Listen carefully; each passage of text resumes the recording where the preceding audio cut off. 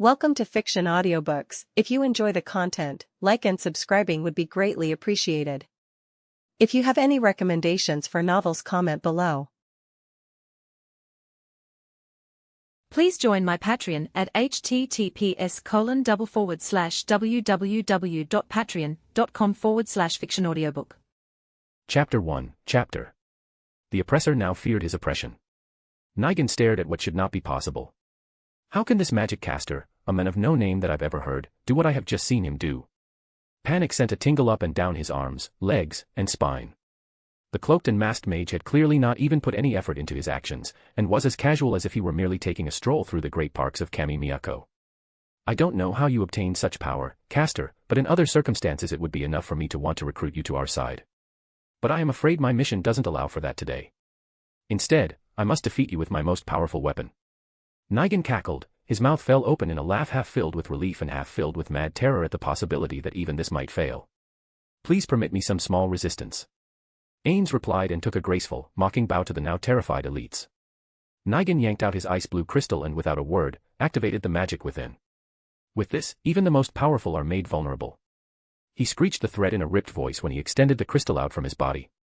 A glow fell from the sky and engulfed the caster, who was suddenly clouded, a mere shadowy outline surrounded by the light.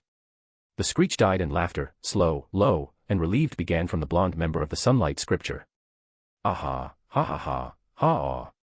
The laughter was taken up by the remaining members of his scripture, if less enthusiastic than his own. I warned you. You were no match, none. Nobody can resist the magic of the divine. Nigan screeched again, eyes wild with hope, but the shadowy figure hidden by the wall of light that rained down on him did not fall. What is this? What have they done? Ainz wondered as he stared at his gloved hands. He didn't need to remove them to know the difference, and yet despite himself, he couldn't help it. With the light obscuring his view outside, it felt likely that they couldn't see well within either. The magic which hit him neither hurt nor did any evident damage, but that did not change his sense of either relief or alarm or how they blended to confuse him to no end. The sight of flesh on his forearm greeted his eyes. As understanding dawned, so did a peculiar twisted sense of humor. Almost as if he intended to mock the humans outside the light in which he stood, Ainz began to laugh. This is what you've done. What a joke. What a ridiculous, absurd joke. Is this what you think of as damage? Ainz shouted, his back arched and his gauntlet-covered hands went over his gut as he stared up to the sky from whence the light came and laughed harder and harder at the ones that were trying to threaten them.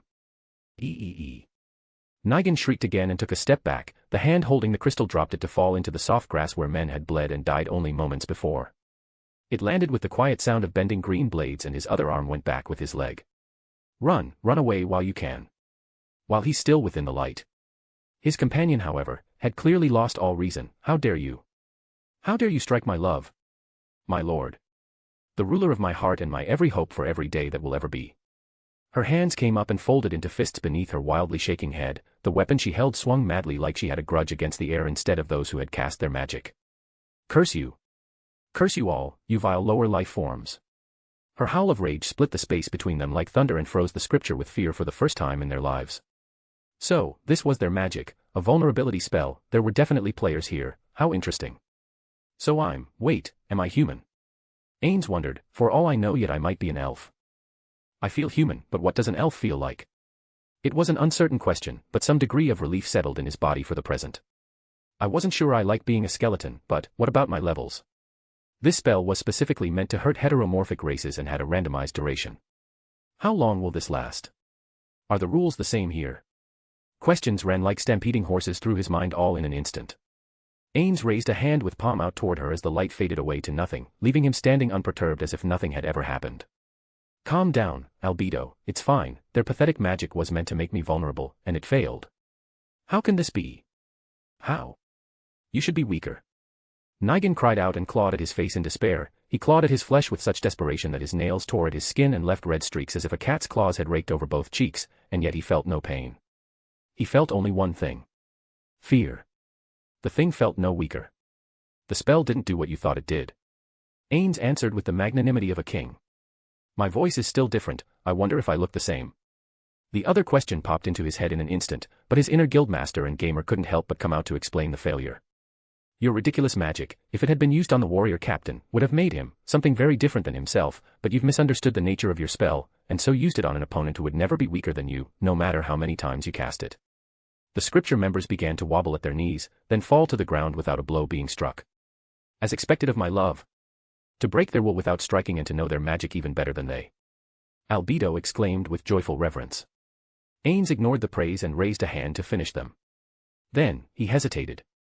His humanity gave him pause, the prospect of killing his own kind, the prospect of simple murder, made his stomach roil and he felt himself go faintly green at the prospect. Still, he had to keep up the roll. Albedo, take them and return to Nazarick. I will finish here. Ainz ordered. The humans had a moment to gasp or squeak or squeal in terror as was their wont to do, but Albedo moved faster than eyes could see or reflexes could answer. Her cruel bardiche severed the right leg of every man in the scripture just at the back of their bended knees, sending a chorus of howls to the uncaring sky. Nigan's eyes gazed to the heavens when the crack caught his attention despite his screams. It seems your country was watching you, not that they saw much. Enough at least to know they should stay away from these lands from now on. Ainz explained to the howling Nigan. He clutched and rolled on the grass, clutching the wounded stump and staring upward. If they see, won't they come for me? Won't they save me? Won't they rescue me? He reached for the ephemeral hope as he saw out of the corner of his eye, the dark-armored warrior woman simply tossed the wounded through a whirling ovoid shape in the air and made them disappear beyond sight. She had just reached down and grabbed his collar when the sickening realization hit him. No, they won't come for me, because we don't have anyone who can defeat this caster. What have we done? By all the gods, what have we done? He wondered before the dark void engulfed him too. It wasn't until Albedo had gone and he stood alone that Ainz examined his character sheet and levels. I see, so my racial levels aren't gone but available for use, so I can reallocate them. That's good. Next. He removed his mask and ran his hands over his face and ears. Yes, definitely human. His hand went down to his chest and to his crotch. Yes, definitely male, good to have that back at least. My son made it. Wait. What the hell? Ainz put the mask back on and focused more sharply at his stats. How did I gain XP? I'm max level, 100, how could I, unless... His inner player emerged to force a smile over his face that he couldn't fight. The level cap is gone, or at least, changed significantly. The understanding that he could grow ever stronger, the dream of every player, ran through his veins like alcohol to an alcoholic. It intoxicated him so much that he had to sit down. Did they do this? Or is that a product of this world? He muttered the question to no one in particular. With the return of humanity came his other senses, and the full force of the world hit him all at once. His own horrid, polluted, ruined world of domes and smog, filthy sky and filthy ground was utterly at odds with this one. The constant smog that killed those whose cheap personal filters broke was gone. The concrete jungle of his city was replaced by the feel of soft grass, the smell of artificial chemicals was replaced by clean air, flowers, and things he was sure his world once had, but which vanished long before his time. Ain's eyes welled up behind the mask. Blue planet, if you could be here now, all of you, my precious friends, would you feel like I do now? He lay out on the grass, his arms and legs stretched out, certain he was alone. He removed his gauntlets and ran fingers over the little blades of green that were nothing but a memory at home. Ainz had no idea how long he enjoyed the moment, but it was probably too long. They're no doubt still waiting back in the village to find out what happened. It would be rude of me to keep them waiting. He took several long deep breaths while he put the gauntlet back on and ventured toward the village again. He was seen almost immediately and a cheer erupted from within, and out came the warrior captain. His bulging muscles and powerful, deep-set eyes were the same as Ainz recalled. Undead or not undead, he is an impressive sort of man. Respectable courage, too. So, you slew them, Sir Ainz? Gazef asked. A half-dejected huff left his lungs. I am ashamed of my weakness in the face of strength like yours. Ainz waved it off. They're not dead, but they are gone. Let that be enough, warrior captain. Please, you saved my life, call me Gazef, and, if you accept nothing else from me today, accept my welcome later, come to the capital someday, and I will welcome you with open arms. Gazef slowly extended his hand. Ainz took it, and grasped with a firm squeeze. Gazef's eyes went even wider, but he said nothing of what he thought. Magic casters are supposed to be physically weak, but he feels stronger than me. He buried the unworthy, jealous thought, and bowed his head when the grip broke. I may take you up on that. Gazef, for now, farewell. I will take it as a favor if you would send some relief supplies to this village, and if there are survivors from the other places, bring them here. I promise, no one will attack this village ever again. The words of the magic caster brought glorious and joyful smiles to the faces of the peasants who beamed bright as the sun above their heads, staring in gratitude at their unexpected savior. I believe I can arrange for that. Gazef said, barely blinking back tears from the depth of his heart that the wish of his peasant childhood was so unexpectedly fulfilled. Albedo was at his side again by the time the funeral was taking place. Tell me, Albedo, what do you think of humans? They are lower life forms unworthy to exist on this side of the dirt. She spat immediately. I see, I see. Ainz replied in the most sage tone he could manage. Shit, I didn't even think about that. Almost all the NPCs despise humans. This is bad, this is very bad. What if they see me this way? What if they find out? Will their loyalty hold? Damn it. Alright, so who doesn't expressly hate humans? The twins, they don't. Neither does Seabass. Some are generally neutral, but others. No, others are, alright, the mask stays on. At least it has some deception bonuses, so as long as I wear it, my change shouldn't be obvious. But I need to look into a way to change back as soon as possible. The silence stretched between them and Ainz coughed and cleared his throat to bridge the gap. A stone's toss away, the young girl and young woman he'd saved wept over a pair of stones that marked the graves of their parents. Nor were they alone. 30 lives had been lost, a devastating harvest of blood and death for a village that couldn't have had more than 200 individuals. He fingered the wand, his heart ached as he recalled the loved ones he once had, and he struggled not to think of them. Resurrection might be too much for this world, it may not be possible at all, or if it is, it must be rare. The notion of drawing the wrong kind of attention to himself made sweat spring to his newly restored skin. I did enough, that will do. He told himself, but whether he really believed it or not, even he wasn't sure. Instead he focused on the moment. Albedo, I understand why you might think that way, I felt the same on first sight. But as I look at them now, I think of them like... He paused, trying to think of some favorable way to present them and hopefully temper Albedo's contempt, like small animals. Insects with their place. No. Finally, with her eyes turned toward his white-painted mask of jealousy, peering through the slit in her helmet, he answered her. Like pets, or useful tools, or raw materials from which great things are made. Alright, Ainz thought, that last part might have been too much, but I can't unsay what is said. My lord's wisdom is beyond bounds, I will act according to your will. She bowed her head to her master, and as they turned to go, the village chief approached. My lord, will we see you again? We still must repay you somehow. The old man rasped out, worn out from the strain of the day, breathing hard despite not having gone very far. His hand was outstretched to stop the departure of his rescuer. Yes, for now, rest assured the time will come when you can repay your debt to me. Till then, live long and prosper. When I need you, I will be here again. Ainz said, and the portal opened at his back. The old man's eyes bulged at the sight of the gate. Such regal bearing, he must be a nobleman of some kind. If this isn't what a king is like, I don't know what is. The village chief, though, kept his thoughts to himself, and his awe etched on his face when he bowed at the waist. Thank you, my lord. We are yours whenever you need us. He pronounced from the depths of his soul, and the regal savior inclined his head, and stepped with his companion, through the void and disappeared. Chapter 2, Chapter. Question them thoroughly, but question them lightly. Ainz had said to her when he left the humans in her custody. When Albedo left the torture chamber of Neuronist, she was still confounded at the orders. Strange that my lord would give us such an order. It was enough to make Albedo scratch her horn in confusion when she went to deliver her report. Her feet clicked in a steady rhythm over the stone floor, the echo resounding off the walls in her isolated walk, her lack of company making it easy to enjoy the alone time of her thoughts.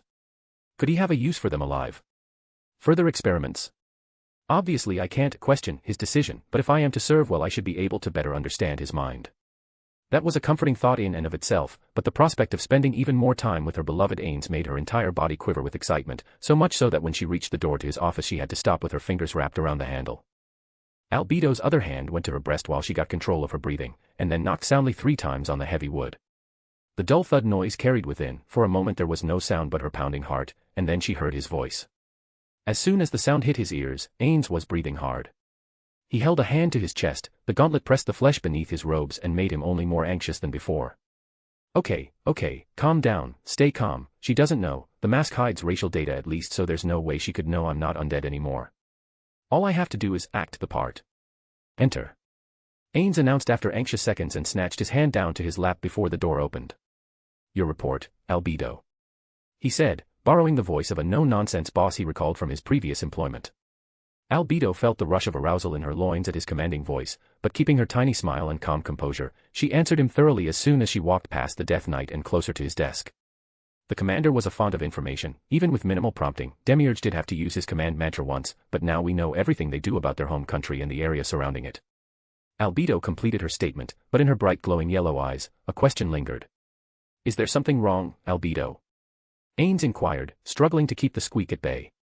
Does she know? He wanted to cry out, but she only wrung her hands together in front of her waist and shifted on her feet. My lord, permit the question, and forgive me if it is not my place, but why do we let them live? Albedo's question was a very practical one from a demon's perspective. Ainz recognized that immediately. We know everything, now they'll just consume resources, kill them and we can have them serve as food, or we can experiment on their corpses, alive they're a burden. Quick. She's staring at you, think of something. Ainz shouted at himself and cleared his throat. Because we don't know what use they may have later. Perhaps a trade with their home country, perhaps a return of them as hostages as a gesture of goodwill. Since we can't know what use they'll have alive, we shouldn't kill them yet. Once they're dead, we may not be able to revive them, but alive we can simply kill them at our leisure. Ainz spat out the half-thought answer from a video game villain he once recalled and watched Albedo's face. My love. My wonderful Ainz, how insightful. How far ahead you think, to even consider the oddities of the unknown and factor that into your fathomless calculations. Albedo cried out and flung herself from where she stood, to by his chair so that she was at his feet. My lord, my love. She said with reverence and played with the ring on the finger reserved for brides. Albedo, the rest. Ainz said after clearing his throat again and shifting in his seat. Ah, yes, yes my lord. Shadow demons monitor the village and we have more following Gazef back to his kingdom's capital. We will continue to watch for anyone worth mentioning, and we've checked the bodies. None managed to rise from the dead with Pestonia's resurrection, they turned to dust when we tried. None of their equipment was worth mentioning, some minor enchantments, but not worth equipping any of our own with them. Albedo finished, and Ainz took up where she left off. Good, keep the village under observation and safe from all threats. That's everything for now. Ainz said, but Albedo didn't move from where she'd cast herself. Which is not to say she was motionless, a hand, her ring-bearing hand, came up toward him, and Ainz immediately responded by taking it. A wave of guilt washed over him like a sea breaking through a levee in a hurricane. Albedo, stop. No. The words were torn from his lips with the greatest effort, and the seductive beauty of the succubus hit him like a freight train. He felt his body sweat with anticipation, such beauty, such devotion, all his, for him, and all he had to do was reach out and take it. But he couldn't. Albedo, you feel what you do because I did something terrible to you. I don't know how I can ever make it right, you're the child of a dear friend, and I changed you. The sea of guilt only rose at his confession, but Albedo's answer gave him pause. What was I before you graced me with your choice, my love? Albedo asked him with wondering eyes. His tension was answer enough, and her eyes briefly went away from him. I wasn't a woman you could love, was I? She asked, and the silence held from her beloved lord. I still shouldn't have done what I did. Ainz finally said with conviction. Do you dislike me as I am? Does it disturb you? Does it inconvenience you? Am I less wanted?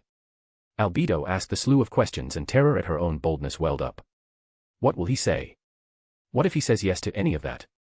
Or worse, all of that? No. Ainz said and put a hand on the soft dark hair of her head. I could never, you're the child of a dear friend, as I said. Then there isn't a problem, it's no different than if my father, my maker, gave me away to marriage. I like who I am, and what you made of me, and if you're not unhappy with it either, then is it a problem? Albedo rose to her knees and clutched her fingers around the gauntlet. The tightness of her hold would have bent a lesser metal or broken a weaker hand, but with his strength and equipment intact, it was like any other woman's soft hand close to the surface of his body. They were interrupted by the sound of a sword clattering to the floor. I see, so a sword of this world won't bind them here, but if we make them from corpses, they will remain. Ainz said, explaining the sudden racket. Then we should procure more corpses, correct, my lord? Albedo asked with the automatic competence he expected out of an overseer. Yes, but avoid disturbing the graves of the villagers, we should keep our goodwill with them as high as possible in case we need them later, we must procure them from some other place. Ainz gave the quick instruction, a flash of pity ran through him for the unfortunates, but eager for a distraction, turned his mind to something else. Gather everyone to the throne room. You go ahead first, I will follow shortly. Ainz ordered, and Albedo rose, slowly, ensuring he got an eyeful of her ample cleavage. Oh my god, those are holy, divine, beautiful, and they belong to your best friend's daughter of a sort, don't be a pervert, Satoru. Ainz reprimanded himself while his overseer rose to her feet and left the office, rolling her hips before his eyes with every step. Don't be the sort of boss that takes advantage of a subordinate. Even if you have to hide what you are for now. Ainz reminded himself when the door shut, and he was at last able to take a relaxed breath after his successful act. Ainz-sama feels different somehow, but I can't put my finger on it, but still, he acknowledged my feelings and didn't reject them. What a wonderful victory over that little lowly lamprey. Albedo's heart sang and a happy smile was fixed unmoving on her face when she encountered Seabass in the hall. Lady Albedo, is Momonga-sama available? Seabass asked, and seeing her face, he asked further, you seem to be in a remarkably good mood, did something happen? Yes, was all Albedo said, and walked on with a spring in her step that left Seabass watching her retreat with great but unspoken curiosity.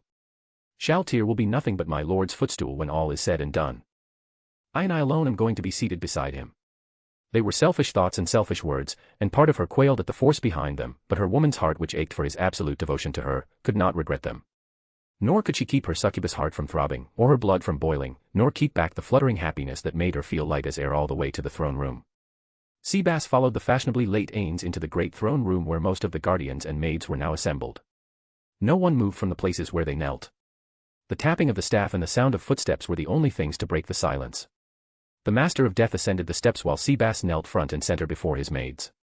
Such dignity and poise, truly he is the leader of the 41. Seabass held fast the reverential thought while he beheld the back of the one who stayed. From on high when he was seated, Ainz was compelled to admit that they made a majestic-looking group. My friends, my precious friends, if only you could see what a wonder you truly wrought, you would, like me, never want to leave it. Like a rubber band stretched too far, he snapped and the thought was gone, sweat ran down his skin and he shivered within his robes. I can't fail them. He reminded himself, and to disguise the shudder, he stood from his throne. Ain's eyes swept his guardians, maids, and many vassals from behind the mask, and he struggled to speak. The words of apology he intended to offer died in his throat. No, don't. Pleasantry or not, I shouldn't tell them I apologize unless I am sincere. Greater break item, he cast the spell and the flags bearing the sigil of Momonga fell and ceased to be. Shock briefly colored every face save for that of the unflappable Seabass and the smiling Albedo who already knew his intent. My name is now Ainz Olgaun, I may be addressed as such. He swept his staff out before him to hide his nervousness, making a grand gesture of the pronouncement and then holding his arms up high and out. Does anyone object? If so, let them speak. Please don't object. Please don't say anything, please oh please I don't want to have to explain myself. Ainz begged in his mind. Nobody did. We have heard your glorious name, Supreme One. We pledge our undying loyalty to you, our beloved master. Albedo pronounced, though when she did, he heard her special emphasis on beloved and felt certain that word was her pledge and hers alone. No other seemed to notice it, or if they did, they saw no way or reason to object to it. The remaining guardians, joined by Albedo, all announced as one, all glory to Ainz Olgaun. Supreme Lord and leader of us all. Ainz Olgaun, we give ourselves completely to you. Long live your mighty name, our king of fearsome power, all shall know of your greatness. The shouts and praise of servants high and low were so long and loud that they were heard beyond the open door of the throne room and were taken up even by those not in attendance. It seemed in that moment to Ainz as if the entire tomb shouted as one body, like one being. Though his breast swelled with pride, a part of his mind was elsewhere. My friends, would you object to using our name? I'm hoping only to borrow it, if there are others like me who are trapped here who may know of us. Perhaps I can help them, or perhaps word of this name will reach you, and you will find your way here, and call it home again. If you do, when you do, I will happily be myself again, assuming of course, the loyalty of the tomb can stay with me as I now am. Perhaps the spell will wear off, perhaps it won't, but for now, I must hide in my own skin, until I know for sure. The shouting died down as if it were time to do so with his fading, drifting reflections, and he chose to address the tomb again. Next, we're going to do something new. In the past, the tomb, our precious home, has always held to itself, defending always in victory, but never venturing out beyond our sacred home. But no legend is ever born from remaining at home. Instead, we will make our mark on this world, make my mighty name a legend that spreads through all time and all lands. Ainz hoped he wasn't squeaking as he borrowed the presenter voice, as best he could, then for dramatic effect, he grasped the staff of Ainz Olgaun tightly in his hand, rapped it on the ground, and the air trembled. There may be heroes who will oppose us, but we will be greater, surpassing everyone else. Everyone will know us for the true heroes. If there are stronger, we will be smarter, if smarter, we will be stronger.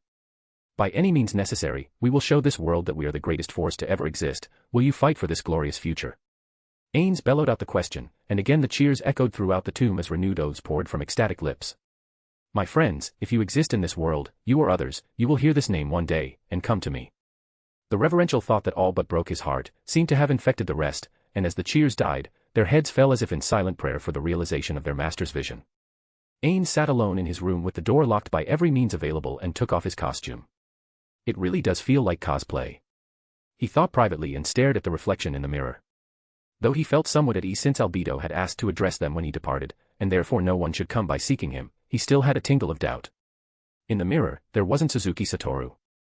He touched his face, it was lean and not at all fat, with almost squared features.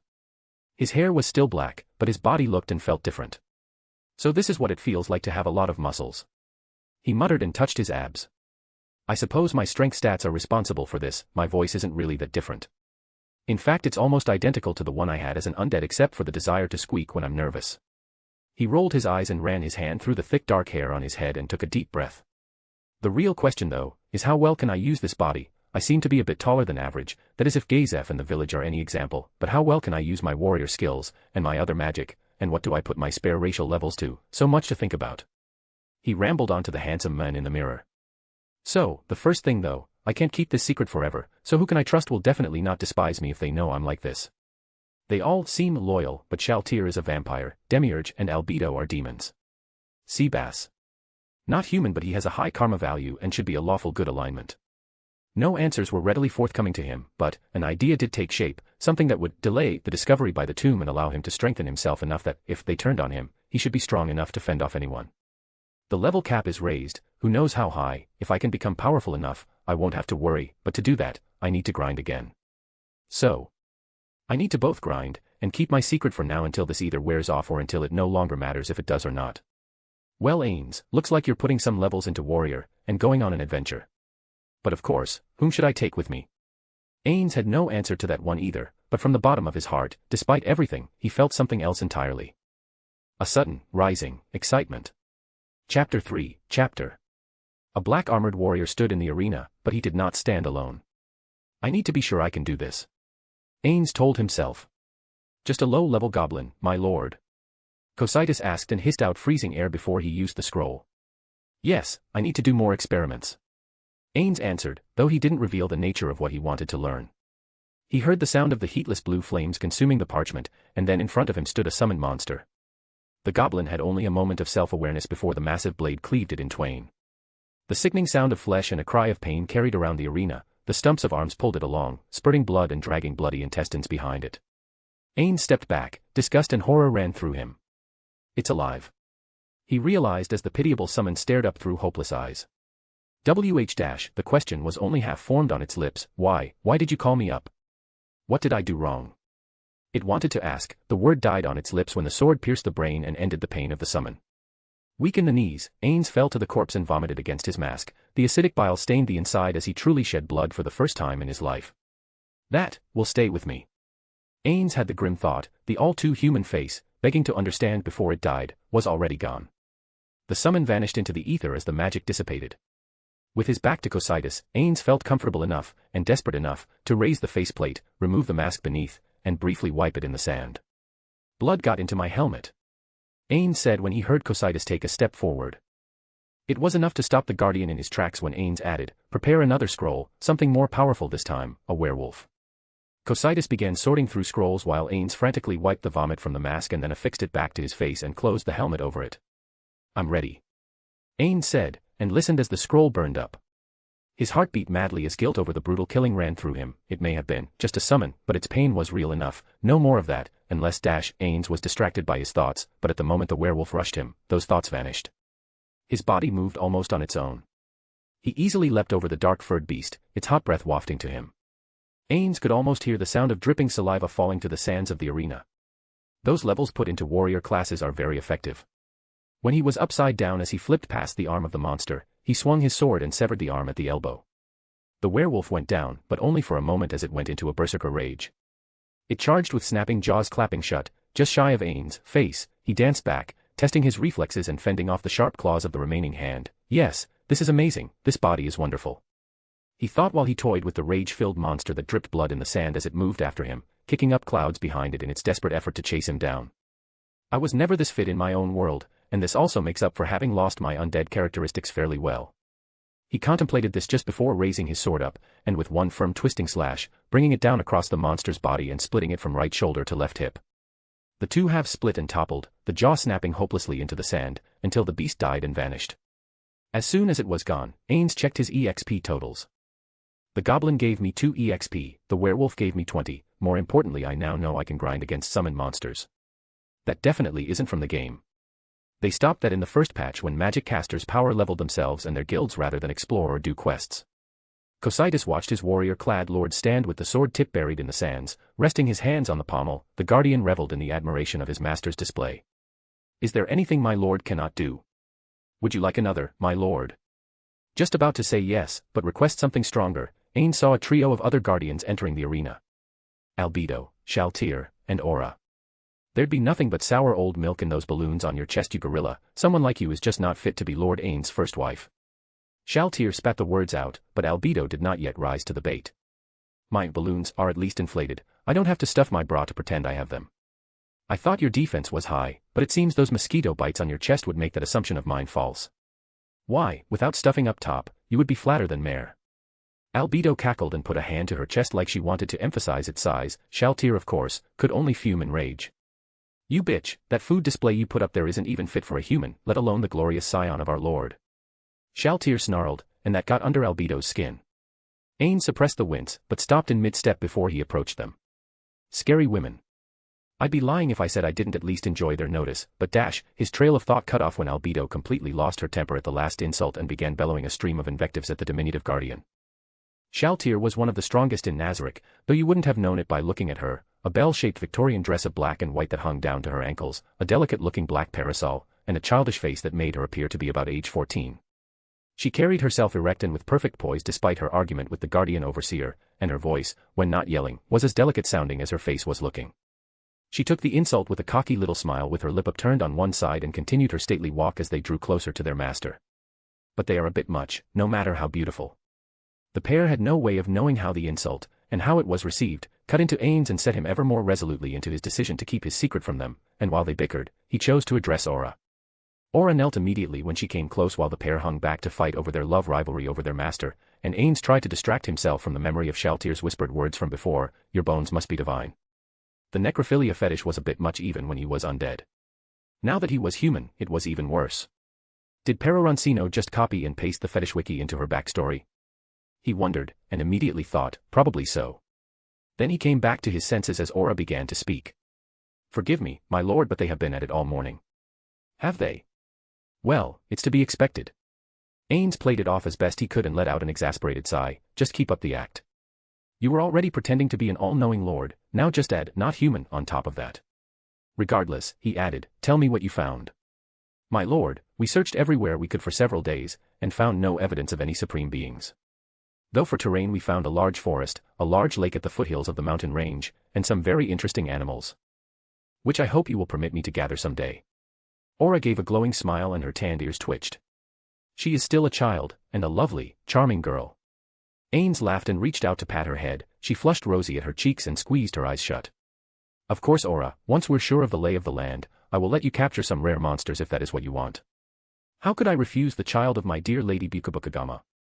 His billowing, enthusiastic voice as he indulged the wishes of a girl he saw as the child of a deeply cherished friend, and almost, more. Maybe. If I had Ainz cut off his own line of thought as it crashed down on him in an instant. Without the game, without his friends, without his old life and all its concerns obscuring his vision, Bukabukagama's winsome tease took on a new life and a new perspective. Or, maybe it's my intelligence stat or luck stat or something else telling me what I was too dense to recognize before. He crouched down and pulled Aura into his arms. Of course. He said, doing his best to disguise what he really felt and failing miserably. Lord Ainz is hugging me. Lord Ainz is hugging me. The supreme being, the ruler of Nazarick. The one who stayed is hugging me. Aura panicked at first, but then a moment later her sudden shock was replaced by the happiest moment of her life. Her heart sang and her arms rushed around the armored body as much as her little limbs could manage it. You'll have the very best life I can give you, and all the beasts you can tame. Ainz said with the deepest sincerity, and the noise of arguing from the two guardians ground to a screeching halt when they saw the sudden affection of their master for the dark elf girl. Ainz swallowed the lump in his throat over the opportunity he didn't realize he'd lost until that moment, and the opportunity presented to him now to look after the children of his companions. He glanced up to see the other guardians staring open-mouthed and with quivering around their eyes as both Shaltir and Albedo tried to determine if they had a new and unexpected rival or not. Ainz-sama is the best. The very, very best. Aura thought and squeezed hard enough that ordinary armor would have been crushed in her grip. When Ainz began to relax his embrace, Aura did the same, though her lips formed a little pout when he stood up. Go on, finish what you were saying, Aura. Ainz said while trying very hard not to look at the two guardians that had fallen to silence over his sudden display of affection for the little dark elf. So we haven't found anyone worth mentioning, not even any lesser beings except for ones who are part of this new world. We did find some natives and there is a village of lizard people not far away, but otherwise nothing but empty land, wilderness, beasts, and monsters. I see, we'll continue to monitor the situation, set some of your stronger and more intelligent beasts to patrolling the area covertly until we are completely concealed.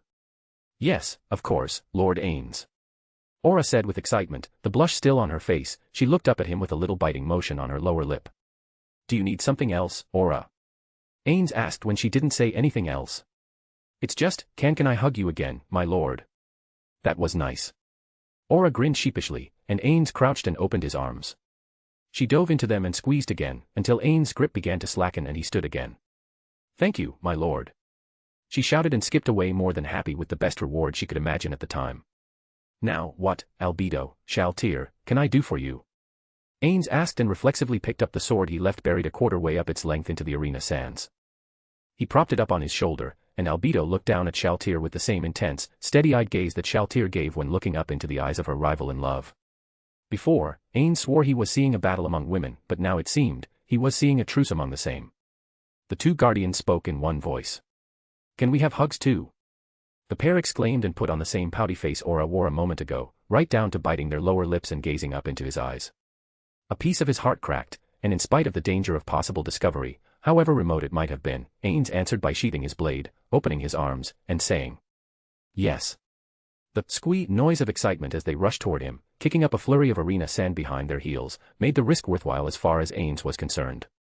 Chapter 4, Chapter. My lord. Seabass folded a hand over his chest and leaned forward in a formal half-bow. At his back, the Pleiades battle-maids curtsied while they stood upon the arena sands before their lord. Nearby a jealous Shaltir and Albedo stood watching, equal parts euphoric from their chance to embrace their lord, and fuming that they would not get to go with him. I am venturing out into the world myself, and I need one of you to accompany me. Ainz said with a sweeping gaze from within his helmet. Gasps came from the maids and they snapped their eyes up instinctually to look at the concealed face. While CZ was difficult to read, her constantly neutral face is beautiful, but definitely not human enough. A disguise could fix that, but still, even if I could, her manner is such that few humans would feel comfortable with her. Rest assured, even if you are not chosen today, that isn't a reflection of any failure in yourself, only that your design makes you better for a different task, and when I call on you for it, I will need you to give your all. Ainz spoke as lovingly as he could to the array of beautiful battle-maids, and though some pouted a little, they were all quick to answer. Of course, my lord. Or some variant of whatever you choose will of course be correct. First, know that you will be venturing among humans. If you have a special hatred for their kind, please step out of line now. Ainz said, and then wondered, should I have made that an order? No. Yes, I should have, but it's difficult to just order around my friend's children. Narberyl Gamma and Solution Epsilon immediately stepped backward. Next, because I am venturing among a mostly human society, you must be as capable of blending in as possible. If you lack, or your creator did not give you the means to blend in, please step out of line now. Ainz narrowed the field again. CZ-2128 Delta and Entoma Vasilisa Zeta took one step backward. Only Yuri Alpha and Lupusregina Beta remained. Ainz looked over the remaining pair who stood with heads demurely bowed at Seabass's right and left side, their hands delicately folded in front of their waists. He tried to recall their settings. Didn't her creator call her the smiling sadist or something? Ainz asked himself. And didn't Yuri Alpha's creator make her into a serious workaholic? Both had drawbacks, but the former seemed more potentially problematic. Ainz pointed to Lupusregina. Step forward, Lupusregina. I seem to recall you enjoy the suffering of humans. This sounds the same as disliking them. Or am I wrong? You aren't hiding your hatred so that you can accompany me, are you? Lupusregina shivered at the almost accusation of dishonesty. She shook her head with wild denial. My lord, I would never. She spoke so fast it was all one word and her eyes filled with tears. My creator designed me to enjoy the suffering of my friends, regardless of whether they're human or not. The more I like them, the more I like their suffering. But I don't especially hate humans or anyone else. I promise. She slapped her hands together with fingers interlocked and held them up level with her chest as if in prayer. Please, believe me, my lord, I would never lie to you. So he gave her a twisted personality. Ainz mused and fought the shiver by turning his eye to Yuri Alpha. He then yanked his eyes back to Lupusregina as a thought occurred to him. I really didn't mean to make her cry. Great, now I feel terrible.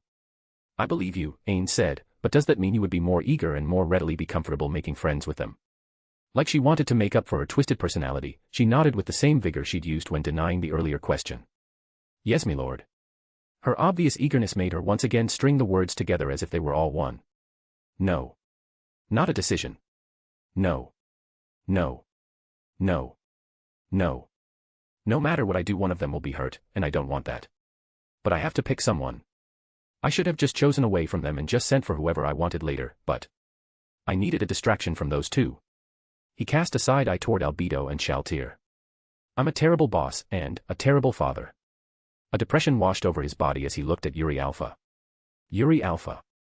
Ainz asked, who do you believe is better suited to accompany me on this expedition? Lupusregina Beta, my lord. Her personality is twisted. She pushed up her glasses when the red-headed maid looked over at her sister and stuck out her tongue, but she is friendly, outgoing, and is a capable cleric. Her ability to heal may be very helpful in your travels. Does she know? Alarm chased away the brief depression, and then he stopped that line of thinking cold.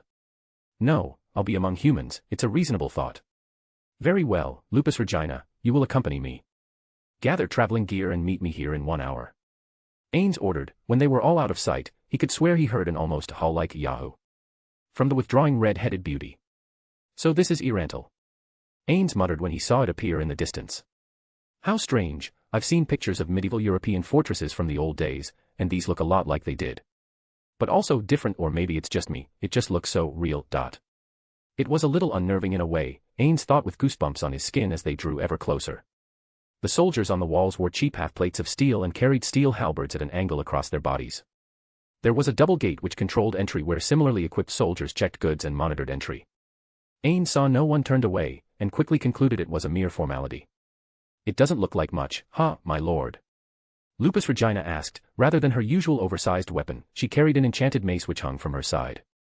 Her traveling clothing was a subdued green and brown, but of excellent quality. Ainz looked down at her from where he walked at her side. No, it doesn't.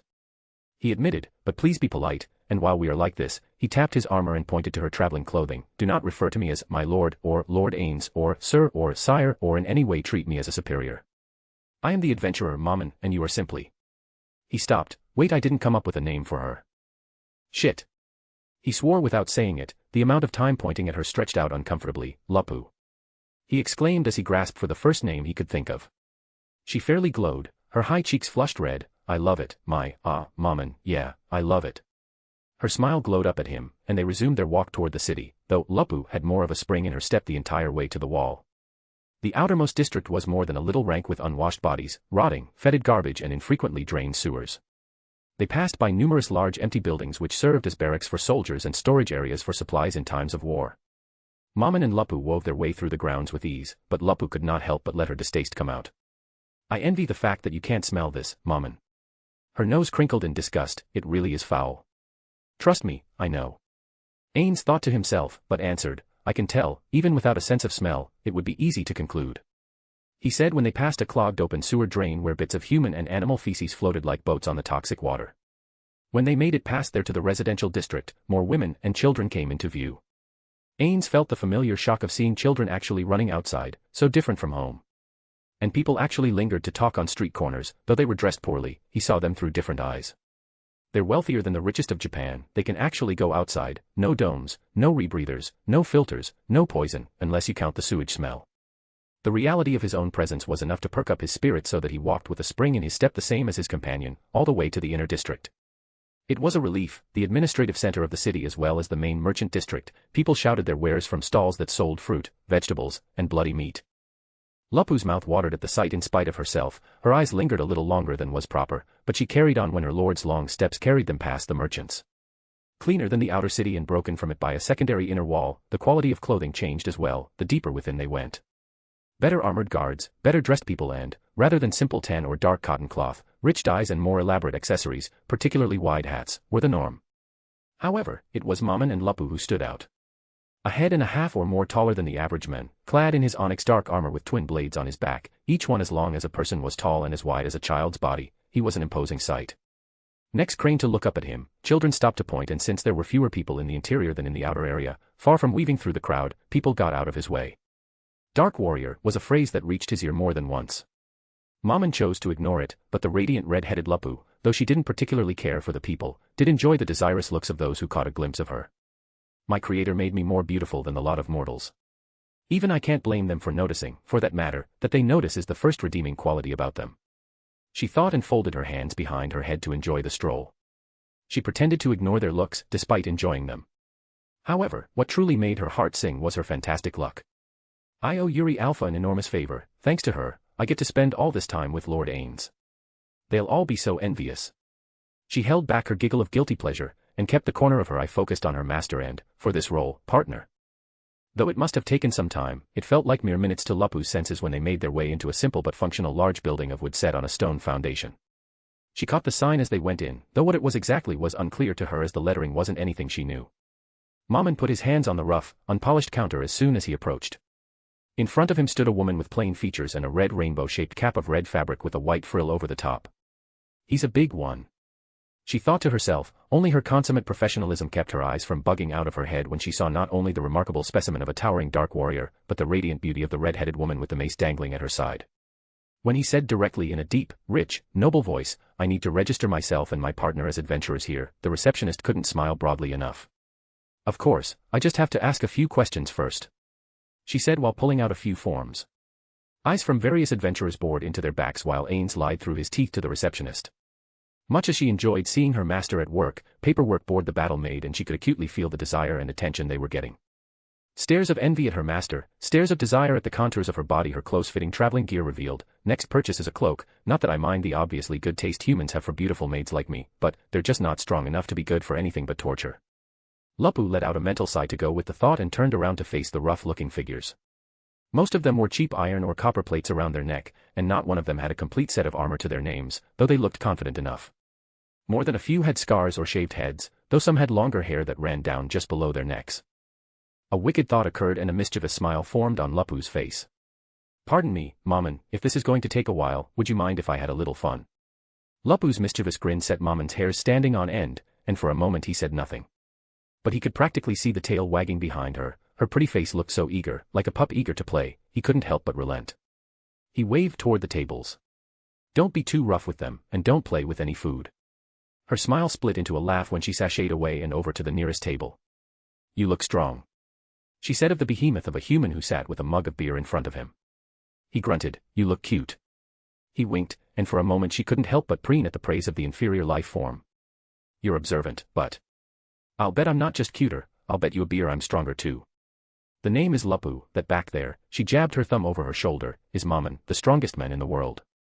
She spoke a little louder than she needed to, and the thickly muscled adventurer with the unshaved face looked her up and down. "You serious, girlie?" "Yup." Lupu drummed her fingers on the table, "Very. I'll bet you that beer. Why you got fair me when I win, little pretty?" His mouth formed a lewd smile and from past his lips came an equally lewd laugh. Lupu looked away and gave a coy smile out of the side of her mouth. A story worth remembering. She then planted an elbow on the table with her arm up and fingers open. "Bring it on, boyo." She mocked his earlier girlie and he slammed his elbow hard enough to rattle the table and slosh a bit of golden beer onto the wood, and put his hand in hers. "3?" she asked. "We do 5, here," he answered, and their loud talk, having culminated in a challenge, went from drawing just eyes to drawing a crowd. 3, 4, 5. A bystander called. Lupusregina didn't slam his hand down, he began grunting, straining with effort, "Ga. Naga." He grunted and groaned, staring bug-eyed at the beauty across from him. Her arm didn't move even a hair from where it had begun. Sweat sprang to his brow. "What's wrong, Yorig? Get going." "I said 5 like a minute ago." Someone behind him urged. "I'm trying." The beefy man who was evidently Yorig groaned.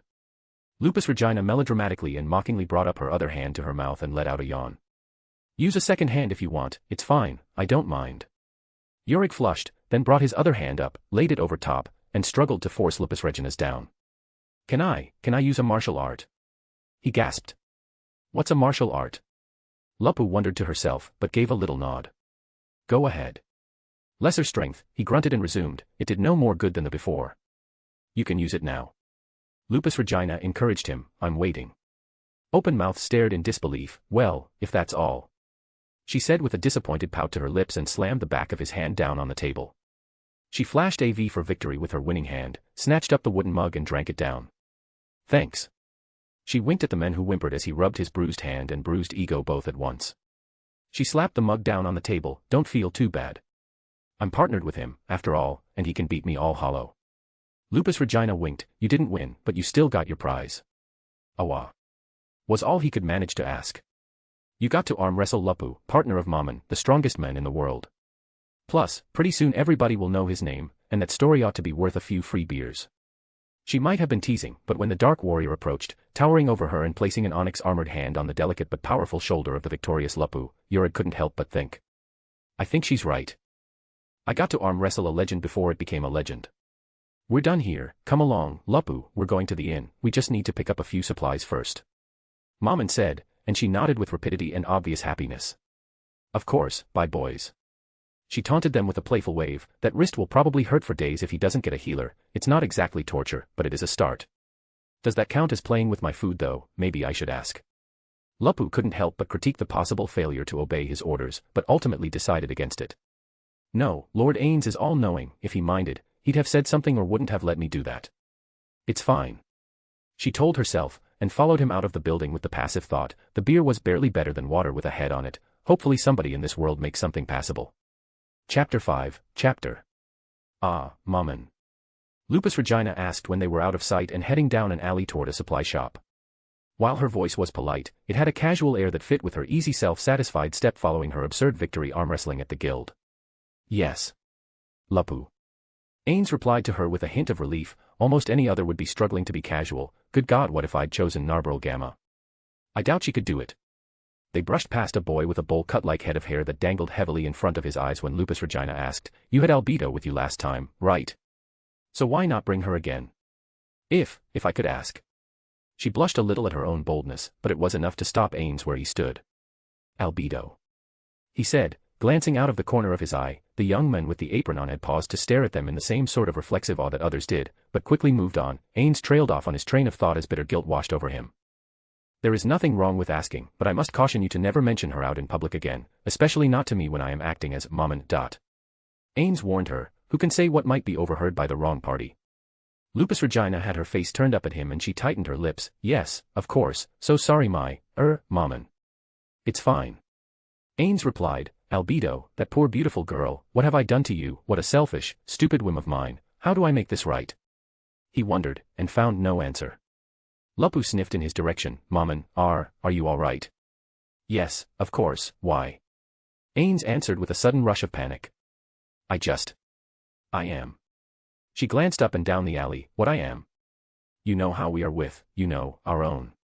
Did I upset you? Please forgive me. Lupusregina lowered her eyes in deference, and on impulse Ainz put a hand on her head and rubbed gently. No, it has nothing to do with you, and don't think about this again. Albedo just has things to do at home. I can't have her and I both gone all the time. Ainz insisted, and without waiting for an answer they moved on. They walked in amiable silence. They found a small shop that by the virtue of having its own building, when compared to the many small stalls closer to the entrance into the city interior, must have been doing quite well. The walls were lined with shelves, and each shelf had a well-organized array of products. One long hook had a series of leather packs, another pouches for belts. Another had a stock of herbs in various containers. Some were of cheap clay, a few were rough stone with a smooth space for labeling, and others were of glass. Near those were other camping supplies, bedrolls, and other materials, but Ainz had a particular need for which the shop was well prepared. Behind the counter a rotund balding man with a salt and pepper beard sat on a bench, tilted his head up to look at the towering Dark Warrior. You're a big N, I'd remember you. Since I don't, you must be new. Yes, I need 2 sets of traveling equipment for adventurers. Mammon pointed to the copper plate dangling from around his neck. Sure, copper plate no problem, you got the coin for it, this stool is right comfortable and I don't want to move without money in hand. His chubby face split in a little laugh, and Mammon politely let out a half of one himself before drawing a pouch of copper coins from off his belt and tipping it over. Copper coins fell into a clatter on the counter, and it proved enough to buy motion from the shopkeep. 25 coppers per set. He answered, and walked to the wall behind him. Rows of pre-packed sets of gear were arrayed on shelves, and with strength surprising for a man of his age, he easily slung 2 onto the counter from where he stood. They landed with heavy thuds on the rough wood. He waddled back to his stool, sat down, and slapped chubby hands down on the gear. This is a complete set of rations for 7 days, sleeping stuff, flint, and a few herbal treatments for injuries. You run out of anything, come back here with that pack on and I'll knock a copper off any replacement item. Do you sell potions as well? Mammon asked while looking around the shop. The old man laughed. Oh, by the 4, no. You want potions, the barrier have a monopoly on that, and more power to em. They sell at a good price to adventurers, but even then most copper plates can't afford em, but. He looked at the high-end equipment and clothing of the pair in front of him. Maybe you folk could stop by there before you go out, a lot of adventurers who come in with copper plates. For a brief moment, sorrow filled his face, a glassy shimmer took over his eyes. I never see again. Dangerous work you're going out to do, and I wish you luck, I truly do. I see. Thank you. Is this area so dangerous? Ainz asked, furrowing his brow behind his helmet. I wouldn't ha' thought so when I was young, course. The old man wiped his eyes with vigor and sat up straighter on his stool, but the thing is, most adventurers are fresh off the farm, got no idea what to do in big dreams. Like a kid who smells a hot pie in a window, they follow the promised flavor right into the dog's yard, and... He jerked his hand up and snapped his fingers over the space between him and his customers. Some of them, they had great potential, others, well, I started mourning them before they left the shop. But one wrong monster is all it takes. One too many goblins, and next thing you know they're gone, and the problem they went to solve is a little bit stronger. Nobody much cares about copper plates except, well, folks like me. And folks like Ainz, at least. But we can't do much about it except give good gear and good advice and hope folks listen. Most of the time, they don't, and I never see em again. The fat throat had a thick lump in it, and then he shook off whatever he felt. Good luck to you folks, thanks for taking the time to talk to me. Next time you visit, I'll knock off 2 coppers, just make sure there's a next time. Of course, have a pleasant day. Ainz remarked and, putting his hand on Lupusregina's back, he guided her toward the door. When they were outside, Ain's sense of anxiety began to rise. I may be strong, but with a very different level cap than the game, there's no certainty that there is nothing stronger than I. Is the level cap removed from the Guardians as well? Or is it just me? His heart palpitations grew only greater when he glanced sideways down at Lupusregina as he tried to work out which was worse. Could I kill them to save myself? If they turn on me, would they turn on me? Are they even capable of doing so? And if they did, how far would I go to stay alive? Maybe there's no harm in telling them what happened, perhaps they would help me fix it. But, do I even want to fix it? Being an overlord had its advantages, but if I'm being honest, yes, I missed my penis, even if I didn't get to use it before. His line of thought became only more tense before they entered the Adventurers Guild Hall. That made him think of Albedo. Love, she must have declared her love more in one day than anyone else did in my entire life. Then he remembered. Never mind, nobody ever declared it for me at all, so even once was record-breaking. The morose thought was accompanied by a sense of guilt that hadn't faded between the outside and inside of the building when he passed through the cheap wooden door of the inn and headed to the counter. Respectful looks met them immediately. That's the one with the crazy strong woman, says he's stronger than her, that's the way it goes ISN it. They say women like a strong man. Whispers went about the room, but nobody barred their way. A red-headed woman's loving, proud look at a little glass bottle full of blue liquid, turned jealous when she saw the stares of the vibrant, radiant Lupusregina, and as if seeking comfort from the vial, she snatched it in her hands and held it close to herself. Lupusregina ate up the attention, waving her fingers pleasantly at the various patrons. Room for 2 beds. Ainz added, a large man that was a peculiar mix of muscle and fat, with a bald head and a brown mustache, was quick to answer. 5 coppers for the room, add 2 for meals if you eat here. Common sleep area is 3 coppers.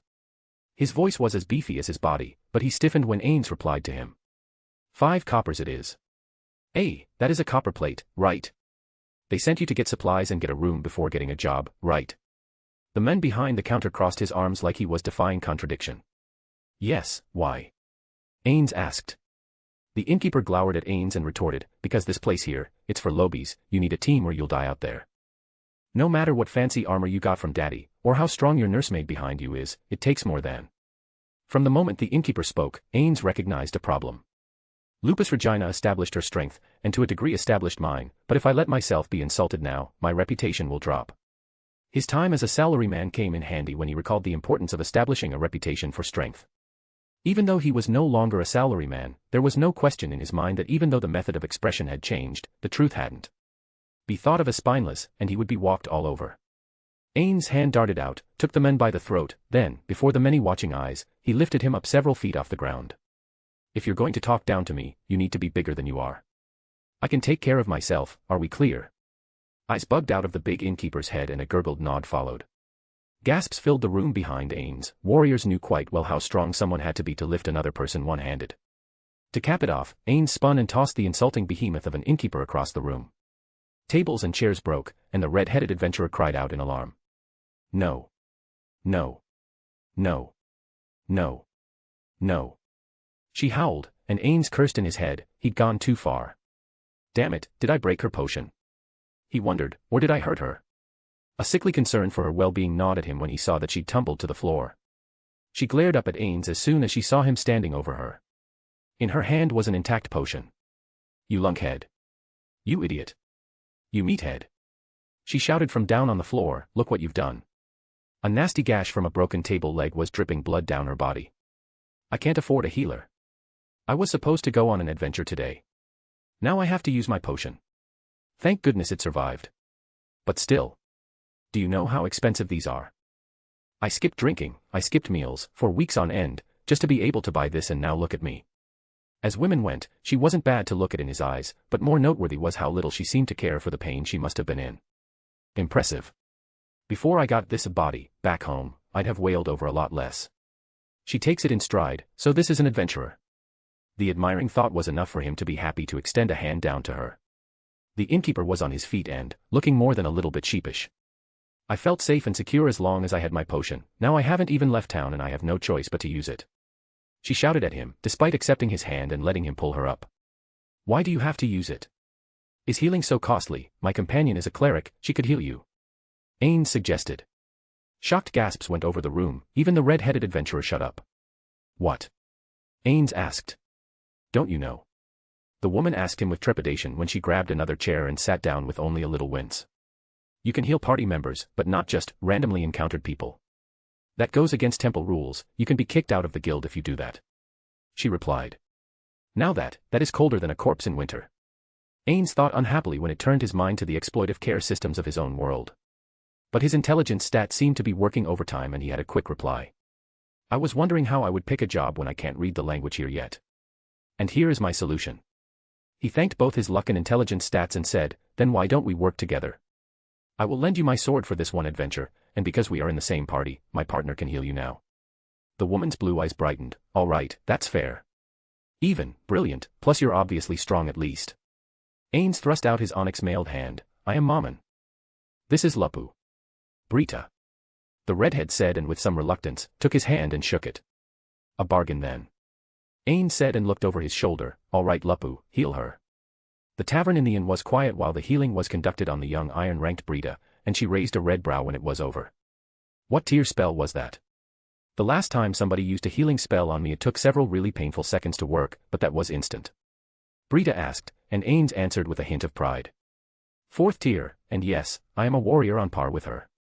Ains put a hand on Lupu's head and she flushed with pride at his affection and praise. Brita's mouth dropped open. You, really? Her disbelief quickly morphed into excitement. It was easy to understand why. Ains looked her over more closely. Her sword looked to be simple steel, her armor was mostly leather with a few metal studs throughout. To call it basic gear would be a fair to generous assessment. A full-plate armored warrior and a 4th-tier cleric were practically guarantees of survival. But before her excitement could verbally explode, the double-swaying door of the inn echoed again as several figures breezed into view. Brita. Love of my life, will you go out with me after this adventure? A sonorous and mockingly romantic voice called out. Ains looked over to the entrance to see a blonde, decent-looking man of fair complexion and moderate build in high boots with leather armor over a red shirt. He wore a single sword and had a strong-looking arm extended out melodramatically. You know this one? Ains asked, suddenly reappraising Brita, who rolled her eyes. Yes, the idiot is Lucrut, and they're the swords of darkness, the people I was going to work with today. Which? I suppose it means you'll be along for the ride. She grinned sheepishly up at Lupu. He's going to hit on you. You get used to it. Brita chuckled. To Brita's surprise, Lupu had a quick answer. I do the hitting, and he'll get used to it. Joke's on you, oh ravishing beauty. I'm into that. Lucrut declared for all to hear, spreading his arms out wide to the sound of a collective groan in the tavern area. Great, a world of perverts, again. Ains mentally groaned as the swords of darkness reached for chairs to pull themselves up to where their comrade sat. Chapter 6, Chapter. A round of hefty explanations were followed by introductions. Lukrut is a perverted idiot. But not badly intentioned at least, despite his taunting. Ains mused, though Lupusregina, far from being merely offended, seemed to enjoy the chance to knock him down a peg with her responses. Come away with me and I will love you for a night or a lifetime. Lukrut spouted the cheesy line, only for Lupusregina to answer. That lie took longer to tell than you would last, I'm sure. She flashed a winning smile at his sudden deflation, his arms drooping and shoulders slumped with exaggerated injury. You're so cold to me, Lady Lupu. Lukrut clutched at his heart as if wounded. It takes more than a twig to start a fire. It's not my fault all your equipment is short on quality. She chuckled, but the rest of his teammates roared with laughter as he was handily dispatched in the game of wits. It went on until a slender swordsman smacked the blonde adventurer in the back of the head. His name was Peter, and Ainz noted that despite his youth, he seemed serious and in control. He wore banded armor over a leather shirt, brown trousers and short, dusty cream-colored boots. He was blonde and blue-eyed, making him look much like Lukrut, enough so that Ainz briefly wondered if they were brothers. Thankfully the other team members of the Swords of Darkness were more like Peter and less like Lukrut.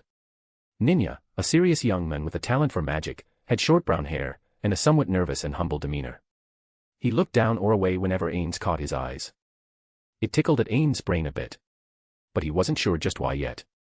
Dine, a somewhat heavy-set, short druid with a thick light brown beard over the lower half of his face was polite and deferential. He seemed comfortable with Peter being in charge despite being several years older at least. Dine was jolly and quick to laugh whenever Lupu shut down Lukrut's fumbling attempts at flirtation. I suppose I should show my face if we're going to work together. Ains finally said, and took off his helmet. He wiped his brow, and out of the corner of his eye he noticed the way Lupusregina stared at him with greater intensity than he thought the winsome and playfully sadistic maid was capable. With tan features, ink dark hair and a squared, firmly defined jaw, by his own world's standards he made a handsome if exotic-looking figure. But what about this world? Ains wondered. Oh, so you're a foreigner. No wonder you didn't know how things work here. Brita chimed in, I've seen features like yours on people from far to the south, I should have realized it sooner. Yes, I'm a foreigner. Ains explained and put his helmet back on. Lupusregina's long and lingering look didn't disappear, but nobody else seemed to notice. So, who is our client? Ains asked, setting his arms on his thighs and quickly shifting the subject away from where he was from. Peter reached out and took a mug of beer from a server that approached, and answered after a deep swig, a herbalist here in town, Fiery a barrier. He's going out to the Forest of Tob to gather herbs for more potions, we'll be his bodyguards. Then to Karn village to buy up whatever they've gathered from the outskirts. Then back here again, all in all, it will only take a few days. Alright, so when do we leave? Ains asked as the reality of his first real adventure set in, excitement began to build. I'm truly outside. A real live adventure. I can hardly believe it. He did his best to disguise his zeal to get going, though he slid his foot a bit as if to stand up immediately. A few hours, Peter answered, he'll be meeting us here, so if you want to settle into your room first, maybe catch some shut-eye so you can be fresh for the journey, go ahead. He waved a hand toward the stairs leading to the second floor, and Ains took that offer up. That would be a good idea, we'll come down in a few hours. Ains answered, Lupu, come along. Sure thing, Maman. Lupu replied and followed him toward the stairs. The stairs creaked under the heavy steps of her master, but despite her excellent hearing, Lupusregina noticed nothing about it. Her eyes bored into his back, doubts swirled in her mind. Doubts that gnawed at her gut for their treason, doubts that made her hate herself for the treason of their very existence. When the door closed behind them, Ains drew out an 8th-tier scroll and used it immediately. The cold blue flame devoured it in midair, and they were now completely alone in that they could not be overheard. The beds were simple, cheap wooden frames with a cloth mattress stuffed with straw and with a soft black bear pelt laying over top of it. The same was true of Lupusregina's, and the mattress gave under his weight when he sat down. Lupusregina, however, did not sit. She went to kneel at his feet and look up at him with wondering yellow eyes. Tell me something, Lupusregina, you said you don't hate humans, but what are they to you? Ains asked the question that had lingered too long at the back of his mind. Toys, I guess, my lord. She answered reflexively, my sister, and Toma is like that. She sees them as food, but doesn't care about them one way or the other. I see them as toys, but otherwise don't think much of them either way. Ains nodded, that is pretty much what I thought. He said, but then she kept staring at him. Is there something wrong, Lupusregina? Ains felt ice form in his stomach.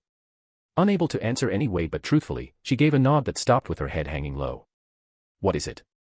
Dread began to consume him, his breathing slowed, and fear began to follow. May I see your face, my lord? Lupusregina asked without looking up. He answered by the slow movement of his hands again to his helmet and pulling it off. What she did next was a complete surprise. She began to sniff. Starting from his feet, the sniff, sniff, sniff continued up his length until she was standing in front of him, inches from his face. Her bright yellow eyes inches from him, Ainz couldn't help it. His breath quickened, so close to someone so beautiful, so radiant, her fire-red hair and the soft feminine scent that even to a normal human nose was noticeable in the subtle way every man who desired women was born to know. "Forgive me, my lord," she said when she realized what her instincts had driven her to do. Her already wide golden eyes seemed to redouble for a moment before she flung herself back and returned to kneeling at his feet. "Your nose told you the truth, did it not?" Ainz asked with grim rhetoric. She didn't answer him, she didn't need to, they both knew the truth. "So, that leaves only one question then, doesn't it?" Ainz pressed, "Are you loyal to Ainz Old Gown, no matter what he is, or aren't you?" Her answer was to remain on a bent knee with silent lips and downcast eyes. "Lupusregina," Ainz commanded, ice in his veins froze his heart, "if you cannot serve me as I am now, tell me." Well, forgive me, my lord. This is just a lot to take in, if I were more clever, like Lady Albedo or Lord Demiurge, then I'm sure I'd know what to say." She stammered out, clearly distressed and flummoxed. "Just state your loyalty. Can you serve me, or not? I won't hurt you, I promise. You're the precious child of a dear friend. But if even my battlemaids aren't with me, then nobody will be." Ainz said it as steadily as he could, but a part of him wanted to cry out in anguish at the very thought. The guardians, his maids and servants, the moment they'd come to life, bizarre as it was as if he'd watched his own children being born into the world, and now here was the possibility that one, and if one, all, might reject him as their caregiver and provider. "I am your servant. Now and forever. No matter what form you take, you are the supreme being," Lupusregina at last pronounced with finality. Relief flooded through him and he wiped the sweat from his brow for the third time that day. "Tell me then, will the others feel the same?" The question was as much a demand as anything else, though she could hear the anxiety in her master's voice, and it shook her to the core. Not least that he could ask it, but that she herself didn't know. "My lord, I feel Entoma, Pandora's actor, Uri Alpha, CZ Delta, Seabass, and Lord Cositus would do so without hesitation. Probably also Lord Mare and Lady Aura, but for the rest, I just don't know, forgive me, but I just can't say. You are the supreme being, but most were created with a deep dislike, hunger, or hatred for humans. Even I can't say what they will do. Forgive my inadequate answer, master." Lupusregina answered as thoroughly as she could, which flooded Ainz with relief. If she had answered with their certain loyalty, I wouldn't have trusted her answer at all. He pondered and put a hand out to pat her head. "Your answer is more than adequate, but I should tell you what happened at least. However, you must understand that under no circumstances are you to reveal this to anyone." "No, of course not, this is for you to reveal, forgive my pretension my dash," she said and he cut her off. "Canine instincts and senses, yes. Of course you would recognize that this was not an illusion."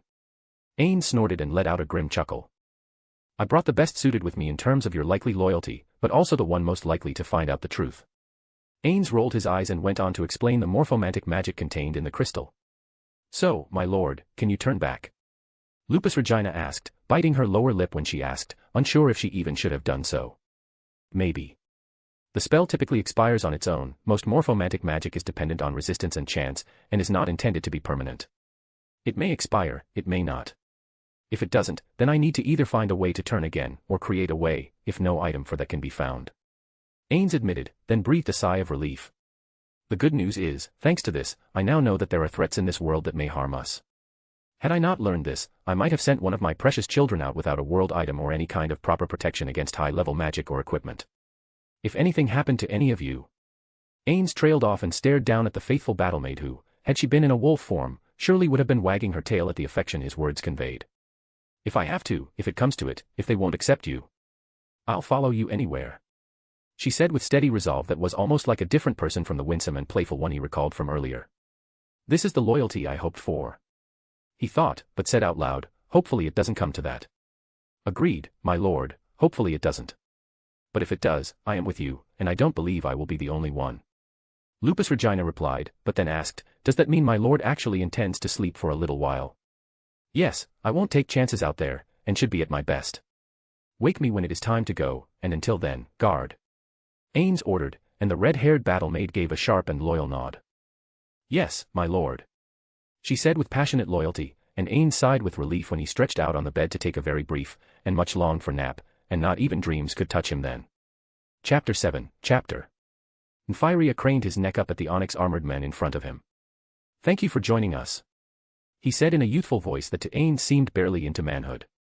The alchemist was slight of build, not especially tall even for the people of this world. If anything, one might say he was short. But he was open, friendly, and polite. He held a hand out readily in greeting.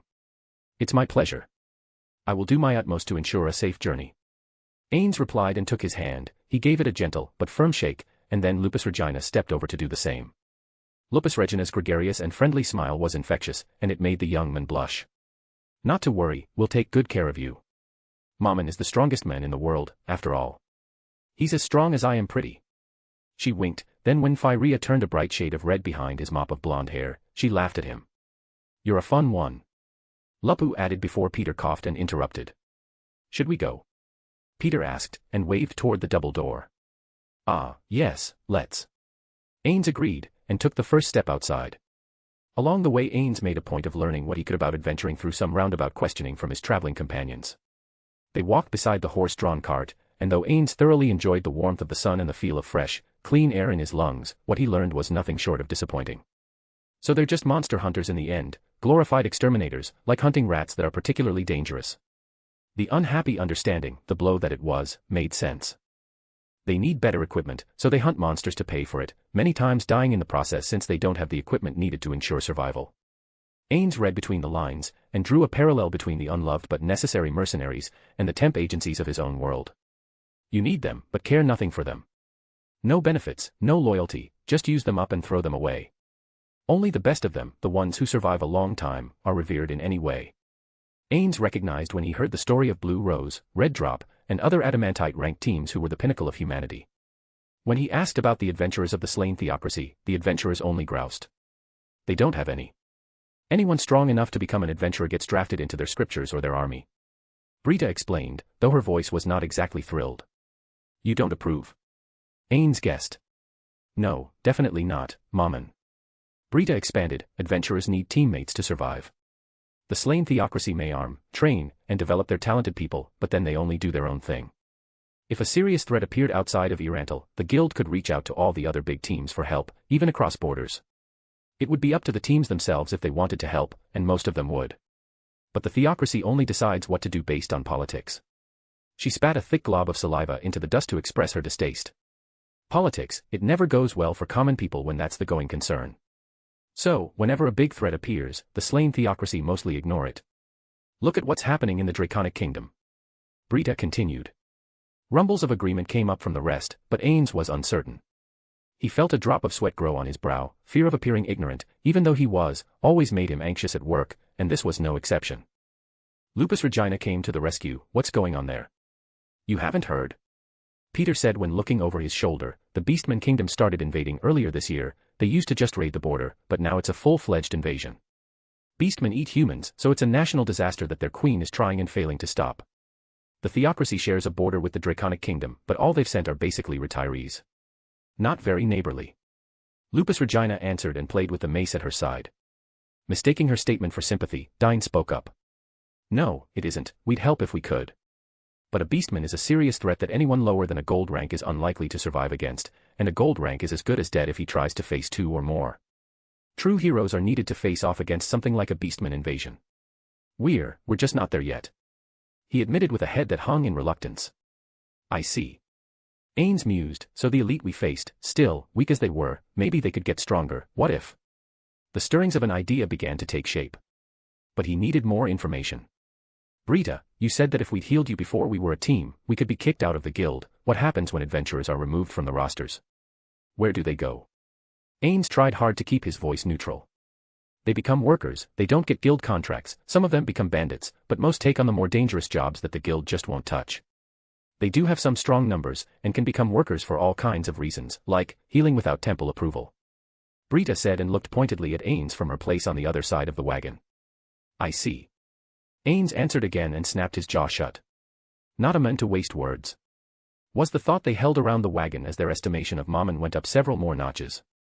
However, while they were thinking about that, Ainz was busy solving a different issue. My level cap is gone, but what I don't know is what the status is for others here. The elites of the theocracy prove to be pathetic relative to us, but maybe they have inborn level caps. My own was broken, even Lupusregina doesn't know that, maybe others can be broken as well. What if my new level cap is the human level cap? If so, should I go back? Round and round Ainz turned these thoughts, keeping an ear turned to the rest of the conversation. Learning more about the poor state of adventurers in Baharut was of particular interest. As a result of the strengthening central government and military, more adventurers turned to risky or illegal jobs. Many had become workers because that offered more opportunity than a guild affiliation. Ainz' plan continued to develop in his mind, without the certainty of the Guardians or most other loyalties, about which he still kicked himself. Their loyalty should be to you, no matter what you have become. He said that to himself many times, only for his innate human fears about the nature of their settings and the unknown ways that may influence their choices, to rear its ugly head again and cause him to keep silent. Most players would want to support the theocracy. Heteromorphic guilds were few, and demi-human guilds were only slightly more common. If others are here now, it would likely be a human, which is an argument for me to remain as I am to better deal with them. Could I present myself to the Guardians on those terms? They should know the dangers of other players from the last invasion. On the other hand, that might only stoke their hatred to new heights. He kept the sigh he felt rising, confined to his own tumultuous mind. Drifting mentally far from the buzz of chatter around him. Albedo looked around the room to the other Guardians. Cocytus, what were the results of the experiments in the arena? The insectoid being exhaled icy chill and answered, he fought well. Could you elaborate? What is he compared to? She asked, what could possibly compare to a supreme being? Her yellow eyes narrowed with annoyance, and the insectoid tapped his long spear on the floor. Lord Demiurge? Cocytus asked. Yes, the slender devil in the sharp red suit adjusted his tie as he stood. I observed through the mirror how members of New World warrior bands fought. I saw 3 massacres in the Draconic Kingdom, and a clash between 2 bands of raiders between the Riestei's Kingdom and the Baharut Empire, a feisty little skirmish to say the least, nothing large, only 100 men or so. In addition, I and Cocytus observed some adventurers and worker groups in separate training grounds. Thank you, Aura, for finding those. Aura flashed him a V gesture with her right hand and a childishly happy grin. Lord Cocytus, could you explain the rating criteria? Demiurge asked, placing a hand up on the shoulder of his comrade. Yes. Speed, strength, dexterity, endurance, all were compared on a scale from human to supreme being. Cocytus explained. Lord Demiurge assisted in the creation of this scale. Demiurge picked up seamlessly from Cocytus. Quite right, I evaluated the various fights in collaboration with Lord Cocytus's expertise in combat, including the AQ of various opponents. AQ? Albedo asked, her interest growing with the dual narrative. Demiurge seemed, if it were possible, to have straightened himself up even more, and the other Guardians responded by leaning forward with interest, sensing something remarkable was to be said. Aggressive qualities, courage, and the willingness to press home the advantage. Lord Ainz is not a warrior. He never defeated Lord Touchme and never used combat as the method to defeat Lord Takamikazuchi. However, since coming to this place, Lord Ainz has shown a degree of growth as a warrior that would be considered impossible if he were not a supreme being. His first tentative swings when we first saw him use Perfect Warrior in Yggdrasil were on par with what, back then, we would have said was a player of around level 50. Albedo's eyes flashed bright as lightning. The stern rebuke of the harsh critique was on the tip of her tongue when Demiurge held up one hand to tell her to stop.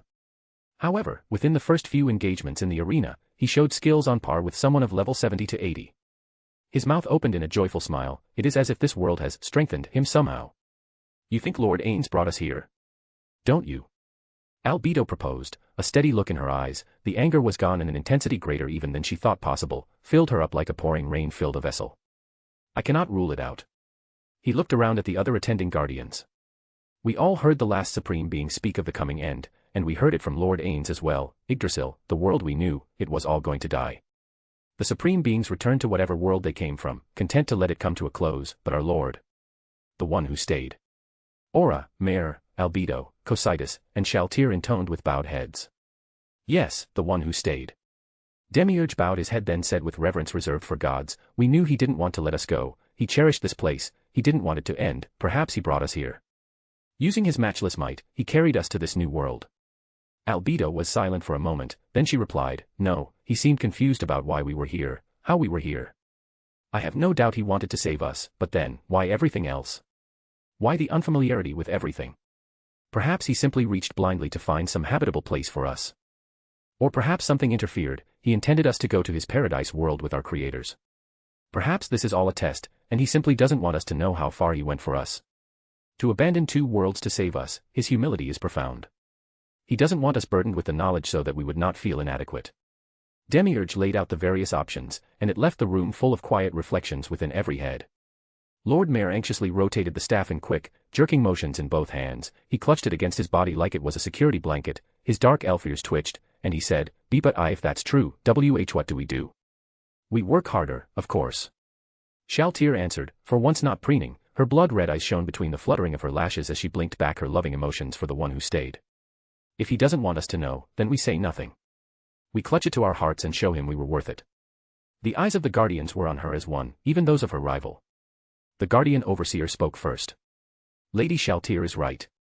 If we've given him everything already, and he has gone so far for us, then we must add to ourselves so that more is more. It's the least that we created servants of Nazarick can do for the one who stayed. The rest of the meeting was routine, with trivial discussions about the wildlife and observations on the village that had wisely come to love Lord Ainz as if he were their own. But Albedo's heart was already turning toward whether she should wear an apron or nothing when she waited for him in his room on his return. It's useful to be a talent holder, but unfortunately even that has its limits. Ninya added to the conversation, mine is good, but pretty limited really. I can learn spells in half the normal time, but it doesn't change the total mana I have for casting, so even if I could learn a higher tier faster, my total mana doesn't go up with it. So, right now I can only use tier 2 spells. Ains listened with great interest from the moment he learned about talent holders, but only his helmet kept the shock from his face at what Ninya said next. Some are really amazing, like Mr. Nfiria here, he can use any magical item, no matter what, without any requirements. Ninya waved her hand up at the young man driving the cart, and he responded with a self-effacing smile. I'm grateful for my gift, but it's only as good as actually having items, and not many come my way. The young alchemist replied. I suppose that's true. Ains answered with quiet calm while panic ran through his mind. Could he use the staff? What if he could? This one is dangerous. Very, very dangerous. Or, very useful. Ains was turning that over in his mind when Lukra chose to attempt to engage the fire-haired and radiant Lupusregina Beta. So Miss Lupu, what's your relationship with Mr. Mammon here? Are you husband and wife? He gave a wolfish grin toward her, and she paled immediately. Her tongue was bound for the first time in Lukrat's brief acquaintance with her, and though it had been very brief, he felt the way the question cut to the quick. All humor and mockery was gone, and whoever she really was laid bare in a vulnerable moment. He snapped his lips shut and the smile vanished. Stupid question, idiot, that's far too personal. The fire-haired woman answered when his moment of humble self-recrimination passed, he rules supreme in my heart. You rule supreme beneath my feet. Her jest was less than her customary humor, but it still had her usual playful smile. He accepted the unspoken rebuke and answered with, joke's on you. I'm into that. What aren't you into, pervert? Peter answered with a sour look on his face, and a dismissive snort from his nose. Mr. Lukrat, please do not delve into our personal lives. Ains interjected, and Dine quickly voiced his agreement. It's just rude, you know, prying like that. The druid said from behind him. Right. He put a hand behind his blonde head and rubbed it self-consciously. Sorry, that was a bit too much. Ains privately agreed with the sentiment, though it was difficult to resent it overly much, given that it brought another of Lupusregina's answers of loyalty. Chapter 8, Chapter. Knight's cloak was Clementine's favorite attire. Amidst the great graveyard of E-Rantel where the dead existed alone, their own little world apart from the city. Stone graves and small monuments dotted the area like a little forest of stone. She wove in and out of their haphazard emplacement, a disorderly place. Were she not who she was and what she was, she'd have tripped 1,000 times. As it was, the darkness proved no barrier to her, so she sprinted like the wind, the cool air rushing past as she pushed through it, her feet trod on the graves of the dead without care for the insult done to them. Her short blonde hair hung loose, framing a twisted smile that, had it been seen, would have appeared to grow more twisted with every insulting step over the corpses of the fallen. At the center of the great expanse was a single tomb, a deep one, reserved for the wealthiest of the wealthy who were kept superior and apart from the masses even in death, by having this place to rest all to themselves. Illuminated by magic, even that soft white glow could not touch the deft movements of the woman who wore light leather armor to which countless small adventure plates had been sewn like a kind of armor over her breasts and upper thighs. She wore long leather gauntlets and gloves, and at her sides were 2 sets of enchanted twin stilettos. The way they tapped against her body during the run ceased almost the moment she'd begun to sneak. Her breasts rose and fell very slowly. The run she'd just engaged in would have worn out a common person, and would be very difficult for a soldier even without the obstacles, but for her it had been barely more than a jog. She went unnoticed by the light until she was within the deepest recesses of the tomb, said to be one of the oldest segments, holding some of the nobles and wealthy elites of E-Rantel from some 6 centuries earlier. There, nobody would be disturbing the living who chose to occupy it. Hello, she announced, and taking out a stiletto, she began to toss it idly in her hand. The figure she spoke to was someone like her, at least somewhat. He was cloaked, hooded in red, and held a staff in his right hand. He was hunched, old, and grim-faced. Utterly unlike the blonde woman in every way. Every way but the one that mattered to them both. He stood over a corpse, completed his spell, and the body began to move. She barely noticed when the skeleton got up and went to where he pointed. They were both utterly twisted. "Hello, Dale. I'm here, pay attention to me." She put her hands on her hips and leaned forward a little. "You can't call a pretty girl like me out into the dangerous dark, all the way here, and then just ignore her." "I know, Clementine, I know," Dale said to the blonde and turned around to greet her. Clementine was almost to Dale an instant later, her powerful legs launched her forward, and her stiletto thrust forward ready to pierce his heart. Instead it struck a wall of bones and stopped dead as the bodies that lined the room in the various catacombs that had been dug into the earth and lined with stone as a kind of bedding. "Don't try that again, or I'll kill you. And don't call me Dale. Or would you like me to call you Clement Juice again?" His humorless face formed a toothless open laugh, and her eyes narrowed. "Try to squeeze me, old man, and it'll be me who does all the thrusting," she said, though she stopped her attack, stepped back, and sheathed her stiletto in a sharp motion while keeping her eyes on him. "It was your thrusting that got you that nickname." His mocking laugh drew an appreciative one from herself as she acknowledged the truth of her sadistic nature. "You got me there, Dale." She teased him with a wolfish grin. She stared at him steadily, then pouted at his poker face. When she grew bored, she looked around. "Where's the rest of your little club?" She was right, they were alone but for the dead and the undead. "Do not refer to Zuranon as a club, you make it sound like we're ladies at tea." His eyes narrowed and he clutched his staff a little tighter. "Oh no, no. I'm so sorry." She gave him a mocking apology. "As a token of my regret, well, I have a little trinket for you." She reached into the pouch at her side and took out a little circlet with jewels dangling down around it. A spiderweb design ran up and down, and at its center a gem as dark as the night through which she'd run. Khajiit gasped and forgot her previous use of his second name. "This is Dash." "Yep," Clementine giggled almost girlishly, "the crown of wisdom from a Miko princess, one of the treasures of the theocracy. I took it off some poor girl whose head seemed weighed down by this heavy old thing. But, I guess she liked it a lot, because as soon as I pulled it off her blonde little head she started screaming, raving, and screaming some more. She had a little accident though, and fell onto my stiletto." The giggle became a cackle as Clementine recalled the death. "It is also useless trash." Khajiit groused, "If nobody can use it, what good is it? You'd have been better off bringing me a treasure of the 6 great gods. That is pretty little garbage. Barely one girl in a million can wear that and survive, let alone become a magic item I can use for high-tier spells. If I don't have such a person, then..." He tapped his staff on the stone beneath his feet, the echo resounding off the walls of the tomb for several lingering seconds. "Even I wouldn't want to tangle with the pervert they've got guarding the treasures of the 6 gods." Clementine let out a shudder. "Back when I was still part of the Black Scripture, I fought the best of their best, and like all the rest of them, I couldn't lay a hand on her. She's beyond humanity, and beyond perverted." She scrunched her face in distaste. "Who would really lie with a monster just to ensure they have strong children? A real pervert, that's who. She should just get off on murder, like me, like a rational person." Clementine thought. "I'd have to take your word on that kind of strength, though I suppose it would take something like that to deter you." Khajiit admitted with some unhappiness. He hated crediting anyone with telling the truth, but in the time he'd known Clementine, she'd never spoken of anything as unbeatable as Zeshi's Atsumii, the one who guarded the treasures of the gods. He chose instead to go back to her question rather than continue. "The rest of my disciples are in other parts of the tomb. They gathered enough negative energy to raise skeletons themselves even with their own weaker pools of mana. Thanks to the Orb of Death, this is much more efficient." He caressed the spot in his robe where the orb sat. Though it had a twisted personality, comparable to Clementine herself, it was always eager to help where death was involved. "That's good, because guess what, there's a guy in E-Rantel who can use the crown, if you're still interested in getting your mommy back." She winked at him, and Khajiit was all ears. So real.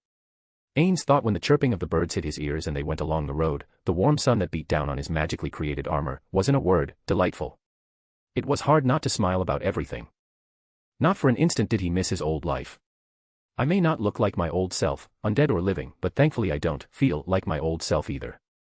My old body was in such poor shape that even 10 minutes like this would have had me collapse." More than once he felt his hands coming up to flex his fingers, and the desire to feel the weight of his twin blades kept gnawing at him like an itch he just couldn't scratch.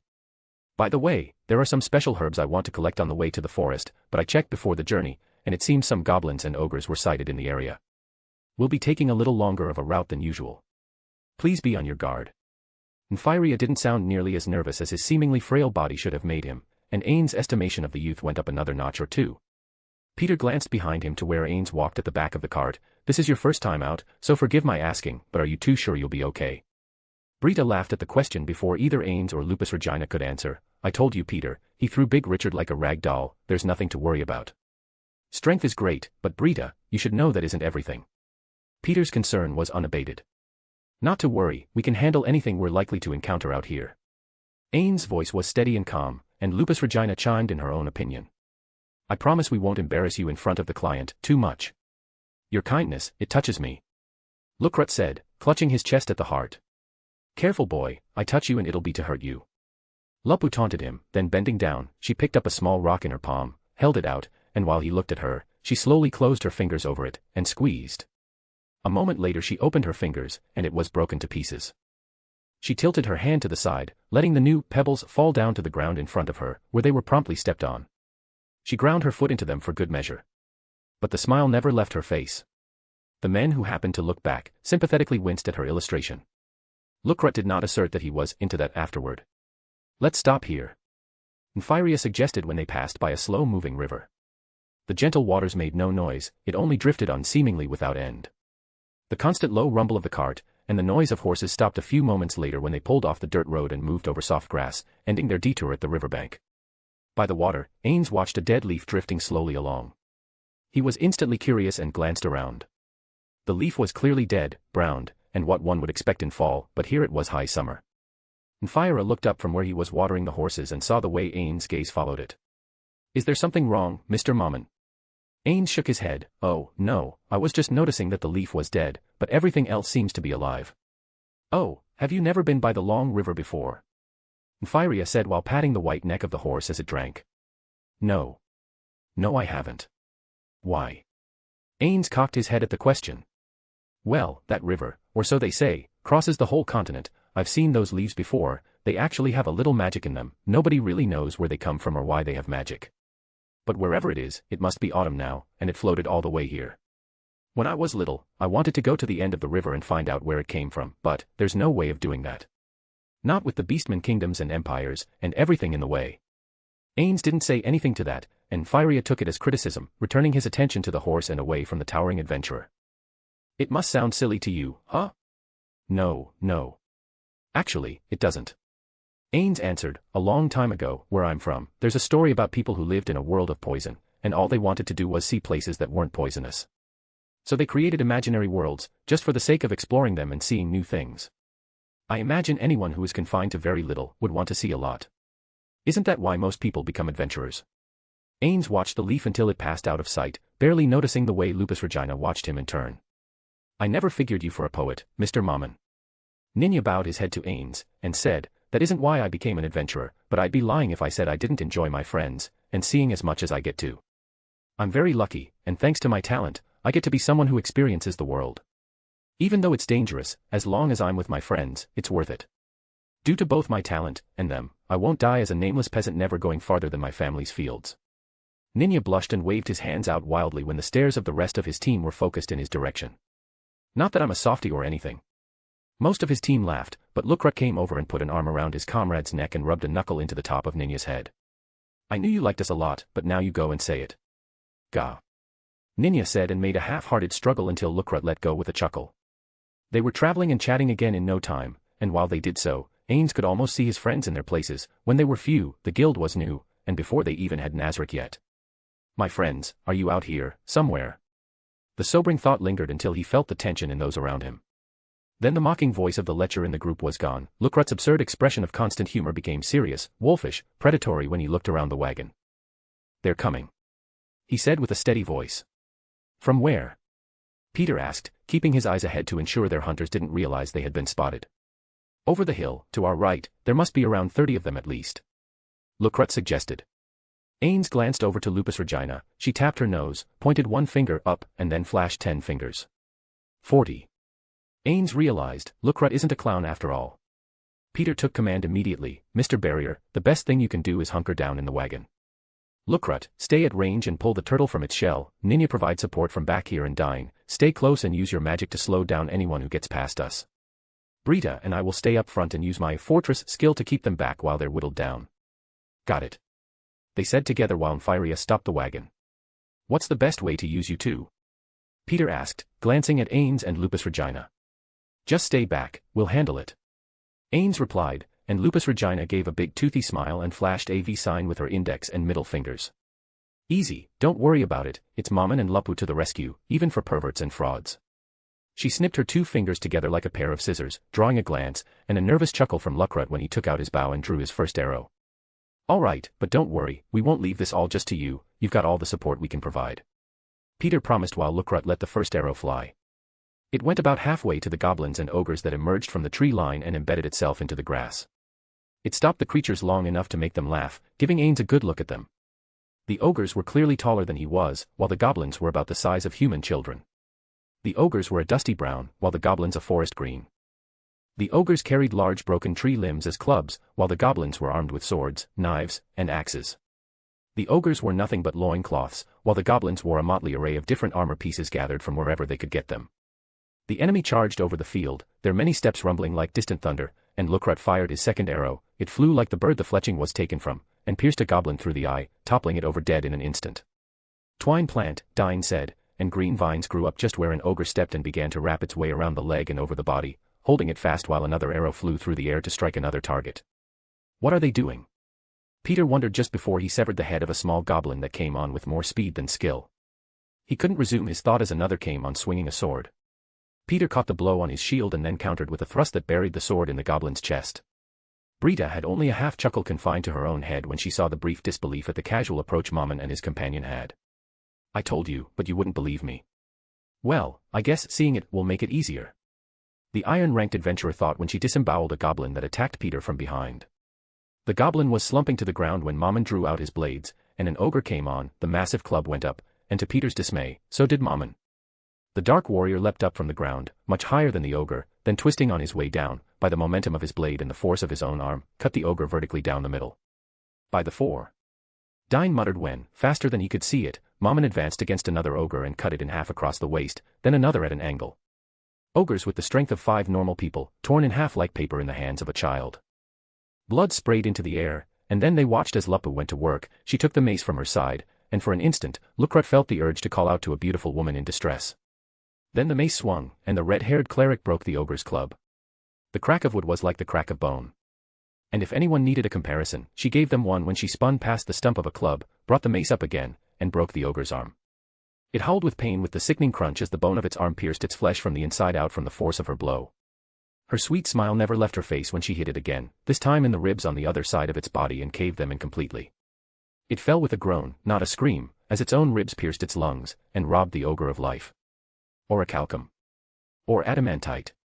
Ninya wondered when he released his magic arrow and struck the twine plant-bound ogre in the face.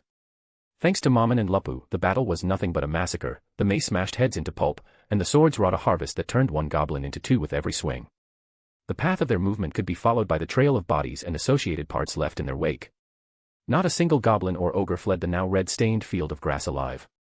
Chapter 9, Chapter. Why are you cutting the ears off? Ains asked when he saw the rest of the party crouched over the corpses. Brita looked up and winked. Easy, remember how I said I skipped meals and alcohol to buy this potion? Well, that doesn't save much, it helped, but this is how adventurers really make money. The guild buys these things as proof of the kill. She sliced off the top half of an ogre's ear and dropped it in a pouch. They don't drop crystals or other items. Ains asked, that is different from the game. So some things are similar, but not everything. He reasoned when the others shook heads in denial. No, I've never heard of that. Dine answered, that would be nice, but...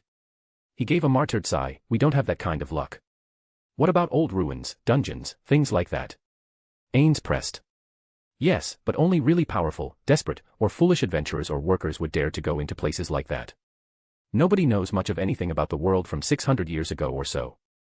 At least not among humans, so those places are still found. However, few people are willing to go inside without serious power on their side. Peter answered. I lost my first party in something stupid like that. Lucrut looked away and spat into the bloody pool near to where he crouched. We weren't powerful or desperate, just what Peter said, foolish. Stupid, naive fools who found a place and thought we'd become legends. I don't even know how they died. I heard their screams begin in the dark, saw the light of their torch go out, then there was silence.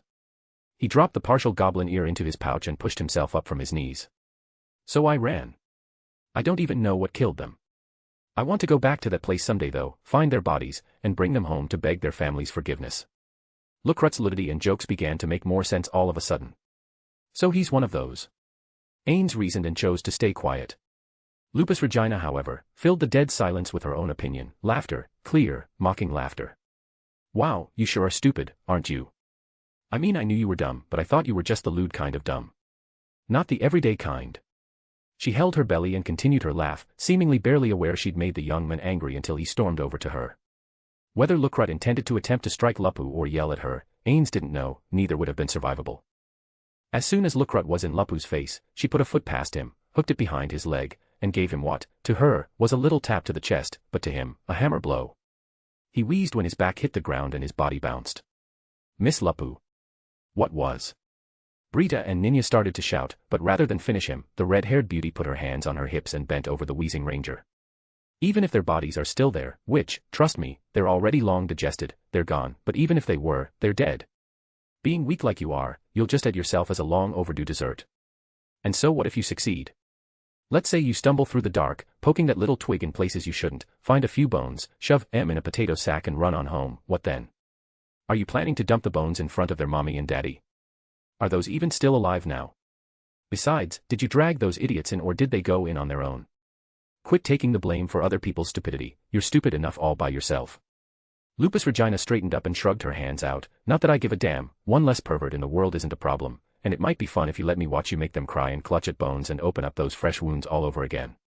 But if you do plan on being that stupid, well at least now you know you're being stupid.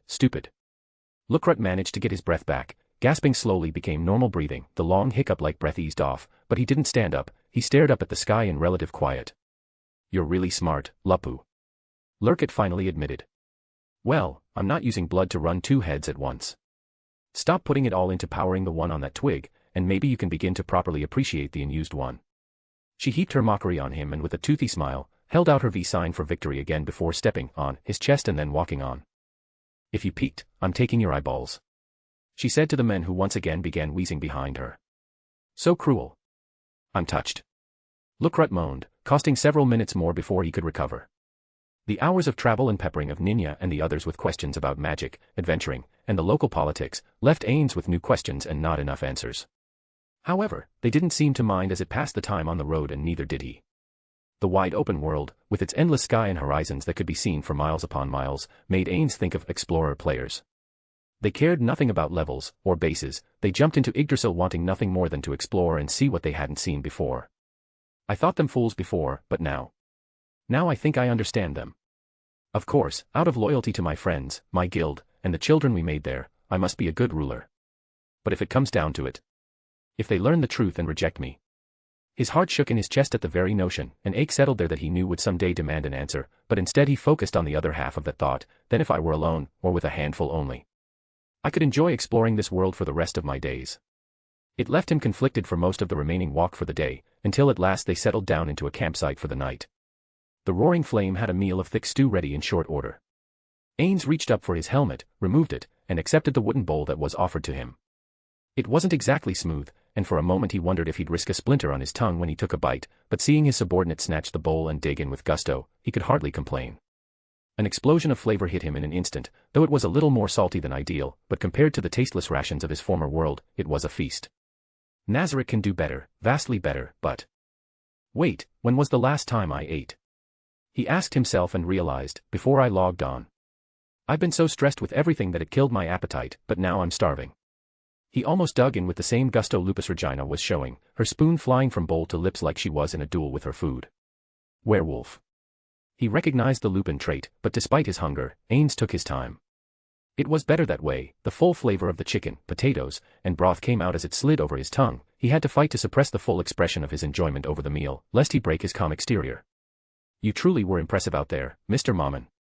Dine said with an open, friendly smile. Yeah, see, I told you. Brita added and stamped her foot, I've worked with you guys a bunch in the last year, and you still don't take my word for things. You also said you were a man when we first met. Peter pointed out, and the red-headed Brita crossed her arms in a huff. Because most parties won't take women adventurers, and here I am, just an occasional extra hand. Brita snapped with a hint of bitterness. Are women adventurers frowned on here? Ains asked with interest at this unlooked-for development. Not exactly. Lukrut answered, but a single woman in a party of men tends to pose problems, so you don't see many mixes. Women adventurers tend to form their own teams, or, like Brita, get to occasionally join one like us for a short-term assignment. I see. Ains said, that explains your conduct toward my partner here. Lupusregina felt the blush rise when her lord referred to her as his partner, but instead of melting, she narrowed her yellow eyes. One word, pervert, and there'll be another woman in this party. Lukrut chuckled, but said nothing as Ninya got up and spoke. Excuse me, I've got to go. Ninya turned and rushed awkwardly over to the tree lean near to their blazing fire. Is it safe for Ninya to go alone? Ains asked as he watched the retreating back. Peter answered, no, not really. But Ninya gets really upset if anyone tries to go with him. People have their own things, I guess. And here is probably as safe as anywhere to be alone. Lupusregina stood up and stretched out, well, I think I need to do the same, and if one of you follows me. She looked over at Lukrut. Pervert, she whispered, you'll be crawling back. She was gone before Lukrut could tell her what he was into. Ninya squatted with his pants down and sighed as he relieved himself. Thanks to the gods. I've been holding that in for hours. Ninya closed his eyes and pitted the insects he drowned, so, I was right. Lupusregina said when she poked her head out of the bush behind the magic caster and right beside Ninya's head. I always know a woman when I smell her. Lupusregina grinned with confidence while Ninya's mouth fell open in a silent scream. Before the silent scream could become audible, the lightly tanned hand of the adventurer Lupu came out and covered Ninya's lips with two upright fingers. Now, use your bedroom voice, I'm just curious about why you're lying to them. A cruel, sadistic smile spread over the cleric's lips. Are you afraid that pervert will try to have his way with you? He's harmless, I'm sure of it. Or is it the rest of them? Lupu what? Ninya's sudden fear turned into embarrassment. Her blue eyes were like saucers as she tried to wrap her mind around the absurdity of her circumstances. Well, what is it? Oh, and pull your pants up, you finished about 20 seconds ago. Lupu said and straightened up, rustling the bushes and bringing Ninya out of her stunned state. The little magic caster scrambled to grab her pants and pull them up to her waist. She was still fumbling with the cheap iron buckle and moved to stand in front of the temporary comrade to spout denials, but in the face of the red-haired beauty, she could not find even the words to lie. She slumped, tears of rage in her eyes. Please don't tell them. I'm not afraid of them raping me or anything, they're decent people, but they'd kick me out. I don't want to get kicked out. I can't get kicked out. I can't. How come? Lupu asked her with a cockeyed look. You heard them, there aren't many female adventure teams and male teams won't take women on. There's always someone who falls in love, or maybe more than one and they fight, or nature takes its course and they have to fill the slot when she leaves. Small teams can't take that hit, so they just don't let in women unless they're really powerful. If I were higher rank that wouldn't be a problem. Like Blue Rose, or like you're going to be. But I'm this. Ninya held up her iron adventurer plate. We're a copper for 20, so they can easily replace me with someone else. They hired Brita, didn't they? Lupu pointed out. Yes, but for one job, and Brita hasn't got a team. She finds work for other adventurers and then gets hired on as a bonus so she can go too. She finds out stuff that isn't even put on the job boards yet. Even so, she only gets the short jobs that last only a few days. That would be fine, but... Ninya shut her eyes and snatched up her staff to clutch it tight to her chest. But... Lupu pushed. Ninya felt no mercy from the cleric. I knew something was off with her. She's too open. Too friendly. She's got a truly twisted personality beneath the surface. She's got me pinned down and can expose me if she wants. There's no choice, I have to tell her everything. My sister. She was taken as a nobleman's plaything. They call her a concubine, but really to someone like that noble lord, she was just a toy. Swear was always beautiful, that's why he took her.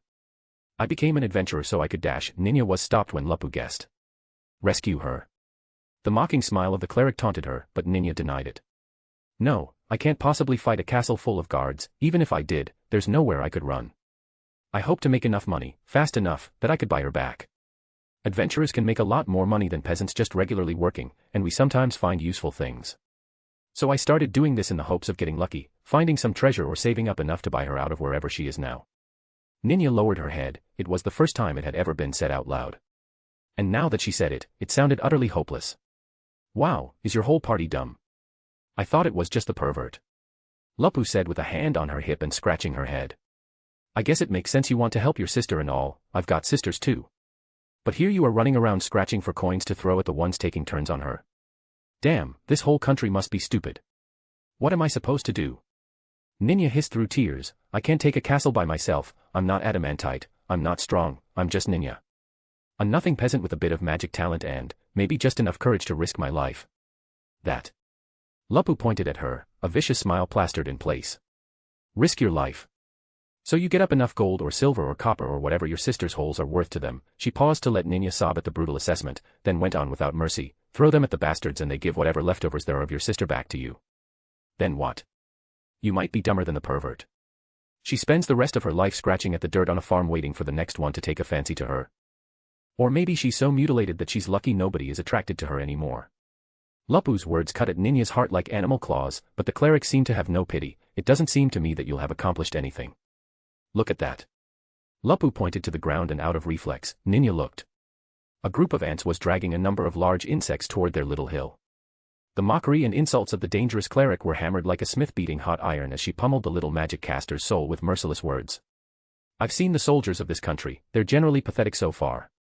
One jump above the average peasant. If you don't like how you're being treated, then do something about it, or you deserve what they do. You deserve whatever you let them get away with. She put her hands to her cheeks in a mock dramatic gesture and in a taunting parody of a woman's voice she said, Oh boo-hoo, they're raping our sisters, guess we'd better give them coppers, and hope they stop. Oh boo-hoo, they're taking our crops, guess we'll go hungry. She then dropped the mockery and taunting, turning to a vicious tone with a predatory baring of her teeth as she spoke, the lot of you are idiots. Just kill them. There are a bunch more peasants than soldiers, you can make weapons out of whatever you want. And they've got to eat. Who will feed them if you don't? Are you telling me to start a rebellion? That's treason. Ninya gasped at the almost blasphemous suggestion. Lupu shrugged, I'm not from here, it's not treason for me. And treason goes two ways, it seems to me that if your noblemen are doing the kind of thing, they have already betrayed you. What else can they do to you as punishment that they're not already doing to you for fun? Starvation. Kidnapping. Rape. Torture. Her yellow eyes were wide as if she was enjoying the suggestions. If you don't do anything about it, what do you expect? You've got nothing, so you've got nothing to lose, and you do at least have guts enough to risk your life, so why not risk it doing something that isn't stupid? Maybe then you can get her back and get even. Lupu gave a mild titter, or don't, it's night there now, while you're drowning bugs pretending to be a man, I'm sure your sister is hating being a woman. You could have started 3 rebellions in the time it probably took you to get to iron rank, and 3 more by the time you've saved enough to get on your knees and beg them to take your money for her remains, if she's alive or dead. The titter died and Lupusregina turned and walked back into the brush, leaving Ninya to sob alone beneath the shadowy night, concealed from the stars by the branches of the trees. That was fun. Lupusregina mused as she sashayed her way back to the camp. Chapter 10, Chapter. When Lupusregina left with that twisted smile on her face, Ainz felt a little anxious, but brushed it off. She's been watching Ninya curiously for a while now. Is she interested in that one? No, I think I'd remember if any of their settings included an attraction to the same sex. But then again I can't rule out Perarancino's influence anywhere. Your teamwork is very good. Ains said, choosing to break the brief quiet when he held out his bowl for another helping. Nfiria chose to help him, accepting the bowl, and ladling more stew into it. Thank you, but that's what happens when you work together for a long time, it isn't anything special. The Swords of Darkness have been at this for, about 4 years now. We've gotten very good at responding to one another's actions without looking. Peter said, praising his comrades and sending Ain's estimation of the young leader up another notch. Good, a leader should praise his subordinates before himself. Ains thought, and added, yes, that happens. I was with my comrades for many years, we were seamless, and it seemed we could overcome anything. The morose sense of loss hit him like lightning out of the sky as Nfiria handed back the bowl. It slipped from Ain's nerveless fingers. The bowl fell to the dirt and the stew splattered over the grass. Forgive me. I seem to have lost my appetite, I'm going to go for a walk. When he was gone, Nfiria turned to the others, what was that?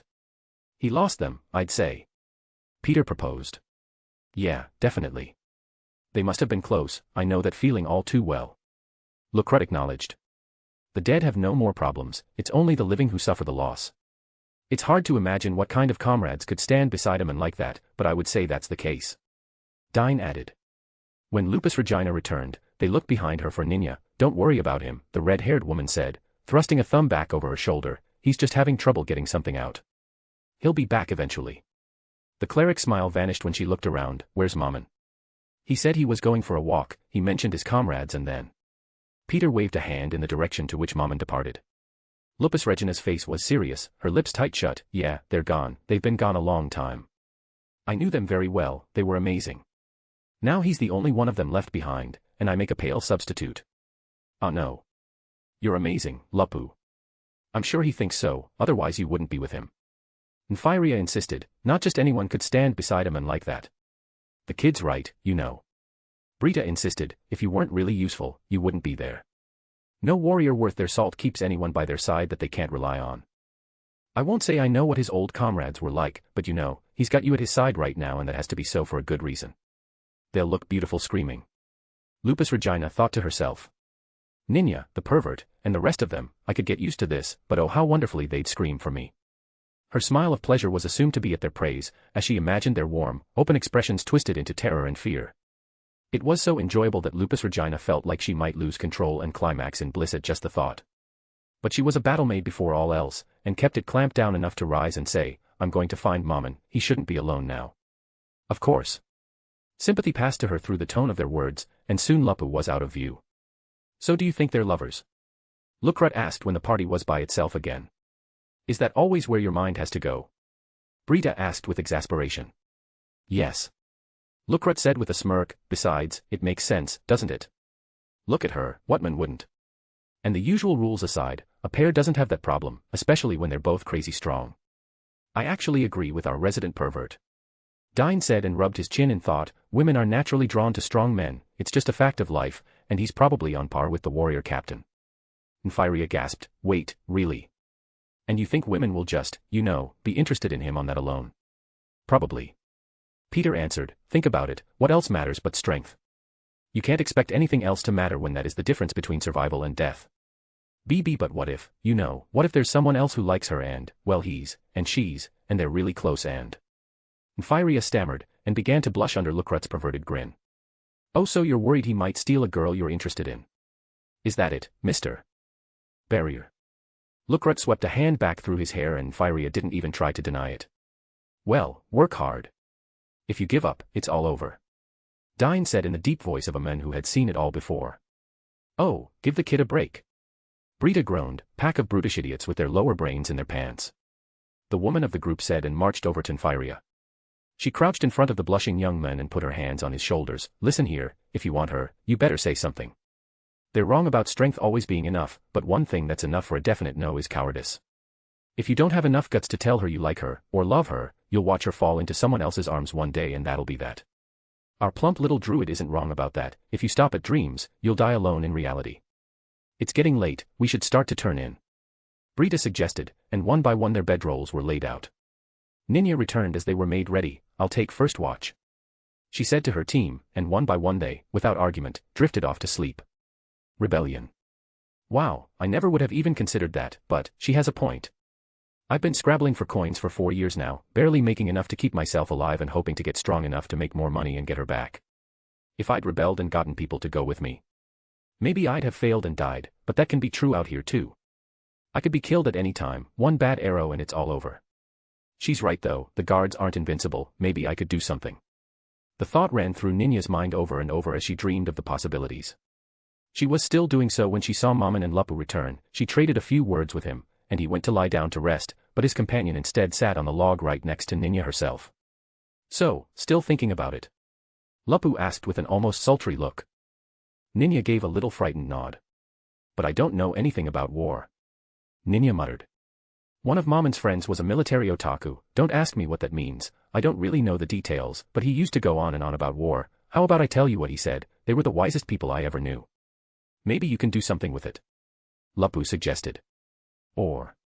She held her eyes close to Ninya, the yellow loomed like twin moons, inches away from the little brown-haired mage. It's night time isn't it, do you think she is sleeping?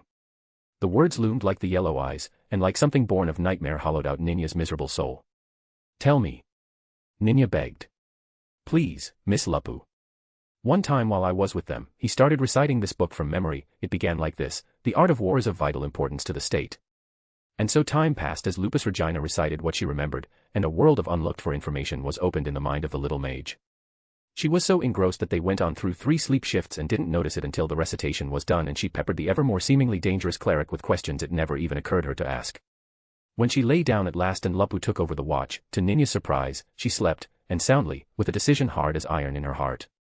Ainz lay awake longer than the others realized, first troubled by his longing for his absent friends, but also filled with a collector's curiosity. Ninya had used magic he'd never seen before to create a system of alarms around the camp when it had been made. That was a nervous sort of thing to see. That magic didn't exist in the game. Yes, that is fairly benign, but what about other magics?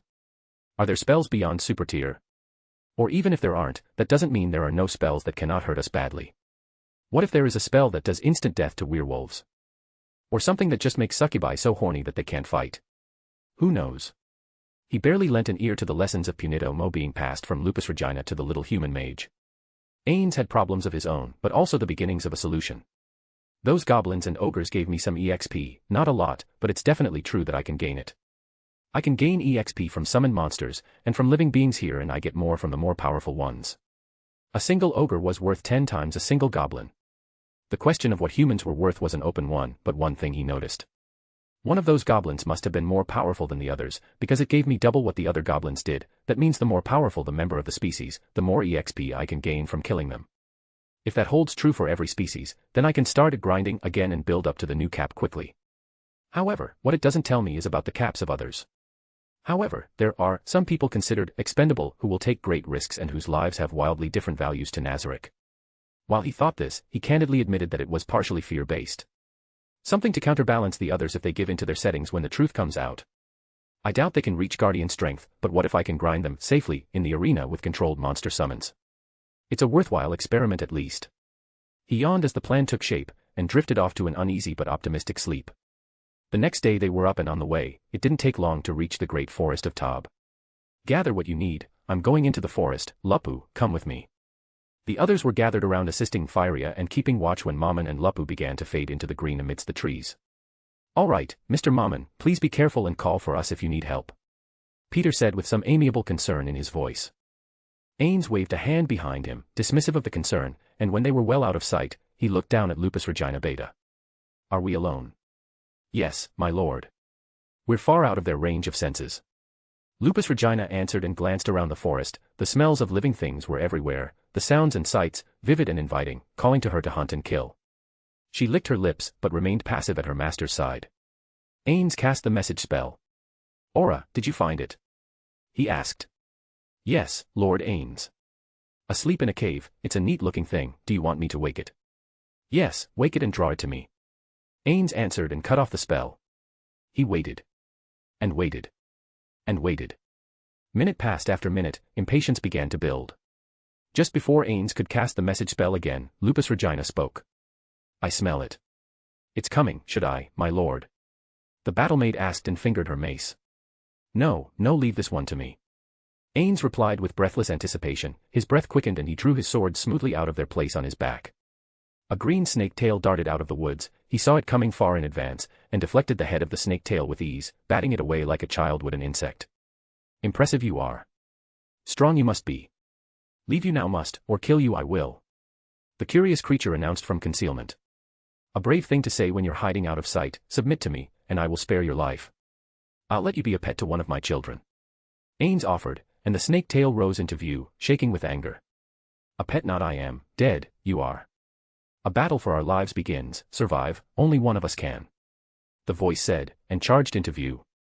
Ainz dodged with ease, raised up his sword, spun underhand, brought the sword up, and then brought it down just behind the head of the monster, easily avoiding its claws and teeth, and it fell at his feet with a spraying of blood. The head separated from its body, the life began to go out of its eyes almost immediately. It seemed to understand that it was dying, but without lungs to propel air, it could no longer speak. Its mouth moved, but made no noise. Red stained the ground, and the tail behind it fell limp and lifeless behind it. A hamster monster? Ainz asked when he looked down at the beast. The claws and teeth were sharp enough for sure. The fur was soft to the touch, but when he pressed, he felt a thick hide beneath. The tail was indeed that of a snake, the head gone lifeless along with the rest of it. Black eyes stared at him from the front and the back alike, accusingly as if he were guilty of something. How much EXP did I get? Let's see.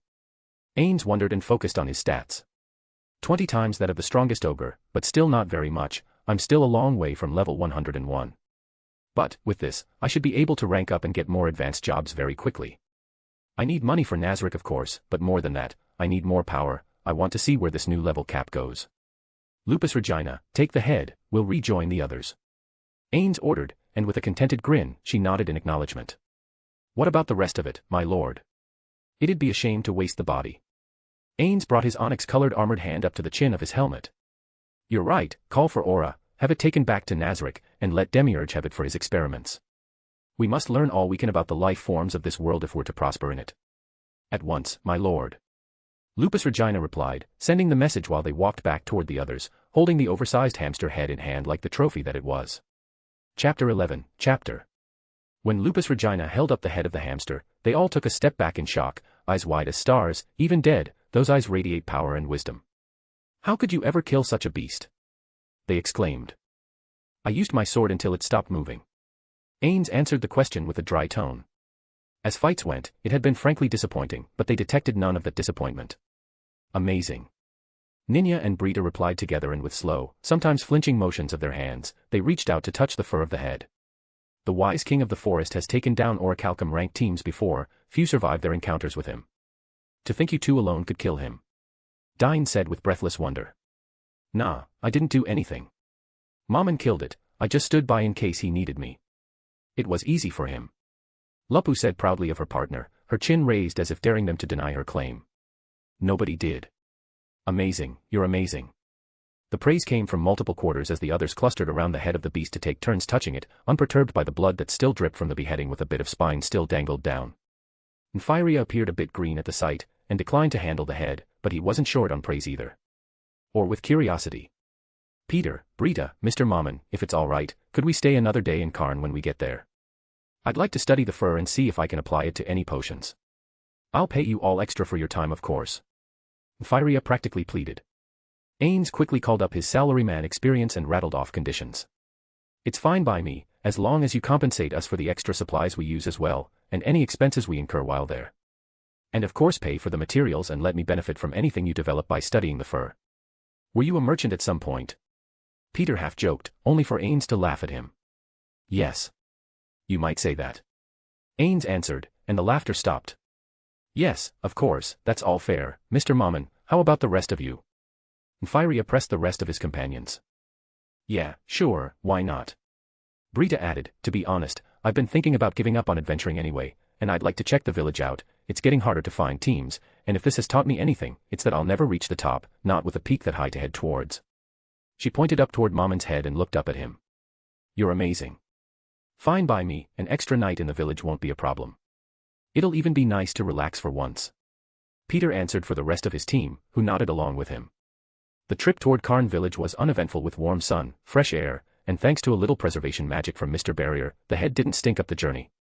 All in all, it was just a pleasant stroll, right up until it came into view when they reached the top of the dusty road that went up the hill overlooking the village. There wasn't a wall here before, what happened here? Nfiria looked down on the village, saw a series of burnt-up homes, toppled timbers, and the charred remnants of places where people once lived and slept. An attack. Then how is it still here? You won't find out from the top of the hill, Mr. Barrier, we'll have to go down there and ask. Lupusregina said with flat-out sarcasm. Right, Mr. Mammon, could you take the lead? You know, just in case. The young alchemist asked, and without criticism, Ainz did just that. There are goblins ahead, should we kill them, Mammon? Lupusregina asked. No, Lupu, you smell humans down there too, don't you? Ainz asked, and she gave a slow nod. Humans, but no fear. They're probably not hostile. Lupu said to the group, sounding almost disappointed. Then we go forward, but no sudden movements. Peter instructed, and the wagon rolled forward. The goblins sprang up to their feet with barely a rustle among the high grass, arrows knocked and drawn, ready to shoot. Wait. I'm here to trade. Yelled Nifria. Someone go get the boss, nobody get arrow happy, we don't want to fight, especially not against that big guy there. The largest of the goblins ordered the rest of them. A moment later Ainz saw her, the familiar face of the girl he'd rescued before he was turned back into a human. Nfiria. She shouted when she saw him and clapped her hands together just below her mouth, everybody relax. He's a friend. And the tension passed away to nothing. Demiurge stopped at the door as soon as he heard moaning sounds. This is Lord Ainz' room, who would be? He stopped that line of thought and simply opened the door. Beneath the sheets a shapely form writhed and undulated, clinging to something.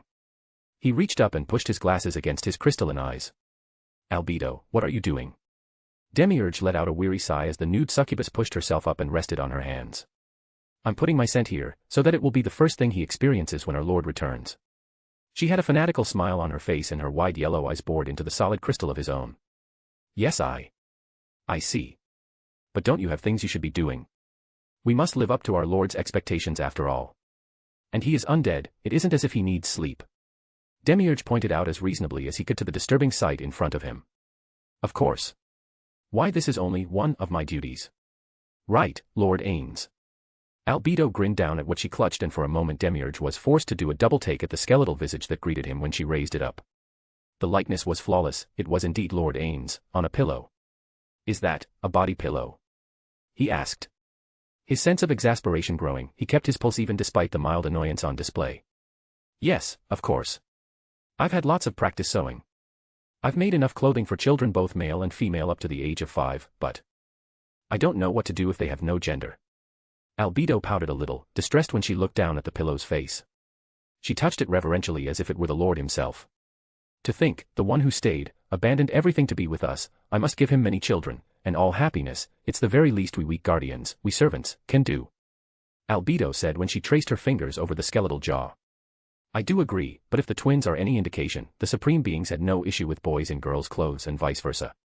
Therefore, it seems unlikely that a genderless child would require anything unique. Demiurge answered, annoyance replaced with sympathy for her desires, since he shared them himself. Thank you for the insight, Demiurge, that is a relief. She reached up and touched her breast, exhaling deeply with relief over the answer to the question that had troubled her so. Speaking of serving him, what have you to report? Her voice became professional, as one would expect of the guardian overseer. I've established a small facility, a farm you might say, where we can use human stock for experiments of all kinds. My loyalty experiments have been telling. That is to say, humans have little of it. Demiurge's disgust was palpable not only in his tone, but in the way he tensely held his hands behind his back. Disloyalty was the worst of sins for those created to be loyal, and it heightened his hatred for the human captives even further from where it had been when everything began. Oh, how have you been doing this?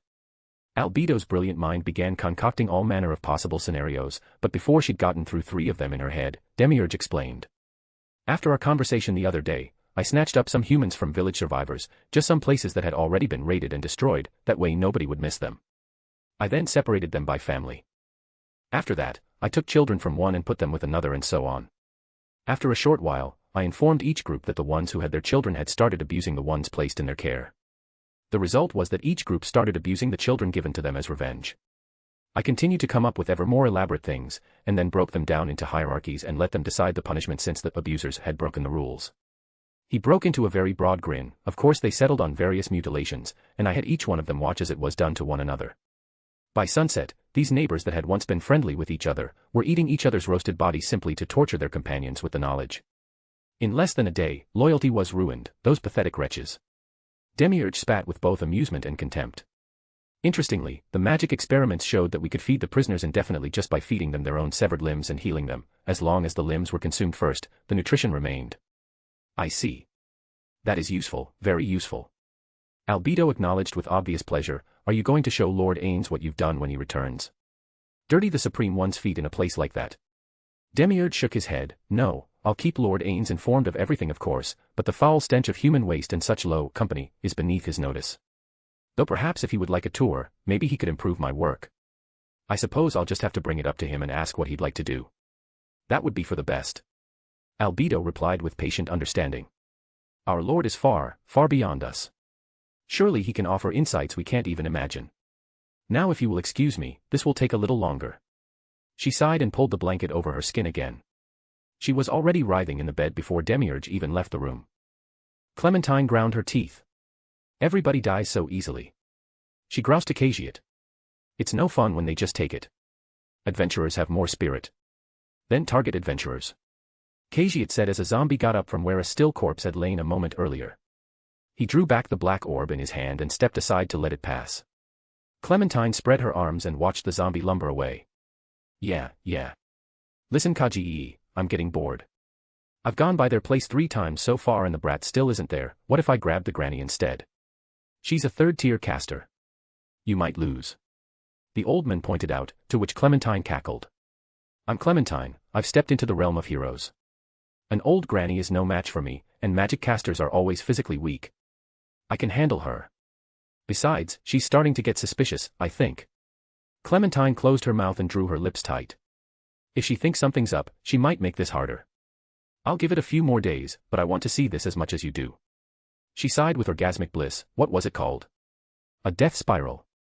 Yes, and if you have to take her, then you have to, but don't do anything to put my plans at risk, or you will be one of my zombies next.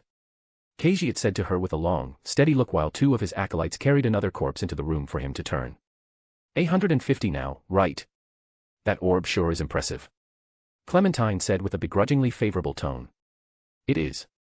Thanks to this we'll gather enough undead to draw even more powerful undead, and then more until they spawn on their own, and once finished, we'll have enough to destroy the entire city.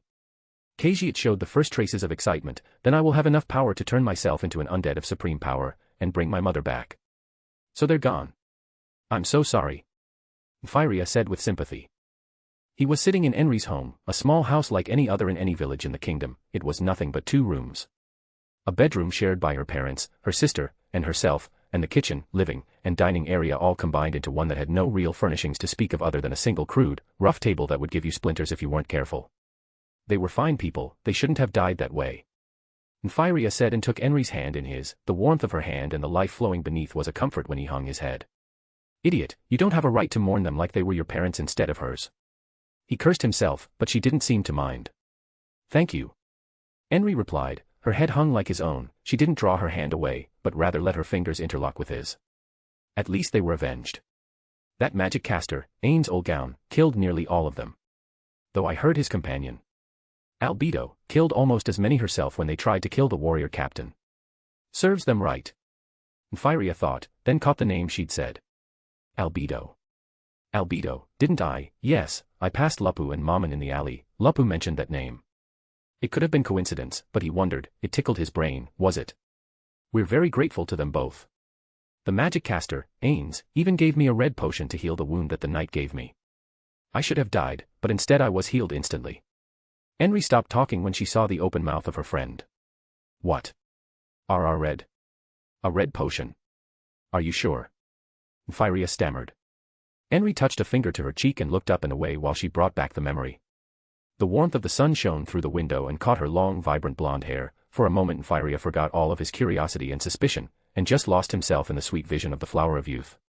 I love you. I'll take care of you and Nemu and we'll be a family and... The words hung on his tongue and would not leap past his lips. Yes, definitely red. I thought it was blood and it was scary, but it was a healing potion. She answered him. If he hadn't come, we'd all be dead. Bastards. He gritted his teeth. Kingdom nobles are so utterly worthless, they're trash, complete trash. They don't care what happens to anyone as long as they can drink and eat and laze about doing nothing. He kept his anger suppressed as best he could, feeling Enri's sadness return through the trembling of her hand in his. She wiped her tears. My sister is with me still, I can't lose myself in sadness forever, and we'll get by. We still have our home, our farm, and wonderful friends like you. Enri gave him a weak, fragile smile. He felt his heart both grow and break at once at the words, and he wanted to say more. His aching heart was racing through the wound she'd unknowingly given him. I have a good life as a herbalist, I make plenty of money, I can be more. I can, if you, it would be easy to look after Nemu, or even more children. The promise of a family in his dreams was southwest tantalizingly close. She was looking at him with those wide, beautiful blue eyes. I love you, you could live with me, everything will be safe there. Enfi. She asked haltingly, using her favorite pet name for him, and the courage in his heart died. Anything you need, I'll help you. He said as he failed to close the gap between his wish to speak and his will to do so. You're the best friend a woman could ask for. Enri said, and brought him in for an embrace. He returned the hug she gave him, breathing in the scent of her clean hair and enjoying a warmth he feared he'd never have the wish to ask for more of. When the moment passed, he forced himself to another subject. So, about those goblins. Enri finally smiled. Those came from a magic item the sorcerer who saved us gave to me. The horn of the goblin something, they follow my orders and are completely loyal. They've been a big help rebuilding the village, they're why we have an actual wall now. Her enthusiasm for the one who saved her stoked a bitter jealousy inside Firia that shared space with his gratitude to the men, and yet more importantly, she mentioned using it shortly after he left, which had been a fair while ago, relative to how long summons lasted. Yet they were still here, summons were not normally permanent. The more questions he asked about the item and the magic caster, the more he had to ask. So he used lightning magic, that's at least 3rd tier. Nymphyria said, and his suspicion that there either could simply be 2 people named Albedo, or they both knew the same person increased. Yes, that's right, terrific warriors typically associate with each other like master craftsmen do. It would make perfect sense. Is 3rd tier good? Henry asked innocently. To which Nymphyria could only chuckle. It's better than me. I can only use 2nd, and Granny can only use 3rd, anything higher requires talent. But since he had such a powerful item, maybe he can use as high as 5th tier, that's the realm of heroes and the limit for humans other than Flutter Paradigm. Nymphyria acknowledged, his manly competitive spirit was somewhat annoyed that the mysterious Ainz had not only saved the woman he loved, but was so much more powerful as well. Wait, could this Ainz have been Lupu? She's a cleric, but also crazy strong, and clerics usually keep healing potions for when their mana runs out. It was an absurd thought. Utterly absurd. What if she's a magic caster from another country and Mr. Mammon was her escort? That would make sense, and she had him asking all those questions for her so she could learn the magic of another country without sounding ignorant. Strange, but not impossible. 1 powerful person was amazing, 2 powerful people together were heroic, 3 was beyond unlikely. 4, all in the same general area, all at once, without being a team. No way. Something stinks worse than my alchemy shop on brewing day. Nymphyria stood up slowly, excuse me, I'll be back soon. They are definitely the goblins from the horn of the goblin general that I gave to the girl. Henry, I think her name was. Ains realized after watching how the goblins behaved. They were stronger, larger, better equipped, and definitely higher level than the scrawny malnourished ones Ains and the Swords of Darkness defeated in the previous encounter. One of those goblins stood in front of a line of villagers who were drawing bows. He was giving them instructions, and though they were following them imperfectly, they were following them. The creaking of wooden bows bending to human wool was followed by the noise of their twang as they loosed their arrows at straw targets. They're not bad. Ains acknowledged. They're not, Mammon. Lupusregina asked from where they stood overlooking the site. For reasons not clear to her, her master had chosen to visit the graves of the villagers he hadn't saved before, and this gave him a perfect view of the practice of the living. No, not really.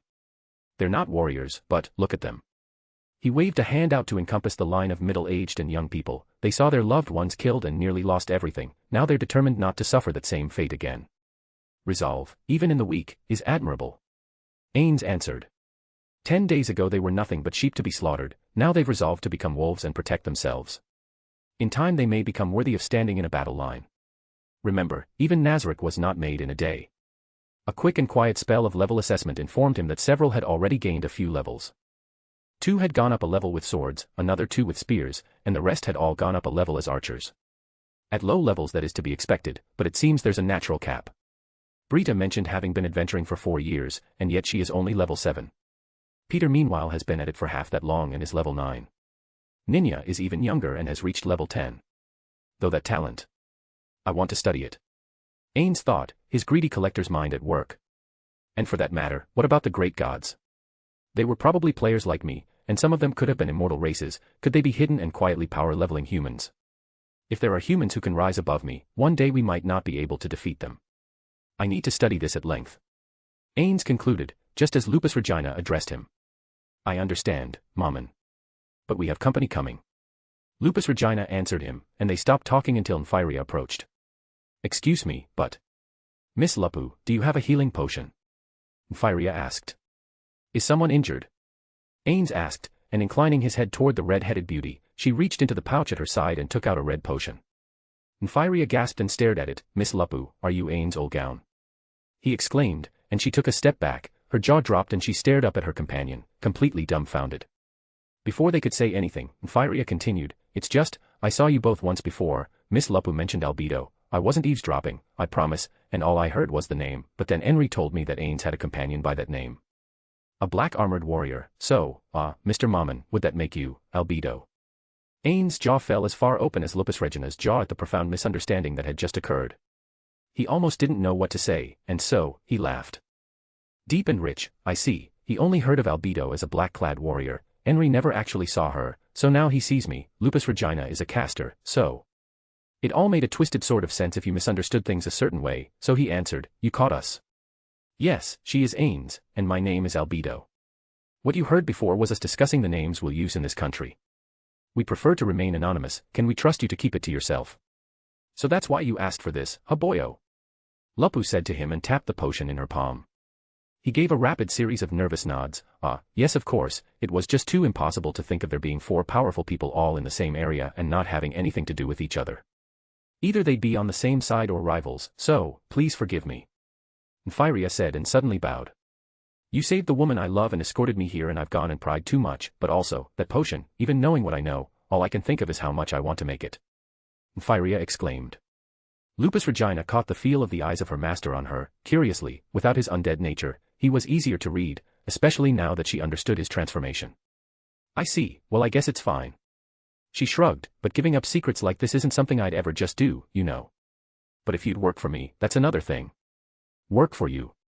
Nymphyria asked, but I have a shop and you could just buy whenever you like from Granny and me. If you've got a gold mine, do you let just anybody work it? Lupusregina asked, besides, think about it, this village is really grateful to me for saving it, so obviously you'd work here. Who else lives here, virgin boy? He blushed, you mean, I'd be close to the woman I love. Right, I swear you stank more of lust when she came into view than any 10 men fresh from whorehouses. Lupu crinkled her nose and Nymphyria blushed a deep crimson. She has to be a virgin too or she'd have noticed, but that won't last long if you go wandering off. Maybe you're better hung than the pervert, but I'll bet it can't reach all the way here from E-Rantel. Lupusregina's hammering of the young man kept him blushing and off-kilter. There's other men who are here, and she's at the ripe age isn't she, just lost her folks, a farm is a lot to manage, and I swear I saw a few men watching her rear when she walked by. Work for me, set up here, and you'll get a chance at the girl. Or don't, they've got whorehouses in E-Rantel, maybe that'll be enough for you, eh? Lupu's wolfish grin wore him down. I'll have to talk to Granny about it, but she's been looking at retiring. If I throw the promise of making a new potion into the mix, I'm sure she'll be okay with me moving here. Nymphyria replied, it's still a lot to take in, I guess I should call you Miss Lupu. But thank you for saving the woman I love. It's nothing. Lupu waved her hand away, dismissing his gratitude.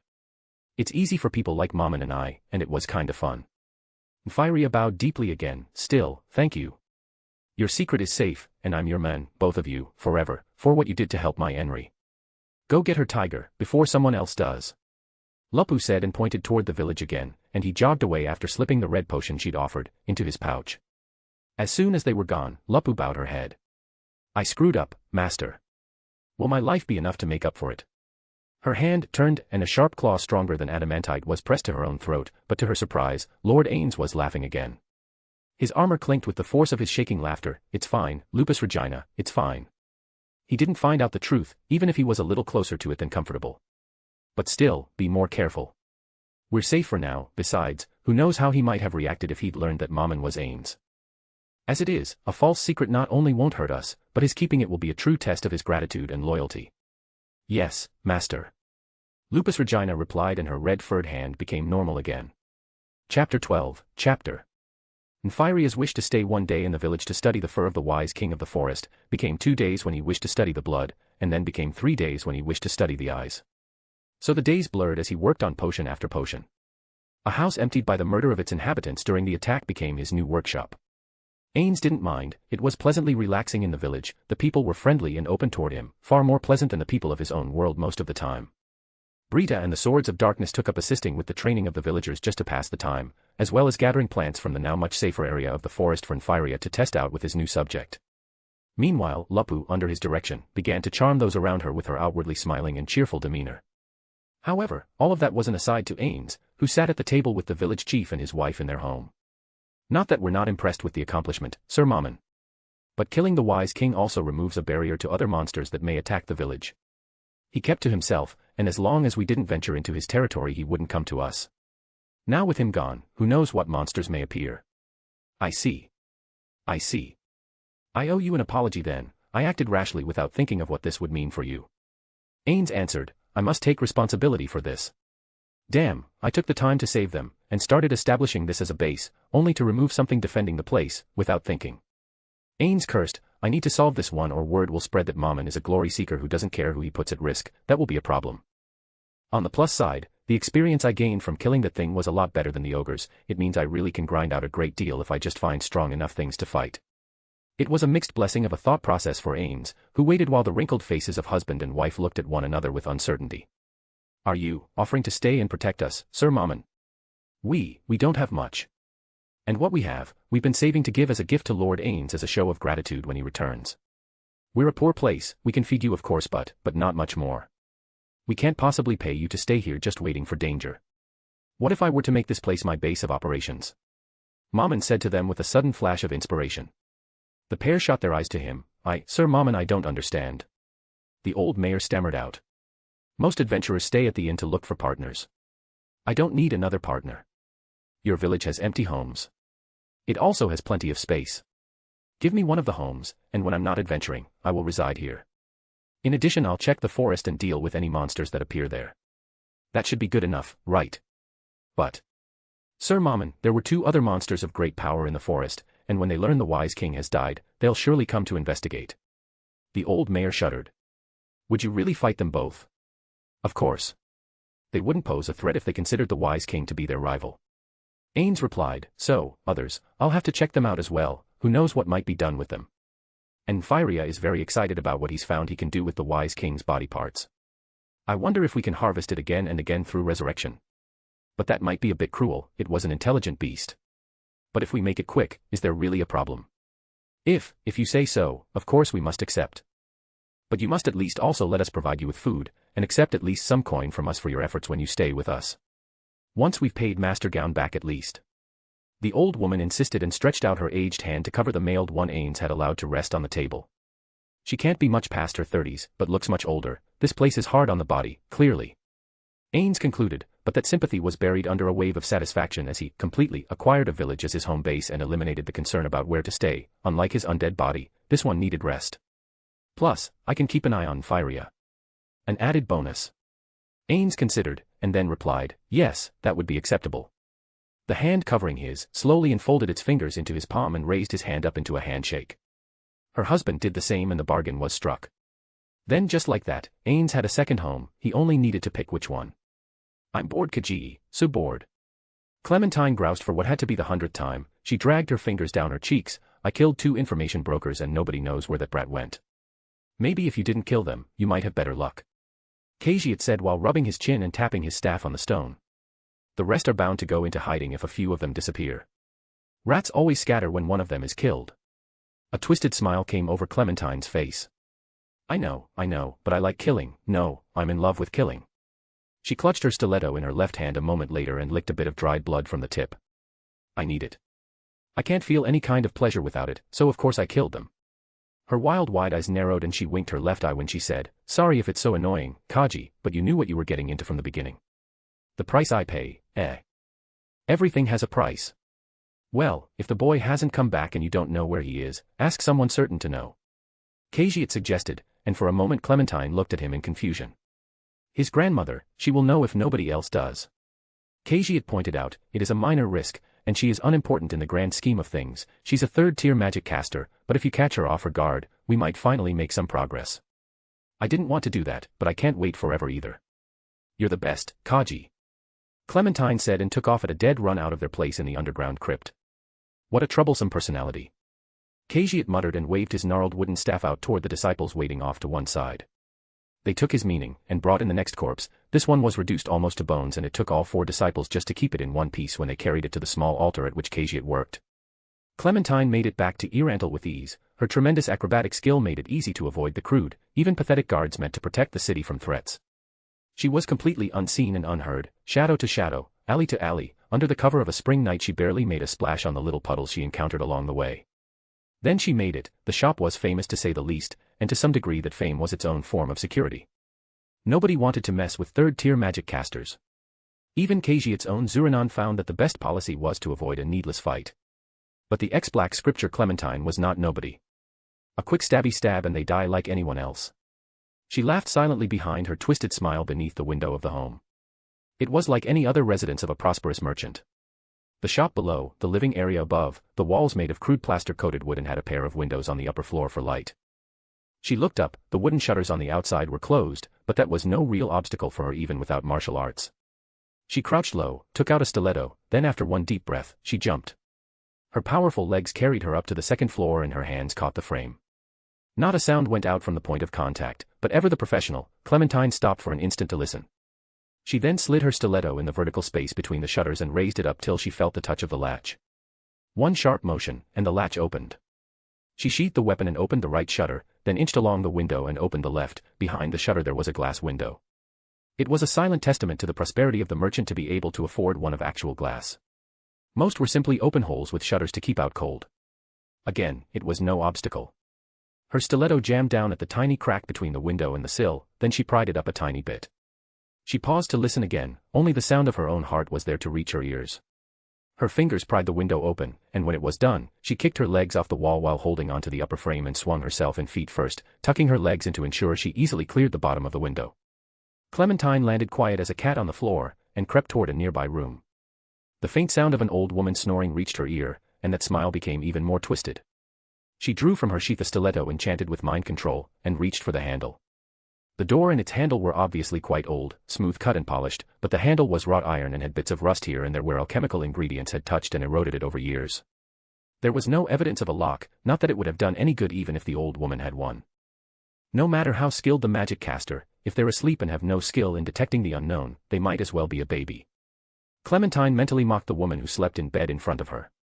She could see that the famous Lizzie Barrier was a small woman, barely up to Clementine's chest if she'd been allowed to wake up. Even in the dark, the stiletto-armed woman could tell that her target had short white hair, and a mass of wrinkled skin around a broad nose. The old woman tossed and turned beneath an expensive blanket. The room was the definition of simple, a desk, an end table with a candle next to the plain bed, but it was obvious she'd spent serious money on the comfort of the place she slept. The thick mattress might even have been enchanted, but the blanket itself was at least very thick and made of very soft bear fur. Hatred welled up in Clementine, old hate for the comforts of others. It made it even easier and more pleasurable when she stood at the old woman's side. Clementine raised the stiletto up over one hand, then brought it down when the aged grandmother rolled toward the predator again. Lizzie's blue eyes flew open when pain ripped through her body from the point in her shoulder where the stiletto pierced. It was only a mere moment though. One moment of pain, confusion, and understanding, and then Lizzie Barrier's mind belonged to Clementine. "You seem to be injured, are you all right?" Clementine asked and put a hand on a spot of blood. The bright eyes that once shone with intelligence, then fear, Clementine now looked down into the hollow, empty face which then broke out into a smile of welcome like Lizzie was seeing an old friend. "It hurts a little, but I feel good. How are you, my friend?" "Wonderful, wonderful." Clementine answered and clapped her hands together. The stiletto stuck the woman to the bed, and so the old woman didn't rise, she only lay at ease as if weary. "I was just looking for your grandson, but it seems he's nowhere to be found. I was hoping he would play with me and Khajiit. Can you tell me where he is or when he'll be back? Pretty please, for sweet little old me." She pouted down at the old woman, and was met with an aged cackle. Lizzie, as it turned out, was the talkative sort when mind-controlled, as some tended to be. It was rare, but when it happened, Clementine noticed it was always with magic casters. So it was no real surprise when Lizzie Barrier answered at length in a sing-song kind of voice. "Oh, my grandson loves to play with his friends. Of course I'll help you. He's such a good boy, best boy, even." He went out to gather herbs with a small team of adventurers. They took the long way around and were going to stop in Karn village to do some trading. The old woman's smile became quite knowing. "He's sweet on a girl there. I'll just bet you he's sticking around there to flirt with her." "He does that sometimes." "Thank you so much, you're such a good friend to me. How about I fix that injury for you in gratitude?" Clementine asked, touching the tips of her fingers together and tapping them impatiently. "Would you?" Lizzie asked. "You're the best." She added with joy on her empty face. "I am the best," Clementine said with back straight as she stared down at the prosperous woman, eyes full of loathing. The powerful killer yanked the stiletto out of the shoulder, and began to poke more holes in the helpless old woman. Mind-controlled as she was, Lizzie couldn't scream or protect herself, but she felt every ounce of pain as Clementine tore her apart. Blood spattered and spurted as old veins opened, the bed soaked through with so much blood that when Lizzie at long last expired, there wasn't total silence. The stillness was shattered by the dripping red fluid. As it soaked through to the bottom, the blood of the elderly pharmacist dripped to the wooden floor. When the old woman drew her last breath, all Clementine felt, after one last burst of ecstasy, was the warm afterglow as if she'd finished an evening with an incredible lover. She licked the blades clean of blood, sheathed them, then looked around again. An adventurer's plate hung on the wall. Hers? Her son's. Clementine wondered, but couldn't ask the tortured, mutilated corpse. She shrugged. As trophies went, this was her favorite, and the dead had obviously treasured it enough to display it in private. She snatched it up with a deft yank that snapped the little leather strap, and walked down the stairs, then right out the front door as if she were any other customer. I wonder how Khajiit feels about road trips. Clementine pondered as she vanished into the night. Chapter 13, Ainz settled in fairly quickly over the week that passed in the village. Every day he and the Swords of Darkness, along with Breda, stopped in to check on Firia, and every day he said, "Just one more day, this is amazing." Ains didn't really mind, it was just the break he needed. Much to his surprise, however, Lupusregina seemed to be taking a liking to the blonde village girl he'd rescued on his first venture out. Ainz seemed oblivious to Lupus's hidden sadistic nature, but not to the constant teasing of the red-haired battle maid. Almost every time he saw the pair, Ainz was blushing, and Lupusregina was laughing, though Nymphyria was not immune to the taunts of the battle maid, and she often managed to con one or the other into a compromising position. It was a non-issue to Ainz as long as the client didn't complain, so he let it pass while he watched the villagers live their lives. Brita took to assisting with the hunting when not working with the other adventurers, and a lot of them began spending more time with Ainz's summoned goblins. Initially skeptical, he was watching on the 8th day with Lupusregina when she asked, "Maman, how come you find them so interesting?" "I mean they're just humans and goblins, right?" She scratched her head with sharp, jerking motions of her hand that made Ainz think of the way a dog might have, and he let a light chuckle of his own pass without comment. "Yes, they are," he explained with the noble voice he still hadn't gotten used to having, but that is part of what makes them interesting. In Yggdrasil there was often discrimination and even hatred between different beings, and in the other world, it wasn't much different. First world. Lupusregina asked with wide blinking eyes. She was, if possible, even more attentive when she stared up at him, secure in his shared humanity with the villagers. He had his armor on, but helmet off, though it was secure under his arm when he looked down to her. First world. He repeated the question back to her. The world the supreme beings would go to when not in Nazarick. She explained, and it hit him. Of course, they would have seen us come and go, perhaps remembering something of their time in Yggdrasil. They don't know it was just a game. To them, it was their world. Ainz understood, and it prompted him to derail her question with one of his own. "What do you remember of those days, Lupu?" he asked, keeping to the adventurer name to ensure it remained habitual. Her yellow eyes were bright and happy when she answered. "Lots of things. I remember watching my younger sisters be born. I remember the day of the great invasion, fighting our way back and keeping the invaders busy to buy time for our creators, seeing you arrive, the fighting retreat, the death of Aura and Mare. Then after, seeing them remade by the will of their creator. So many moments shine bright as the daylight we're standing in." Lupusregina's enthusiasm became reverence, and drifted slowly toward sadness. "When they one by one, the supreme beings said goodbye and vanished, I wanted to ask my maker, Beast King Mikangwa, how I let him down the day he said goodbye, but for some reason." Her head hung like a dog caught in the midst of mischief. "I couldn't speak." "What did we do wrong, Maman?" she asked, using the name with the same reverence she would have used calling him Master or My Lord in Nazarick. "We all kind of ask that to ourselves." "Nothing." Ainz answered with absolute confidence that bordered on anger. His body tensed up. It was like listening to a child ask why their mother or father didn't love them. Only once had he felt anger at his friends, anger he knew was unfair, that they left for the real world. Now, that anger returned in force, that they were so cruel as to abandon their children. Again, he knew, that isn't fair. They were just NPCs back then, not alive. Not like they are now. But it didn't dissipate as easily as his prior moment of frustration. Chiefly because, as he saw it, there was a sad child looking up at him and hoping for answers he couldn't begin to give. He put a hand on her head and suppressed the urge to say, "Good dog," instead he chose to say, "Nothing. You did nothing wrong. Things happened, and they had to go, there was nothing you could have done to make them stay." Lupusregina closed her eyes and raised up a little on her tiptoes to press her head a little more firmly into his hand, a very canine gesture if ever Ainz had seen one. But she didn't say anything else. He was the first to break the silence, shifting the subject. "In what you call First World, different peoples often fought one another. In this one, things are often the same if the slain theocracy, Beastman Kingdom, and Draconic Kingdom are any indication. I wondered if the villagers would accept the goblins. They have, and now it makes more sense. Goblins didn't kill their neighbors, humans did. And because the villagers accept them, the adventurers do. Wouldn't the adventurers hate goblins, though?" Lupusregina asked, remaining on tiptoe until a disappointed pout took over her face when Ainz's hand withdrew. "Perhaps, but adventurers travel a great deal, exposed widely to others, their minds are more open. A closed-minded adventurer is a poor one. They don't see possibilities that someone else might be open to, and so seeing the way the goblins work with the villagers and everyone at ease, it is much easier for them to settle into normalcy."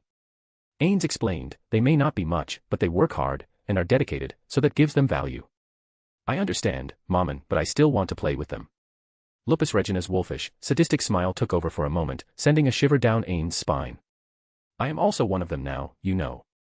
He reminded her, and she shot her eyes up to him and gave her head a tiny shake. "You are the one who stayed. No matter what else you are that first." Her yellow eyes glittered with devotion, and against that he could say nothing, though his disturbance at her desire to treat humans as toys had not left him. It was then that they spotted Henry Emmett coming around a corner to oversee the construction of a new home in place of one that had been reduced to a burnt-out husk of fallen timbers and toppled stone. The doorframe stood, but the rest was nearly gone or shattered to the ground. The change in Lupusregina was not physical, but he felt it nonetheless. "Is she your friend?" Ainz inquired as a father might ask his child after seeing them with someone after their first day of school. "Kinda. She's fun to tease. She makes cute noises and blushes like a cherry." Lupusregina replied with a mild laugh. "I see. Well, I do intend to have this village protected, so we'll add her to the list of those whose lives I will guarantee."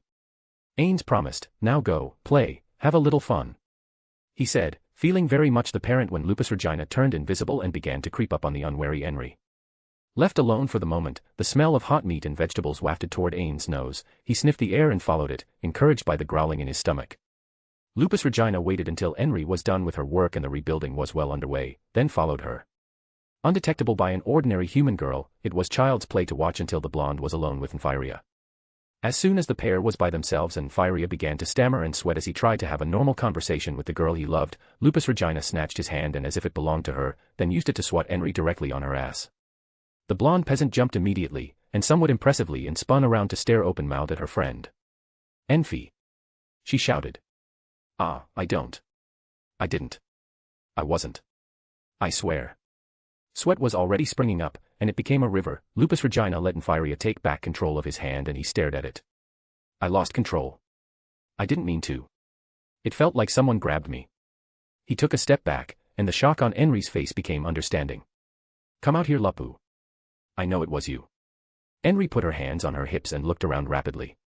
The red-haired battlemaid crept behind Henry, blew softly on her ear and whispered, "How'd you know?"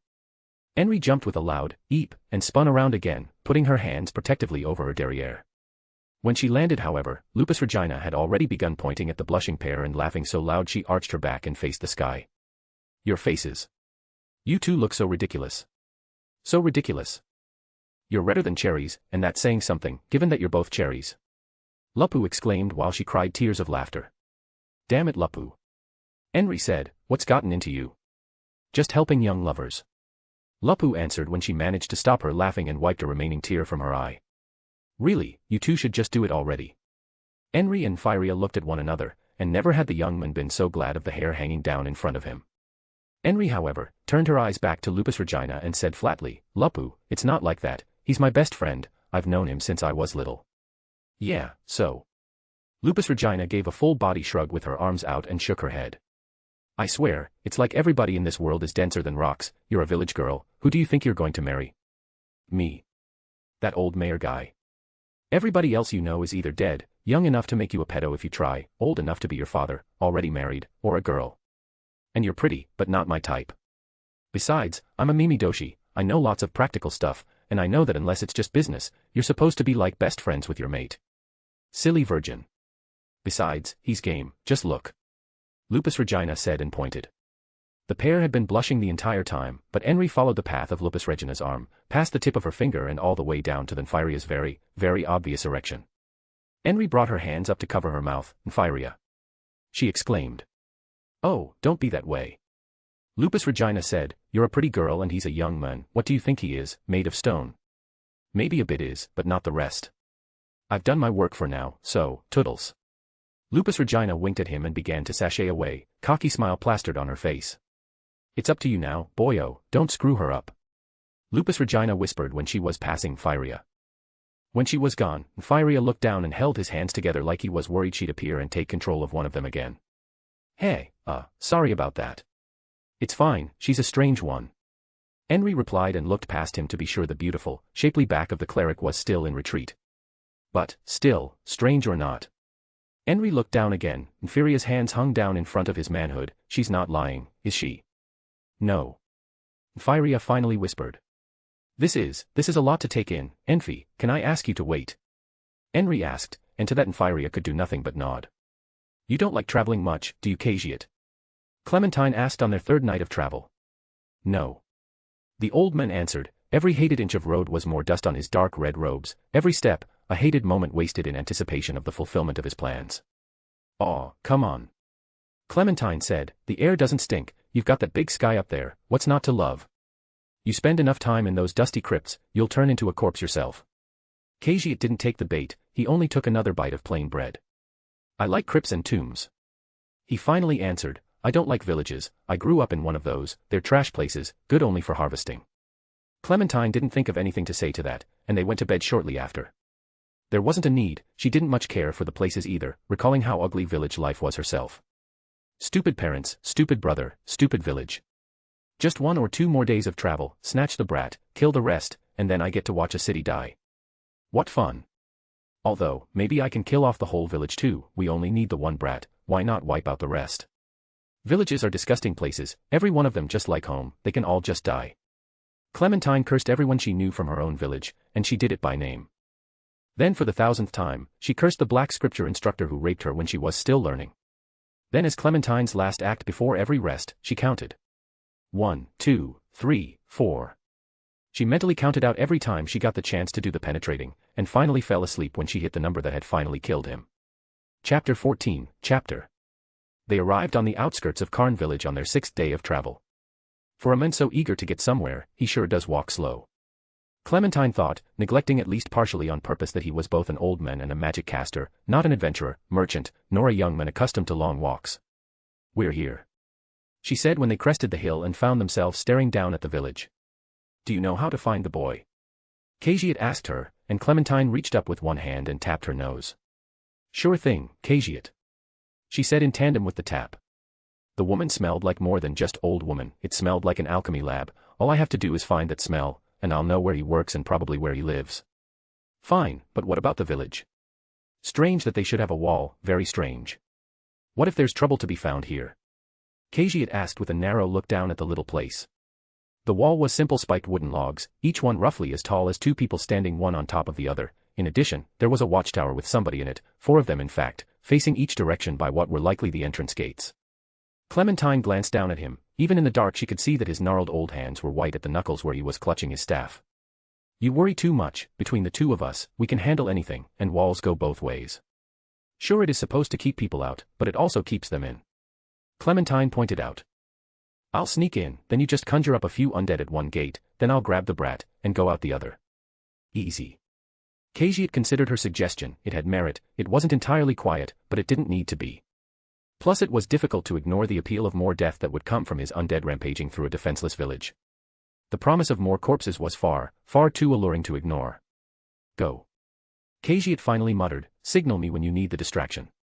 Khajiit watched as the woman leaned into her run, sprinting over the ground toward the walls. Definitely a black scripture. He acknowledged her skills privately and reached into his robe to remove the orb of death. The few passengers along the road that fell victim to himself and Clementine would likely never be missed, and they provided him with additional negative energy to use at need. It still felt like a shame to waste it, but the chance at bringing death to a whole village was just wonderful, and that would make up the difference anyway. Will you be returning to Nazarick tonight, Maman? Lupusregina asked with a look in her eyes that suggested she wanted to say more. No, this is important to my future plans. Ains answered, but it was an incomplete answer, and he knew it. I also don't think I'm ready to face them all yet. She silently nodded and went to the small cook fire in the corner and stirred the cast iron pot. Forgive my humble attempts at cooking, but for now this is the best I can do. She answered, he could see the darting way her eyes went from him to the food, his insistence on informality grated on her more than a little. She is the best at it, though. Plus her little games with the peasant I rescued seemed to be bearing fruit. Protect his girlfriend and he will be grateful, the deeper his loyalty, the harder he will work and the more he can be trusted. It was still an unhappy thought, and it made him recall the anguish of his own uncertainty. Master. Lupusregina stopped dead, she sniffed the air coming in through the window. Her sudden formality and tension would have told him enough, but his own level 100 senses were alert, and he began to stand. I feel it too. He whispered, then pointed toward the door. Go. Ainz yawned against his will and reached for his helmet. Lupusregina sprinted out the door and followed her nose. She exited the little hut just in time to see the blonde woman sailing over the wall, then land rolling in the dirt without stopping. Lupusregina narrowed her eyes, that's not bad, not great, but not bad, a damn sight better than the rest of the adventurers I got to play with. She thought and watched as the woman slipped around the village going door to door. Not to break in, but only stopping, then moving on. Looking for someone, but nobody here is really important, except. Understanding hit Lupusregina, and a wolfish smile appeared on her face. She went straight to the house of Enri and Nemu Emmet. She's looking for him. But he's not home. Lupusregina chuckled, the smell of sex in Henry's house was impossible to miss, and she privately resolved, whenever I get a chance, I should look in on them some more. When the battle-maid reached the house, she slipped in through a small window and crawled along the floor. The faint sound of womanly moans came from beyond a closed door. Guess I can't call them virgins anymore, Lupusregina said, and maintained her undetectable status in the corner. She listened in, enjoying her lewd and, strictly necessary, eavesdropping. She knew it wouldn't be long before the blonde woman found this place, not if her nose alone was good enough to detect her target. Clementine felt annoyance rise up in her like nothing else when she looked down at the empty bed. Damn it. Damn it. Damn it. Damn it. Did I miss him again? She screamed in annoyance. It had already taken far longer than she thought it should have to complete her objective. But she did learn one thing. She stared in disbelief at the head on the counter. The wise king of the forest, somebody killed it. That thing has taken down entire orichalcum teams and even a few adamantite-ranked adventurers. Somebody killed it. And if they did, why is it here? Clementine felt a sort of rare anxiety. Only a handful of warriors were her equal in the world, and she knew all of their names, and was personally acquainted with a few of them. If one of them killed it, and is still here, that could be a problem. She reached for a chair, broke the leg off, tore a sheet, and then took up a bottle of clear liquid, sniffed it to ensure it was alcohol, and then soaked the improvised torch. A quick spark from her flint and it was lit. As soon as Clementine left the house, she threw the torch as high and far into the air as she could in Khajiit's direction. She then resumed her house-to-house search, more quickly than before, until she found the house with the alchemical smell, and heard the moans within. Instantly, she understood. Ooh, fun, he found himself some little village slut to pound, lucky him. Well, I hope he finishes quickly, because he's almost out of time. Clementine's bemused smile became vicious when she found the window open. Stupid. Even his grandmother was more cautious than that. She didn't snort with derision, but she felt it at the thought.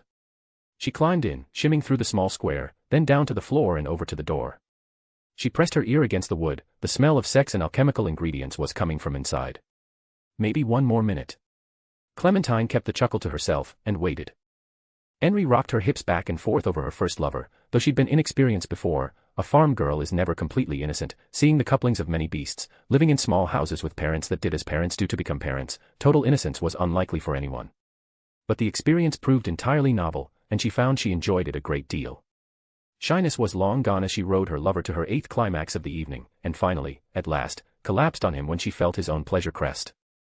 Their bodies were slick with sweat from their exertions, and she sighed as she clung to him. He was breathing harder than she, but when she kissed him, he reciprocated with greater passion as well. It feels like I've waited for that for a lifetime, Firia said happily. Why didn't you ever tell me you were in love with me? Henry asked when she held his eyes in hers, illuminated only by a small candle. The fire danced in the reflection of one another's eyes. Because he was a weakling, duh. Neither Henry nor Firia had spoken, and for a moment each thought the other had. Shock formed on both faces at once and they turned their eyes to the open door. The candle illuminated a slender blonde woman with a bare midriff, strange leather armor covered in various adventure plates, and holding a stiletto in hand. She had a vicious smile plastered on her face and tapped it on her cheek. Be grateful, I let you finish first. Call it a last favor from one woman to another, but I'm afraid that's the last bit of pleasure for you, girl. I need the boy, I don't need you. So. She raised her empty hand and wiggled her fingers. Bye-bye then. Whatcha doing there? Lupusregina whispered into the blonde woman's ear just as abject terror appeared on the young couple's faces. Clementine whirled around ready to strike, only to find the impossible. Her thrust was stopped dead by a tanned open hand. Bad girl. Those aren't your toys. Play with your own things. Lupusregina said, then closed her hand around the wrist of the still disbelieving, staring blonde, and yanked. Clementine smashed through the thin walls of the house. The shock and disbelief hurt more than the blows themselves as she went sailing into the night air after the thunderous crash. She heard the sounds of alarm being raised and the moans of zombies already beginning as Khajiit began his part. Damn it. Clementine groused and flipped herself over to land and slide on her feet over the ground until she could form a crouch again. The red-headed woman was quiet, and strong, and clearly dangerous. More worrying to Clementine though was. Who is she? I should know everybody capable of doing anything like that. But I don't recognize her at all. The woman emerged, stepping over the rubble of the ruined house and dusting herself off. If this were my maid outfit, I'd tear your throat out for getting it dirty. The redhead said to her. Behind the woman, Clementine could see her target, the woman he'd been screwing, and a little girl frantically trying to understand what was happening and throwing on clothes while they tried to work out whether to flee or where to go if they did. Bitch, you may be strong and quiet, but I'm a legend. Clementine snarled, "You're some nobody, get out of my way." She snarled, "Do that, and I'll leave you alone, I only want the boy." "My name is Lupu, but I guess bitch isn't totally wrong, if you think about it," Lupusregina said and laughed uproariously at a joke that Clementine couldn't quite grasp. The woman who called herself Lupu went on. "'Fraid I can't do that, you see we're supposed to protect that one, and that means I'm going to have to kill you, or take you alive. But either way, you're not leaving. The undead. The undead." Shouting and screaming carried up all over the village as people rushed to the alarms of the watching goblins. "What the hell is happening?" Peter shouted in response to the alarm. His team was already throwing on their armor and readying for the fight while the goblins bought them precious minutes. "Why are the undead here?" Brita shouted while she secured her belt. "We can worry about that later, but we've got to go." Lukrut shouted as he ran out the door with Dine and Ninya following hot on his heels. "We're earning our coin today." Ninya shouted as encouragingly as she could, and stopped cold. She'd expected to see Mammon and Lupu at the gate, but the first thing she saw amidst the light of villagers running with torches beneath the light of the moon was Lupu facing off against someone who was clearly not undead.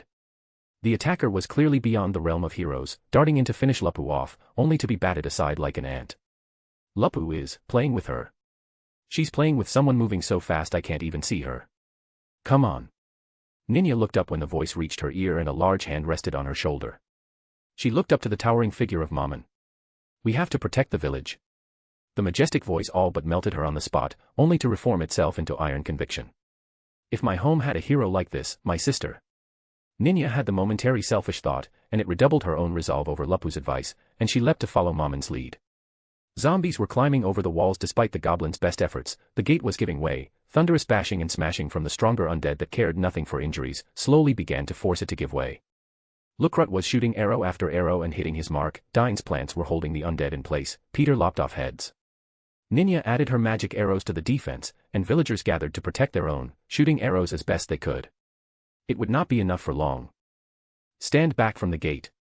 They heard the powerful shout of Mammon, "Stand out of the way. They're going to break through."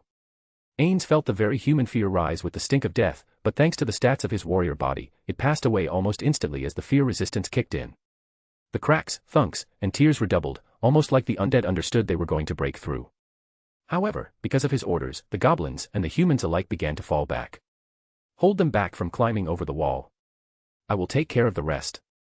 Ainz gave the order. "There's over 100 of them out there. You can't possibly handle so many," Brita shouted. Ainz drew his two great swords. 50 swings each. He snapped, and then the gate burst open. The villagers cried out with alarm, and then watched in disbelief as the hero in black armor charged alone. The sword swung wide and swift, bodies were knocked to pieces, shattered, rotted heads spun away and bodies fell without them. "I'm seeing a legend being born, the Battle of Karn, where one warrior destroyed, how many are there even?" Brita recognized, and nor was she alone. The dark hero disappeared from view and the flow of undead over the walls began to falter. "We're going to live," people said, and then they heard the crash at their backs. They turned en masse, and Ninya recalled the sight she'd put out of her mind a moment ago. Clementine wiped her mouth with the back of her hand. "I'm going to kill you." "You said that, but as far as I can see, you're only killing time, and you're even doing a pitiful job at that." Lupu responded and tapped her foot. "Really, I was almost impressed at you, but you're just a one-trick pervert. Did you develop all those skills just to listen to people screw? Bitch. You'll pay for that." Clementine shouted, and opened her arms. "I'm beyond human limits, I kill and kill and kill and nobody can stop me, everyone fears me. I can rob the treasures of cardinals and the homes of mages. I'm death itself." HMPF, little people often lift themselves by claiming lofty titles. But I see nothing special about you. Saying you're beyond human limits, that's like saying you've got bigger boobs than a loli. Who cares?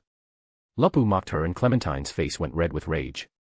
"I will show you what that really means," Clementine said, and crouched down. "Fucking bitch." She groused, and began to activate her martial arts. Chapter 15, Chapter. The dead fell with absurd ease to Ain's blades, though he could feel the eyes watching him when people and goblins returned to the walls.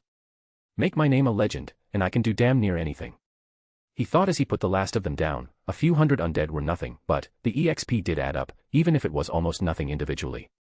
Am I getting a little more because it is a mob? He wondered, but then focused on the real question. There's no chance that this is a mere coincidence. That one Lupusregina is dealing with is a fighter of some sort, not a mage. People who can do both are exceptionally rare, even non-existent other than myself. So she has a caster as a partner, a necromancer, no less. Ainz' time as a gamer told him that much beyond doubt, leaving only the question of where they would be located. Behind him he could hear the crash of another home being demolished. Lupusregina is playing with her food again. The thought almost made him laugh while he scanned the area. He called on his experience as a guild leader and surveyed the landscape. They could be anywhere, but where are they likely to be? He asked himself and immediately ruled out the forest, even with a good view of the gate, that was literally all. No line of sight to their partner or any idea what else was happening inside the village itself. That left one obvious position right away that offered a way to see what the undead were doing and let them see inside. The hill. He turned his eyes in that direction, and sure enough, a small figure stood, visible to him only because of his high stats. He sheathed his swords to give himself just a little more speed, just in case the person was faster than he expected, and began to sprint. Clementine thrust again and again as fast and hard as she could, yet her blows were batted away by the one calling herself Lupu with a single flick of her wrists. How is this even possible? She is a human, right? The question hadn't been seriously intended, but once the seed was planted, it began to grow. Really, is this the best you can do? I'm disappointed, really I am. I've seen better out of so many other lesser beings. Lupusregina said and folded her hands behind her head. She let out a sigh that was clearly intended to taunt. Clementine's eyes, already narrow and full of hate, darted around. Others were starting to gather. None of them meant anything, they were weaklings, but it meant something worse. She glanced past Lupu, and the woman picked up on her shifted attention. Oh, them. You really didn't notice. Wow, you suck. Yeah, Mammon took care of them. He's probably already on the way to take care of whoever you used to create all that rotten meat. He might be a little cross with you for using the bodies of the families here though. He's gotten to kind of like these folks. Lupu said, and the villagers stared at one another in horror, open-mouthed, and in many cases, weeping when they understood what Lupu had just told them all. I'll end their misery once I've ended you. Clementine snarled, her bosom heaved with deep breaths. One poke is all it takes. Tell it to the lover boy back there. Lupu jabbed her thumb over to where Enri and Firia stood. How can anyone, how is this even possible? Firia ignored the joke thrown in his direction. He shared the thought with the rest of the villagers. The zombies and other undead were reduced to hunks of meat, and in front of them all an impossible fight was being waged. Lupu seemed to be utterly indifferent in the face of a monster, and more importantly, utterly untouchable by it. You can only mock someone so much. Clementine glared. Yeah, eventually I'm going to have to kill you. I'm just waiting for Mommon's word. Or you could surrender. I could use a pet. Though I guess I'd have to housebreak you. Can't have you sniffing around places you shouldn't. Lupusregina's mockery redoubled and made the blonde howl with rage and charge again. What are you? Who are you? Khajiit yelled while the dark warrior rushed him. He put up wall after wall of skeletons, raised undead, and sent off acid and fire attacks, but the warrior avoided most and simply bashed through the skeletal walls or literally slapped the undead aside and put them down with that alone. Stronger than you, and nobody you'd know, nobody you need to know. A name is meaningless to the dead. Ains declared and drew his twin blades as he came close. Skeletal dragons. Khajiit shouted, holding aloft a dark orb in hand. That set the warrior jumping backward, and relief flooded the long face of the red-robed caster. You're right to be afraid. Even one would require a team of adamantite adventurers, and I've summoned two, and you're alone. You handled low-ranked undead easily enough. And this is a setback. But it's all over now. You'll die here, Clementine will kill the rest of the village, and it will all be over. Ains looked up to the sky, true to Khajiit's word. Two skeletal dragons flapped bone wings and bone tails. An ear-splitting roar led to shouts of alarm in return. Okay, so this is different. Ains begrudgingly admitted. I wonder if they're as weak as they were in the game. Clementine got up to her feet, her ears rang where Lupu slapped her. The bitch actually slapped me. It was a galling thought, but the roar splitting the air and the alarm of those who watched her humiliation was a comfort. You're done for now. I'll never admit this to Khajiit, but his magic is really good. Your warrior friend is done for. How will he face two skeletal dragons? Hadn't you better start running? Since you did so well, I'll even give you a head start. Clementine gestured to the wall and she waited for the panic to ensue. The villagers and petty adventurers looked like they were about to break. No way. Enri shouted her defiance when she felt Firia's confident arm around her waist holding her a little closer. We're not running. This is our home. You're not going to kill us. You're not going to burn it. Nobody will ever take from us again. Clementine glared at the blonde peasant. When I finish with her, you're next. You don't have a chance. Firia said with utter confidence. Nope, not even one. See, that warrior is a lot stronger than me. I'm not even a warrior, I'm a cleric. Lupu said with a cocky grin and a raised chin, daring Clementine to disbelieve her. It was a dare Clementine accepted, bullshit. She spat into the dirt. I'll prove it. Lupu said and raised a hand, and in Clementine's eyes, did the stupid and the impossible both at once. The healing light hit Clementine worse than a physical blow, not because it didn't work, but because it did. How? You can't be this strong and use magic like this. It's not fair. You're breaking the rules. See, all better, now I can play with you again. Lupu clapped her hands together with excitement and a giggle, and then took the offensive. She hit home before Clementine could even raise an effort at self-defense. The back of Lupu's hand connected to Clementine's jaw and flipped the woman end over end 6 times in the air before the blonde woman landed face first in the dirt. Khajiit extended a hand toward the dark warrior when the skeletal dragons descended to guard him. Surrender, and I'll let you serve me. His aged voice was almost raspy, his long face and bald head made him look almost cartoonishly villainish. An absurd notion on its face even if things were not as Ainz knew them to be. No, I'd rather use these as an experiment. Ainz answered, and advanced at Khajiit slowly enough to allow one of the massive beasts, easily 50 times Ainz' size, to bar the way. The claw came out to stop, and possibly grip, Ainz' body, and his sword came out to strike it. Khajiit's jaw dropped, the bones shattered like icicles hit by stones, the fragments fell down, and the warrior swung again before those fragments hit the ground.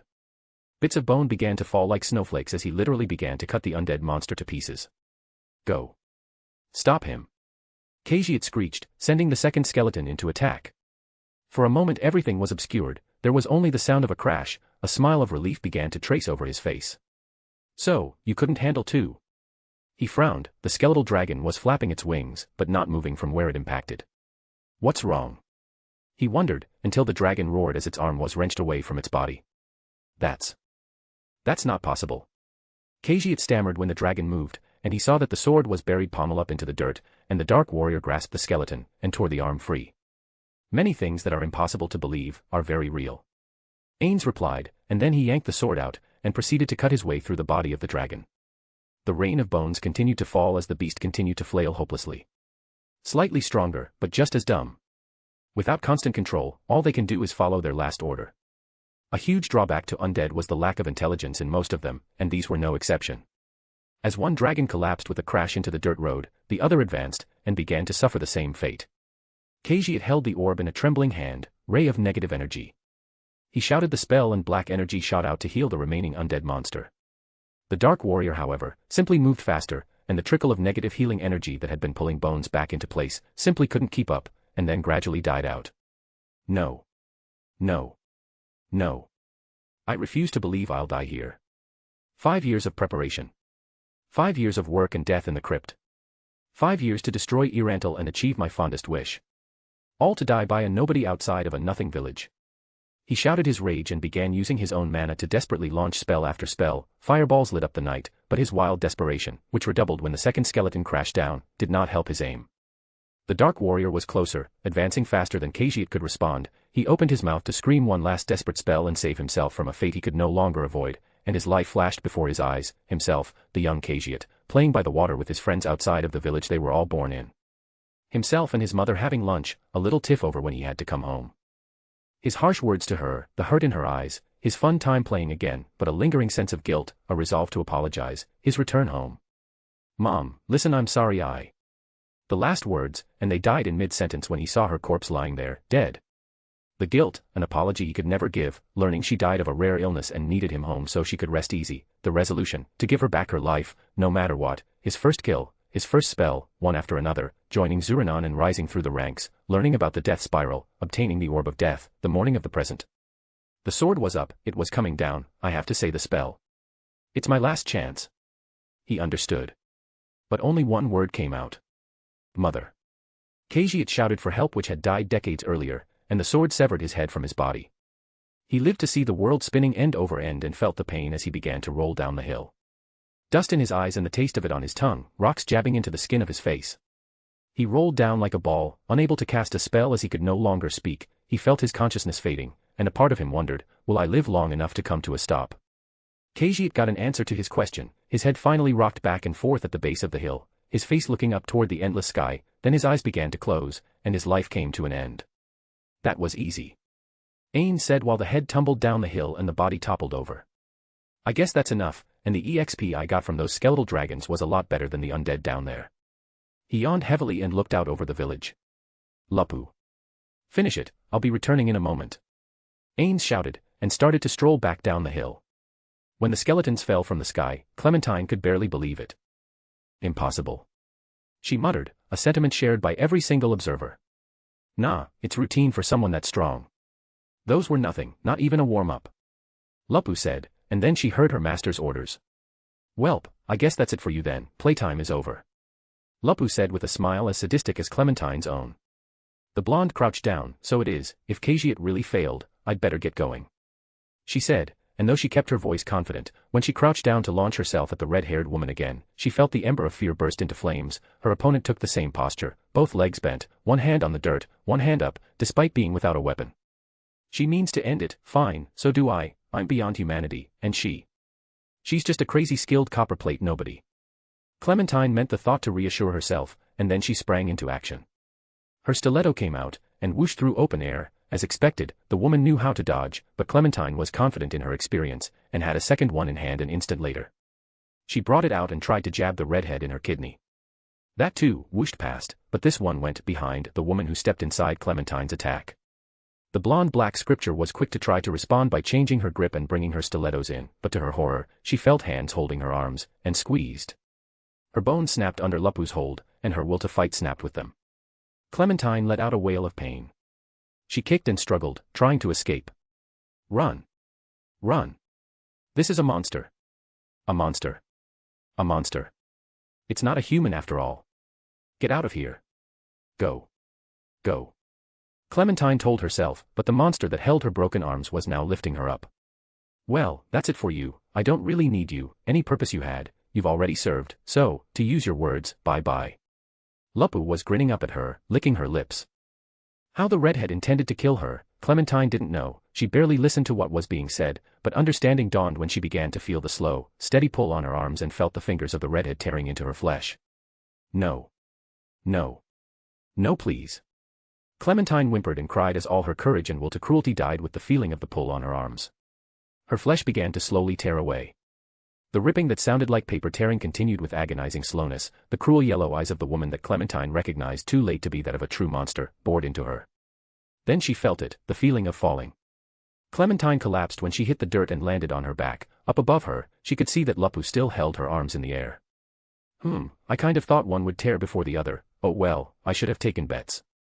Lupu mumbled, then raised a foot and stomped on Clementine's ankle while the woman on her back in the dust struggled to kick herself away from the horror of her own demise. The ankle shattered, but the pain was less than which shot from where her shoulders used to be. Clementine rolled over onto her belly, and began wiggling, crawling on it as she threw away the last bit of pride to put just one more inch between herself and the one to take her life and her pride and grind both down into nothingness. You made a bad mistake, and you don't get to learn from it. Lupu muttered, approached, and put her foot on Clementine's back. The former black scripture felt the foot on her back, pressing her breasts down, grinding them painfully into the dirt, adding one more final agony. The wave of cheers from her would-be victims hit her like one last insult and she thought, as her brain finally began to die, this has been the worst day of my life. Then it was her last, and Clementine died. Chapter 16, Chapter. The aftermath of the fight was beyond anything Ninya had ever dreamed of. A battle of heroes or monsters, something like this. She thought, clutching her staff and staring around her in a daze, people don't even get to see this once in 100 years. And it took place here, in a little village. When Mammon returned through the gate and Lupu walked away from the corpse of the blonde killer to go and greet him, the spell was broken and cheers erupted.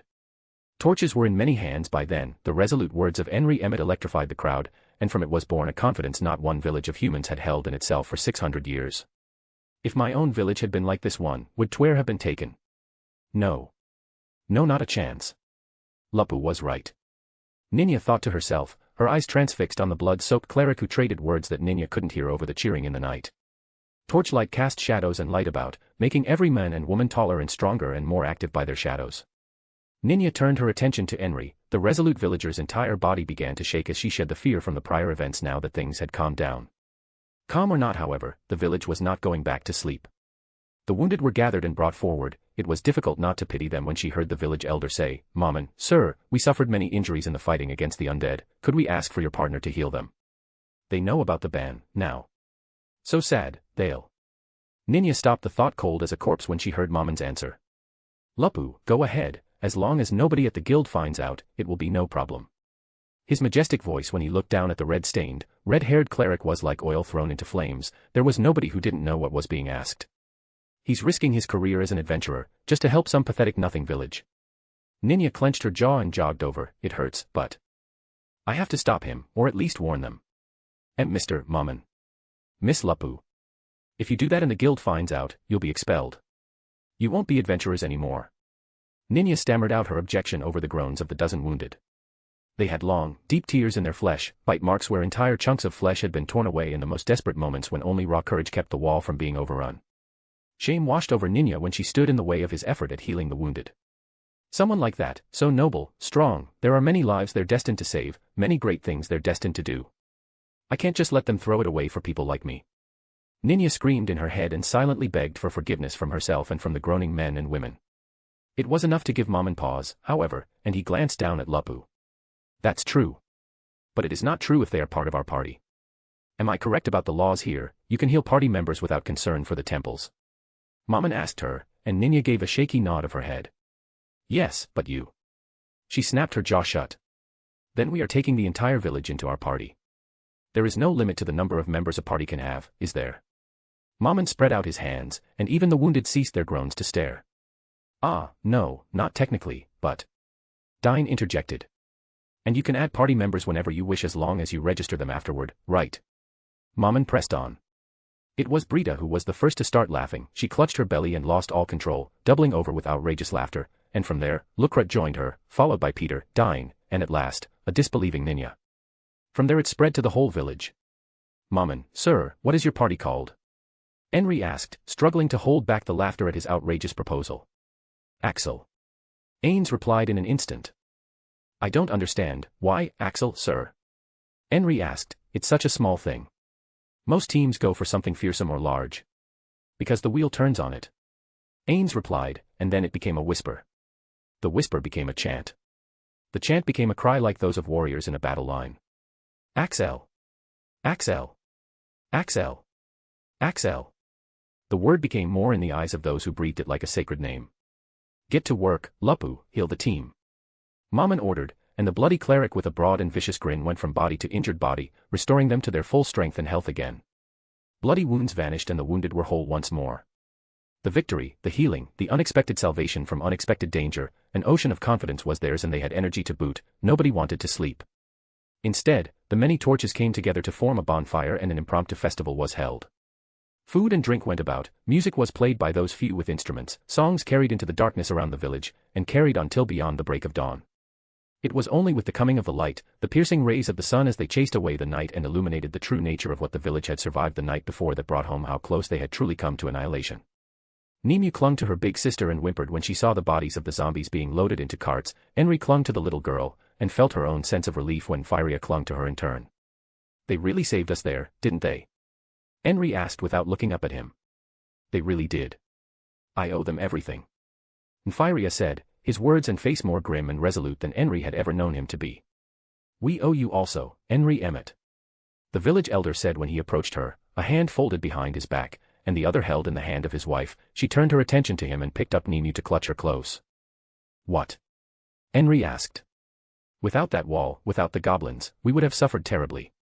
You insisted on both, and that bought time for salvation. I argued against both the use of that item and against the extra work spent on the wall. I thought archery practice was enough. I was wrong. I was wrong and I think my time as elder is done. The old man added. Henry's bright eyes widened. Why are you telling me? She asked. The heavy thud of a zombie corpse being dropped onto a pile was louder in her ears and in her own mind than it probably was in reality. Past the old man, in the distance, the remains of the two skeletal dragons loomed larger than she imagined any creature could ever truly be. Because I think you should be the next chief. You were the mind behind the work we did. The whole village will support you. And if you need an old man's advice, I'll offer what I can. The old man said in a self-deprecating fashion with a little wry smile on his wrinkled face. You don't have to answer right now, dear, things are still hectic and, a lot drunk. He chuckled. Most of the villagers were not busy working on clearing out the bodies, they were instead clearing out their bellies by throwing up the hours of alcohol consumption. Think about it for a bit. I will. Henry stammered, and the couple left her alone. You look like you've seen a ghost. Lupu said when she eventually approached. Thank you, thank you, thank you. Henry shot the words out with divine reverence and fell to her knees in front of the red-haired cleric. She looked up at the blood-soaked woman. I don't know how you fought like that, and I don't care. You saved us, you fought for us. I can't thank you enough.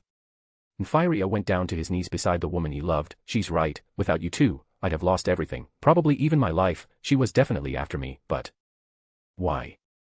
Heh, Lupu chuckled a little. You two put on a good show, I couldn't very well let her ruin it. She paused to let their blushes return. But as for why they wanted you, I don't know, but I'll bet there's a way to find out.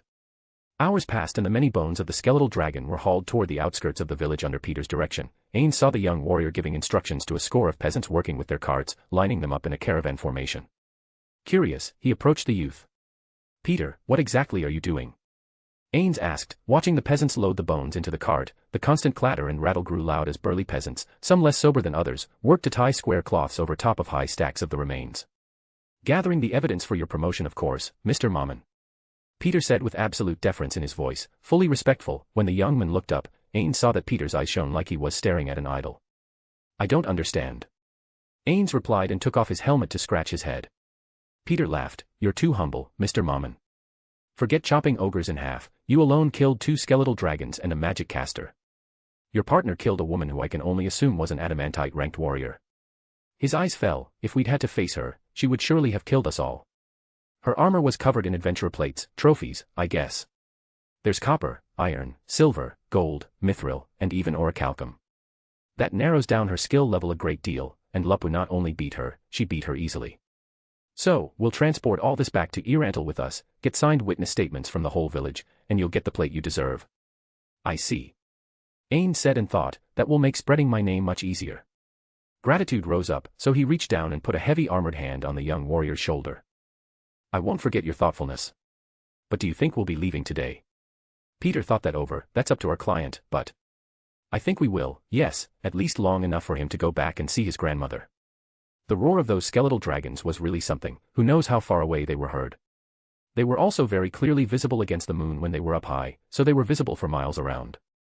Anyone who saw or heard them would go straight for the Adventurers Guild. If we wait too long, they'll send an investigation and suppression team. Right, we shouldn't waste time then. Ains answered with a decisive air and drew his hand away. Oh, and by the way, we found this on the ground next to the magic caster's body. Peter said, and held out a pouch. I had Dine tap it with a staff into a pouch. We don't know what it does, but it looked dangerous and definitely magical. You killed the man though. By common adventurer custom, you keep what you kill outside of a team fight. Ains reached down and took the little brown cloth pouch. His respect for Peter went up another notch. Loot law for parties in the game seems to have been picked up here by adventurers. Good for him to keep it up. The appreciative thought was quickly concealed by his collector's avarice, and when the pouch was in hand, he opened it up. A little black ball sat at the bottom of the pouch. Yes, that's right, I remember it now. He held this out and used it to heal the skeletal dragons. Ains called up the image to his mind and then sealed it up and cinched the pouch tightly to his belt. Thank you, Peter. Ains said with the utmost sincerity.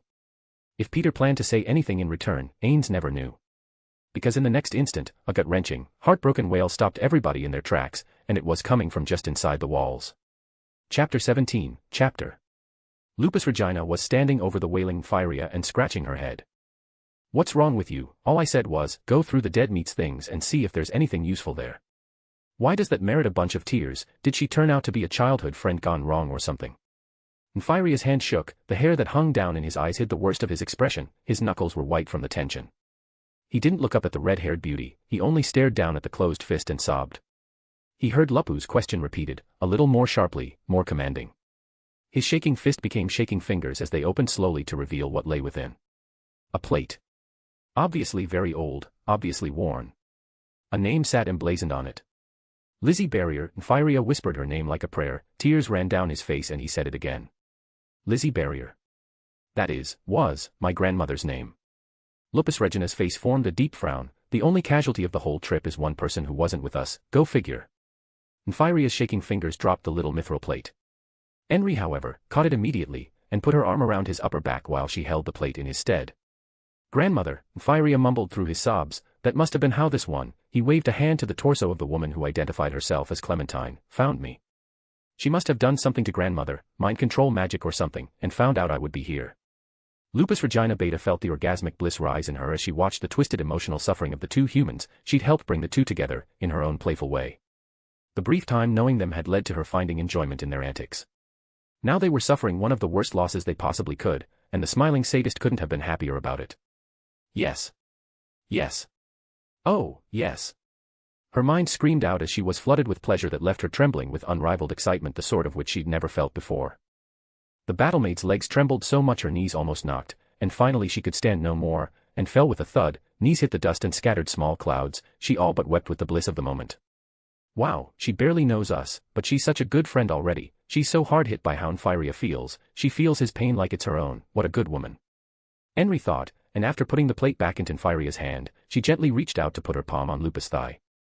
Henry gently pressed down on the soft green fabric of the traveling pants. Hey. Miss Lupu, you couldn't have known, this isn't your fault, you protected us, that's good enough, you couldn't know they were going after Infyria's grandmother.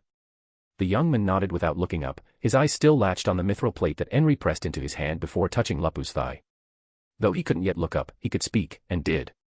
Yeah, Don, don't blame yourself. This was just a thing that happens. And you made it right as anyone can be. You killed her killer for me, you're amazing. Beyond amazing. For the rest of my life, I'll be thankful to you both. It took the battlemaid a moment to regain her breath from her moment of bliss. When she did, she put her hands on their heads and tousled them gently before saying, "Thank Mammon, not me." Lupu gave a very small, indulgent grin. "Everything I do for him first." "You're a team, that's to be expected. But still, thank you, too." Infyria said when her hand withdrew. He stopped for another round of sobs, then picked up his words again. "I still need to process this. Just give me some more time." He watched as Lupu gave him a polite nod, and when Henry came around to comfort him, he let his head rest in her chest as he cried out his sense of loss. "I'll take care of the body, not to worry, I know what to do with it." Infyria heard Lupu say, but he didn't ask or care what it was she meant. Lupusregina looked over the torn-apart corpse and gave a light whistle. "I really tore you up last night, didn't I?" she said to the dead, pallid corpse with the empty death milky eyes that stared at nothing. The corpse didn't answer her, the dead never did have much to say, and even most undead couldn't do more than grunt. She shrugged and bent down to start picking up the parts to take away and thought to herself, "I guess I have to save the head, armor, and weapons for proof. I'll bet you're worth something to get my lord promoted. But your corpse, I'll bet Antoma would like a snack, and maybe solution. Unless Lord Ainz has any plans for you, kind of a shame really. If you hadn't gotten in the way, you and we might have gotten along. Oh well, you really screwed the pooch, or tried to anyways." Lupusregina continued chattering to the corpse when she dragged it toward the gate. Just then Mammon came into the village. She stopped as soon as he approached her. "Lupu, what is it?" Ains asked her. Other peasants began going in and out, and as others sobered up enough to work, they began to immediately pitch in, going out to the other gate and started hauling dragon bones. While more carts were used to clear materials, goods, or otherwise refurbished for the extra cargo. Almost every farmer had a cart and a horse or at least a mule, and not one of them was slacking beyond what it took to be able to stand up again after their earlier revelry. Lupusregina jabbed her thumb over her shoulder toward Henry and Infyria. "The blonde one here," she held up the head, "killed his grandmother. The adventurer plate from when she was young was found in the belongings of this hunk of meat." "Oh, how unfortunate." Ains replied. A well of pity rose for the young man as he mourned the loss. At least he isn't alone. When everything was said and done, it took most of the village's wagons to load up the bones, but when that was ready, their client wasn't. It was evening the day after the battle when the adventurers and their client met up in the house designated for the hero, Mammon. They sat around the table while Lupu stirred the cast iron pot. The fragrant smell of cooked meat and vegetables wafted over the table. It was, in Ain's view, somewhat improved. Her cooking skill seems to have gone up, not much, but a little. He considered that and filed it away for later. "I'll need to see if the skill console is still accessible in the creation room. I may not be able to make new NPCs, but being able to analyze the ones I have would be really helpful. I'm just asking for another 2 days, that's all. Of course I'll pay you for your time again, but I just need to get ready for what I'm going to see when I go back. I know Granny is dead. I just need to prepare myself before I collect her body." Infyria said with a quiet shiver that showed he was still suppressing how he really felt. "Another 2 days is fine by me as long as you have the coin. This has already been an adventure and a half, so a paid vacation isn't a bad idea." Peter admitted. "I don't mind either, any chance to hang out with the love of my life, Lupu." Lukrut winked, and without even blinking, Lupu stuck her ladle in, took out a tiny lump of meat, put it on her thumb, and flicked it faster and harder than an arrow with her forefinger. It flew straight and true, into Lukrut's mouth, knocked him backwards from his chair, and tumbled with a thud onto the floor. He pounded his chest and coughed at the unexpected bit of meat in his mouth, and lay there for a full half a minute before he groaned and began to rise and righted his chair to reseat himself. "You're so merciless, Lupu my love. Better remember that." She flashed a predatory grin. "I'll miss this," Ninya said with a breathy sigh. "What's that?" Dine inquired, his rounded face somewhat red. She answered him. "I'm done. This is my last journey as an adventurer with the Swords of Darkness." Ninya replied. "Wait, are you serious?" Peter asked. "What about your sister? Weren't you going to do something about that?" Ninya clutched her staff in her lap. "Yes, I haven't given up on that, but this trip has taught me something. I'm taking a lot of risks for no great gains. I'll never get my sister back like this. It's been how long, and I don't even know if she's alive or dead anymore. For all I know, she died a year ago or more. Even if she is alive, this isn't getting me closer to my goal. I need to do something else." "What, exactly?" Peter asked. The rest of the team narrowed their eyes, suspecting insanity was to follow. "Nothing you need to worry about. Besides, you don't let women on the team, so I never should have been here to begin with." Ninya confessed. I have been lying to you all. I'm a woman, and look right if you ask me to prove it." No jokes were forthcoming. Instead they looked her up and down and reappraised her in a way they never had before. Little things began to click into place for them all. Her habit of bathing alone, relieving herself alone, the loose clothing that she always wore. Go figure. Lukrut said and scratched his head. "Well, I guess all we can do is wish you good luck with whatever it is you're doing."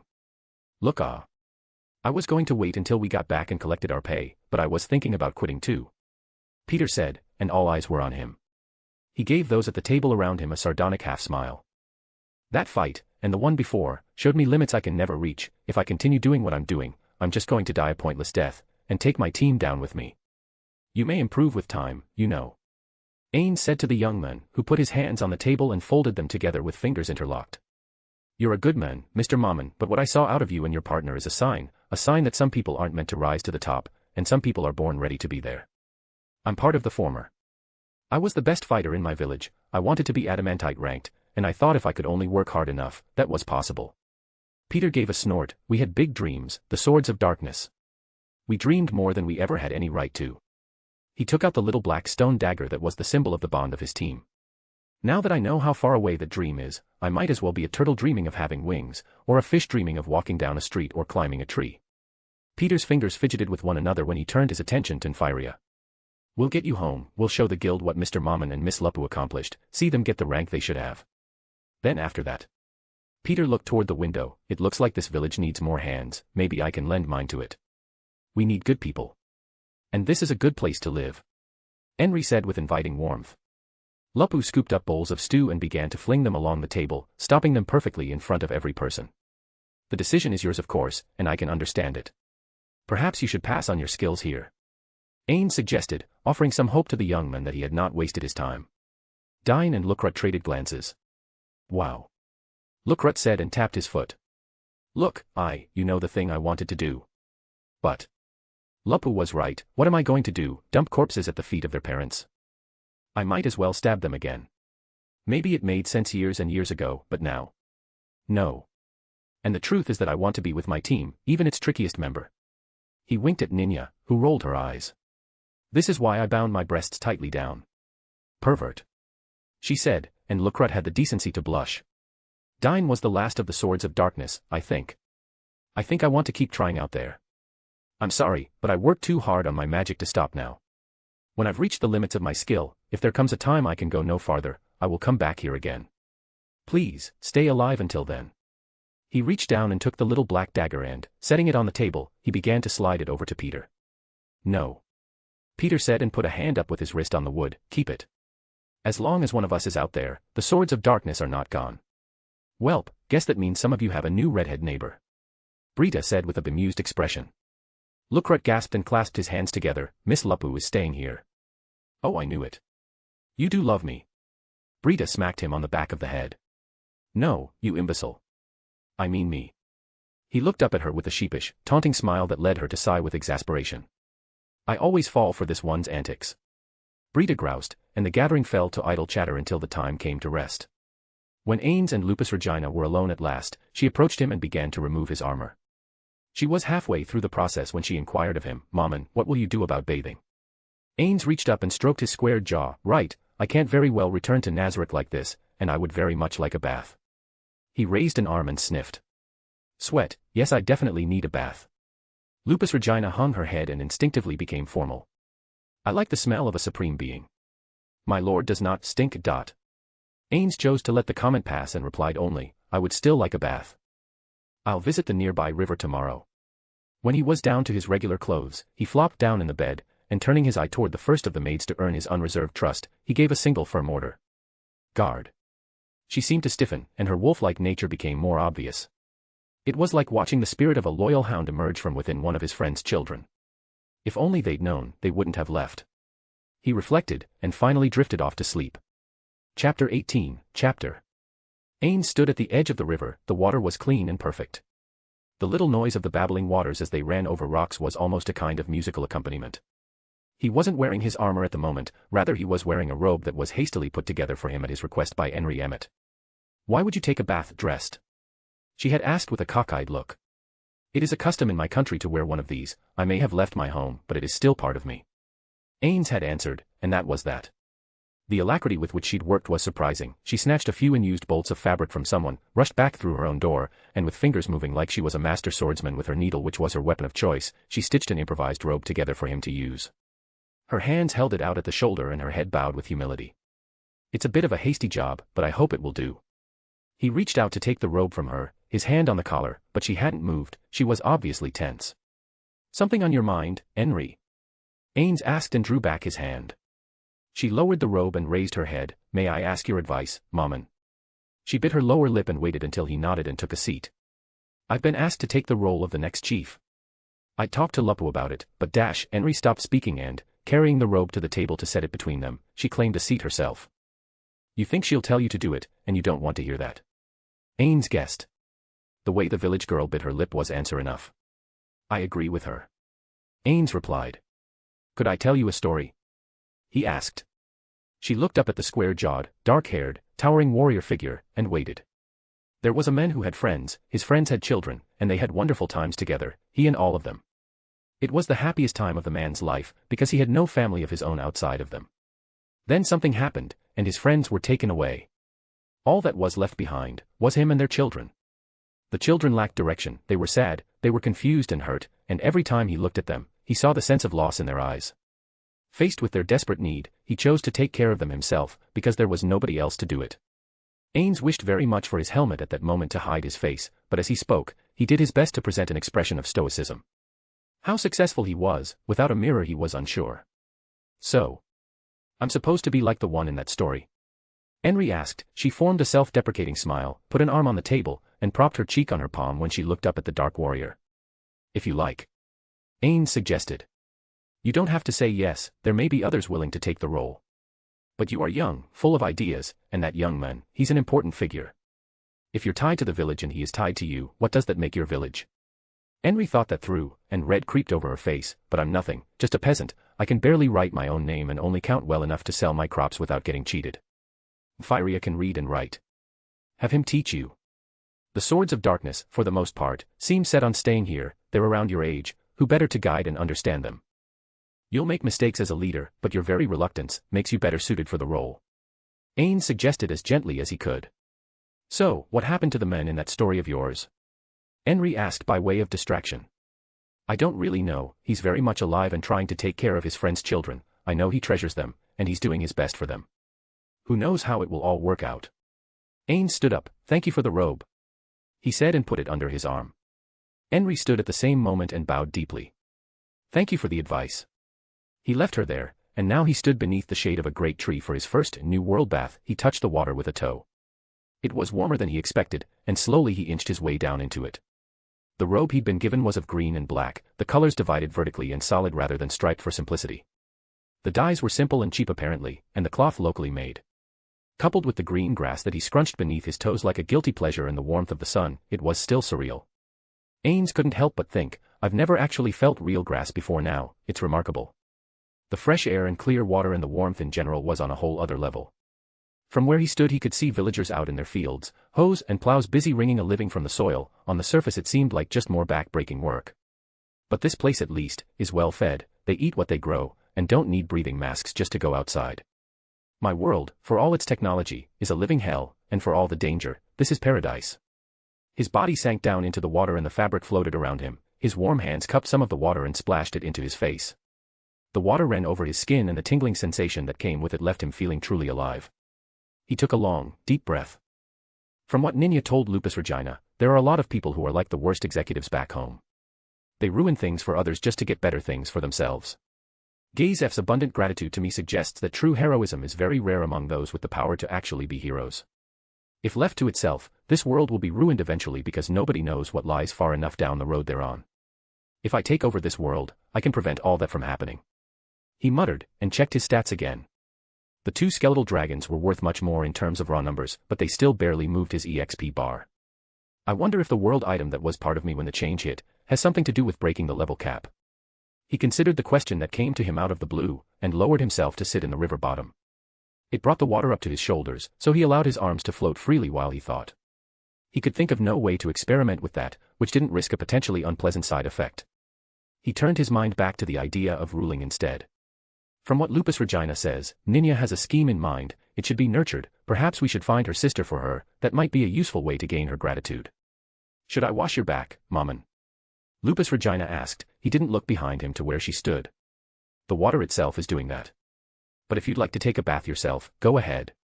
He said, and a moment later he heard the sound of flowing water being broken by footsteps as the brown-skinned maid stepped into the waters and sat nearby. She took the same posture as her lord, legs drawn up and arms floating freely, allowing the flow to carry away any grime. Her long red hair was up to keep it from getting wet, and around her body was a robe similar to his own, though with black and green on opposing sides. Henry? Ains asked, seeing it out of the corner of his eye. Henry. She confirmed with a little smile. Is there anything I can do? Lupusregina looked around, sniffed the air, and was quiet for a moment, collecting sounds, secure that they were alone. She finished, my lord. Nothing, I was just thinking about the needs this world has that requires a ruler that can guide it. Ainz said. Oh, the plan, yes, Lord Demiurge told us about that. She said with a broad and enthusiastic smile. Ah, yes, the plan. Ainz said hesitantly. What plan? He looked away from her and out toward the field so his confusion couldn't be given away by his expression. What's the next step? Do you show one of the others? Lupusregina asked, her admiring yellow eyes focused on her beloved master. Yes. I'll need things from Pandora's actor, and soon. So he will have to be next. Plus I know he has no special hatred for humans, and his loyalty should be high since I am the one who created him.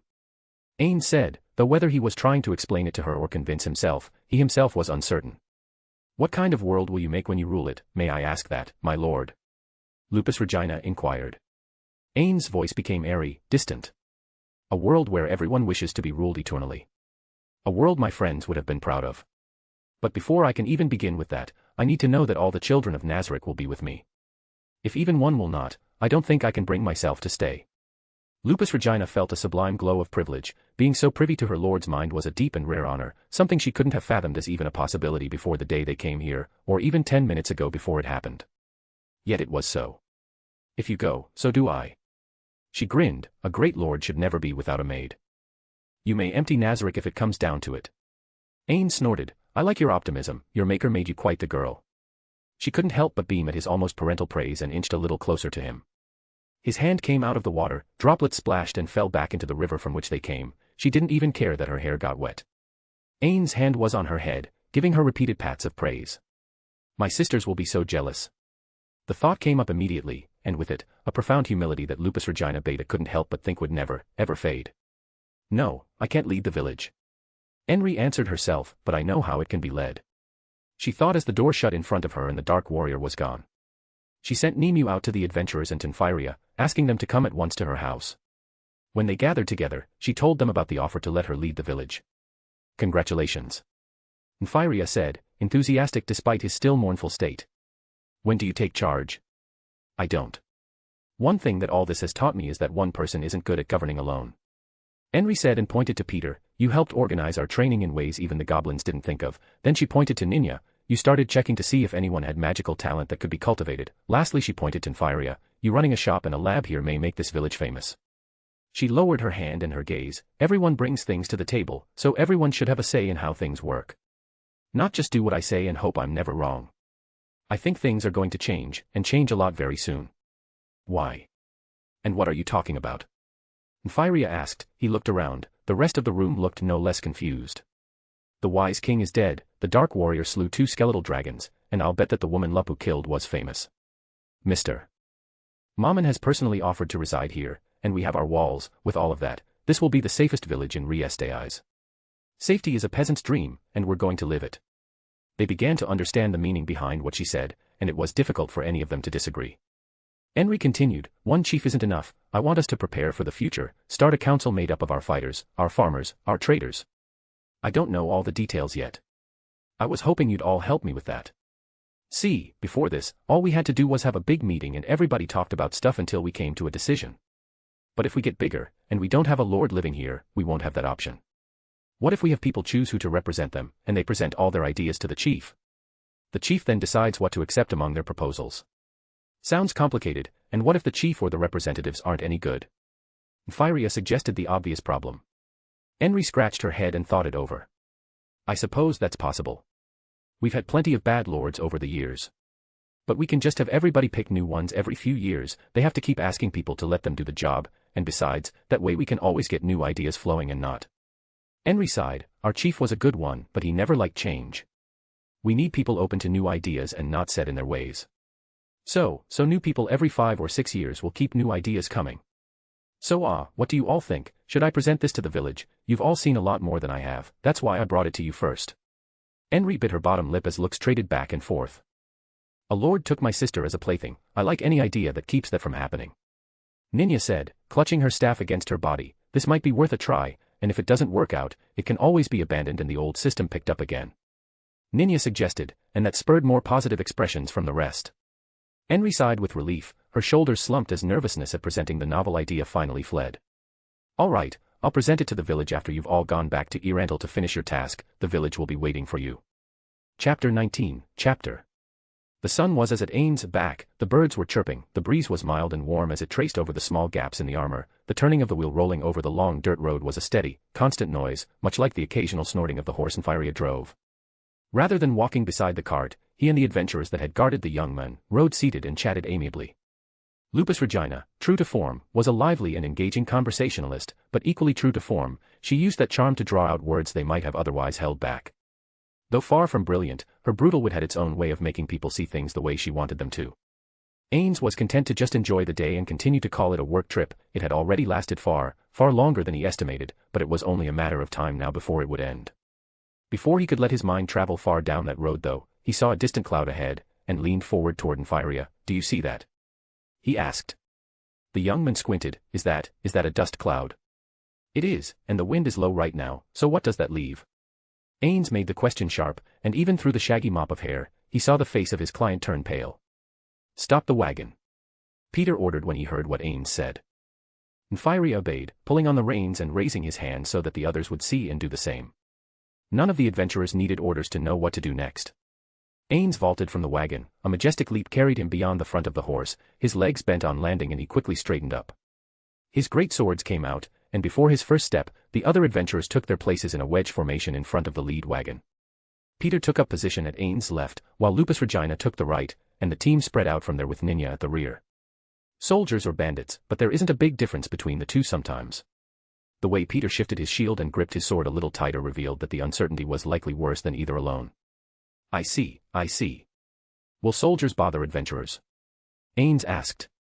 Inside a city? No. And adventurers of high rank? Never. But you're a copper rank pair and none of us are above iron, so the guild might take a guard's word for us starting trouble outside of a city. Peter replied, and Ains' estimation of the Riestaiz kingdom's worth dropped yet another notch. Wait, they can't be. No way. Peter whispered as the figures drew closer. What is it? Ains asked. Those aren't soldiers, don't you know who that is? Peter's voice began to reach a higher pitch with every word. No, should I? He asked with a furrowed brow beneath his helmet. The red cloak, the mask, look right, are you seeing what I'm seeing?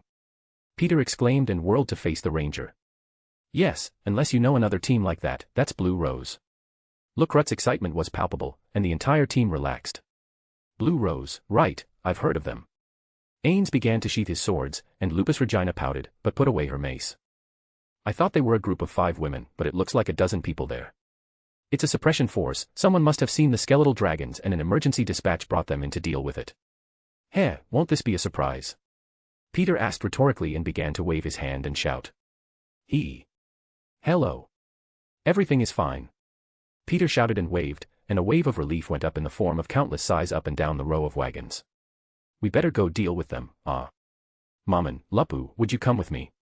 Peter asked, his face was flushed red, but the vibe Ainz got was hero worship rather than just anxiety alone. You are the 2 that took care of the problem, all we did was handle the scrubs. Fine. Ainz answered, and the trio stepped away from the stopped carts, approaching the dozen adventurers on horseback, and much to his surprise, as they slowed down, from among the group, there was a familiar face. One much better equipped than the last time he'd seen him. Gazef Strunov. Ainz murmured under his breath. When they were 10 yards from the wagons, the trio stopped, and a radiant blonde woman in expensive blue and white clothing rode up, flanked by the broad-shouldered dark-skinned Gazef. It was the head warrior who spoke first. Did I hear someone say everything was fine? There was some disbelief in his voice, but the horse was reined in. He traded a look with the radiant, fair-skinned blonde woman. She clearly shared the doubt. I heard that there were 2 skeletal dragons in the area, did we hear wrong? Relief and anger warred on his face, and was mirrored by the tight-lipped blonde. No, you heard right, I killed them. Ainz explained. The 2 on horseback stared at him with open doubt, their eyes focused on his copper plate. You. A copper plate. Killed not just 1 but 2 skeletal dragons. The blonde woman replied. It's polite to introduce yourself before you basically accuse my partner of lying, lady. Lupusregina snapped and crossed her arms in front of her chest. The blonde snapped her back all the straighter and turned her eyes over to the copper-plated cleric. Lock-hues of blue rose. And you are? Maman. Ainz replied, and my partner, Lupu, our team name is Axel. And yes, I did. 1 skeletal dragon is difficult for a single adamantite adventurer team. Your copper plates. You really expect me to? She stopped when Lupu pointed to the wagons. Go back there and look. We were just bringing the bones back for proof, they're all there, along with witnesses, witness statements, and so on. Including our client, Firia Barrier. Lupusregina's face was clearly quite smug. My partner took care of the dragons, and the wise king of the forest, I took care of some crazy bitch named Clementine. The name echoed back beyond the pair and all eyes turned to the redhead. You killed her. Gazef's brows went up. Sure, assuming that's her body back there all wrapped up in pieces. Lupu answered him, but Gazef could barely comprehend it. He stared at the plate that hung down in front of her neck, and she crossed her arms. If you're going to check out a woman's chest, be more discreet about it. Pervert head warrior. Lupu said, crossing her arms in front of her chest and letting out a snort of derision. He did a double take and could not help but laugh for a moment before the gravity of her claim came back to him. How, exactly? I tore her apart until the blood stopped flowing. People who lose both their arms tend to die for some reason. Lupu shrugged, go figure, right? Gazef traded a look with Lock-hues. We need to see this. To be sure. You understand. Of course. Ainz replied nonchalantly and the trio stepped aside. The head warrior raised a hand and gestured forward, and the rest of the adventurers on horseback followed. Impossible. Unbelievable. Are they, copper plates, seriously? The words came from the various adventurers who reached in and pulled out chunks of bone, and looked for any evidence of falsehood. The peasants driving the wagons were quick to confirm everything that was asked of them. Yes, the Dark Warrior of Axel killed the dragons. Yes, the dragons were summoned by a magic caster. Yes, they had the bodies. Gazef took up the head of Clementine, wrapped in a preserving cloth. She was unmistakable. If the facial expression was any clue, the fearsome warrior had died in absolute terror and pain. The wounds on her body also supported what the copper-plated Lupu had said. The woman's limbs had been literally ripped off. A sword left clean cuts, a mace like the sort Lupu wore, that crushed. But these were tearing marks, bits of skin dangled where it had been ripped away. Not far from that, was the head of the wise king of the forest, which drew comments, stares, and disbelieving strokes of their hands over its soft fur. He set the body parts down and turned to look over to the masked magic caster. He looked down into her mask, and she threw it up to him. How does a copper plate do this? Gazef asked with a small whisper. By being stronger than that when they started. The little magic caster said when the milky-eyed head of Clementine was put back into the wagon. Evil Eye, wasn't it? Gazef asked. Yes. She answered and cursed her diminutive stature. She grabbed the top of the wagon's side and pulled herself up to look into the pile of bones. And that, she pointed to the red-robed corpse, is a Zuranon member who has had a bounty on him for a long, long time. You recognize him? Gazef asked rhetorically when she let go and dropped back down to the ground.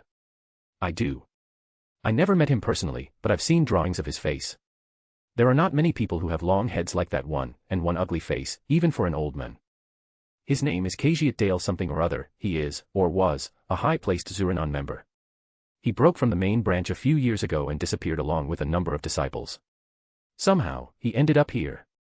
Evil Eye replied and shook her head. He came to a bad end, no real surprise to be had with that. Most people like him, do. Gazef grunted, a bad end, or in charge. I wonder what he was doing out here, but if he is what you say, and who you say, it's no wonder he fell in with Clementine. I definitely know who she is. I fought her once, but couldn't kill her. I always considered her a loose end. I'd say it's tied up now. That's for sure. Evil Eye looked up to the pile of bones. I couldn't agree more. Gazef's armor clinked a little when he reached up and tapped the side of his helmet. The armor was a rust-colored red with a brass-colored outline around the various components. On his back was a long blue crystal sword. Clad in the treasures of the kingdom, Evil Eye couldn't help but doubt even Locus could defeat him as he was now. And yet he was still clearly, obviously impressed. The guild will have to re-evaluate them both before you think to take them to the capital for anything, you know that, right? Evil Eye asked, uncertain if he really did. Good man, but dense about guild politics. She rolled her eyes behind the mask and ignored the chattering of peasants and adventurers as the story was told and retold. Is that so? Why? Gazef asked her with genuine confusion. Because they're copper plates. If people think copper plates can do this, it will degrade the value of all the other higher ranks. Next thing you know they'll try hiring young and inexperienced people off the books and then. Evil Eye stopped speaking.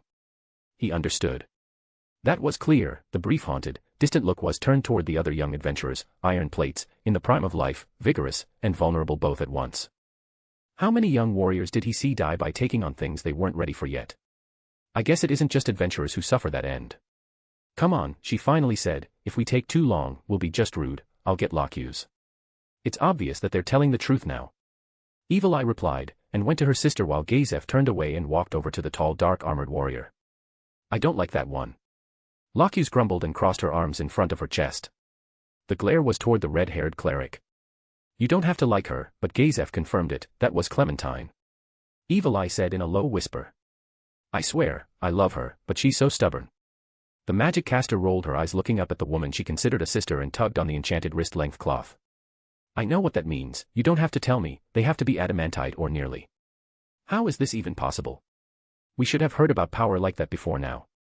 Locus kept an eye toward the redhead with the mace that was chatting with the big, beefy mocknack of the Orichalcum team, Rainbow, but her question demanded an answer from Evil Eye.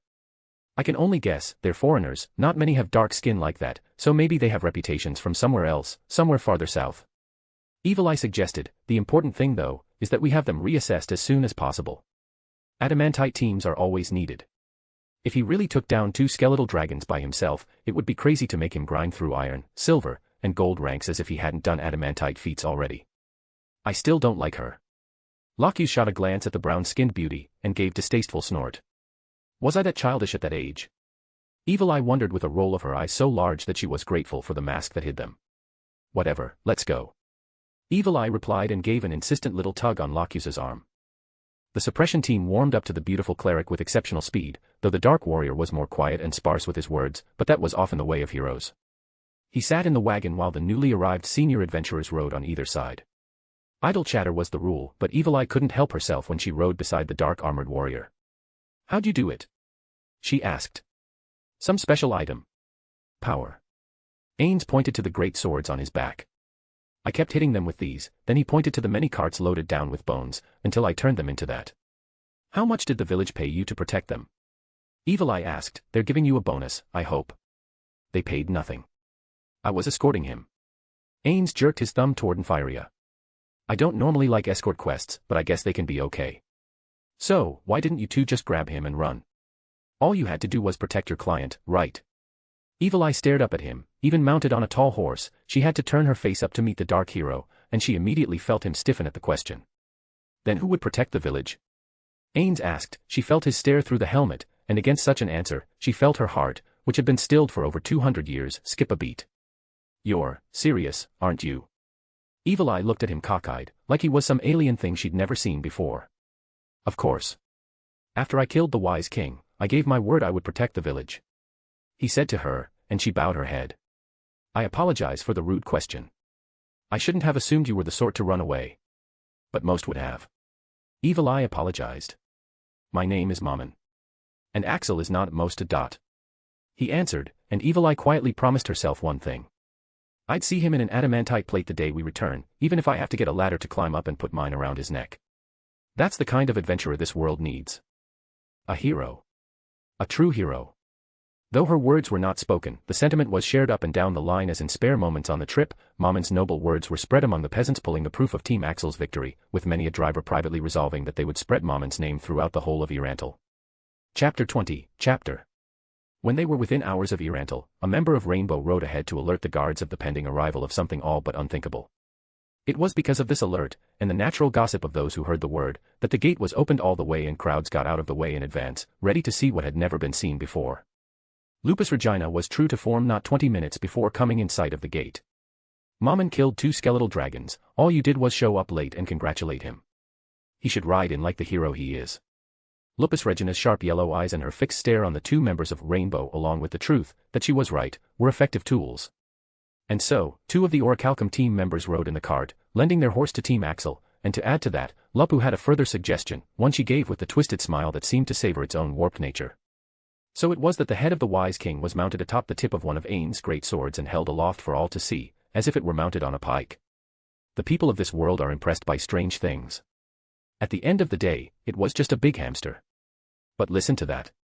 Ainz was glad the helmet hid the rolling eyes over their commentary. He actually killed that thing. Such power in those eyes, even dead, I'm scared to look it in the face. And look at those bones, so many. Zombies, and is that a part of the head? The praise and awe came from numberless voices when they wound their way through the streets, all the way to the Adventurers Guild, where a group of adventurers was already standing outside, anticipating something they weren't sure even the suppression force could handle. There were 24 adventurers outside on the grounds when the caravan began to line up. The peasants hopped down with a single spry motion as if they were a military unit and began to unload the bones and lay out the dead for counting. However, it was the swords of darkness that withdrew the heads and bodies of Clementine and Khajiit as proof of their demise in front of the guild leadership and guild members who watched in ever-growing disbelief. The clatter of bones was punctuated by the murmuring of armored men and women, many of whom reflexively clutched at their armaments, swords, spears, hammers, and so on as the bones were laid out end to end in row after row. Our contract is complete, Mammon. Nfiria said with a sad bowing of the head. I have to go see about grandmother. If her body was left at home, it might have been reported by now and taken by the watch. That means I'll have to arrange for a funeral and everything else. But as soon as I'm done I'll move back to Karn and set up there. If you'd like to wait in the city for a few days, I'll put you up in the best hotel. The best, isn't that costly? Ains asked, lowering his sword to let Lupusregina retrieve the head and watched while she approached, all smiles, toward the guild leaders and held it over her own head for all to see. Nfiria chuckled and shook his head. Skeletal dragon bones aren't very useful to me, but they do have their uses in some other fields, they're tainted with magic, so a lot of casters will pay a great deal for even one fragment. This though. He inclined his head toward the rows that were still forming. This will end up being sold all over Riestais and perhaps as far as Baharuth or who knows where else. The story will spread with the fragments, and in months if not weeks, Axel, and its leader Mammon will be on the lips of adventurers everywhere. Shock went through Ains so much so that he froze. All he could manage was a simple, I see. That is good.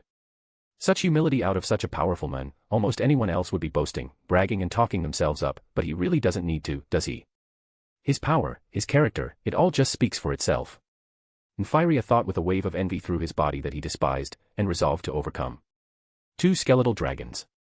Do you see that? Lupusregina grinned and pointed over and over, at the bones. Plus the wise king of the forest, plus Clementine, plus Dale the long-headed twit. She stamped her foot, dropped the head of the wise king on the ground and set her hands on her hips. You name me any adventurer who did that much is less than adamantite. She may be pushy, but she has got a point. Evil Eye looked up to Pluton Ainzak and imitated Lupu's posture, though she tapped her foot on the grass instead. If they were already Orichalcum, you wouldn't hesitate to promote them to adamantite for this one, and we both know it, Pluton. A broad-faced, hook-nosed man with brown hair and narrow eyes was quick to interject. Abba, well, that may be so. But he's only had just one adventure. Yes, it is an impressive one but still, one must pay their dues.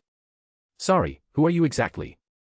Evil Eye demanded, turning her attention to the adventurer who stood with only a moderate amount of enchanted equipment. Igvarj, of Kralgra, a Mithril-ranked team. The largishman snapped his mouth shut, feeling the stare behind the mask. Then shut up. If you had your way, one of the 13 heroes would have to linger below their due rank because they hadn't been there long enough.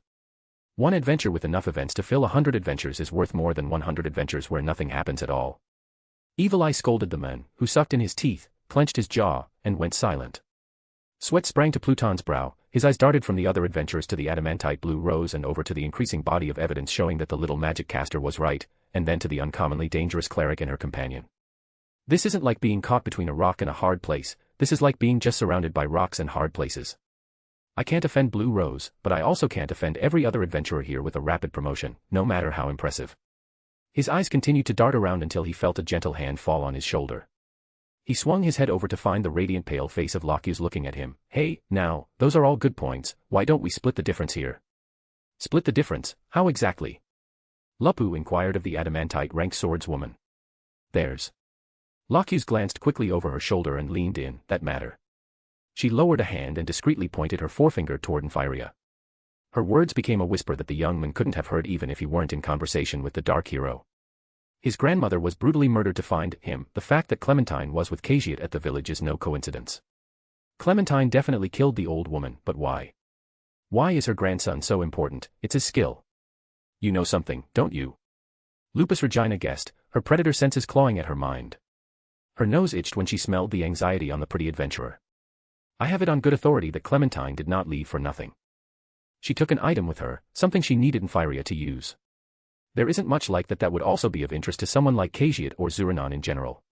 Locus kept her eyes steady on Pluton. The middle-aged man had gone a bit too fat over the years, but the steel resolve of an adventurer in his youth and long experience was not gone yet. He stared back and narrowed his eyes as he ran through the list of items that might include. You're sure?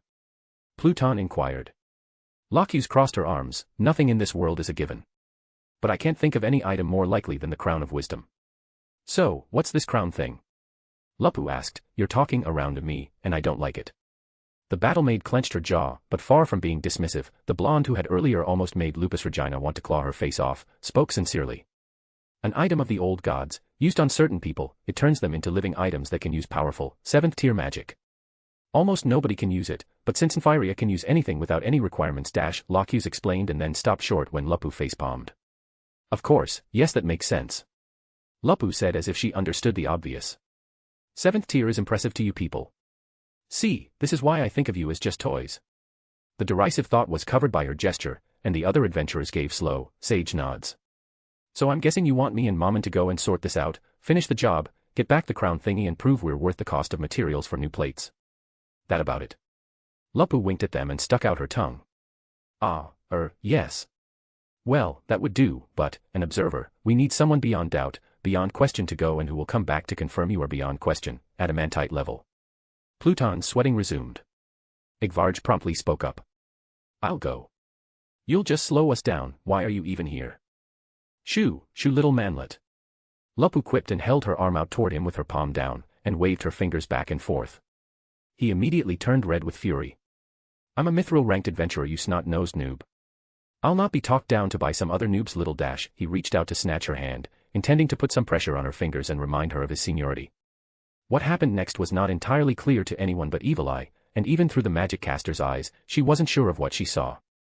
Igvarj's hands moved with preposterous slowness as far as the magic caster was concerned, but by comparison. Lupu's hand moved faster than the sound of speed itself. She had his wrist gripped in her slender palms, and squeezed. The smiling face was gone as if it were only ever a mask, and raw sadism was naked and plain. Little what? Little man. Little what? Lupu demanded. He was down on his knees, gasping, clawing at her grip and finding all his strength was beyond worthless. He managed finally to squeak out a prideless, no nothing. Only then did Lupu release her hold, and the smiling face was back. She stuck out her tongue at him, then said in a cheery voice, "Oh good, I thought we had a little misunderstanding there, I'm glad we cleared that up.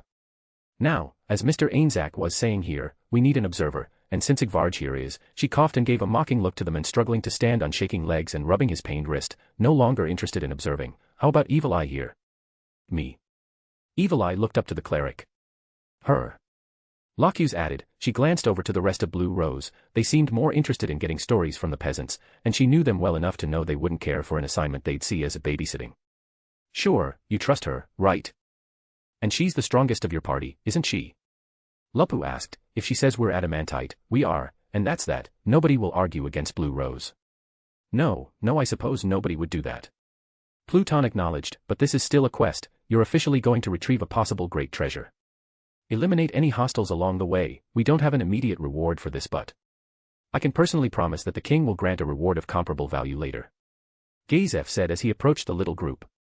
You'll just have to trust my word. Is that good enough for Axel? Lupu pointed to Ains. That would be for Mammon to decide, but I think he'll be okay with that. She flashed a winning smile at the royal head warrior, and he wasted not another moment in going to speak with the onyx-clad hero. That settles that. Now, how about something to eat, eh? Something meaty. Lupu gave Igvarj a look as he backed away, and licked her lips. He did not linger any further. Dangerous, she is extremely dangerous, and she's the cleric. Evil Eye contemplated. The rest of the group were giving her once-overs as well. The response to the perceived insult to Mr. Mammon had not gone over well at all, and to so easily crush a mithril-ranked warrior to his knees was unthinkable even for someone a rank higher who was also a warrior. For a cleric to do that. What did that make Lupu? It was a question for which the magic caster had no easy answer. However, the charming brown-skinned beauty with the fiery red hair in long braids was almost impossible not to like as far as Evil Eye was concerned, and it kept her thoughts on a singularly enjoyable track that she wasn't about to move away from. Besides, if Mammon likes her, and he's the kind of man he is, there must be a lot to her. And Igvarj was out of line. What would I do if someone insulted Locuse that way? Looking out for a teammate is just to be expected. Yes, everything will be fine, and who knows? It might even be fun, and I'll get a chance to be near Mammon again, and that I think I'll like very, very much. Chapter 21, Chapter. Once the full tally of bones and bodies were laid out, there was one more thing to do before departure. Say goodbye. The armor of Clementine, which she had bedecked with the plates of the many adventurers she'd slain, was held out by Mammon. All present adventurers, even Igvarj, fell silent as one by one the lightly armored and heavily armored alike came forward to look for the names of missing comrades. Indari, wow, I wondered what happened to him, hard to believe. Someone said, and taking out a sharp dagger, they cut away the binding that held the gold-colored plate in place. After going through the rest, the young woman stepped away, knowing no more of the names. A beefy warrior approached, thickly muscled, and carrying a large maul on his shoulder. He slammed the head of it hard into the ground. He was bald-headed and had sharp blue eyes that ran over the many tags. Stern fellow. Ainz thought, until water filled the blue eyes when he found a name he knew. Gretchen. His trembling hand touched the silver plate. So it's true. He bawled like an infant when he found the name on the breast of Clementine's armor. His thick, sausage-like fingers pawed at the plate until he got a nail behind it, and yanked it away with such force that the leather strip simply snapped. So it went, one by one, until only a smattering of little plates remained with none to mourn them. It was after the last of the adventurers had come and gone that Pluton Ainzak approached and held shaking hands up. I will take the rest. The names on here must belong to other guilds. I'll put out word to the guildmasters there and send them back for proper honors. That's good. Ains replied. The man's grief hit him like a hammer, and Ains nodded respectfully at the offer. That is the way it's done. Every man and woman who registers knows there's a possibility they might die out there. Some go into too much danger, too soon, and that's it. Some just have bad luck, a bad day and it's the last. And some. He blinked back watery pools and paused when his voice choked up. Some we just don't know what happens, until somebody finds their plate. Sometimes in a cave, sometimes in a monster's belly, and sometimes, like now, on the armor of a monster disguised as a human. Ainzak spat at the ground, and Ains gently, reverentially laid the armor into Ainzak's hands. The remaining plates rattled on the handoff, then Ainzak turned to face those present. A moment of silence for the dead, may they rest easy in the afterlife, avenged, and free of pain. The somewhat, plump guildmaster said, and silence quiet befell the area that was so great you could have heard a pin drop. Heads bowed for the span of several breaths, and the called for moment passed and was done. Unless this Ainzak isn't the same as presented in the main light novels and even anime, he's still a retired warrior, and not shown to be totally plump. I felt that somewhat would be needed here without changing the sentence, but correct me if I'm wrong, it's a suggestion, winky face.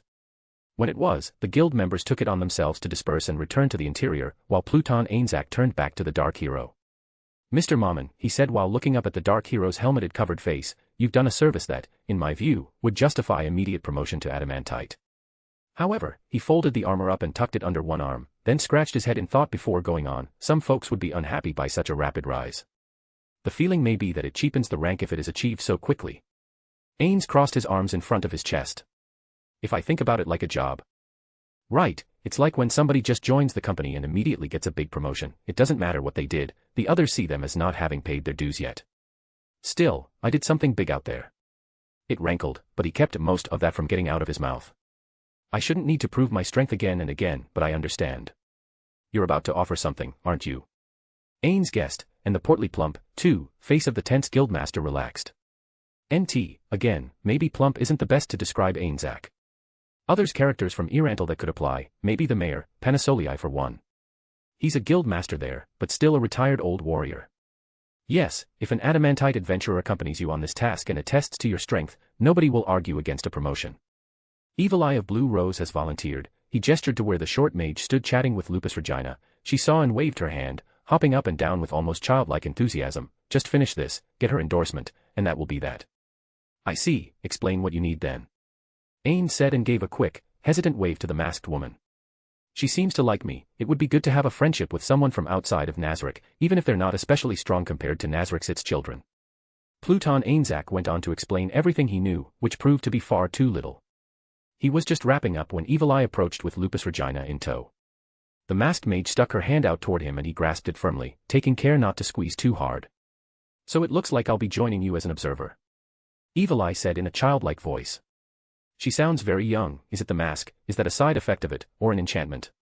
Ainz was very curious what lay behind the accessory. Just try not to get in the way, short stuff. Lupu said and winked down at the mage who briefly took a step back, offended, until she saw the tongue sticking out and realized she was being playfully taunted. Right. I'll try not to get in your way.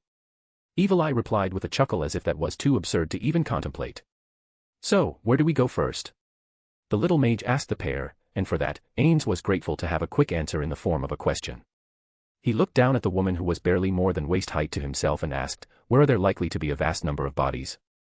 This is E-Rantel, a major assembly point for Reestai's soldiers during our wars against the Baharuth Empire. You can't throw a rock without hitting a grave somewhere. Evil Eye answered with a disappointed sigh.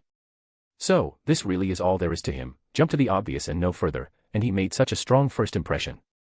Ainz nodded in answer, yes, I see, I see.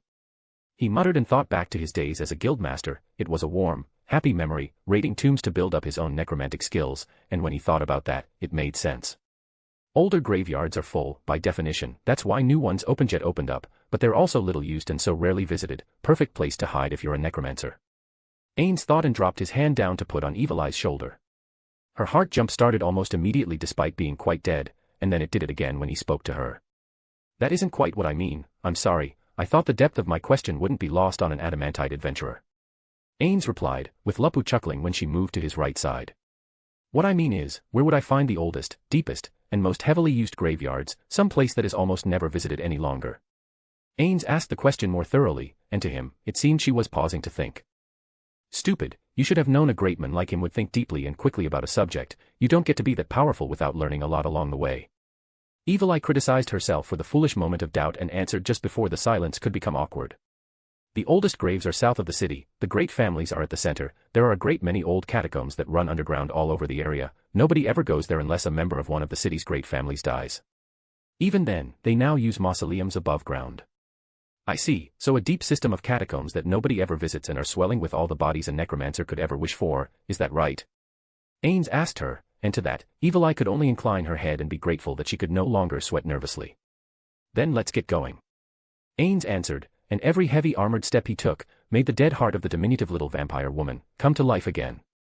NT, little was used before a little too much to describe Evil Eye, it stands out a little too much. Reaching the outlying graveyard took time on foot, but there was hardly any reason to hurry. Nightfall didn't concern the pair as far as Evil Eye could tell. When the shadows swept the land and dead tree limbs took on the look of monsters in the dark that would tower over great heroes, the pair she observed moved under and past them unafraid, little, laughing face. The way in was unlocked and unguarded, only a low iron fence that had rusted and fallen into disrepair in many places served to separate the living and the dead. The brown trail was of hard, packed earth that crumbled beneath their steps, and the grave markers went from clean white or granite, to old, gray, and moss-covered in many places. More than a few were cracked, and many more than that were broken. Names forgotten because all who knew them passed away, were ruined forever when stones toppled over the earth that covered forgotten faces, names were worn away by wind and rain, a testament to the age of the area they now found themselves within. Finally, Evil Eye watched as Mammon called a halt by placing a hand on his teammate's shoulder. Envy shot through the small, little vampire mage at the familiar touch, while she also acknowledged with a certain cocky pride in her own advanced recognition that, he is a true professional, he doesn't speak without need in a potentially dangerous area. NT, little, winky face. It feels good to have physical contact with someone again. The undead body had its uses, but the same senses were different than this, even through armor. Ainz thought with a certain sense of comfort at the feel of the shoulder under his armored hand. A flawless sense of caution. Lupusregina thought with pride in her lord, he wants me to check and signal him covertly, that's why he says nothing even though he knows I love it when he speaks. Lord Ains is so cool. Lupusregina wanted to howl with excitement, but she focused on the matter at hand. She sniffed the air, it was heavy with the stench of death, and some living things. She turned behind her to face the little magic caster, while not entirely certain what to make of her yet, she acknowledged privately that Evil Eye recognized her master's greatness instantly. That put her at least somewhat better than a mere worm that had yet to see his greatness first. Lupusregina tapped her own nose 3 times, and visibly sniffed the air to ensure her actions were understood. The thick odor of death and decay was punctuated by the odors of some living things, small animals for the most part, possums, coyotes, foxes, and others that might try to take shelter among the scattering of trees, and graves and broken old tombs. She pointed off in a slightly different direction and raised a fist so that both could see her. She opened and closed all 5 fingers 4 times. She then pointed it down. 20 underground, she must have a talent for scenting things out, what's that they call it? Hunter's nose, or something. Evil Eye pulled her faded memory to the fore and watched as Lupu took the lead. Lupu's simple traveling gear seemed to offer no protection on the surface, but it was difficult not to notice that it somehow seemed impossibly clean as well. Enchanted, probably against damage too. Evil Eye realized, and her estimation of the copperplate team Axel went up another notch. This is, just like the game. The lifelong gamer in him came out in force, and Ains pointed Lupusregina off in one direction, while he went down another. Evil Eye herself hung back and watched as the pair split, and she began to follow down the center. She smelled the blood when it hit the air, but heard no scream. Fly, Evil Eye cast the spell and ascended into the air, her blood-red eyes widened like saucers when she saw the superhuman speed with which both Mammon and Lupu ate up ground. He was tall enough that his long strides carried him faster than the undead they encountered could respond. Old, degraded blood of the sort that had lingered too long in a corpse for even a vampire to desire, flowed into the dust and grass. Mammon's sword never missed a neck and severed them clean off, sending corpses toppling with quiet, final thuds. Lupu was little different, her mace simply broke heads, but if Mammon was a sprinter, Lupu was an acrobat, leaping from place to place before any of the watching undead could respond or call out to the masters that summoned them as guards. She's like a wolf chasing prey. I've never seen such a deadly cleric, most of the time they're frail at best. No wonder she brought Igvarj to his knees so easily. Within minutes only, the undead were dead again, and without a skeleton or zombie letting out a cry. Evil Eye descended upon the pair as they approached a large columned gate of white stone. Heavy bronze doors barred the way within, and with the undead put back to the ground, there were no guards to keep them out. Nice work. Evil Eye acknowledged when she stepped close to the pair. Course, Mammon is the best. Lupu gushed, and when the towering dark hero reached out, took the large handle with one hand, and pulled a door meant to be pulled by 3 or more, opening it by himself, she was not inclined to disagree. Within, torches flickered and glowed, casting the shadows of the dancing flames in endlessly shifting patterns over white floors, leading far, far beyond easy vision, and giving away the recent, even current occupation of the House of the Dead, by the living. Without a trace of fear that would have set many an adventurer to hesitating, Ains said simply, as a hero might, let's finish this. And placed one foot forward into the parade of shadows. That was when she watched the impossible. There are times to go in stealthily, to hunt and stalk and kill your prey so that they die never knowing that their death was coming, so that they die wondering what killed them. But not for nothing, the hero charging forward is considered the greatest ideal. Evil Eye thought and watched as the pair immediately began their charge. Mammon kicked a door in with such force that its iron hinges snapped and the entire piece flew inward, crashing into someone out of Evil Eye's sight. She immediately felt his life force die. Head crushed. That's a hero's might. Charging a magic caster was a dangerous thing to do, and yet he did it. Rushing into the room, his great sword swung in broad arcs just out of view until she caught up with him. Behind her mask, the vampire mage's eyes widened, the sword swung through a room that was fundamentally too small for them to do so. Yet they did, and why it was more impressive than the 2 bodies that lay cut in half on the floor. His swords cut through the stone and cut through the solid rock more easily than an oar split the surface tension of water. Scattered rocks along the wall testified to the raw power of the towering dark hero. Evil Eye left Mammon behind and followed the sound of the laughing Lupu. Her ears told the story of what was happening, and yet she could barely believe it. Lupu smacked the door open when she found it around the corner. The back of her hand cracked the door in half so simply that it toppled with ease. Hi. She wiggled her fingers at the 3 magic casters that stood around a captive stretched out on a rack. They wore dark blue robes and carried short wands. Their faces were shrouded, but she could smell their fear and shock, not to mention see it when they whirled around to face her. On the rack, a pitiful specimen of a human lay strapped down. His arms and legs pulled so far that his bones were obviously no longer connected to one another. His head fell limply to the side, which likely took all the gaunt, emaciated man's strength to manage, in order to look at the one who caught his tormentor's eyes. Run. He tried to whimper out, and as if his words were a trigger, the magic casters who tormented him began to cast their spells. Charm person. Sleep. Confusion. Oh, they want to capture me, how quaint. Lupusregina giggled and rushed forward. Her left and right hands caught the throats of 2 magic casters before they could utter another spell, closed her fingers tight, and pulled. Her nails dug into soft flesh and the acrid stench of urine hit her nose at the same moment. Fear intensified in the dark eyes beneath the hoods. The pulling fingers ripped into the throats and tore the flesh away. However, the third man between the two was struck by her body during her charge, and he flew backward over the table. He rolled over the prisoner and tumbled end over end on the stone floor until he came to a stop against the wall, striking his head and dazing him, but he did not die. Lupu had a cruel smile etched on her face when she released the 2 once held fast in her grip. They fell as if they were one person, living long enough to feel the agony as their knees hit the stone floor, and long enough to feel, the pain when their faces hit. NT, okay, that's a rather long exclusion, but it's being exactly repeated word for word from a sentence before. Sokka rubbed the back of his head. Hitting the wall stunned him, his vision blurred. His comrades began their slow fall to the floor with spraying red droplets, now signifying only that his present minutes were full of fear. What happened? What happened with Clementine? What happened with Master Khajiit? Who is this? An adventurer. Stunned or not, he could wonder such things by the time she hopped over their victim and approached him. Her hips rolled in a sensual walk, the long red braids that hung down her back were swaying in time with her hips, and red dripped from brown fingers that hung loose and open like claws. You had a bad day now, huh? Real bad day, but don't worry. The redhead was saying to him, I'll make it all better. Sokka tried to understand the nonsensical thing the radiant, exotic woman was saying, but it made no sense. You're my master's test, you know, and I aim to make sure he passes. Hesitation is weakness, and he never hesitates. He is bold, brave and loyal, and he will have everything. You are just a stepping stone. Now be a good stepping stone, and stay still so he can step on you, and move a little further forward. The woman said and cocked her head to give a sweet, beautiful smile. Got to take her down.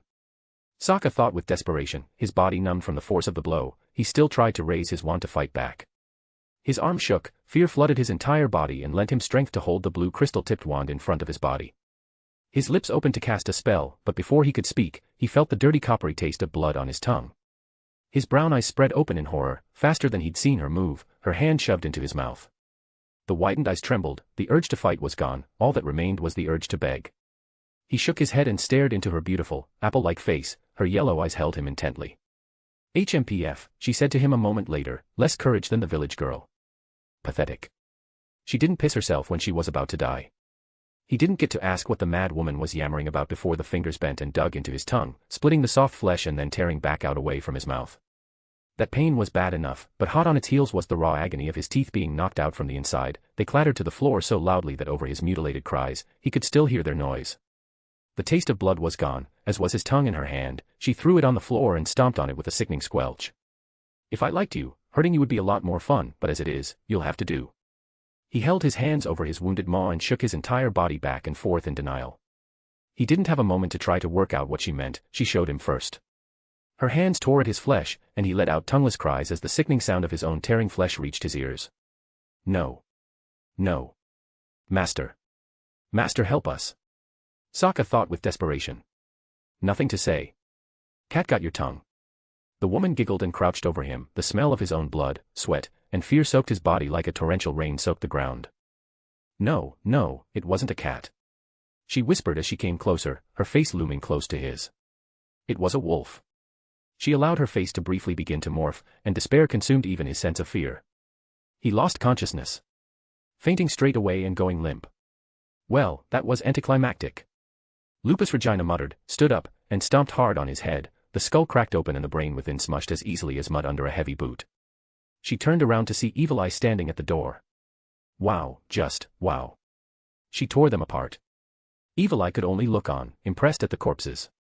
The victim on the table was in horrible shape, burned, mutilated, stretched on the wooden rack. He could have been down with these monsters for weeks, or even months for all Evil Eye knew, and the Dark Hero's companion seemed to have taken his treatment very personally.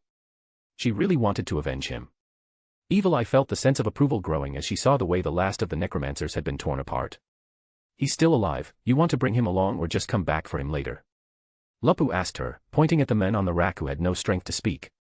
He blinked, and that was the first real sign of life Evil Eye saw in him. We'll come back, who knows what's further down. Dead men who don't know they're dead yet, that's all. Lupu said, but under the eye of her appraiser. Shesh cast a simple healing spell on the broken man, and left the room just as Mammon passed it by. Chapter 22, Chapter. Evil Eye followed the bloody footsteps of Lupu as they descended deeper into the catacombs. Occasional undead came into view, only to be dispatched by what could only be described as seamless teamwork. They're like my roses. Evil Eye considered when the pair silently went in two different directions in the same moment and dispatched the contents of two rooms at once. As a mere observer, Evil Eye remained behind and checked each room, and each left her gawking. Seconds was all it took, and dozens of undead were in pieces, zombies in one room, skeletons in another. But more troubling to Evil Eye was the intent for so many corpses. Most necromancers wanted only enough servants to attend to them while they conducted their research in private, delving into forbidden arts because of their own private obsessions. A few sought to raise armies intending some kind of conquest. But the looming shadow of the death spiral, a thing she held out hope against, was more and more obvious the further in they went. An undead that ended a life, created a new undead, a few hundred, a few thousand, could potentially turn an entire city if they got within the walls. They're tearing apart years of work before my eyes, and if they didn't, what would have happened to E-Rantel? Evil Eye had no idea, but it wasn't good. Guards mostly used spears and swords, far from the best weapons against the undead. The possibility of success seemed all the more likely as they continued to descend ever farther and found more and more rooms full of corpses either already animated, or just waiting to be. Shadows flickered over their bodies from the firelight as they came at last to the deepest depths of the catacombs. At least we haven't found any armored undead, that would have been really ominous. Evil Eye kept her chuckle confined to her own mind while the pair of adventurers stalked the halls in front of her. This should be the final level, shouldn't it? Ains asked and pointed toward the stairs going down into the depths. Yes, I think so, but nobody has had really accurate maps of these places for a long time. Evil Eye looked up at him and answered with stars in her eyes hidden by her mask. Good, stay behind me, they know we're here by now, they don't seem to have prepared an escape route for themselves, so this is their last stand. Ainz said and put a hand on both the shoulders of Evil Eye and Lupusregina. Evil Eye suppressed a shiver of delight, but her consummate professionalism wouldn't let her remain silent. Sir Mammon, you have excellent armor, but no shield, what will you dash? He cut her off with a squeeze of his hand on her shoulder. Trust me. Evil Eye fell silent. Lupu leaned back and looked to his left side where Evil Eye stood and said with a little titter, yeah, what Mammon said, trust him, watch this, it's going to be good. The shouting that made its way up the stairs confirmed the truth of his assessment, and he began to walk down the stairs. Why so slowly? Wouldn't a charge give them less time to prepare? Evil Eye asked. Fear. Ainz replied. They're already prepared, but fear will weaken them. We've stalked and eliminated the entire catacombs. They only know we're coming because nobody else has checked in and nobody coming up has made it back. Though they may have heard some noises of violence. Now they can only listen while some unknown force stalks in on them. Panic makes haste, haste makes for bad decisions. It's basic strategy. Yeah, basic strategy. Lupu echoed and stuck her tongue out at Evil Eye with a playful wink. Evil Eye's estimation of Mammon went up another rank. The stairs were not endless, though they were long, and the noise grew to a tumult and finally began to ebb. The trio all knew why. The noise of Ain's footsteps was reaching them. Down far ahead in the dim stairs, they saw the bright glow of orange light, and the faint smell of lamp oil reached their noses. The two great swords of the Dark Hero came out slowly to the front of Ain's body, but in a stance Evil Eye had never seen any warrior use before. The pommels were held one end over the other so that the sword points were vertical as if it were one long-edged staff. She cocked her head, and looked to Lupu beside her when the woman fell back behind Mammon. The blood-soaked cleric only rubbed her hands together and gave Evil Eye a knowing little look.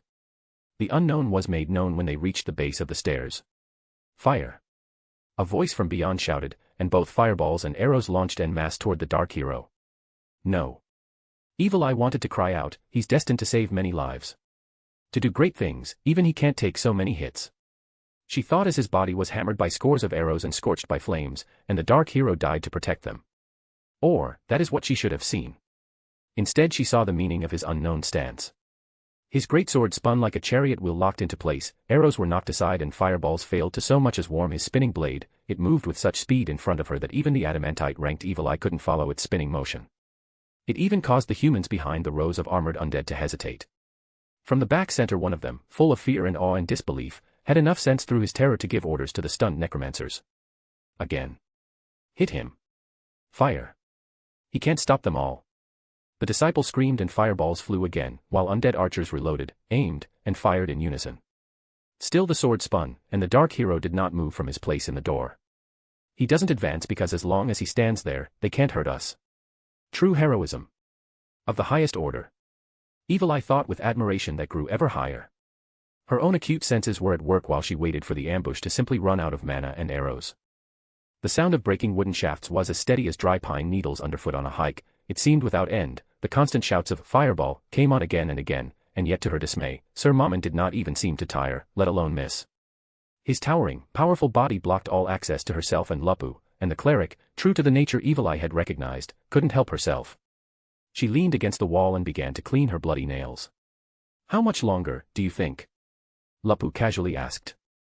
I don't know. If they have mana-enhancing items, a few minutes, then that'll be the end of the fireballs. The skeletons, if they have more arrows we don't see, maybe a minute more. Evil Eye answered the radiant red-stained, red-headed adventurer. "Sounds about right. Guess you're not bad at this stuff, huh?" Lupu asked her. Evil Eye could only stare from behind her mask. "I'm one of the strongest adventurers in the world." "Oh." Lupu looked at her with sudden interest, seriously. "Ah, yes." Evil Eye answered, briefly turning to look again at the way the dark hero ripped through every attack without any effort whatsoever. "Or, I was. That's more like it." Lupu chuckled, and curling her fingers over her palm, she brought them up and blew on them with a cocky expression taking shape with the upturned corners of her lips. Even Locus couldn't do this without all of her swords, and she would have had to do something else against the magic casters. Evil Eye understood very clearly that Sir Mammon could do this was something she would have deemed impossible even after seeing the remains of the skeletal dragons. The bright light and heat of the fireballs began to die down as magic casters began to run out of mana, and the arrows tapered off a moment later. "What are you waiting for?" A robed man shrieked and pointed toward the entrance. The crypt core was a single wide open space with single stone coffins in place around the room. The faces carved on them were chiseled and handsome, like the dead wanted to be remembered, but likely only idealized representations of who they were. "Get them!" he shouted. And the armored undead dropped their bows and took up swords. Their bone-white jaws fell open in screams that could not exist but for magic, and their feet clattered on the stone as they charged with swords raised high. "Now, Lupu, go, play, have fun." Evil Eye heard Sir Mammon order, and the pair broke from the entrance. Mammon charged with great swords swinging in massive, wide arcs, what anyone envisioned when they thought of the word heroic knight. But Lupu was almost wolf-like, leaning far forward, so far that more than once her hands were used to draw her along in a bizarre animalistic fighting style as savage as the wolf the girl reminded Evil Eye of. Her red braids flew behind her and she barely even used her mace. "Cleric. She's a cleric. A cleric should be back here." Evil Eye again reminded herself and watched the two tear through scores of armored undead like their iron and steel armor wasn't even there. The sword swept 4 or 5 aside with every swing, and the clattering fearless masses of the undead died a second time before the onslaught. Lupu batted heads from shoulders or with a palm that had to be harder than steel itself, smashed into chests with such violence that the undead flew back and broke their comrades into a jumble of bones that rattled and shattered on the floor or against the walls. It wasn't lost on Evil Eye that the pair moved along the sides rather than in the center. The undead were forced to split their numbers, and it put them on path to surrounding the now manaless necromancers. "With me here at the entrance, they can't go anywhere. They're trapped between a rock and a sharp, hard place." Evil Eye just held her hands together like a prayer as she praised the dark hero in her own mind. "So cool. He's amazing." She squeaked even in her own mind as the duo reached the back. The necromancers had mere moments of terror for the most part, half fell with the first swing of the sword, body severed in half at the waist, went flying and spinning in all directions. Those unfortunates who survived to land in pain on the stone tried to crawl away. Some, missing parts of their arms, could not even do that. Lupu simply punched, and heads exploded. Her mace was entirely unnecessary, and within mere moments, there was only one man left alive. The red-coated cleric approached to finish him off, cracking her knuckles and staring down at him as he scrambled away like a crab through the blood and viscera of his mutilated deceased companions. The sound of slapping hands striking bright crimson puddles and splashing them about was accompanied by his cries. "Mercy! Mercy! Please, I surrender! I surrender! Don't kill me! Don't hurt me! I have information! I can help you. He held out a shaking hand from down on his back. Lupu glanced up toward the dark hero. He whipped his swords out, scattering bloody viscera over the walls and casting off the red stains. Satisfied, he sheathed the swords on his back again. Knock him out and search him for now, let the authorities have him, he can die just as well later as he can now. Evil Eye heard Mammon say, and approved of his judgment. A sound punch from Lupu later, and a limp man lay crumpled in a robe stained red by the failure of himself and his fellows. Crouched over his body, she rummaged through his things and pulled out a delicate-looking jeweled circle. I guess this might be what they're looking for. Mission accomplished then. Ainz said, we'll go through the other rooms, see if there are any remaining living captives, then head back. Spoken like a proper adamantite-ranked hero. Evil Eye confirmed to herself, and followed as they carried out the last of the cleanup. Hours later, Evil Eye was telling the story of the operation to the entire guild from atop the dais, to the crowd of adventurers below, and concluded it all by holding aloft the crown of wisdom. Mission accomplished. Evil Eye said, and giving it back to Sir Mammon, she watched him hand it over to Gazef Stronov. You may have saved this city and its people from a death spiral, from whom knows what kind of terrible undead rising, and I am eternally grateful. The hero decked in the kingdom's treasures replied. Sir Mammon, the reward for this will be beyond anything I have the power to give. Come to the capital as soon as you can, and I will have to let the king himself settle on what to offer you. I would be honored to receive the king's favor. Ains answered, but saving the people is what anyone would have done, what higher calling is there for an adventurer? Approving, odd mutterings filled the floor below. Pride swelled the hearts of the adventurers below at the declaration and praise for their profession, and more than one engraved his words on their hearts.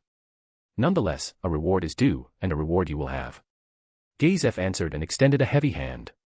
The handshake between the two was almost like the joining of allies or the forming of a new friendship in the eyes of those who saw it, and when it broke, Pluton Ainzak approached. He held up a pair of adamantite plates. I have wanted to do this for a long, long time, and I doubted I'd ever get a chance to. An adamantite plate is almost as rare as feathers on a fish, and I am proud to bestow them now. These are marks not of what you've done, but of what you can do. You stand at the peak, and from that peak, you can see all that needs to be done. I pray you do it, and do it well. He then put one around the neck of the red-haired Lupu, who flashed two fingers out in AV for victory sign to the crowd that was already cheering down below. She winked at them, and the story of the beautiful Princess Lupu was born into legend. The cheers redoubled when Mammon lowered his head and allowed the adamantite plate to be placed around his neck. Team Axel, welcome to the world of living legends. Lakyu said and approached with an outstretched hand of her own. I look forward to working with you in the future. Ains shook her hand with gentle courtesy, and I with you. As my senior, I hope you will advise me when I need it. He watched as her eyes blinked at the profound humility of the hero who, by all rights, should have embraced the arrogance of the strong. Better, Ains thought, to show deference to seniors who have been on the job longer, who knew being a salaryman would provide so much useful knowledge. I guess some things are the same in every world. With Lakyu stunned to silence, Ains turned his attention to Gazef. I will take you up on your offer, but it has been a busy time, so I hope you won't mind if I take some time to rest and to celebrate first. It won't be long, however, I can promise you that.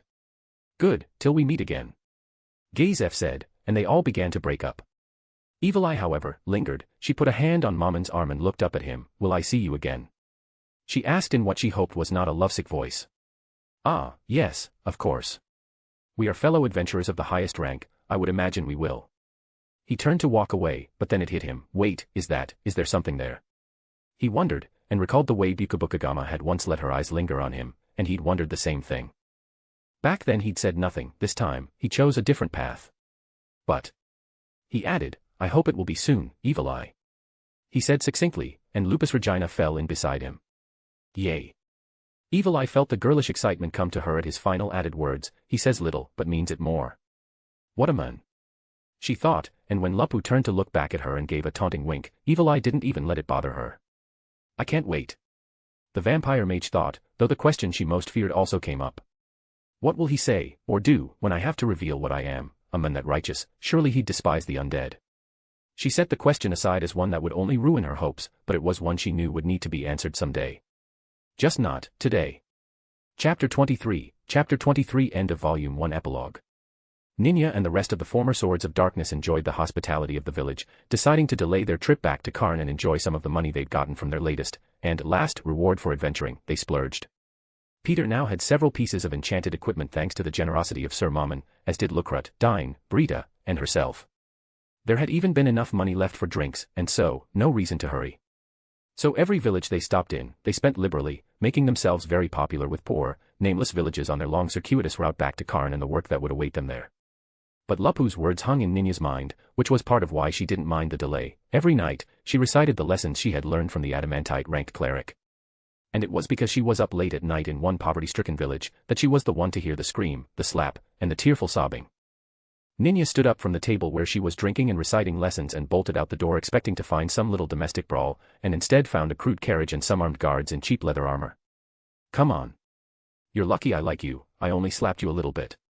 Just be good for me, and if you're lucky I'll even give you a bonus. You should be glad of the chance to bear my child. The nasally voice, the entitled pronouncement, it was the sort heard all over Rieste eyes. The nobles of this particular area were not particularly well off, but they were still nobles, though even at a glance she knew the waifishman in the dirty clothing that had obviously once been quite fine, was not actually the lord. The local lord's son. Ninya realized. Don't get involved. The thought came to her as her eyes darted around her. Nobody else had emerged from their homes, and she knew why. They're thinking the same thing. Just like when the lord of my village took Twer. Lupu's words to her returned again, the mocking, taunting truths that were ground into her like salt into open wounds. The instinctive fear of the nobles that was ingrained in every peasant man and woman from infancy was like ice in her veins that froze her blood and compelled her to do nothing. On the ground in front of her though, a pretty young peasant girl whose dress was already torn and face red from a slap looked tearfully to where Ninya stood. The girl was young, quaking in fear. Please. My lord, don't take her. A very thin alderman pleaded. He and his wife knelt inside their door and their hands were up and pleading, show mercy. We paid our taxes, didn't we? Yes, but it wasn't really enough. The least you can do is obey like good dogs. He nudged the blonde girl's leg. Yes, dogs, and she's just a bitch. He laughed at his own joke. Now come on, you. He reached down and tugged the girl at the wrist, dragging her through the dust. The slender little blonde yelped in pain when she was scraped over the dust. Ninya's blood had turned from ice to fire as the advice of the adamantite adventurer sent her over the edge. Hey! Let her go. She shouted, and the noble, the villagers, even the peasant girl, froze at the unspoken disbelief that someone had said the impossible. Excuse me. The lordling exclaimed, affronted, don't you know who I am? I'm Lord Philip, these are my lands, peasants, and therefore this is my business, not yours. Stupid adventurers. Philip cursed, don't even know the faces of the people who rule the places they visit. As soon as I'm the official lord, I'll put a tax on their passing through my lands and make them come pay respects to me personally. As if that settled the matter, he turned to his guards. Take the bitch and put her in the carriage. Do I have to do everything myself? He snapped, ignoring Ninya again. The old fear came up in Ninya again. In the light of the torches of the night, the young girl's fearful face was lit up bright as the sun, and Ninya's old anger drowned her peasant fears in their coming sea of rage. I said let her go, you piece of shit. Ninya brought her staff up. The words of Mammon echoed in her mind. Protecting the people is an adventurer's highest calling. Put that one down. Philip shrieked and waved a hand toward Ninya. Magic arrow. Ninya cast her spell, and arrows of light ripped from the air to pierce the guard's cheap armor. Ninya's shouting had drawn the attention of the rest of her friends. The chaos drew out the other 3 guards from where they were out of sight on the other side of the carriage, and the rest of the village, hearing the unexpected chaos, began to poke heads out of doors. Lit by torches, the former swords of darkness needed to know only one thing, that their teammate was in trouble. Lucrut's arrows pierced a guard through the throat. Peter clashed briefly with another who clumsily waved a spear with a shout more of fear than of spirit. He ducked beneath, and buried his sword to the hilt in the man's guts. Brita handled the last, avoiding the spear, bringing her mace down to break the wood. Then while the guard looked at it in brief dumbfounded confusion, she spun and smashed her new mace into his face. He crumpled with a sickening crunch of bone and a thud into the dust. Ninya ran with a banshee shriek to the noble, raised her staff, and began to hit the young men in the face and head. And used to warrior combat, she would have gotten derision from any instructor. But she got only blood and screams of pain from the lord. Holding her staff in 2 hands, she brought it up and down on the scrawny youth's head. Ninya shouted and screamed her hatred so greatly that she drowned out his screams of pain, spattering blood over the fallen girl he dropped into the dust in his desperate failed effort to protect himself. It wasn't until she felt a pair of hands pull her back and she began to breathe deeply, heavily, that she stopped seeing red, and saw what she'd done. The head was a caved-in wreck. The young man who identified himself as Philip was very, very dead. Blood stained the ground and the trembling body of the peasant girl. No more. No goddamn more. Ninya shouted her rage at the uncaring sky. Looking at the dead guards and dead lordling, those who had seemed invincible had been shown to be frail. The godlike status of lords in the eyes of peasants took a mortal blow. And with the fatal wound, the girl's father and mother approached the dead guards and picked up the fallen weapons. Thus was born a battle cry. No more became a shout that threatened to split the sky. Ains stepped through the gate that took him back to Nazarick. Lupu had cleared the hall and passed on his orders that none were to be there for his return, as he had a private matter to attend to that required the utmost concentration. Lupu followed him all the way to the treasury, through the various traps and past the statues of the supreme beings that had come and gone. She lingered there a moment, to look at her maker. When she did, Ainz waited too. He would be proud of how you have performed your duties. Ainz promised her. Thank you, my lord. Lupusregina said and stared up at the great black werewolf king.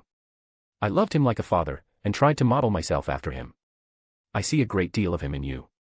He was playful, whimsical, and ferocious all at once, but a very good friend. Ainz answered and touched the open hand of the werewolf statue. The open hand with its terrible claws were meant to be in a posture of ferocity, but to Ainz, it was like an extended hand of friendship. I hope wherever he has gone, he is well. Me too, my lord, but I am glad that you are the one who stayed. Lupusregina replied, and followed him the rest of the way to the treasury.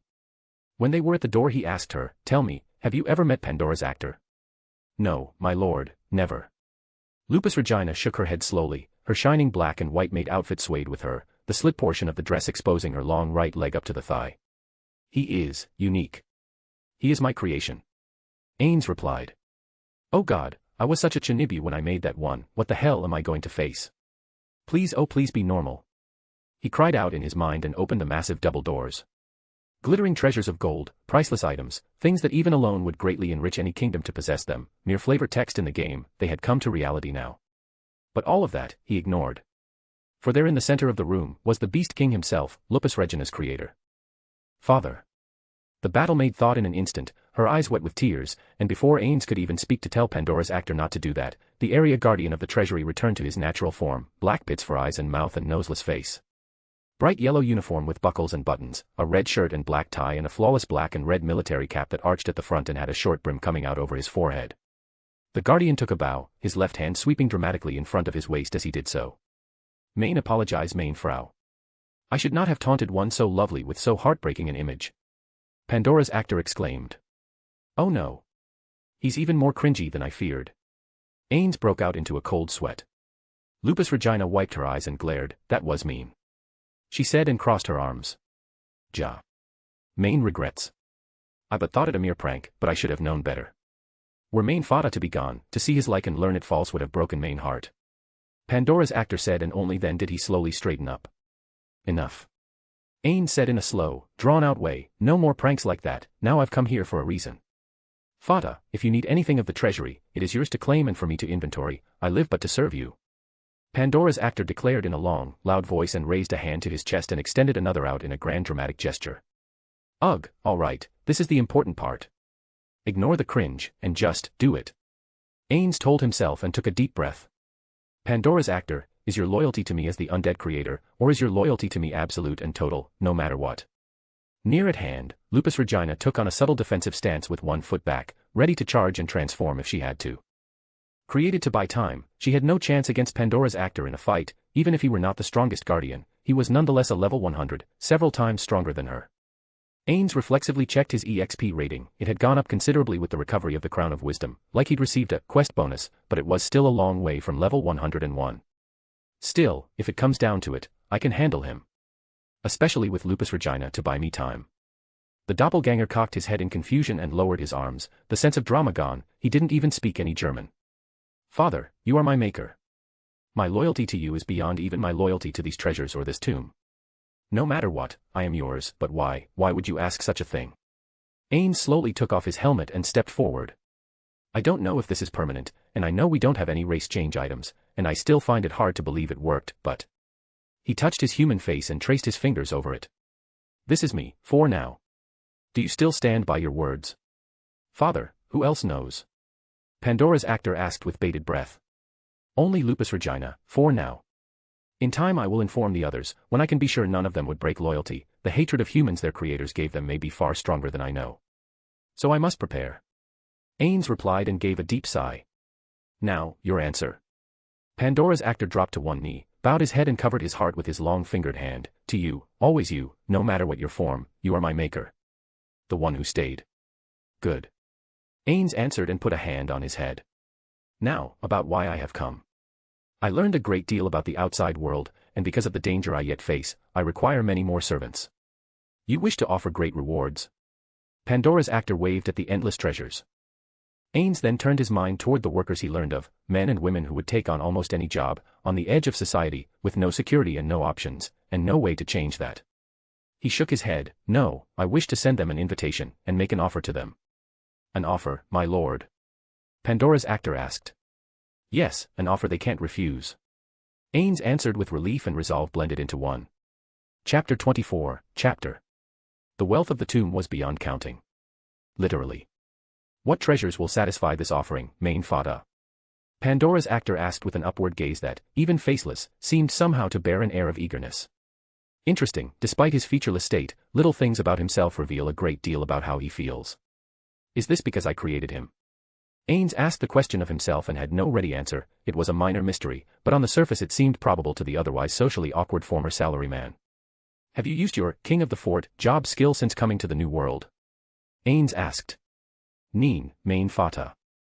My last instruction was to use it only when Nazarick called for gold, and this has not happened since our coming. Pandora's actor answered, and this too gave Ainz pause for thought. I see. I see. Ainz answered and brought his mailed hand up to stroke his chin while he thought. So that too differs from the game, at least that alleviates one concern. We won't be running a deficit keeping Nazarick under my control. Maintaining a guild base in the game was expensive. The shitty devs really stuck it to the guilds that way. How many times did we have to go on dangerous raids just to ensure we could afford the upkeep on it, prior to my cash shop item giving him Lord of the Fort? Too many times, far, far too many times. The reflective moment passed and he turned his attention back to the kneeling Pandora's actor. Then how much money can you create? Ainz couldn't keep his relief at bay, and that in and of itself was enough to slow Pandora's actor's answer. Ah, my lord. He reached into the pocket of his dimensional space and drew out two heavy-looking silk sacks, each roughly the size of a watermelon, and he sat them on the dark stone floor. The clinking of coins broke the silence of the moment. One is of platinum, the other is of gold, and I can produce this once every 30 days main fata, and smaller sums can be taken in their place, should there ever be a need. Pandora's actor seemed unable to refrain from an over-the-top gesture, thrust his arms open like he was going to embrace the sacks of coins, and Ainz wanted to die inside. I made this Chinibu. What was I thinking? German. Drama. Okay, the uniform is very cool, but the rest, why, the excessive dramatic posing, no, just no. Ainz' mind ran like a sprinter away from the proof of his Chinibi past, and he felt a longing for the emotional suppressor of his former undead body. To feel nothing, what a blessing. He mentally sighed and said with quiet desperation, do not speak German in front of me. Ever. Ainz emphasized after he finished speaking, and he could feel the surprise from the NPC. For a moment, he wondered if he had wounded the blank-faced doppelganger. I made him, after all, I must take responsibility. Ainz acknowledged while restraining his own sigh. Pandora's actor, you are as I made you, this makes you, something of a son. Therefore you must become more than I have made you. You must grow in ways that you have chosen for yourself. Show me what I did not create. Well, that was a load of bullshit if ever I said any. Ainz reflected, but Pandora's actor ate it up. Ja. Yes, father, I will show you what you wish to see, I swear it as your son. The doppelganger replied while Ainz took up the coins. I know you will. Ainz answered in turn, and taking up the coins, he tossed them into his pocket dimension. He then turned to leave, and as he did he added, practice your imitation of my former shape, I may need it. Pandora's actor snapped up to a rigid posture and gave a crisp salute with his hand canted over the brim of his cap. Yes, father. He emphasized as the door slowly closed behind the retreating Ainz and Lupusregina. When they were alone and leaving the area, Lupusregina was quick to ask, what next, master? The arena. Ainz answered in an instant. There was no need to explain what he was going to do there, but on the long walk, that didn't stop Lupusregina from asking another question of her master. Lord Mayor, or Lord Cositus, master. There was a little shudder in the battlemaid's voice when she asked the question. Are you concerned? Ainz asked with a downward glance at the maid as she followed at his side. The sound of feet over stone was answer enough, but the battlemaid chose to speak for herself instead. I can't win, master. The red-haired beauty was far from cowardly in nature, thus making her words even more profound. Do you believe I could lose? Asked Ainz. It was a direct question, and one Lupusregina felt like a hammer on her heart. I believe victory would be very difficult, master. But I believe you could win. However, if you want to know who I think would be more easily defeated, I would say Lord Cositus. Lupusregina replied, her eyes turned down with what might as well have been great interest in the stone beneath their feet as they walked. Why Cositus? Warrior Takamikazuchi gave him a great many immunities to magic. Ainz asked with a very curious interest. His inner gamer came out in earnest at the unexpected reply from the battlemaid. It seemed to contradict all reason. Mare is such a sweet little boy, nervous, soft-natured. By contrast, Cocytus is a paramount warrior, shouldn't it be the other way around? He wondered. Master, if Lord Mare were to turn on you, he would call for help from the other guardians who he would think might help. But Lord Cocytus, if he were to want to fight you, he would try to do so by himself. Lupusregina replied and closed her sun-like yellow eyes that glimmered in the shadowy walk of the hall of the great tomb. I see, that is a fair point. I will be informing Cocytus, which by the way, means I need to do something else first. Ains said and stopped in his tracks before activating the message spell. Mare, Aura, I have a task for the two of you. Ains said with all the authority he could muster. Yea. What is it, Lord Ains? Aura exclaimed. At once, Lord Ains. Mare exclaimed with a subdued, nervous eagerness that characterized the young male dark elf. I want you both to go to Karn village. There is a forest near there. Aura, I want you to tame every monster that could threaten the village. Mare, I want you to prepare to expand the village considerably. Tell them you are an emissary of Ainz Olgaun, and they will cooperate in every way. Fix the roads, build more homes, prepare training grounds suitable for adventurers and for soldiers. If they request anything in particular be built, listen to their representatives within reason. If there are useful beasts taken that can help with the construction, their use is permitted. Go at once. Do you have any questions? None, Lord Ains. The twins exclaimed, and Ains killed the link. There, that will remove said problem and get a task done too. Ains murmured under his breath. Unsurprisingly, he felt his heart rate begin to ease. The notion of having to fight either of those two precious children of Bikubukagama was such that, however unlikely it was, facing it as even a possibility was still too much.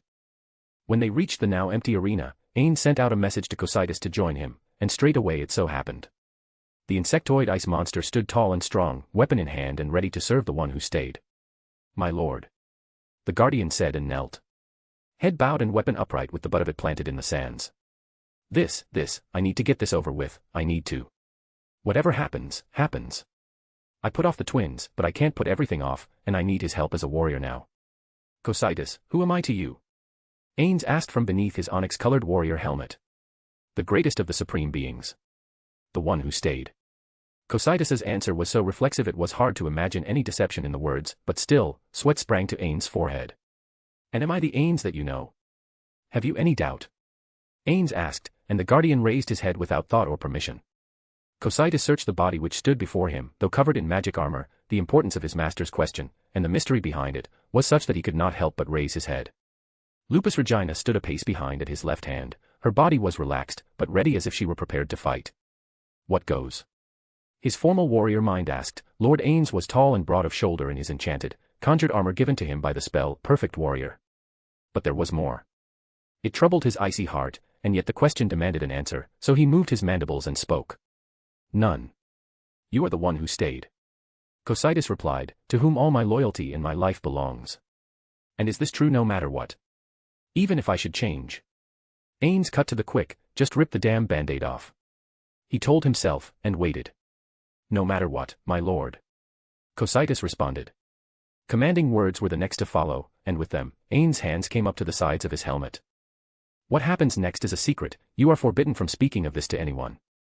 Master, I obey. Cocytus answered in turn. No criticism came to him for raising his head without permission, and therefore he concluded that it was a not unexpected response, however impertinent it might have been considered at some other time. A moment later he understood why, as the helmet came off and was held in front of his master's chest, and Cocytus found himself looking into the tanned face set beneath black hair, and brown eyes stared back down at him. Illusion? Cocytus asked, cocking his head. He saw Lupusregina slide one foot behind her, turning to the side as if she were readying herself for an immediate fight. No. No. And she knows. The guardian recognized. It is not, is it, my lord? Cocytus asked with a calm and even voice. Ains let out a sigh and relaxed at the guardian's answer. He set the helmet under one arm and scratched his dark hair. At his side, he felt Lupusregina begin to relax. No, it isn't. During my visit to the village, as best I can figure, whatever spell they cast, reacted with my world item, I was changed into this. I see. Cocytus replied. That is why she is prepared to fight. My loyalty was in question. As an insectoid, he didn't have the same inflections as a human, but Ains could still detect the subtle implication that he was wounded by doubt, and like a father that has unintentionally hurt his child, Ains felt his heart go out to the faithful guardian. Ainz yanked off his mail glove and cast it to the sand, scattering granules with the force of his toss, then barehanded, he reached out and put a palm on the frozen forehead. It was cold to the touch, pleasant, really.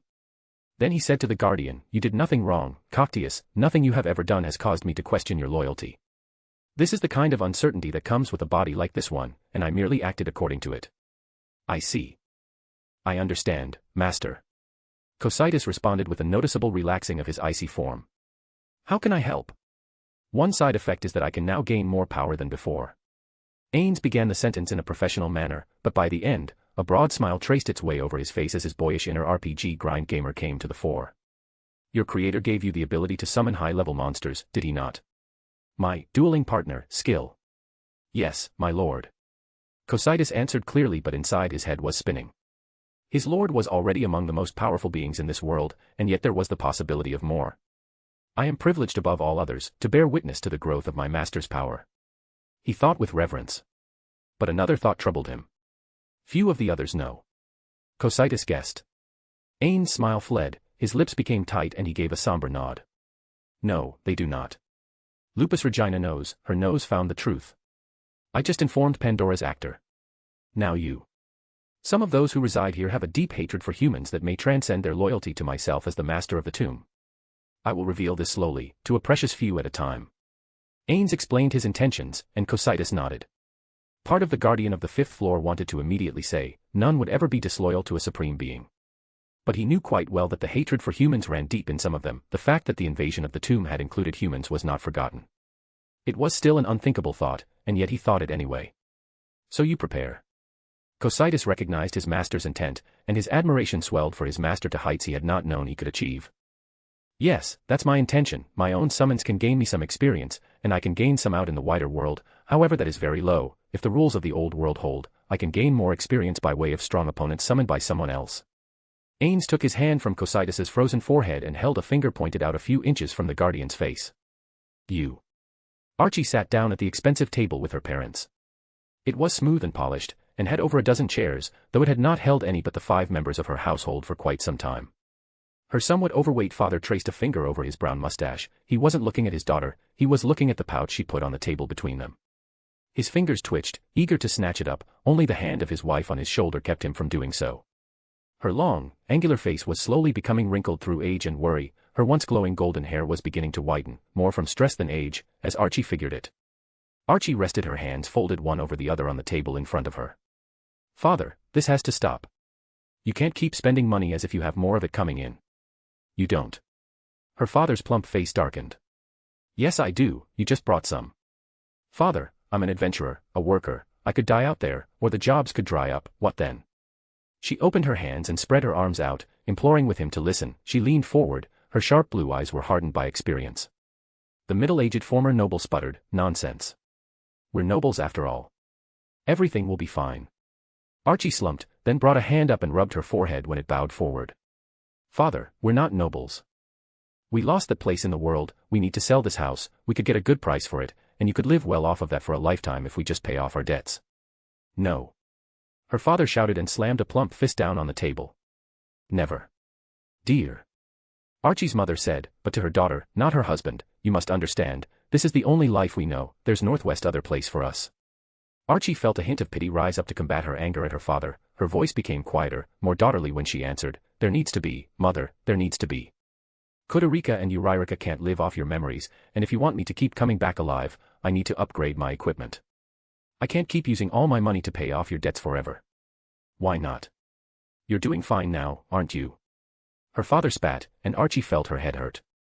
"Father, my team has upgraded their equipment twice in the last year, that has let us take on better jobs that pay more money, but I haven't upgraded even once since we got started. If I can't keep up with them anymore because their equipment gets better and mine doesn't, they'll drop me the same way the bloody emperor dropped our whole family. They wouldn't dare drop a noble's daughter," he said with a furious glare in his dark, deep-set eyes. "We're not nobles." Archie wanted to scream at him, but instead she took a deep breath and appealed to the old idiot's innate bigotry against the lower classes. "They're peasant workers, what do you expect?" she asked. "I'm a worker too, and a peasant, and you're not even a worker." Her contempt for him only grew when she saw that her statement worked and he became sullen. His face purple with anger at an insult that hadn't happened, to a house that no longer mattered. "All we need is for the bloody emperor to die. Her old man growled through gritted teeth, "This is all his fault, all of it. He cast us out for nothing, but it's not done, we're the last, and we will outlast him." Archie flopped back in her cream-colored expensive chair, with the purges of the nobles and their replacement with elevated commoners of various talent and utility. Some of the old guard, like her father, had taken it hard. Their luxurious house was now the last one in the area to be occupied, others were empty, sold off or forcibly reclaimed by the emperor when the occupiers were executed. Some had been smart, and gone on to live quiet lives, using the sale of their estates to fund comfortable retirements, pay for the education of their children, and to attempt to restore their status by drawing the emperor's attention through merit, or through their children's merits. Archie could feel nothing but envy for those families. They're the smart ones, she thought, and shoved the coins the rest of the way across the table. The clinking noise they made when he snatched them up was like the sound of rattling chains to the young Archie. She brushed her hand briefly through her short blonde hair and stood up. "I'm going to go meet with my team. Promise me you'll only pay your debts and use the rest of that on necessary expenses," Archie said with resignation. Yes, of course. Only debts and necessities," her father said, holding the coin pouch in his palm. The hand bobbed up and down several times as he tried to get an estimate of the contents by weight. "At least that much is progress. He's actually thinking about what's there instead of tossing it aside to spend later."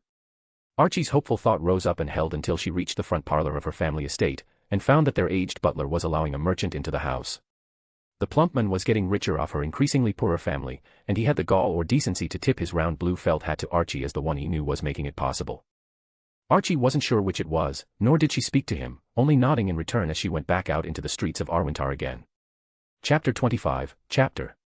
Ainz spun in midair and cut through the level 80 Kurokami that otherwise towered over him. An authentic ice dragon summon, it was on par with a greater fire elemental, with long ice scales and blue eyes with dark pupils. Its snake-like body would wrap around its prey to confine them, and then its great maw would snap down for a devouring. Those things were a problem for lower-level teams in the game, but at this level, Ainz recalled, but now it was barely a challenge, and it was only that much because he didn't have all the warrior skills he needed. When his sword clove the body in two all the way down until his sword struck the sands below, ice shattered like shrapnel over most of the arena. It pinged off of Ainz' armor like easily ignored hail. Lupusregina, however, dodged like an acrobat, spinning and twisting her limbs and body in the air like a cat. Is she a werewolf, or a werecat? Ainz joked to himself before she landed in a prowling posture on all fours with fearless eyes locked on the icy target, ready for the order.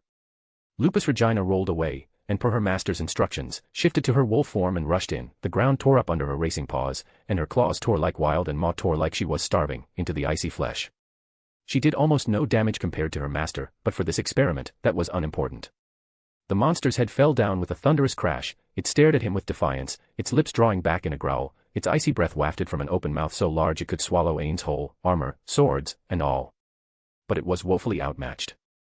Ainz swung his blades in a constant hack, cutting his way through the snout and jaw until he reached what passed for its brain, and with a decisive blow that scattered shards of ice in all directions, it died. The entire beast went limp, and then vanished. Good, now to check my XP, and Lupusregina's. This was their 8th experiment, and still he had seen nobody else from Nazarick, and put off all requests from the others to come and see him. I am busy with an urgent matter. Ensure my last orders have been carried out, and I remain undisturbed until I summon you one by one. That had been Ainz' answer, and every subsequent plea had been similar, only increasingly more curt. Not that he didn't feel any guilt, the dreaded sensation that he was tormenting his friend's children by keeping away from them was like nails on a chalkboard to his conscience, and yet the possibility of what might happen was too dreadful to him in too many ways to let him give in to their plea. The Kurokami had been quite valuable, at least relative to the other beings he'd encountered thus far, and more importantly it was a safe opponent. Easily defeated, and yet also netting a reasonable amount of XP. When Ainz checked Lupusregina, however, he was shocked. Impressive, very impressive. He thought when she knelt before him with eyes downcast, she had indeed gained substantial XP, totaling 29% of his own. It seems that their racial levels don't count, but in each of my duels, she has managed to gain a percentage equivalent to her total job class levels.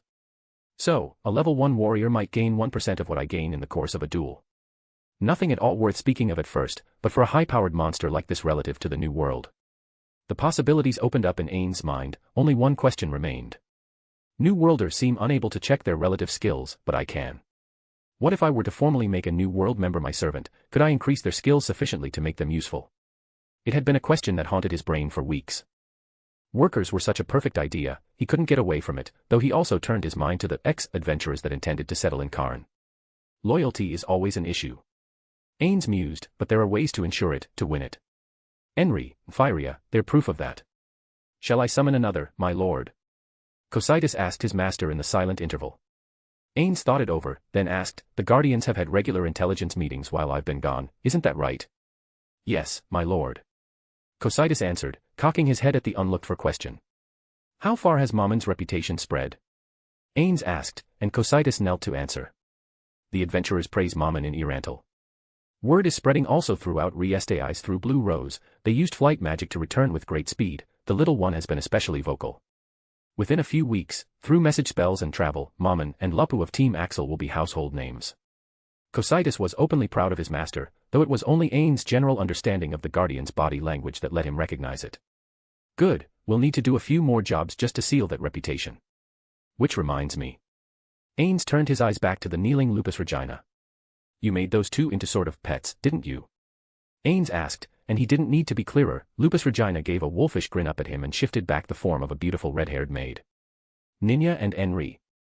Yes, my lord.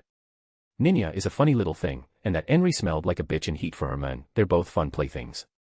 Lupusregina giggled girlishly before covering her mouth to stifle the undignified noise. I see, we're going to go back that way and do a few more jobs before we go to the capital of Reestais. Would you like to look in on them? Ainz asked, and his servant nodded rapidly like a dog that had its eyes locked on a treat in her master's moving hand. Unable to resist, Ainz removed his onyx-armored glove and patted the top of the battle-maid's head. Her vibrant red hair was soft, even luxuriantly so, and reminded him of that of a dog he'd touched once. It gave a little under his touch, and when he patted, she pressed her head reflexively into his palm. He could feel the warmth beneath, and it was only reluctantly that he took his hand away. Then we will, but first, we do this until we both gain a level. Ainz answered, then drew his swords again. All right, Cocytus, summon another one. He ordered, and Lupusregina rushed over the sands, scattering the surface of the arena behind her in her urgency to move out of range until her master's order to attack would bring her forward again. Ninya and the rest of her team were quick about organizing the village. The initial glee at seeing the dead body of the entitled noble and his guards, however, settled into fear within hours. That very morning, the village elder called a meeting in the village square. Ninya looked them all over. They were dirty, far from well-fed, and exceedingly scruffy with unkempt beards and gnarled, hardened hands. There was no real order to speak of among the village. The oldest men milled about in front with their wives, with the younger members behind them. There was no discipline or consistency among them but the fact of their poverty and hunger. Growling bellies spoke to one another of their hunger. Up at the front, the village elder, a frail old man, put their feelings into words in simple terms. Leaning on his staff and shaking from age and fear, he said, if we turn the visitors in, the Lord's Lord may spare us. That is our best hope. Ninya and her teammates stood off to the side, apart from the gathering. She spat in the direction of the bloody ground where dead noble Brat's body had been lying until a short while ago. You're dreaming, old man. Peter said, echoing Ninya's sentiment, his arms folded in front of his chest. Ninya, he turned to his teammate and looked down at her. What is the penalty for striking a nobleman? Death. She answered reflexively. And what is the penalty for rebellion against the crown? Peter asked further. Also death. Ninya answered, and the hush came over the crowd. You all look hungry. Am I wrong? Peter asked, and growling bellies answered him. Your lord sends most of your food up to his lord, and leaves you very little to eat. Now somebody said that wasn't actually the lord, just one of his sons. I don't know what it was like here, but I'm guessing even if he'll forgive you for this, his lord won't. So, will your local lord back your rebellion, or his master? Peter probed, and the silence held until the village elder answered. His master. Voices of fear and trembling went up from the villagers. Mothers clung to their young children and husbands to their wives. Ninya stared, her eyes sweeping the group with frantic urgency. They'll make an example of you all, you know they will. Your lives are nothing to them. Wiping out a village and then scooping up a group of people from somewhere else and dropping them here has no more meaning to them than changing clothes. She slammed her fist down into her open palm. You didn't want this, I get that, and I'm sorry I forced it, but it is forced. If you want us to go, we'll go, but if we stay, we can help you. It'll be a while before the brat is missed, and that's our chance. Ninya urged them, then Lucrut interjected. He scratched his head and let out a troubled sigh. Look, the truth is this place is done for. Even if we fight, that's good for what, a skirmish or two. Then the Baron will send a few hundred armored soldiers and, he snapped his fingers, that'll be that. So, what do you want to do? Ninya demanded, and true to form, the ranger had a suggestion. I say we just abandon the whole place, go to Karn. Mr. Mommon mentioned making it his base of operations, and it has walls. Even a Baron would think twice about making an enemy out of an adamantite-ranked adventuring team by attacking their residence. Ninya thought that over, and so did the rest of the village. The vote wasn't unanimous, but it was overwhelming. Karn was a different domain. It had space to spare, actual walls, and above all, an adamantite patron that had the favor of the royal head warrior. That had been on the first day, and several nights later, Ninya found herself explaining the situation to Henry Emmet and her little council. Henry sat at the center of a table that had been set out in the middle of the village square, and at her left and right side, canted like birds' wings, there sat a table of villagers and a table of goblins. At Ninya's back, the many families that chose to join her and the former Swords of Darkness, shuffled with eyes downcast, glancing up occasionally through their tear-blurred eyes, seeking to convey their hopeless desperation through their glances. When the diminutive young rebel at heart finished explaining what happened, she couldn't think of anything more to add, so Ninya said only, "Please, don't make them pay for what I did.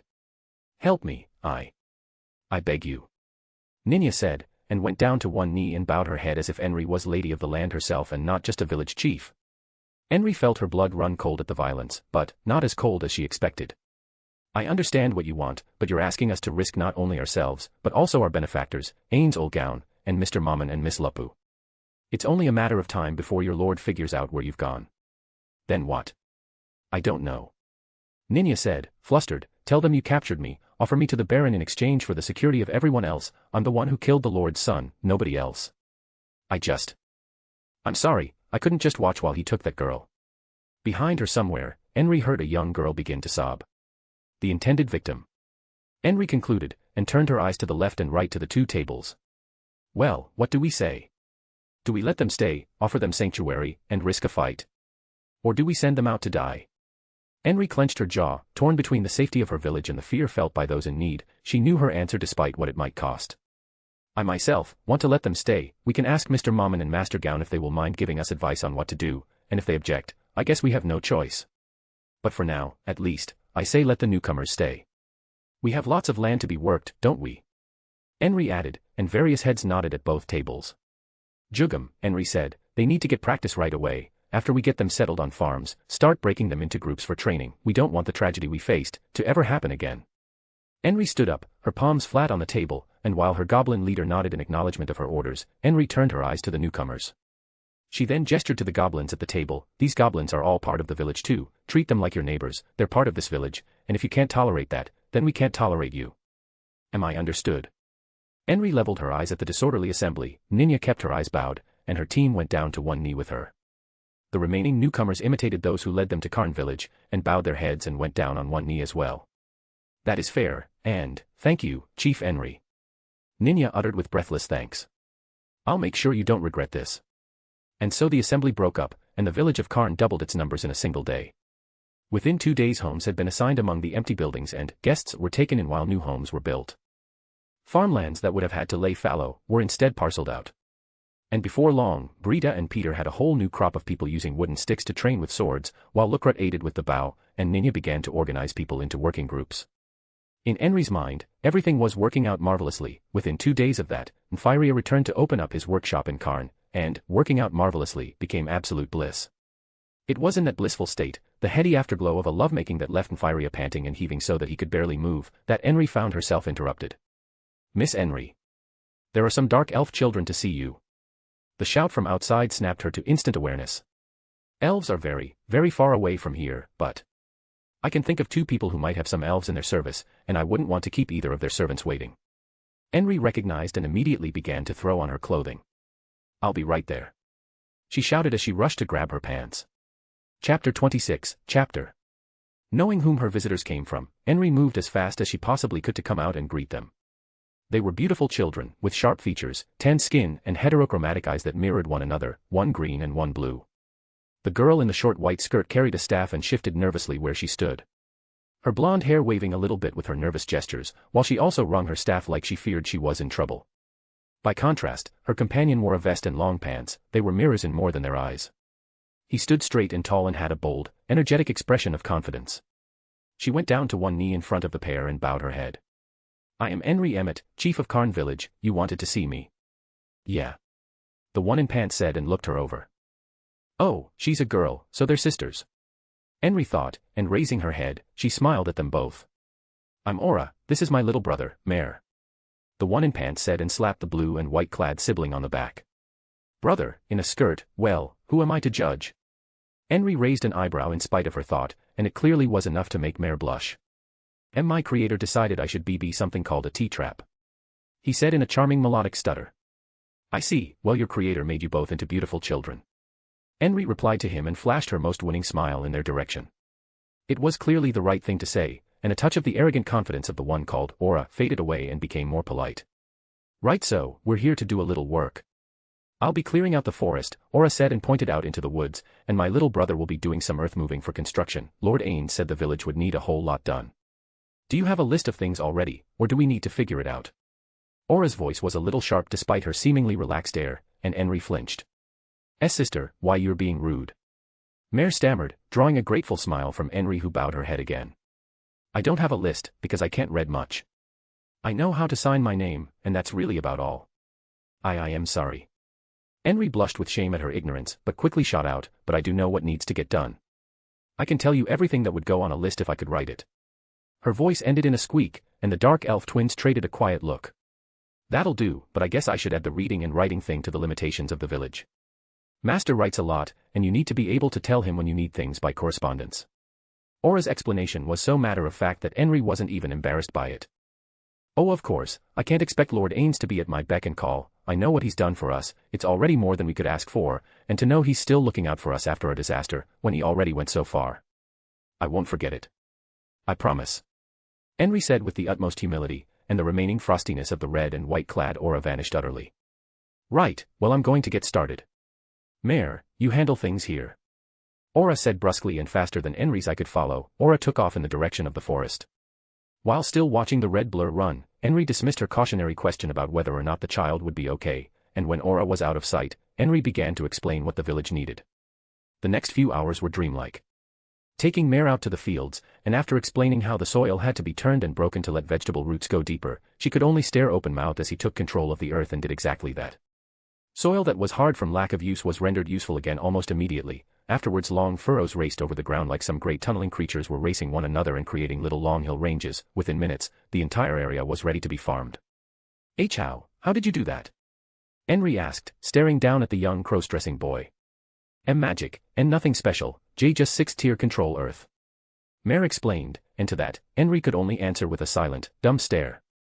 She recalled what Infiria had said to her about tier magic. 3rd and 4th were beyond impressive, 5th was the realm of heroes, and yet this little child had used a tier beyond to see to a farm. Inconceivable. Henry said in a reverential whisper with wide, disbelieving eyes. What else? Mare asked, and in the mind of the largely illiterate peasant, possibilities emerged that were once nothing but absurd fever dreams. Without even thinking, she began rattling off the impossible. Stone walls, stone houses that don't fall apart in storms, sewage that drains and towers to watch for danger, training grounds for people to learn to fight in and. When Henry finally finished, Mare shrugged and asked, is that all? Henry's knees shook and buckled, taking her down to the ground. Is that all? She cried out as dreams became trivialities before the servant of a man who was rapidly becoming more than a mere benefactor in the mind of the peasant girl. A whole village vanished and a lord's son went missing. What a troublesome affair. The count said to Prince Barbro. Princess Rener stood at the small table where the two nobles sat and quietly poured tea for the two men. My vassal is beside himself, the slender count added and shook his head. He was only a 3rd son, but still, a son. I see. Prince Barbro's deep voice was largely indifferent, and he ignored his little sister, not acknowledging her pour except to take his porcelain cup and sip from it when she was done. It is unfortunate, but does it really matter? I can round up some common street trash for you to repopulate the village, if that's all you need. I won't even charge you anything. Barbro had a wicked gleam in his eye when he spoke, and the count politely ignored it. Thank you, my prince, but I've already made the land available to 3rd sons of villages on my land. The vassal who suffered the loss has been a good subordinate. My real concern is the missing boy. A trash noble is still a noble. From what his older brother said, Philip liked to have fun with village girls. Nobody minds, really, except for the villagers themselves. The count let out a snort to show what he thought of that opinion. But the fact that he vanished from there and then the whole village was just gone without any sign of violence, it sounds like the peasants put the trash son down themselves and then ran. The count's suggestion was enough to buy silence from Prince Barbro. Princess Rener finished pouring the cup for the count, and then putting on her most distressed girlish face, covering her mouth with 3 fingers, she asked him, Goodness, Count, that is like rebelling against you personally. The count's relaxed air changed immediately. His entire body tensed up so sharply that even Prince Barbro saw the shift. Until she'd put it that way, the count dismissed the matter as a minor assault on a minor noble's minor son at most, but from the lips of the princess, he found a new perspective, one he did not appreciate. Why yes, that's it exactly, Princess Rener. The Count briefly stammered before pretending he saw it that way all along. Leave it to the royal family to see to the heart of any matter. Rener looked down demurely, and I to her elder brother. Of course, it's why the royal family is royal. We recognize that affronts to our most loyal nobles are affronts to ourselves. The basis of the crown is action, and those afraid to act are unworthy of it and should not be supported. In the eyes of Prince Barbro, his incomprehensible and silly little sister laid out his path to the throne. A prince of action is the one that belongs on the throne of kingship. I can use this trivial affair to get ahead of my fat little brother and force father's hand. Yes, it is as my sister says. Barbro agreed. I will take the lead in this investigation and bring justice for the noble house that was wronged by these stupid peasant brigands. Not to worry. We will find them and wring the truth of the son's fate from their tortured bodies. He brought his sword out and said, I swear it on my sword. A powerful man of broad shoulders and towering over both Rener and the Count, dressed in full formal martial regalia, of blue, red, and gold, with dangling tassels on his shoulders and a sash across his chest, the blonde-bearded Prince Barbro appeared every inch the warrior prince. Rener demurely clapped her hands with a smile and girlish giggle, but he's a coward and a bully. Never once did he take a task that might actually risk himself. Despite the thought, the third Princess Rener wore a mask of being duly impressed with the grandiose gesture of her older brother. The Count drank down the rest of the tea and bowed his head. Yes, of course, a prince who protects the nobility is the sort we need on the throne of Ainz. I will look to you in the days ahead, my prince. The Count said and stood up. When he was gone after their brief goodbyes, Prince Barbro looked down at his little sister. Absurd as she was, he was aware that she sometimes had interesting insights, and he wasn't above asking for them. She's no threat to me. He reminded himself, then asked her, Sister, where would you begin on this? Rener tapped her cheek with one finger and looked away. The room in which they stood was the height of royal luxury, the table they'd been sitting at was the color of the sun, the floors clean white marble, and her clothing was of the purest white, a flowing dress that hung down to her ankles, and a gold circlet that dangled a small chain over her forehead that shook when she turned her head. The third princess looked to the broad window to the outside world beyond the palace. She took a few steps from him and looked out into the city beyond. As capitals went, Ainz had what she was sure was one of the ugliest in nature. Massive in size, it was riddled with crime and squalor. Beyond that, high walls stood that kept the squalor safe to prey on its own.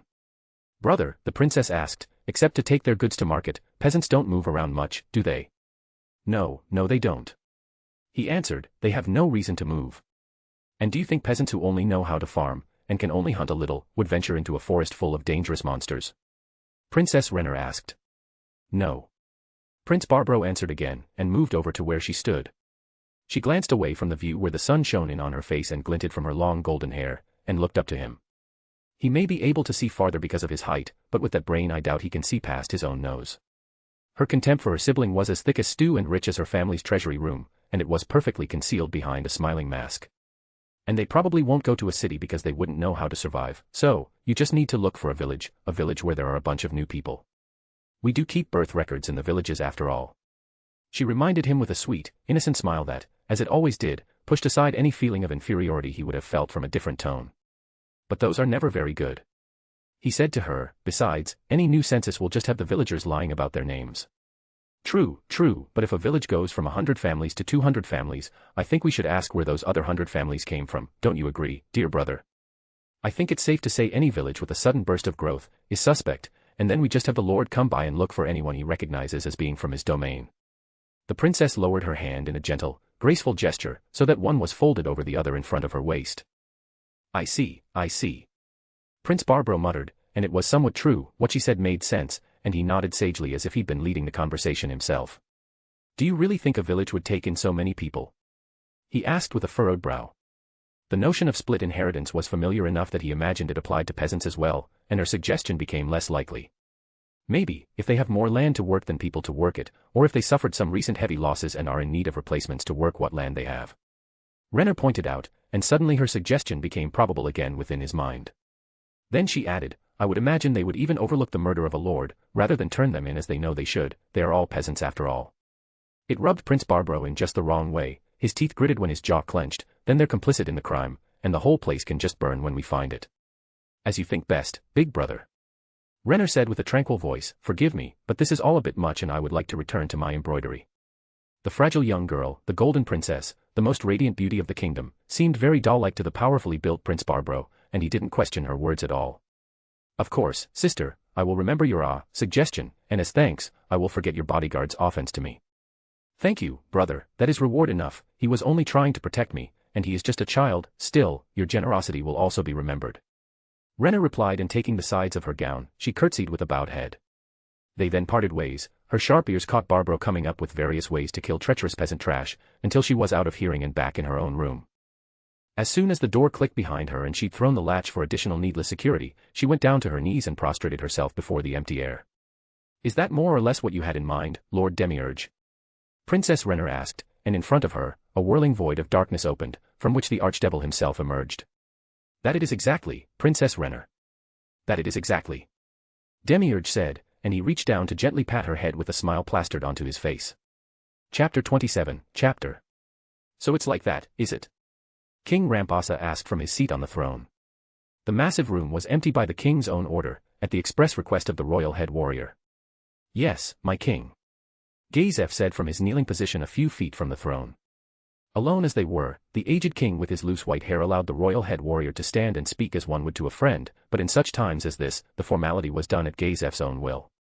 So much power emerging into the world, it is like something out of the stories drawn from the mists of time. King Rampasa said, rising from the red cushioned chair in its ornate golden frame. He stepped away and approached the warrior, placing a hand on Gazef's head. He added, "It is good that you came back alive. It is a great relief to my heart." "Thank you, my king." Gazef said, closing his eyes briefly, "and yes, it's like something out of legends." Ainz Olgaun driving off a scripture, Mammon and Axel defeating 2 skeletal dragons, ending a Zuranon offshoot threat, and taking down both a black scripture and a necromancer on par with an adamantite mage. This is quite a lot to take in. The king's aged hand slipped away from Gazef's head and fell back to his side, and the old man began to pace. Gazef rose to follow him. The red and gold robes fluttered around the king's legs as he walked. It was a curious habit of the old man. He likes to think in motion. Gazef acknowledged with no small approval. Though old now, the old man remained fit and ready to do his duty.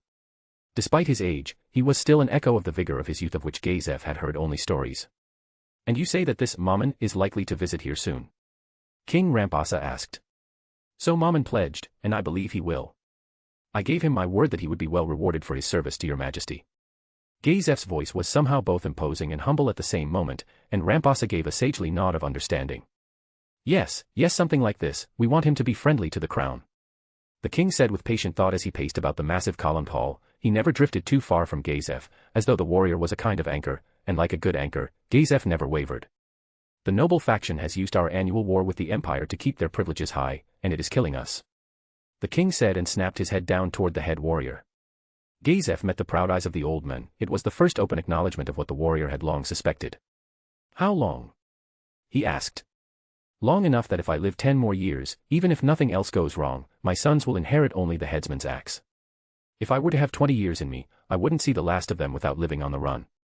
King Rampasa admitted, "Something has to change." "When a man says that, my king, they're typically about to say what bothers him," Gazef said, and though it felt as if the world was opening up beneath his feet with the king's words, he did not tumble into the black pit of despair that lay beneath. "Yes, the appearance of Axel and an unknown mage of great power offers a chance we didn't have before. A chance for new nobility to rise. Even the finest of the old guard are almost all worthless to the kingdom's prosperity, and some are harmful." The king said the last word with great bitterness, and what he meant was no secret. 8 fingers. The criminal organization was beyond brutal, distributing black dust, an addictive narcotic, throughout the kingdom and eroding its wealth. Corrupt nobles sometimes grew the plants used to make it in their own villages. Attempts at eradicating the practice had been ineffective, and many a judge had been threatened or killed. Many nobles were either bought and paid for or intimidated into silence, and thus nobody stood against them. "Your Majesty, do you wish to hire them to eliminate the criminal organization?" "They are only 2, they need spies, intelligence, leverage. The amount of things needed for something like that." Gazef's mind was spiraling as he considered the matter. "My lord." The royal warrior trailed off. "Nobility, they're adventurers, but new and very powerful. They just barely registered. The guild might be upset, but if they were given a title and retirement and a task that the guild would covertly favor." Gazef's mind flew to the obvious. The king was looking down at him, speaking without saying anything. By his side again, the relationship of years spanned the silence to reveal the truth. "Ains, you wish to hire Ains to help in the war against the Empire, and to ennoble all 3. It was a guess on Gazef's part, but not one he considered unlikely, and when the subtle nod came from the white-bearded old king, Gazef was again grateful to have such a lord to serve. "If we can arrange for them all to be here at once, that would be better." But that requires predictability that the powerful typically don't have. King Ramposa gave a mild laugh at his own expense, but Gazef didn't share it. My king, Sir Mammon indicated that he would make Karn village his base of operations, and Master Gaun may have kept a watch on the place after rescuing it. If we send a message to E-Rantel, we can have word sent asking for both to a formal ceremony in the capital. I can't imagine they would refuse such a thing. Gazef's voice was somewhat uncertain by the end, but he began with confidence. It is worth a try. If it works out, we may have powerful allies to spring on the Empire when the time comes. If only. King Ramposa killed his own words, but the thoughts, unspoken, went on. If only one of my sons had your vigor and strength, if only one of them had all the qualities of my royal head warrior, I would be able to retire now. If only I had my own lost youth back, if only, things were not as they are. Seabass knelt before his liege with the greatest reverence. My lord, I am prepared to receive your orders. How may I serve you? The faint scent of Albedo's perfume lingered in the room. Though it was cleanly made, there was no doubt of why the scent seemed to linger strongest there. Her visits to Ainz' room had become so regular that one could have told time based on that alone. What struck the aged, dignified-looking butler as strange was that they met in his room, and not in the throne room itself. He can do as he wants, the one who stayed, but still, it is strange. Seabass considered the question with care, and found no answer until his lord, still dressed in his warrior regalia, laid a hand on Seabass' head. Am I the master of Nazarick? Am I the one to whom you are loyal, no matter what? Ains asked the question as he had rehearsed it. Seabass was above all, a dignified servant, and so Ains wanted to present himself as his dignified master when the time came. And the time had come. The gesture of affection was both unlooked for and more welcome than Seabass expected. His tight, tense lips barely moved, but he did suck in his breath at the sudden act. You are Lord Ains, the one who stayed, to whom our lives and our loyalty are the same. Seabass replied without reservation. And if what your Lord Ains is, should change? Ains asked him. Out of all the guardians, he was most sure Seabass would remain absolutely loyal. Soon I'll run out of the easy ones. Ains told himself to mentally prepare for the day he had to tell Solution, or Nabril, or Demiurge, or Albedo, but telling himself was easier than doing so. Then my loyalty remains the same. Seabass answered. It was a relief to hear, but it didn't stop Ains' train of thought. Seabass is the third level 100 being for me to tell, and even less likely to resist me than Cositus. I would have preferred to tell him first after Pandora's actor, if only I hadn't needed to reveal it to a guardian. But still, even if it comes down to it, I'm now level 102. I can handle Seabass if I need to. Still, it was a relief. And so Ains held his hand steady as he removed his helmet, and revealed his human face. Look at me, Seabass. Look, and know your master. Ains ordered, and Seabass raised his head. Though Ains' heart was fluttering and his stomach roiling as it had when the truth was made known to Lupusregina, he kept his eyes steady. Sire, what is this? The butler of steel asked with breathless confusion. A spell gone wrong. I don't know how it happened, but it has. Now, has your loyalty changed? Or are you still my servant? It was the critical question, and with it came the answer Ains expected at least this time. I am your servant. You are the one who stayed, my lord. I bend to your will, now and forever. Seabass said, without hesitation. Relief flooded through Ains from tension he hadn't known he felt. Then I have a task for you. I want you to visit the Baharuth Empire, take whatever battle-maid that you wish, and establish yourselves as wealthy figures. While there, this is what I want you to do. When Ains finished his explanation, Seabass's thoughts turned inward. I believe Solution would be well suited for this task. Good. Ains replied and reached into his pocket dimension to remove the coins he'd acquired earlier. He threw them at Seabass's feet. Have these melted down and exchange them for Baharuthian currency, then see to it at once. I will not fail you, my lord. The purges in Baharuth left many empty manors. We can easily acquire one and integrate ourselves for your purposes. Seabass took up the coins and put them into his own pocket dimension, and stood up when his master stepped back and put the helmet back on. Good, I place my trust in you, Seabass, do as you have said, and do not fail me. Ains ordered, and Seabass withdrew. When he was alone on his bed, he dismissed his perfect warrior spell and went to his bed. He fell backwards with a deep sigh and his arms spread out to take up as much of it as possible. The room was thematically black, with grim, gothic furnishings befitting an overlord of death. I was such a Chinibu. He mentally exclaimed, and staring up at the dark ceiling, in spite of, or perhaps because of, his circumstances, he began to laugh.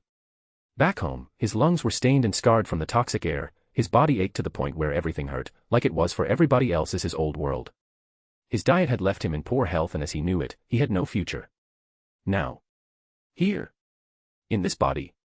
He was the definition of strong compared to any human and probably a fair number of monsters. Every breath came easily and without pain, every step was light as air. The sun, the moon, the stars, everything was real and visible, and despite his concerns that still lingered, things were going well. I'm free. I'm free of that old hell. That nightmare world is gone and I have everything I dreamed of. He laughed, and laughed, and laughed some more. Ainz laughed on the bed, staring up at the ceiling and utterly at ease alone in his room where he would remain undisturbed. Whether his spirits rose because of the laughter, or the laughter grew because his spirits rose, he didn't know, but he was still laughing when the message spell came in. He heard Aura's voice in his head as soon as the message spell connected. Lord Ainz, we have an urgent message for you, as both Mammon and as Lord Gaun. From Gazef Stronov. This had his attention. The laughter of the human male on the bed vanished. What is it? He demanded. My lord, both of you have been invited to the capital for a feast. The king wishes to show his gratitude for the help given to his people. Aura explained, the invitation is for 1 month from now. I see, and how did you maintain my cover? Ainz pressed. My lord, Lupusregina accepted for Mammon, and I promised to pass on word to Lord Gaun. Aura explained, briefly sounding uncharacteristically nervous. She heard the edge in my question, better to reassure her. Ainz thought, and then answered, it's fine, you did well. I will be arriving in the village soon, and notify Pandora's actor that he needs to be prepared to play as myself in a few days. A thought occurred to him immediately afterward. Aura, not that I mind, but why didn't Lupusregina notify me instead of you? Oh, my lord, she's peeping on Enri and Firia right now. She said you wanted the pair kept safe, so I offered to contact you for her while she watched. What she said was an adult performance art. I don't know quite what she means, but it got really loud and there was screaming involved, some kind of wrestling I guess. Ainz was even more glad for his isolation in that moment when his face turned red. Yes. Yes, that's right, it's fine, thank you Aura, leave her to it, give them some time, I will be joining you, later than I initially intended. He rolled his eyes, and his humanity smacked him in the face like an unexpected door. Enri was a pretty young woman, it was no surprise she was engaged in a liaison with the brilliant young pharmacist. A pity about his grandmother, he must have rushed back to Karn for comfort, and at least gotten it. Recalling all his recent actions, fueled by a powerful body and his own anxiety and ambition mixed together, he suddenly felt overwhelmingly tired. I can't wait, my lord. Aura's childish innocence helped to curb the flush on Ainz' cheeks after the connection cut, and for a solid minute, Ainz remained lying flat on the bed. That kind of made me wish for my undead body back. He muttered and took a deep breath, the scent of perfume lingered in the air, and for a long time, he slept, resting at his ease through dreams of wings enfolding his body, and the moans of ecstasy from a demoness designed to be the goddess of beauty herself. Somehow, he knew it was a dream, but such was the warmth of the imagined embrace, that he did not want to wake up. Chapter 28, Chapter. Demiurge stood with his hands folded behind his back, towering over the prostrate Princess Rener, listening to what she had to say. When she finished explaining it all, and what she intended to do to provoke her stupid eldest brother, Demiurge could not help but recognize the power of the mind subservient before him. It was reason enough to reassure the Golden Princess at least. Yes, very, very well done. And not to worry, we demons are very particular about contracts, deception in all things, but where your oath is given. You and your puppy will be safe when my master reigns supreme. She could feel the heat of damnation radiating from the monster in front of her. What kind of monster is this being for, this one to serve it? Rener asked herself, and yet could find no answer that was not itself unthinkable. One thing bothers me, however. Why were you the one serving tea and not one of your maids? Is it not normal for human societies of nobles to have servants or slaves do that kind of work? Demiurge asked. Sensing it was all right, the princess raised her head to meet his watchful face. Not when you want information kept quiet. Everybody knows the maids can't be trusted, and because I am a woman, well of course my stupid eldest brother thinks I should be playing the role. The contempt that dripped from her lips spoke volumes of what she thought of that arrangement. But at least it had been useful. Very well, continue to push the idiot towards idiocy for now, and when my master arrives, make sure the noble faction acts, just like themselves. Demiurge let out a cruel, mocking laugh that was joined by the crystal timbre of the Golden Princess. They bonded lightly over their shared contempt of the petty jealousies of the idiotic and the incompetent, and it made the princess bold. Will I be allowed to meet your master beforehand? I admit I'm curious to behold the majesty of such overwhelming power for myself. Demiurge's face became serious, even grave, and his laughter died. Succeed, and you will meet him as your first reward. He brought a hand from behind his back, the long finger raised up from the closed fist it had been part of. It might not seem like a reward, but after you prostrate before his glory, you will not have another wish but to meet him again when he is gone. Then I look forward to my success, Lord Demiurge. Rener grinned, and the archdevil called up the gate again, and vanished with 2 steps into the void. Rener had just risen to her feet when there was a knock at her wide, white double doors. "Enter," she said, and her enchanted locks opened to allow her visitor. Knowing who was coming, she felt even more at ease. A beautiful, golden-haired boy in the flower of his youth came in, her puppy, her climb, her bodyguard, her everything, approached and knelt. He knelt in front of Rener with his head bowed, his mithril and orichalcum blended armor clinked only a little with his movement. 15 summers old as best either of them could say, he always looked at her with such love and devotion that she hated it when his head bowed. "Raise your head," she commanded as a princess should, and he obeyed. "Did you want to inspect the city again, princess?" he asked her, placing a hand on the hilt of the sword strapped to his side. "Yes, my climb, yes. You will protect me, won't you?" she asked with innocent blue eyes. "No matter what the cost," he cried out inside his youthful mind, losing himself in the endless blue pools. But aloud he answered, "Of course, my lady." He did his best to keep the breathtaking love for her out of the sound of the spoken words, but he considered himself remiss if he didn't offer a critical point. "My lady, I know you love to provide what help you can to the people, but I must still suggest an additional bodyguard. It's no secret that your ending of the slave trade has riled the 8 fingers, and being out in public with only me to guard you may be dangerous," Climb said to her again. And again she shot him down. "I understand, but I accept the risk," Rener answered. "You'll just have to work hard." She gave him a tiny smile that thrilled him to the core, and the matter was closed. Within the hour a white and gold carriage large enough to hold 8 comfortably, but holding only the 2 side by side in the interior, was being driven out into the heart of Riestaiz. Across from the pair sat a chest full of copper coins and bread slip papers. This took up the bulk of Princess Rener's allowance for the day, and Climb loved her for it. Her route was almost always the same, and she stopped at the same place no matter what route she took. Climb knew the spot intimately well, the place she'd stopped when she'd found him. He looked out of the little window of the carriage.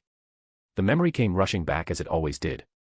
"My princess found me there, a little waif of a thing, barely more than a toddler, dying an unfortunate death in the cold, wet, uncared for, unmourned, and unloved. Until the angel beside me turned her face to mine. Nursed back to health, given food, bathed, cleaned up, taught to read and write, dressed, and allowed to stay as a companion and servant." Climb's life now had purpose. He was deep in those thoughts, while the princess partially exited the carriage, and began to throw coins to the crowds that gathered expectantly. Dirty, unwashed, filthy, foul-smelling, grimy, ugly, crude, ignorant, wretched, abandoned, and hopeless. Climb knew that there was not a kind word to be said in high society about any of those the princess turned her eyes toward. Most who had anything, preferred to ignore this segment of the population, which was most of them. Until the slave trade ended, they were the bulk of the ones being sold off, they were the bulk of the crime, and they were the bulk of the peasants snatched up and thrown to replace the population of any slaughtered village.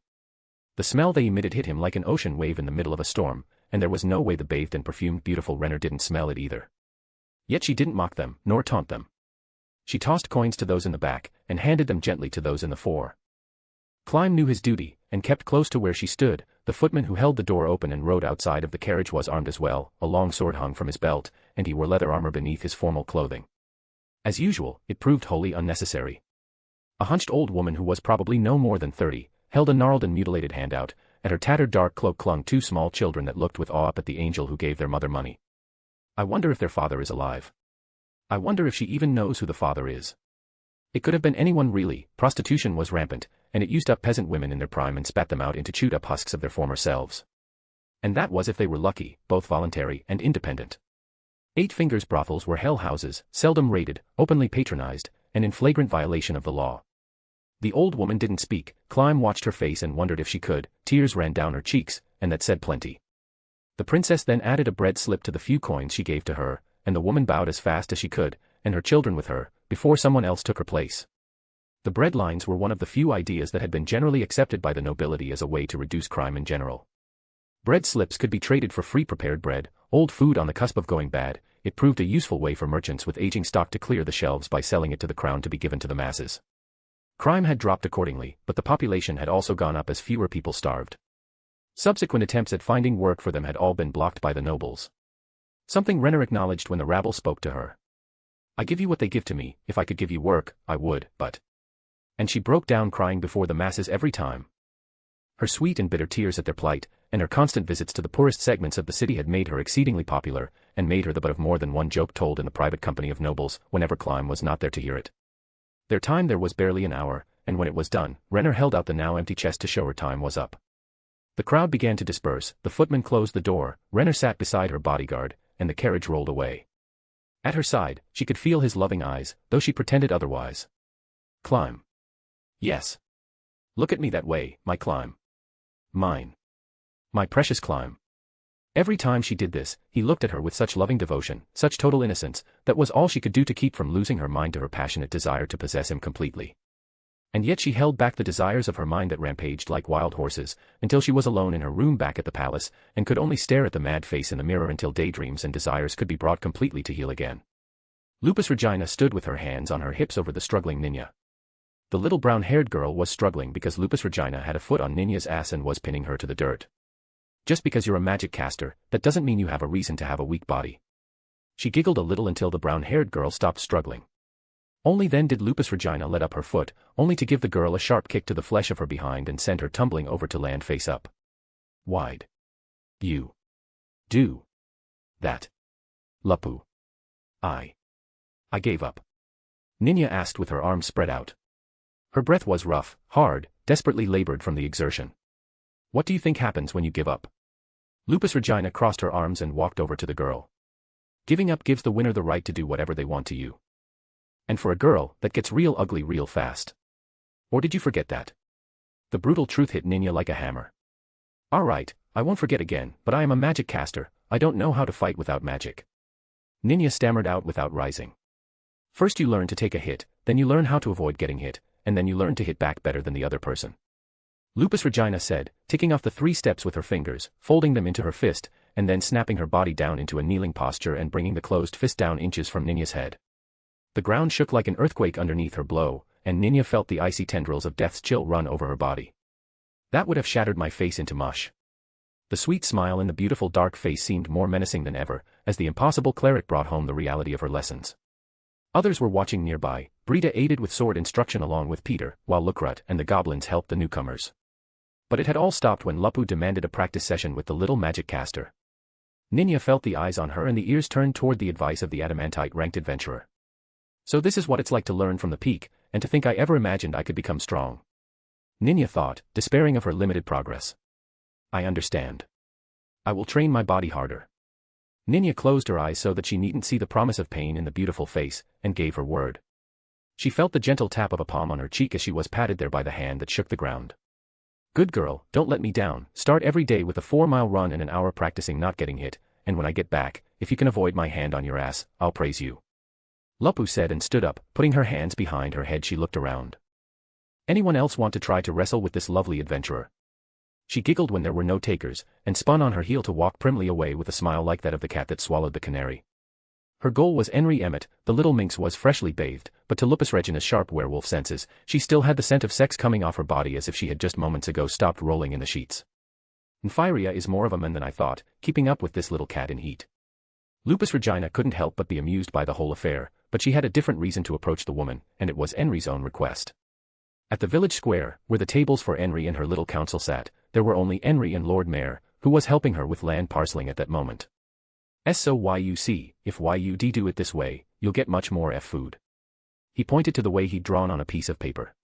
It was profoundly counterintuitive to Henry. Even Lupu could tell the blonde peasant was confused, but it was hard not to approve when the peasant girl scratched her head and answered Mayor with, I don't understand how, but if Lord Ains says it, it must be right.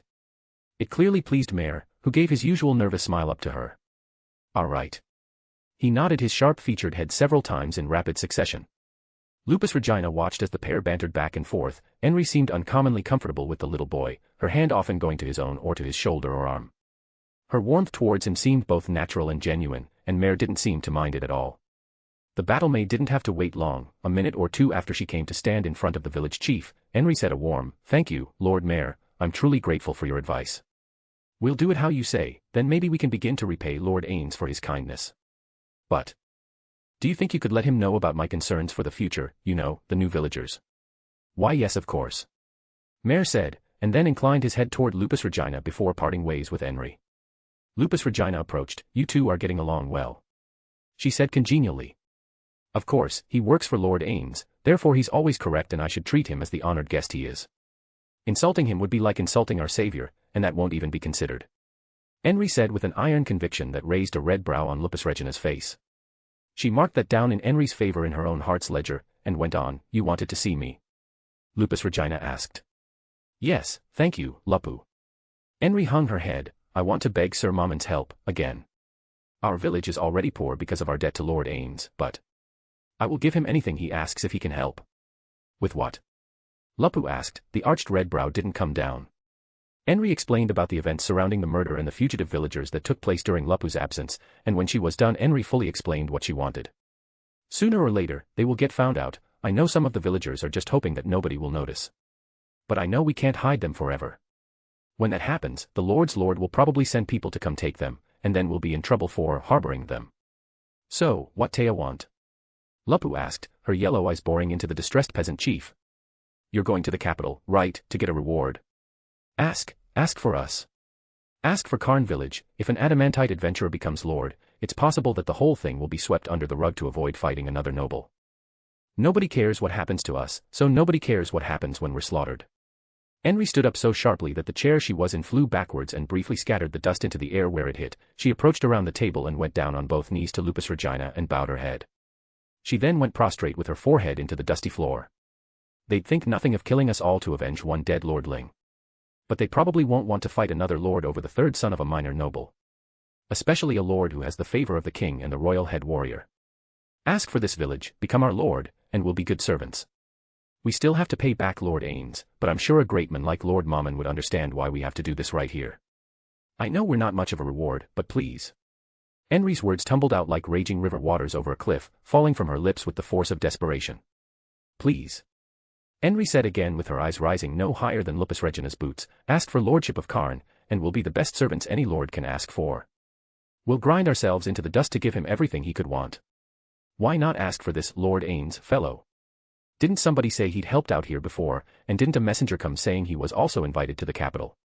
Lupusregina tried her hardest not to laugh uproariously at the whole affair, and she was incomplete in her success, sounding only hesitant as if the prize of Karn was worth less than what he was entitled to.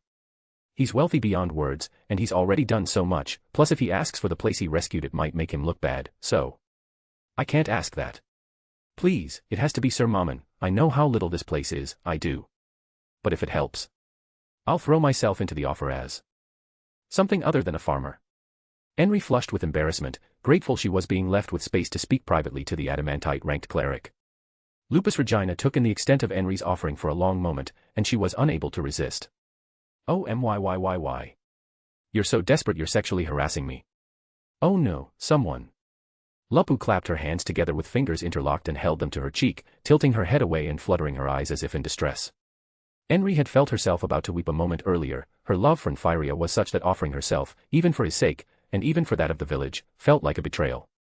But when Lupu melodramatically and mockingly turned it on its head and began to laugh, her urge to cry faded away. Lupu's laughter was like birdsong. The adventurer was wearing a green and black slit skirt that exposed her powerful leg with every step. It was somehow beautiful and practical and made the powerful adventurer seem even more than she already was. But when the woman grabbed her own belly and doubled over in laughter, Enri could only think to stand up, put her hands on her hips, and look really, really embarrassed before starting to laugh with her. "Damn it, Lupu. I was being serious there." She leaned forward to face the woman who mocked her, and Lupusregina finally began to wipe tears of laughter from her bright yellow eyes and straighten up. "I know, and that's why it's so funny. Don't worry, pervert girl. I'll ask Mamon for you. My guess is he already has that in mind anyway, and I'll leave off your pervy offerings of a threesome between us." Lupu winked, and Enri turned several deeper shades of red. "A threesome?" Enri said much louder than she intended, and scores of heads snapped to face her. She darted her face around, embarrassment multiplying 100-fold. She yelped out, "Damn it, Lupu," and rushed back to her home, leaving a laughing Lupusregina behind her. Chapter 29. When Ainz awoke it was to dreams of ecstasy, delights that sought to keep him in bed. A supreme desire clung to him the way a fog might engulf a landscape. Albedo. He felt a rising hunger to embrace her, like the dream carried over into the waking moments. It was accompanied by an overwhelming guilt. "I damaged her. I can't take advantage of that," he told himself. Loathing and revulsion for his own urgent impulse to take the succubus was briefly all-consuming. It drove him to action. Throwing on his clothing and dressed as Mamon again, he sent a message to Pandora's actor. "Disguise yourself as me, and visit the capital of Aiz. Wear an enchanted mask, and if asked to remove it, show a suitable face." "My lord." Pandora's actor acknowledged the command at once. "Commit to nothing, offend no one. Learn everything. This is strictly an intelligence-gathering operation for now, oh, and above all, ensure that the name Ainz Olgaun is elevated in the eyes of those who learn it. Ainz added, keeping his instructions as generalized as possible. I will make you proud, father. Pandora's actor declared, in his mind's eyes, Ainz could practically see the dramatic gesture of the doppelganger.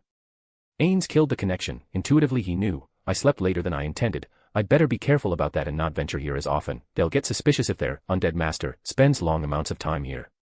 He stepped through the gate that appeared in front of him, and vanished, appearing just outside of Karn, beyond the hill where he wouldn't be seen, and descended toward the village. The fields were now in prime condition thanks to Mare's work, and more than that, the wooden walled core was now extended by a complex web of long stone walls that went out to the fields and surrounded even those. Henry's idea. He guessed, the sheer stone walls were 15 feet tall and even at a glance, wide enough for 2 or 3 men to stand abreast. The walls narrowed to a cart-wide path that led back to the main gate of the village, providing a shockingly elaborate defense network for a little nothing of a village. There's no way they can mend those walls, even I know that much. Ainz thought as he walked toward the village. But it would deter the average bandit and keep farmers safe from average low-level trash monsters, and if the place grows, perhaps it can be manned. As he drew closer, the vision of Karn growing far beyond its village origins began to loom large in his mind. Sitting at the crossroads between the slain theocracy, E-Rantel, and the Baharuth Empire, even being within relative reach of Nazarick and from there, the mountain ranges to the north. Karn had only the wild untamed forest and the constant threat of war which made the place undesirable. But I'm taming the woods, and if I can bring peace, when I bring peace. The idea of using Karn as a capital for himself was appearing better and better. His inner salaryman recognized the value of the place as a potential trade hub, especially if it drew more powerful and important people to the place. Henry's significance began to jump several levels in his mind, not least because of her own foresight evidenced by walls and fields prepared in advance of having the people needed to farm them. The thinking was interrupted by shouting and cheers when his name went up from those manning the wooden walls and towers and was then carried within. Their champion, their local hero. The one who bested 2 skeletal dragons before their eyes, had come back. It was immediately clear that there were 2 different groups of villagers there, those who swarmed him were local to the area and had seen his actions, others however, hung back and watched with impressed but otherwise indifferent eyes. He read their thoughts easily enough, oh, another adventurer, that's nice but, what's the big deal? Henry awoke in Firia's arms to the sound of the adventurer's name being heralded all over the village. Just yesterday I was basically ready to throw myself at his feet, oh gods above, Lupu will never let me live that one down. I hope I can speak to him without blushing. She thought as she got up and dressed. Firia was still sound asleep. That was a point of pride that left a smirk on her face. He's very, very thoroughly worn out now. She almost laughed about it before she left the room and then exited the little house. Mammon was disengaging himself from several peasants eager for the privilege of boasting about touching the armor of the adamantite adventurer, and Henry saw Lupu a few feet away from her door. She caught the bright yellow eyes of the radiant redhead, and the cleric's perfect lips mouthed the words, pervert girl. Henry could only blush, and oddly enough she felt herself set at ease by the taunt, watching Lupu approach Mammon and chatting idly about the activity of the village since her arrival. Henry couldn't hear what was being said, but she saw Lupu pointing at her, and then doubled over laughing. The blush on Henry's face only grew when she thought she saw the adventurer looking her up and down as a man instinctively looked a woman over. Henry could think of nothing to do, nothing to say. What if he took the idea seriously? We're desperate, I could hardly turn him down. I'm not as pretty as Lupu, and I guess he's sleeping with her. I mean, who wouldn't, but still, there's a lot to be said for the new end. She barely saw the world around her any longer as she tried to convince herself of what she didn't even know. She was so lost in her own thoughts that she didn't even notice that the black-armored hero was in front of her until she heard him say her name as if he'd said it several times already. Henry. She gave her head a vigorous shake and looked up at him. His helmet was off to reveal the dark-haired and sharp-featured face of the hero. Oh, yes, I'm sorry, Sir Mammon, I was distracted by something. Henry stammered out the excuse. It's fine. Mammon said to her in the rich voice of a man born to rule, Lupu tells me of your request, and I accept, though I had no idea you were like that. Still Lupu is an adult woman and I wouldn't dream of coming between you two. Though you should talk to Firia first. He cut off his words when Henry whirled on Lupu who stood beside him with a Cheshire smile. Damn it, Lupu. What did you tell him? Was there some misunderstanding? Henry heard Mammon ask her and she turned to look up into his deep-set eyes. Ah, yes, I'm afraid so. That isn't how things are, and well, yes thank you. My lord. When the village is yours, we'll be good servants, and work hard to enrich you. Her eyes blurred with the memory of terror when knights had come and killed her parents and nearly killed the little sister who still barely managed to sleep alone most evenings. Just please protect us all. No force coming to threaten you will ever enter this village unless it is bound by rope or chains. Mamon's noble voice carried far beyond her, and where one ear heard it, one pair of lips repeated it, so that those who hadn't heard it would know that safety had been secured. Ainz turned his eyes down to the cleric who still wore her bemused expression. Lupu, we're going, it's a long way to the capital. Of course, Mamon. She said with a bounce in her voice, see you soon, Henry, do have fun. Lupu said and gave a little wiggle of her fingers in place of a wave. Henry watched the pair withdraw and began to wonder about the meaning of those words. I have a sudden sense that I should probably check the ground outside my bedroom window. She thought to herself, and a wicked grin came over her face as she realized what she was almost certain to find. I'm sure I gave her one hell of a show. I wonder if I should tell Firia, or would that give him performance anxiety, or would that be enhancement? She wondered and licked her lips, feeling the heat rising in her body. He was asleep not far away, and there was one way she knew to wake him up that would definitely prove enhancing. So I'm a pervert, so what? I'm a fun pervert. Henry grinned internally and sashayed toward the lover she wanted to wake up. Twere whimpered, her throat was torn and she couldn't scream anymore. That was bad, it meant getting hit again. Her head snapped to one side and hung listless and unmoving. She couldn't see well. This is bad, this is very bad. She saw double, two of her abuser instead of one. His fat body was heavy. I won't see soon, my eye will swell shut. That was a relief at least, to not see was to have one less sense to suffer through. The great weight of the obese mustached customer lifted and she saw the blurry vision of him standing up off the bed on which she lay. The sound of his bare feet on the stone and then felt his heavy, hot breath from his panting over her. Sweat-slick hands were on her body, she felt herself being turned over, and then turned around so that her lower body was over the bed. Twere whimpered again and tried to relax so that the inevitable wouldn't hurt as bad as the first time. Fat fumbling fingers were pulling her legs open. She hoped it would finish soon. Pandora's actor rode in luxury through the capital of Aiz. The black carriage of Nazarick was polished to a mirror shine, it clattered and bumped over the crude cobblestone that served as roads, leaving a shaky view for the treasury guardian. He didn't mind that, not much at least. But sitting erect on the red cushioned seating of the outrageously expensive onyx carriage, looking out the window as he definitely did not care for the view. Shabby, run-down homes. Wooden construction barely fit to be called a shelter by a wild beast, the smell of raw sewage from trenches that were infrequently drained and frequently jammed, the city was coated in a stench of despair. Not a magical item to touch. Pandora's actor suppressed his distaste when he made his way through the winding streets, and little by little things started to improve. Houses became newer, solid wood, taverns that had patrons going in and out, were better lit.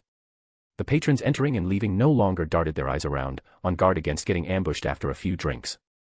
Then things grew even better, full shops with upper and lower floors came into view, the lower floors of red brick or grey stone.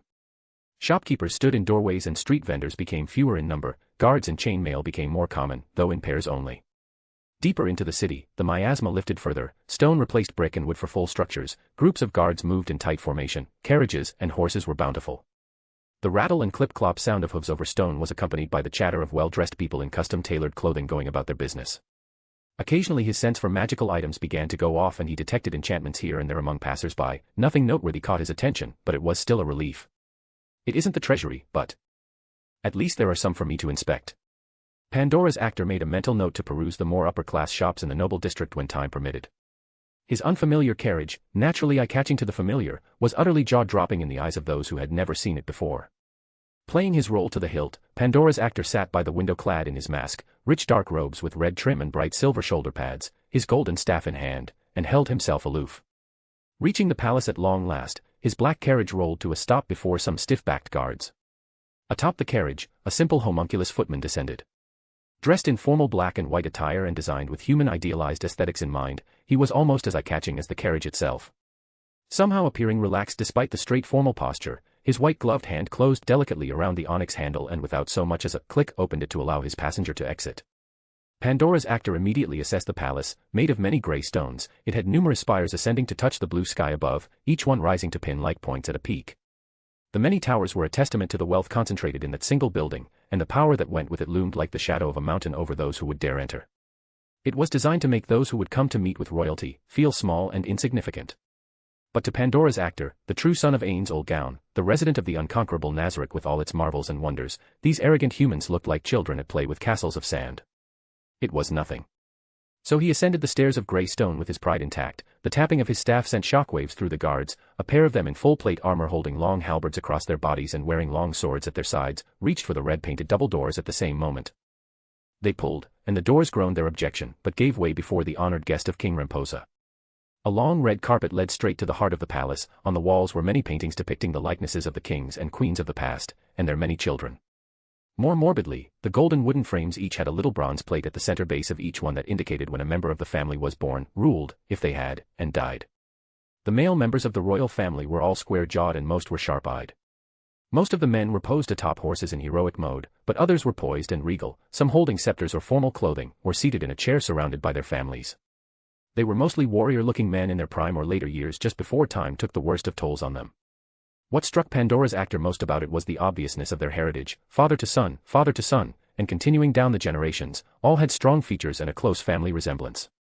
So it was, all the way to the last, where the painting of the current King Remposa and his family showed something unique. The second son bore very little resemblance to his father. Curious. Pandora's actor considered, then turned his attention to the herald at the large double doors. A young boy in his teens, dressed in white doublet with a black vest, and though he had a short dagger at his side, his chief instrument was a long brass horn held at the ready, resting on his right shoulder and held in his right hand. "Name, my lord?" the herald asked in the cracked voice of youth. "I am Ainz Olgaun, here at the invitation of King Remposa," Pandora's actor answered. The herald turned to the door, opened it, and then in a smooth motion born of abundant practice he brought the horn up to be held in his left hand as well as his right, brought the thin funnel end to his lips and blew. A loud trumpeting announcement called the court's attention to the door. In a great mass, the dozens of courtiers ceased to converse and turned their eyes toward the noise. Announcing Ainz Olgaun, guest of the king, the herald proclaimed in a ringing voice. Pandora's actor approached with a slow, stately step befitting that of a noble or a king of his own domain. Each step of his foot drew him closer, each flutter of his outrageously expensive cloak drew fresh critique. The staff tapped over the stone and was the only sound until he stood within courtesy distance of the king. Remposa sat on his throne, back straight and with a steady, serious look befitting a true king. At his right hand stood Gazef Stronov, clad in enchanted armor and bearing a great sword at his side. Gazef was what you would say a man purpose-built to be a warrior was supposed to look like. Pandora's actor gave a slow and steady bow. "King Remposa, as your herald stated, I am Ainz Olgaun. It is my honor to make your acquaintance." Chapter 30, Chapter. Seabass sat across from the elegantly dressed Solution Epsilon, a radiant smile on her face as she smoothed out the black and white fabric of her maid clothing. "So, Lord Tion, how much longer do you think it will be?" she asked and gazed out the window. The roads of Arwintar were in excellent shape, even though they were made of cobblestone, which made the ride relatively smooth. The sky was clear and the sun high in the sky. Seabass had enjoyed the view through most of the city. While it was not Nazarick, the population of the bustling metropolis was open-faced, confident, and energetic. People confident in their future. He considered that to be the best way to think of them. Predictably enough, based on what they'd learned from Nigan, there were a number of dark elf slaves seen working in various places, but not in great numbers, and even those seemed well-fed and none appeared to bear marks of mutilation and they didn't carry themselves as if they were terrified of those around them.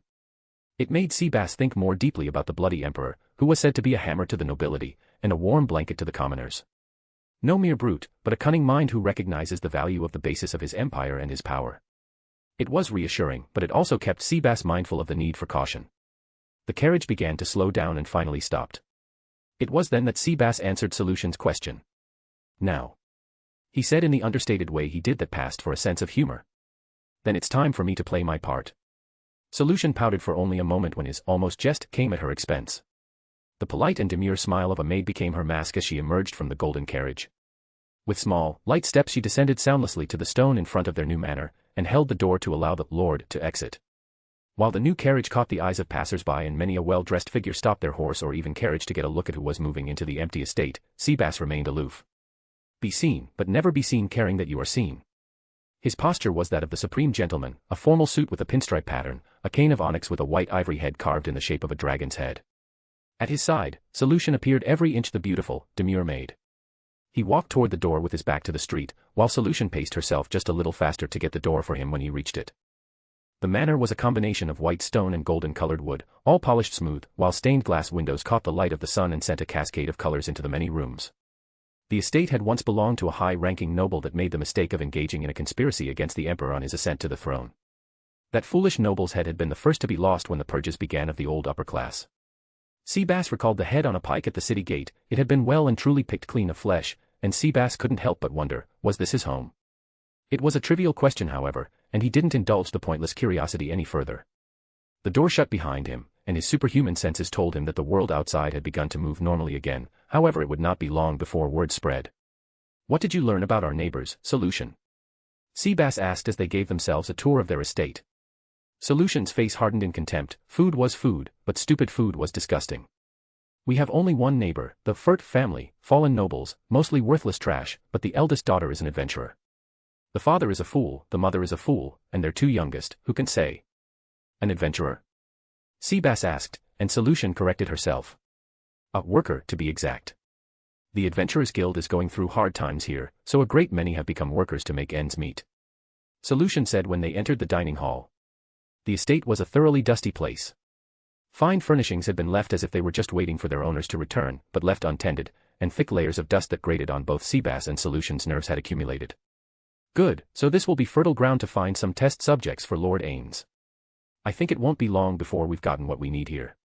"Not long at all. Now, until then, this place needs a thorough cleaning. Wouldn't you agree?" Seabass asked, dragging a white-gloved hand over the redwood table and holding up a finger stained thick with grey dust. Solution's maid instincts went into overdrive. She couldn't suppress her shudder of disgust. "I'll get started right away." Sir Furt was chatting excitedly with his wife when Archie entered the room. Her eyes immediately scanned the room. He's usually this excited after he buys something, and the same for Mother. The eyes of her parents were always so frantic and fervent after a little shopping spree, and it troubled Archie's weary heart to no end. And yet, nothing new appeared in the room to burden her strained purse strings. Her father was dressed in formal green clothing with a white ruffle coming down from the neck and protruding from a tan vest. His burnt underpants hung down to the knees to meet high-white socks that were covered with gold-buckled black shoes. His blonde hair and thin mustache made him appear every inch the nobleman he no longer was. Archie's mother was no better, clad in a brass-colored top that came down over a long white dress that was obviously recently cleaned. The blonde woman still had a pretty face despite being old enough to have a working daughter. "Leave them." The words came to Archie's mind again. Tonight she would say them out loud, but that thought was driven away by the nature of the conversation she heard when she came closer. "I don't know anything about him yet, but he's surely wealthy beyond measure if he can afford the old Duke's estate." Her father wrung his hands in the first hopeful sign Archie had seen. They were sweating. "Maybe he does know we have a problem." Archie was forced to admit, his face had become puffy and red, flushed with anticipation. She chose not to interrupt and let herself pick up on the topic. "He only had a maid with him. That means he's surely unmarried. If we can only entice him, all our concerns will be over with." Her father exclaimed. Archie felt the bottom fall out of her stomach when she began to understand. Her mother turned a loving eye toward her eldest child, Archie Rener Furt. Archie felt her heart race. Her mother never said her full name except when there was a heavy subject to be brought up. "It's time we talk about your future." Born of noble society and educated to it from birth, Archie knew what that meant. Marriage. "I thought I didn't have to worry about that nonsense anymore. That was one of the good things about losing our title. Why are they bringing this up now?" Archie screamed inside her mind. Sensing her dismay, her father cleared his throat and explained, "We have a new neighbor. He bought, or rented, the estate beside us. Nobody knows anything about him, but he must be tremendously wealthy, and knowing that is enough by itself." His eyes almost bulged out of his head. "We must make a positive impression on him, and by we I especially mean you. It's time you did something worthwhile for this family dash." Archie's mind went white-hot with anger to the point where she heard nothing else. "Bastard. You selfish, selfish bastard. Me risking my ass is the only reason you're still eating every day. Do something. Do something. The best thing I could do is get you here so I can save my sisters from your stupidity." The speech raged in her head so loudly that she wasn't even aware he'd finished speaking until her mother reached over and gently covered her daughter's trembling hand. "If things were now as they were a year ago, you'd already be married or at least engaged." The silken voice of the family matriarch was almost pleading, though her father was oblivious as gold coins danced before his eyes in his own imagination, and the imaginary noise of their clinking drowned out the real words being spoken around him. "No nobles will have a cast-out family married into theirs, but this is a new man. He's older, and will not live forever. I caught a look at him. He was very handsome too, despite his age." Her mother's voice was rushed, almost frantic in its own way. Her fingers closed over Archie's hand, the slight pressure a hint at her hopeless sense of urgency. Her mother's other hand formed a fist and covered her heart. "Think of us, we're your parents, what will happen?" Her mother's eyes filled with tears that she wouldn't allow to fall. Archie remained unmoved. Her stare became hard at the woman who bore her. "Think of your sisters. Our best hope is new money. Nobles typically won't marry a newcomer, but new money needs ties. You don't move into an estate like these if you don't plan to stay. It means you have a chance, and maybe he'd take care of Dash." Her mother cut off her own frantic plea to convince her daughter when Archie's hand began to shake in her mother's hold. What if I'm not his type? Archie objected. Her short hair was not finely done, her clothing cheap even by worker standards, with a rose-red shirt. Her tin boots came up to her thighs, and though by Archie's own estimation, her face was pretty and her blue eyes nice to look at, she knew quite well she was lacking the ample bust most men preferred. Her 2 copper staves fell from her unheld hand to land with a clatter on the floor after bouncing and then rolling off the edge of the table. I'd almost feel suspicious of someone attracted to me. She taunted herself over her almost childlike appearance, only being of the proper height for her age saved her from being mistaken for a girl half her actual age. Then be his type. Her mother hissed, do anything it takes, he has a beautiful maid, be polite and ignore it if he is obvious about sleeping with her, or anyone else, just so long as he marries you. Her mother's words became a pleading whisper and the woman leaned forward. A few feet away, her father was busy rebuilding the family legacy in his own head. Why, with wealth again, we could buy back what was stolen from us, re-enter noble society, and I could start making the fools who abandoned us pay for it. Everyone will want the daughters of the Furt household, we can arrange marriages for our youngest, early, and then. Archie tuned him out again, her mother's own hand shook with fear, the opposite of being inspired by her husband's rants, neither could take it any longer and the pair of women stood up. That caught Sir Furt's attention, I'm going to prepare our daughter, please, don't mind us. Archie's mother said with haste, and seeing this as eminently sensible, he waved them off. Archie didn't resist as her mother grabbed her arm, though she did pause long enough to bend down and pick up her staves before allowing herself to be taken away by the older woman. Alone together in her room a few minutes later, Archie locked the door behind her and said what was on her mind. Leave him. Her mother stopped cold at the wardrobe of her daughter, hands still grasping at the smooth pearl-covered handles. What? I said, leave him. Archie clutched her staff, you're still young, still pretty, and you have noble bearing and education, you could become a merchant's wife and start over. There's a lot of new money in Arwentar now, you might not be a noble anymore, but he's destroying whatever we've got left. Archie's contempt for her father was thick as rising bread and, for once, it showed. Her mother slowly let slip her hold on the handles of the highly expensive wardrobe and approached Archie. I'm no better. I see things, I buy them, I like to pretend, the only difference between your father and I is that I know I'm pretending. He doesn't, not yet. I don't know why I can't stop, but it's all I can do anymore. He's not wrong, though. If you got a rich husband, you would be able to look after your sisters. You wouldn't have to risk your life in those dirty, dangerous jobs. Mother, you can't be serious. Archie said, stupefied when her mother's soft, unworked hands went up to her daughter's cheeks. In an instant, the woman seemed to have aged 30 years. Archie, women don't have choices, we have duties. I'm failing in mine, and your father failed in his, but you've got a chance, you have a duty to your sisters, even more so than to me. Madame Furt laid it on thick, desperation was thicker in her veins than the blood that pumped through them. I have to make my daughter see. She urged herself, sooner or later you'll not come home, then what do you think will happen? Our estate will be gone, and everything in it. Your father and I will be sold into slavery, I'll be a maid if I'm lucky, a prostitute if I'm not, your father has never done a hard day's work in his life, he'll die in a mine or on a farm. And your sisters, how long do you think those 2 little girls will last? Archie hung her head. The world around her seemed to grow so dark that it threatened to swallow her up. That doesn't change that I'm not likely to be his type. And that doesn't change my advice, become his type. Your tie to this city is a path to establishing himself, your old noble blood might not be attainted forever. Maybe the bloody emperor will die and the next one won't have his grudges. Madame Furt suggested the hopeful option with a wan smile, and all Archie could do was breath slowly in and out. Mother. I'll meet him, if you can arrange it, I'll meet him. I'll try. On one condition, and one condition only, I'll do my best. Archie said, and her mother's wan smile became a tiny frown. What is that? She asked. That, if everything goes well, I'd be allowed to take my sisters with me, I don't trust them around father. Archie said, adding polite emphasis to the word father as if to say, or you, without having to spell it out. It didn't need to be said, Madame Furt hung her head in defeat, all right, Archie, all right. Do this for the family, and I'll let you take them with you. I'll convince your father it's for the best. It is for the best, mother. Archie said with a chilly voice while her mother returned to the wardrobe to help pick out suitable clothing for her daughter, and, with that, Madame Furt did not argue. Chapter 31, Chapter. King Ramposa looked over the men who presented himself, Ainz' old gown, the description given by Gazef definitely fit this man down to the last jot and tittle. Expensive robe, mask and all, plus a magnificent staff of twisting gold with gems in the mouths of coiled snakes. When one heard the words, Supreme Magic Caster, this was what they pictured. The king chose to stand up, you saved the life of a dearly treasured servant, and for that I am very grateful. Ramposa ignored the hushed babble when the king chose to stand to speak to the one who bowed to him. The sharper nobles understood that it was precisely because Gazef himself had been rescued by the guest of the king. The less sharp thought they smelled weakness in the old man. The sharpest, such as Marquis Raven, saw the old king reaching out across the divide to a new potential ally of great importance. A dearly treasured companion from long ago gave me words I never forgot. That helping the weak is only common sense. Your villagers were in danger and couldn't protect themselves. I did only what anyone with common sense would do. Pandora's actor said, and slowly straightened up to meet the expression of the ruler of Ainz. A sentiment worthy of embracing, but a difficult one even in good times. You can't save everyone, after all. Prince Zanuck said from where he stood a few feet away.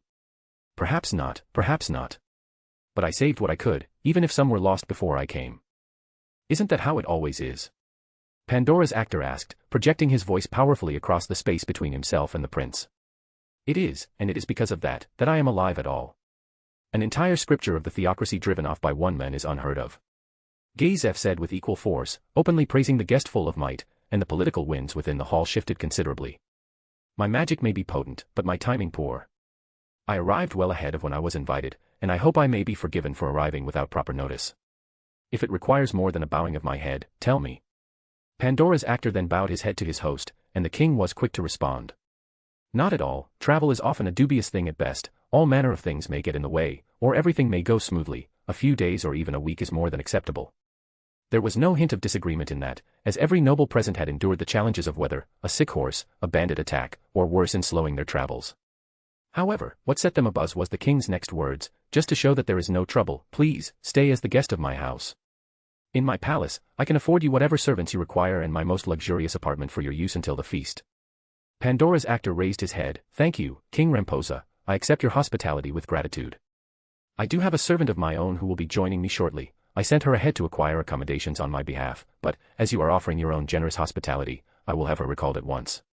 If I may ask, Lord Gown, may we hear the full story of just how you defeated the Sunlight Scripture? Marquis Raven asked with the greatest of diplomatic tones. Of all the nobility, he alone took the question of magic seriously. And the word of a magic caster who could defeat an entire slain theocracy special unit was cause for great concern. In the simplest of terms, my magic was greater than theirs, and my bodyguard stronger than theirs. Pandora's actor answered, I could be more specific, but, and not to be rude, unless you have a great deal of education in the field of magic it would make no sense to you. Eyes began to glaze over around him at the prospect of a lecture almost nobody cared about, but ravens were not among them. Power lies in his hands that he is not revealing, and that must be addressed. The Marquis privately acknowledged, but he sensed the disinterest of the fools among the other noblemen and women. Later then. He concluded. The king seated himself again, and gestured to Gazef, I'm sure you two have to catch up, why not take advantage of the moment, take him personally to a room, and we'll send his servant to him when she arrives. Of course, my king. Gazef said, turning to bow to his lord with an open hand pressed over his chest. Gazef took long steps away from the throne and looking up slightly to the masked magic caster, he put a hand on the arm of his rescuer. Please, come with me. As you wish, Gazef.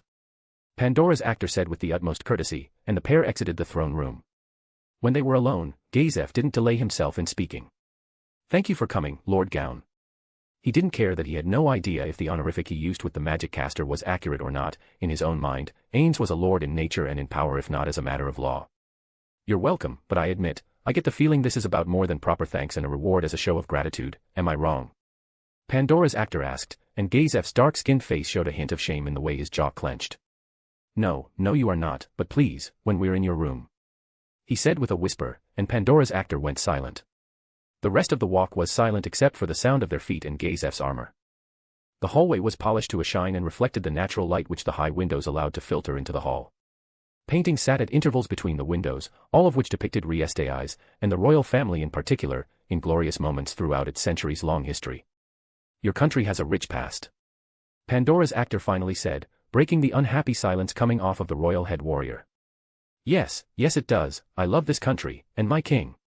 We've survived great and terrible things, won our freedom from the Empire, and built something great. Gazef answered with a note of sadness as much as pride. Really, Ainz was once part of Baharuth. Pandora's actor asked as if he hadn't been more or less reading the warrior's mind. Yes, and we've had the same royal family since, but times are hard now. Gazef snapped his jaw shut after speaking, and held his tongue until at last they came to a door. Here, he said, and reached for the brass handle. He opened it as a servant would and stood aside, allowing the magic caster to duck under the arch door frame and enter the room. "Thank you," Pandora's actor said, and Gazef entered after him, then closed the door. "Times are hard, because our nobles are selfish bastards, they keep the king weak, and so keep us weak to the empire. Our war every year is draining us of our wealth, our peasants die by the thousands and many harvests go uncollected because we have to pull them from the fields to go fight. You were right to ask what you did, we need help. Mighty help. Your help." Gazef spilled the words like they were milk in a tipped-over milk pail. Alone with the men that saved his life, Gazef went down to one knee and bowed his head. "You saved a village because they were weak, you said that was common sense to do. Please, Lord Gaun, help my kingdom the same way." Pandora's actor fell to silence, taking in the request. It was the crudest and most direct of actions, far from savvy political maneuvers that he sensed intended from most of the court. A warrior, direct, to the point, and without games, almost disappointing in a way, but honest. That is, uncommonly direct. "I admit I expected some attempt to harness my magic, but nothing so blatant as that." Pandora's actor recalled his master's orders, commit to nothing. Gazef did not raise his head when he answered, "I know, but I am a warrior, and my kingdom, my king, has no time for games. The annual war is going to take place in a matter of months, and when it does, thousands of my people will die, and thousands more will starve. Even though we will win, as we always do, we will lose as we always do. We will be weaker, they will be stronger, and my kingdom will be a step closer to total collapse." The warrior tensed every rippling muscle. "I know it is shameful, but I must beg for your help a second time. Despite my rank, I am still only a peasant. I can beg for this without disgracing my king. I will, consider your request. But you'll forgive me if I don't offer an immediate answer." Pandora's actor said with a slow, even speech that was more than the warrior could reasonably ask. "I can ask nothing more, hope is good enough for now, and it is more than I had this morning." Gazef said when he got up to his feet. "Thank you, Lord Gaun," he added, and exited the room. Demiurge was in his office going through the reports of the shadow demons that had been scattered to the four winds. The slain theocracy capital of Kami Miyako, the Baharuth imperial capital of Arwentar, the Draconic kingdom, the Roble holy kingdom, Ainz. It's such a big world and we have only so many shadow demons. His lord's wisdom made a great deal of sense. But finding worthwhile servants among insects was an ordeal at best, and even then, Nazarick still needed its defenses tested against forces in this new world, which was only adding to his stress. Albedo entered without knocking and sat down opposite himself. The two geniuses did not always agree, yet neither doubted the loyalty of the other, and the visit of someone whose mind could match his own was doubly welcome in times like this. She postured herself in a maidenly way, her legs pressed together beneath her white dress, her hands demurely clasped in her lap, and a sweet, girlish smile on her face. Her wings fluttered pleasantly, the state of her mood was beyond question. "You're in a good mood today," Demiurge said, opening the conversation with the succubus and setting down the document in his hand. "Well, yes, I had the most wonderful dream the night our Lord stayed in his room. It was strange, but it was also wonderful. I can't wait to tell him about it when he comes back." Albedo answered with a shiver of delight. "Yes, when he comes back. He hasn't spoken with you personally, has he?" Demiurge asked, his lips tensed with unhappiness. No, he hasn't. He seems to be quite busy, but the waiting. Oh, the waiting will be worth it," she exclaimed, her yellow eyes wide and intense. "Yes. I also miss his presence, but it troubles me that I can't see as deeply into his plans as I wish. I know he wants a rebellion in the Reestai's kingdom, and I know he wants to find a use for the lower life forms in the wider world. I would have suggested the lizardmen, but they won't work well with the human nations. Plus they are very few." Demiurge tapped his finger on the desk as he struggled to grasp the depth of his master's intentions. "I know, he just thinks so far ahead. I often don't know what I should do. He hasn't had us retaliate against the slain theocracy, only continue to pump Nigan and the others for information. It's very difficult not to accidentally kill such weak beings." She rolled her eyes. "Worms. But at least he's found a place for some of them." "You're referring to Karn village?" Demiurge asked, and Albedo nodded in answer. "Yes, we can conduct all kinds of experiments there, cohabitation between lesser races, military exercises, strengthening weaker fighters to prepare them to fight for our Lord, and that pharmacist seems to have an aptitude for his work as well. Not to mention talents, Ninja learns twice as fast as a common caster, the boy in Fyria can use any item without restriction, and there are clearly more, some of which may be extremely useful." Demiurge added. "Is that what you're hoping to find in Baharuth?" Albedo asked. "Yes, they and the slain theocracy are advanced in magic, as far as this world goes, but we need to know so much more before we can truly emerge. The archdevil let out a deep sigh from his long face. "I assume that is why Lord Ains has stayed away for so long. He's saving us inadequate servants the shame of failing him, and yet." I can't put my finger on it, something else is profoundly different. Albedo said with a tentative air and tightened her fingers' grip on one another with self-induced annoyance. Different. Demiurge arched a brow. How? Cocytus is aloof, Lupusregina has, with one exception, remained even closer to our master than before, if I am reading her own reports accurately. Seabass chose solution to take to Arwintar. She blends well, she is a gifted assassin, but she hates humans, and so being around them is profoundly uncomfortable. A better choice would have been Oriole Omega or Yuri Alpha. So why solution? He had to know she was suboptimal for this, and yet he chose her anyway and has not answered except to say, it is what is best, over and over. Albedo clenched her jaw. If my lord is having his way with Lupusregina and they know about it, that is his right, but... What is wrong with me? Albedo shot her hand up and put it over her heaving breast. Her happiness melting away beneath the stress of rising concerns that she had not yet given voice to until that moment. Are they aware and staying back to avoid letting it slip? Albedo asked and stared intently at Demiurge, the most cunning and far-thinking of the Guardians, and aware of her own potential for self-bias, she desperately sought his counsel. No. No, I don't think so. Have you spoken to Shaltir about this? Demiurge's brow furrowed. The other candidate for wife to the one who stayed, she was as fanatical as Albedo in her own way. No, I sent her out to search for a talented swordsman that was rumored to exist with a group of bandits east of E-Rantel. Supposedly he has considerable skills and was only ever defeated by the royal head warrior. He might prove useful to us if he is properly tamed. Albedo explained, and at that Demiurge could only offer silent agreement. Excellent, even a common stone can have a use to the right craftsman. Demiurge suggested, and then added, don't spend too much time worrying about Lord Ainz and Lupusregina. I'm sure she's just cautious because of their situation, and the others likely just concerned with their own performance of their first outside missions. Demiurge said, hoping to allay her fears. You're right, Albedo said, her smile slowly returning. I'm being silly, thank you for your words of confidence, Demiurge. I'll be visiting my lord's room, and I'll be there for the rest of the day and night. Let me know if anything of importance happens. I will, just don't take it too far. He said, recalling the shockingly well-made body pillow of their master. She laughed when she stood up, then asked, Demiurge, when do I ever overdo anything? I wonder. Demiurge reflected, but said nothing as she left the room, and went back to his reports. Albedo made her way to her master's room a short while later, her Ainz pillow clung tightly under one arm, and opened the door. Before the door even shut, she knew something was different. She raised her chin and sniffed the air. A musk was present, an unfamiliar musk, like someone else had been in the room. Someone male. The pheromones were exceptionally strong.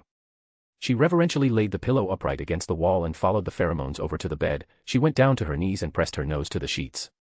Her own powerful succubus scent was still detectable, her faint spray of perfume was to be expected.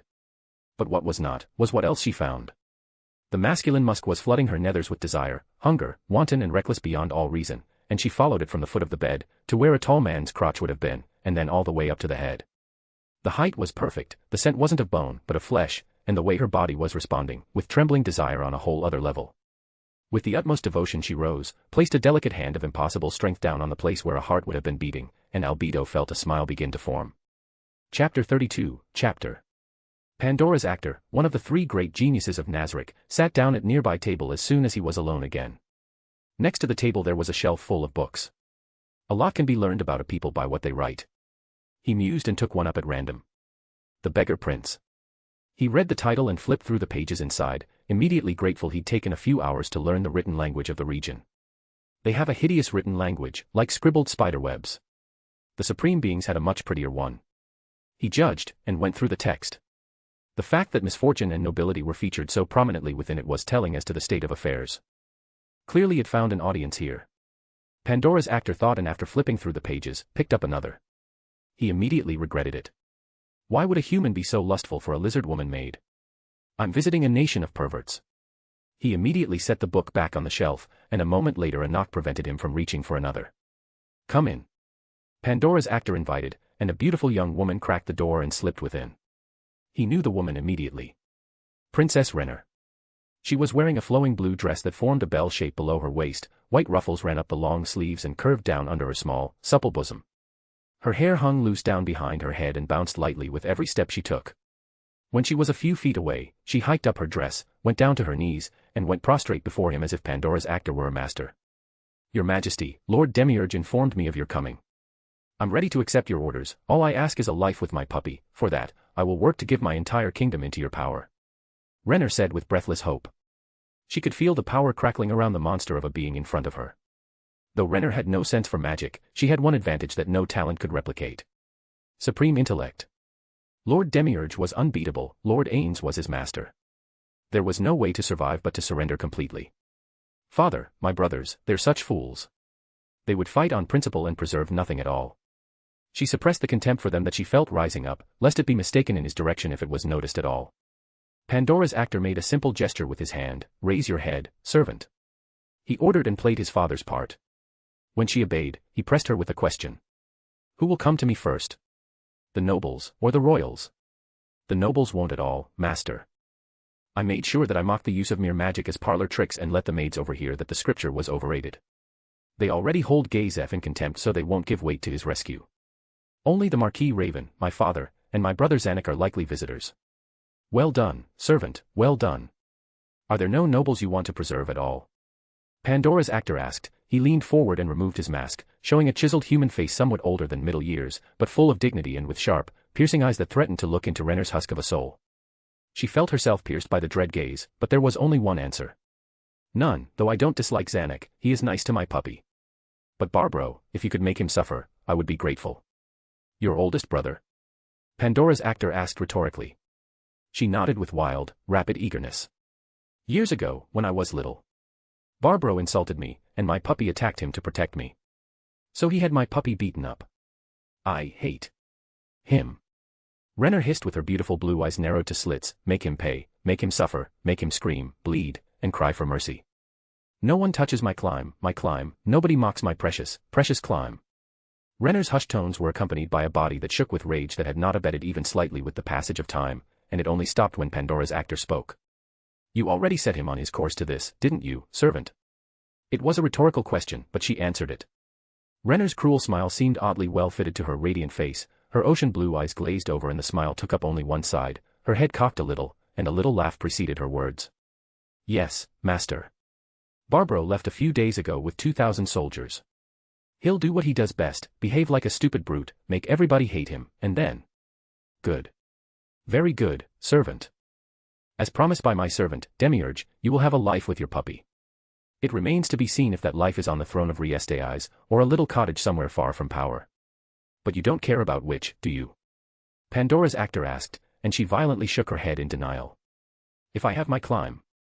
I don't care about anything else, master. Rener replied with fanatical devotion to her dreams. Take my kingdom, make it yours, make it ashes, make it golden, only give me my climb as I can never have him now, and I am your servant forever. She lowered herself again and prostrated before the magic caster who defied reality, and pressed her forehead to the top of his shoe. As if to reassure her, she felt the wave of power crash down on her, it hit her back almost like a mountain, the entire room seemed to rumble and shake, and yet the golden princess felt no fear, the brief shock of pain was gone almost immediately, and the power was more like the comforting press of a weighted blanket. He is a god, and this is his covenant, his promise to me.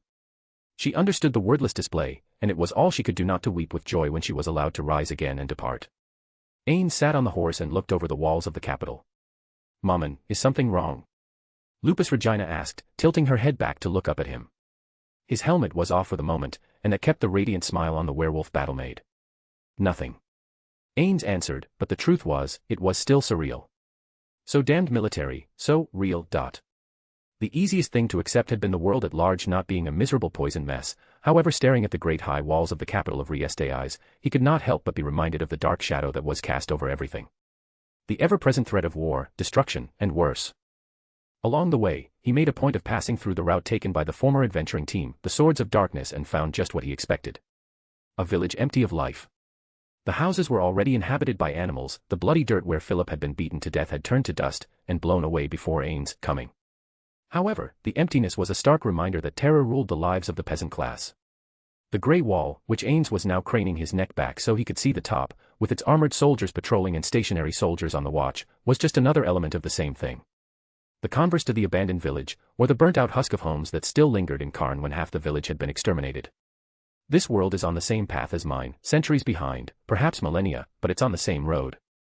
He recognized what no one else could, the horrors that lay ahead. That was as unreal, as it was unthinkable. If I were still undead, what would that mean to me? Nothing. Or would I think the same as I do now? That in and of itself was troubling. The extremes of emotion were kept under tight rein, but he still felt himself in a strange sort of way. Mammon.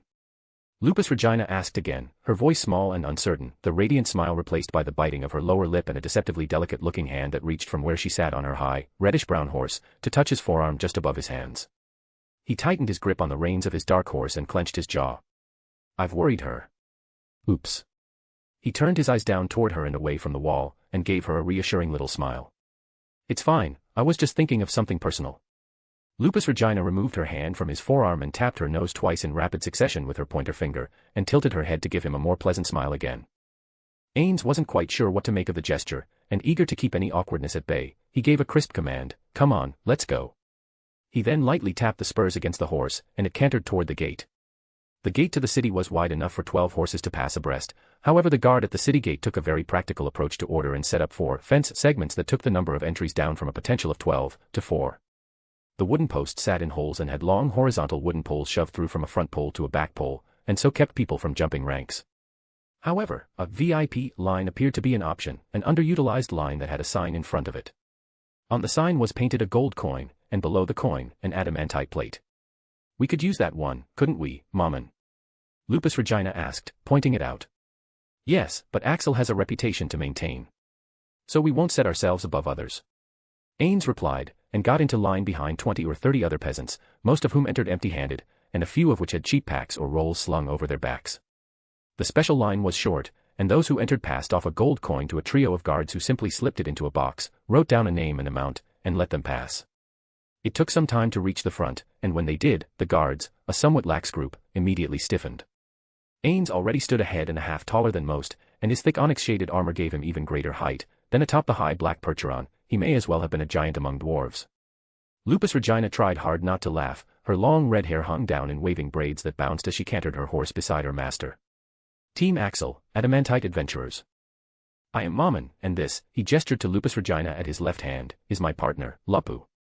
She shot out her hand and made a V for victory with her fore and middle fingers, and gave them a winning smile while she imagined peeling their skin. Their mouths opened and closed without words for several seconds until Ains asked, "Is there a problem?" As if there might have been. Ah, no. No. Of course not, Sir Mammon. Yes, at once, please enjoy the city. The guard who obliviously blocked the way squeaked out the string of sentences in rapid succession and stood aside. Which way to the Adventurers Guild here? I should check in with my colleagues in Riestais as a courtesy at least. Ains asked, placing his helmet on his head again. The guard shifted his feet and scratched his cheek with rapid, almost frantic motions as he struggled for an answer. Ah, Merchant District, not sure exactly where but it's probably in the square. Thank you. Ains answered, and spurred his horse forward again. Lupusregina did the same a hair later, and they were within. What do you think of the city? Ains asked while he looked around at the squalor. Lupusregina put her 2 fingers up to her nose and closed them over her nostrils. It smells. The city needs a bath. It needed far more than that. Half-rotted barrels sat beside the few sturdy buildings, shunted into alleys, and they were overflowing with garbage that was picked through by dirty, underfed children and adults alike. The hollow, sunken eyes of the waif-thin sticks that passed for humans looked at him as if he were some strange creature, while others looked at him with envy or hatred. Others looked at him like he might have something worth stealing, but with the twin greatswords on his back and with his considerable size, those chose to give him a wide berth and withdrew into the shadows of their alleys. Lupu, what are your thoughts? Ains asked while they rounded a corner where a once intact fountain had so long ago ceased flowing that it had now become a dump for trash. Broken barrels, moldy sacks, broken bottles, and people who had either passed out drunk, died, or both were all lumped in what had held the vanished water. Lupu watched a dagger-wielding man with a cruel snarl on his pock-marked patchy bearded face withdraw under her withering gaze of contempt. When he was gone, she looked up over at her lord and answered. Karn had toys I was starting to like. This place doesn't. From the smiling sadist who wanted nothing more than to see the suffering of those she actually liked, it was a withering criticism. Ains wasn't about to argue with the sentiment. A people in decline. They see no future for themselves and, for now at least, they're not wrong. Still, they do have abundant human resources here. The city did improve as they went farther and farther into the interior, eventually reaching the merchant district. The buildings were in far better shape, and the hurried shuffle of those eager to be out of sight gave way to people taking a more leisurely approach to life. Beards became neatly trimmed, clothing clean, the smell abated even if it didn't vanish completely. Near the center of the merchant district there sat, true to the statement of the guard, a large fountain in the midst of an open square with intact streets around it. A quick question from a passerby who stared openly at the adamantite plates Ainz and Lupusregina wore, and they found the Adventurers Guild. Chapter 33, Chapter. So that's the case, is it? Seabass asked the shadow demon rhetorically. Yes. The mouthless shade said after it finished explaining the situation. Seabass reached up with his left hand and stroked his chin. Thank you, go and resume your explorations. At Ainz. It answered, and then in an eye blink it was gone.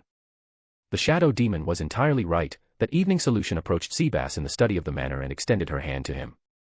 In her hand was a small cream-white scroll made of silk. A decadent and wasteful use of expensive material, if ever Seabass had seen one. They're trying very hard to impress before we even meet. He thought and slid the white silk bow off of the document. Unrolling the silk, he put on a set of glasses that would allow him to read the local language. True to expectation, it was an invitation to dinner at the House of Furt. Flies to honey? Solution asked with a disdainful smirk on her face. Yes, this should do. Seabass answered and slowly rose to his feet. Will you send a formal response? Solution asked, her eyes unconsciously darted in the direction of the House of Furt, as if eager to devour those who lived within. No, let them sweat. Seabass replied, but I will get ready to go. This caused Solution to give him a brief double take. That doesn't sound like you. She expressed her opinion, and Seabass turned to look her way. I am a servant of my lord, first. If setting them on edge makes my task more likely to succeed, then I will set them on edge. My loyalty is absolute, all else is secondary. You should know that, Solution. Seabass answered in a voice of iron. She looked away, briefly ashamed of herself for questioning the loyalty of a created being. You're right. Forgive my doubts. I mistook your... She briefly choked on the word, kindness, for disloyalty. I will not make that mistake a second time. See that you don't. Seabass said more evenly, Lord Demiurge seeks the path of greatest harm because it pleases him, so he was designed by Lord Albert. I seek the path of greatest kindness, so I was designed by Lord Touch Me. Both of us serve Nazarick first. If we have to oppose our own wishes to succeed for our master, we will. That is all, Solution. Resume your work, even as skilled a maid as you can't be completely finished with this manner yet. Solution accepted the harsh critique and inclined her head to the head butler. The stern reminder was sufficient, and she left to resume the war against the dust. Where is he? Sir Furt growled and hunched over. He tugged at his hair. He hunched over so far that his forehead almost touched the dinner table. This is the House of Furt. We're a noble family whose legacy stretches back to the dawn of the Baharuth Empire. An invitation here should be beyond honored. He said with bulbous eyes that bugged out of his head. At his side, Madame Furt put a hand on his thigh. Now dear, he may be of foreign nobility, and being fashionably late is to be expected. She replied, but there was a squeaky catch to her own voice that betrayed her own anxious nerves. Her eyes darted over to her daughter and looked Archie up and down again as if appraising whether the offered gift was good enough. Archie did her best not to shudder. It was not an unfamiliar look. Her short hair was combed clean, and her dress tight to show off her youthful figure, though to a small degree of embarrassment, her bust was deemed phasized in favor of her contours. Her mother's words rang in her head, we have duties. At her left and right side, Kudurika and Euryrica were subdued. They wore flowing childish clothing of golden silk, a contrast to Archie's virginal white with its vibrant red ruffles that ran in patterns that came to a peak at her breasts, concealing her relative smallness. Everything will be fine, mother, father, just fine. Archie spoke to her parents, but her hands beneath the table went to the uncomfortably shifting subdued sisters. I'm responsible for them. I have to save them from that blistering idiot. House of Furt, what a joke. What a joke. What a joke. What a joke. We're nothing now, but he's acting like we're just back from the bloody Emperor's palace. Bitter frustration ripped through Archie's body like a blade she recalled being stabbed by during a quest. It tore through her arm and came out the other side, and stayed lodged there till the end of the fight when Hecarim pulled it free and Roberdike healed the wound. She recalled the way her body had shaken from the pain, and gentle hands embraced her. This will hurt, but not for long. Hecarim's promise had proved true in both parts. Her yell of pain as the hobgoblin's sword when withdrawn had been accompanied by her own body's response to fear, and then the warm healing light from a warm, chubby-faced Roberdike had eased it all.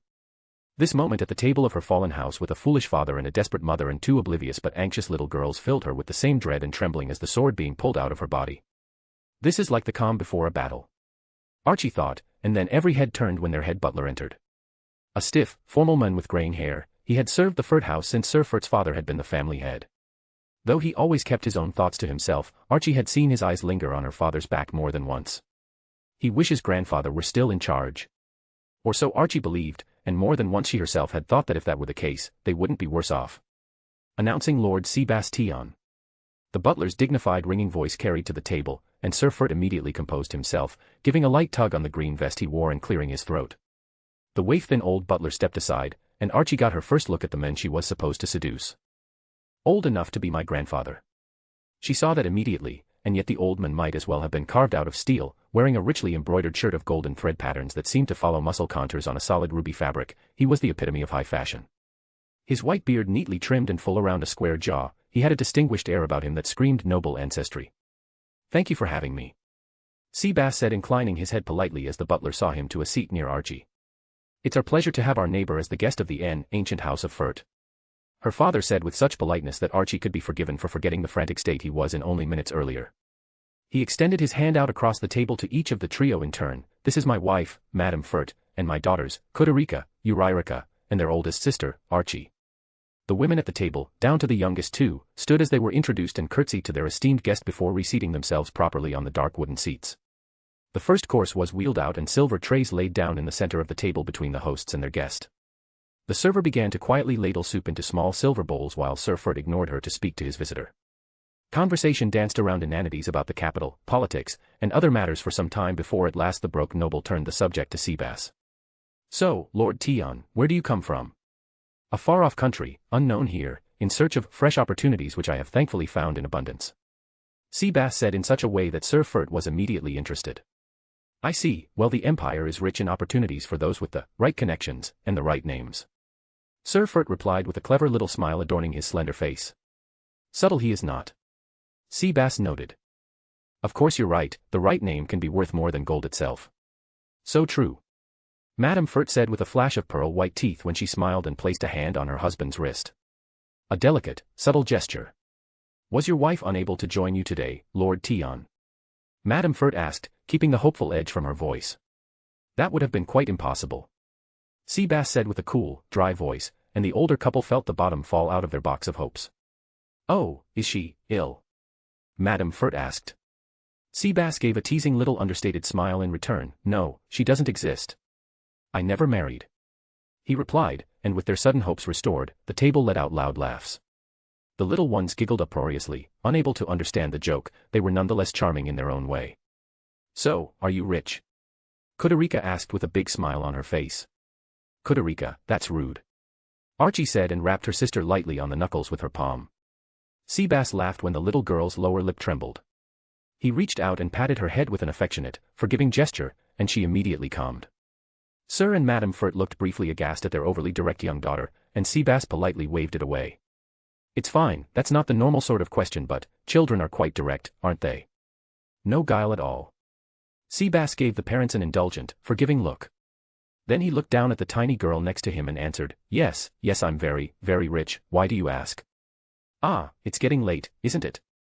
They should get to sleep," Archie said, shooting up to her feet with such force that she had to catch the chair before it could topple over. "You won't have your servant attend to that?" Seabass asked, and Archie froze, like finding an unexpected monster after having believed she'd cleared a dungeon. It was a mistake. Madame Furt, however, jumped in. "My daughter has a deep love for children, and her sisters are very attached to her. It may be improper, but perhaps there are worse things for a woman to feel for children before she becomes a mother herself. Far more subtle than her father." Seabass privately praised the woman whose subtle touches and guided words were clearly meant to direct his attention to the eligibility of their eldest child and the usefulness of the Furt name. "I suppose that's true," he admitted and recalled the way Lady Bukabukagama fawned over her creations. "I have to admit, I am a little curious, having never seen a noble heir take care of children herself. Though I suppose it wouldn't be proper of a guest to go unescorted with the daughter of an esteemed house." Seabass chuckled as if it was a joke, but the more crudely minded Sir Furt waved the matter off. "Not at all. You're a guest, anything we can do to make your time with us pleasant is an option." Archie turned away while holding her sister's hands, desperate to hide her blush at the implied offering of her that her father made. "I have to get these two away from him." Archie felt herself near tears within. What he would do with her, he would do with them. What wouldn't he trade for money or power? She asked, and did not like that she couldn't think of an answer. However, she kept that to herself as she took tiny hands into her own. Her sister's palms were soft as velvet, while her own were hard as leather turned into armor. "How am I supposed to seduce a man like this?" Archie had no answer to that either, but as she led the mewling little pair away, Seabass fell into step nearby. The hall was a little dustier than Seabass expected, but he let that pass unremarked upon as rude to say. Archie, however, didn't let it pass when she sensed his appraising look over the manor. "We have cut back on our staff lately," she explained when they reached a golden door. "I see." Seabass answered when Archie released her hold on Kudurika and opened the door with the little click noise of the catch being withdrawn with the turn of the knob. She entered with the twins and took them straight to a large bed. "They have their own rooms, but..." She shrugged, "They like to be together. I know a pair of twin children, they're the same way." Seabass said with a brief reserved chuckle when he thought about Aura and Mare. Archie picked Kudurika up in both hands and flopped her onto the bed. Then did the same with Urairika. The pair bounced up and down on the soft fluff. "Be careful, the monsters are coming," Archie said in a mock-threatening voice. The twins immediately snatched each other's hands and began a loud, fake snoring noise. Seabass cocked his head, asleep in their regular clothes. The unspoken question found an answer in a rolling of Archie's eyes, and she pointed to the door. She walked out with the stealth that you'd expect of an experienced adventurer, and when Seabass followed, she gently closed the door.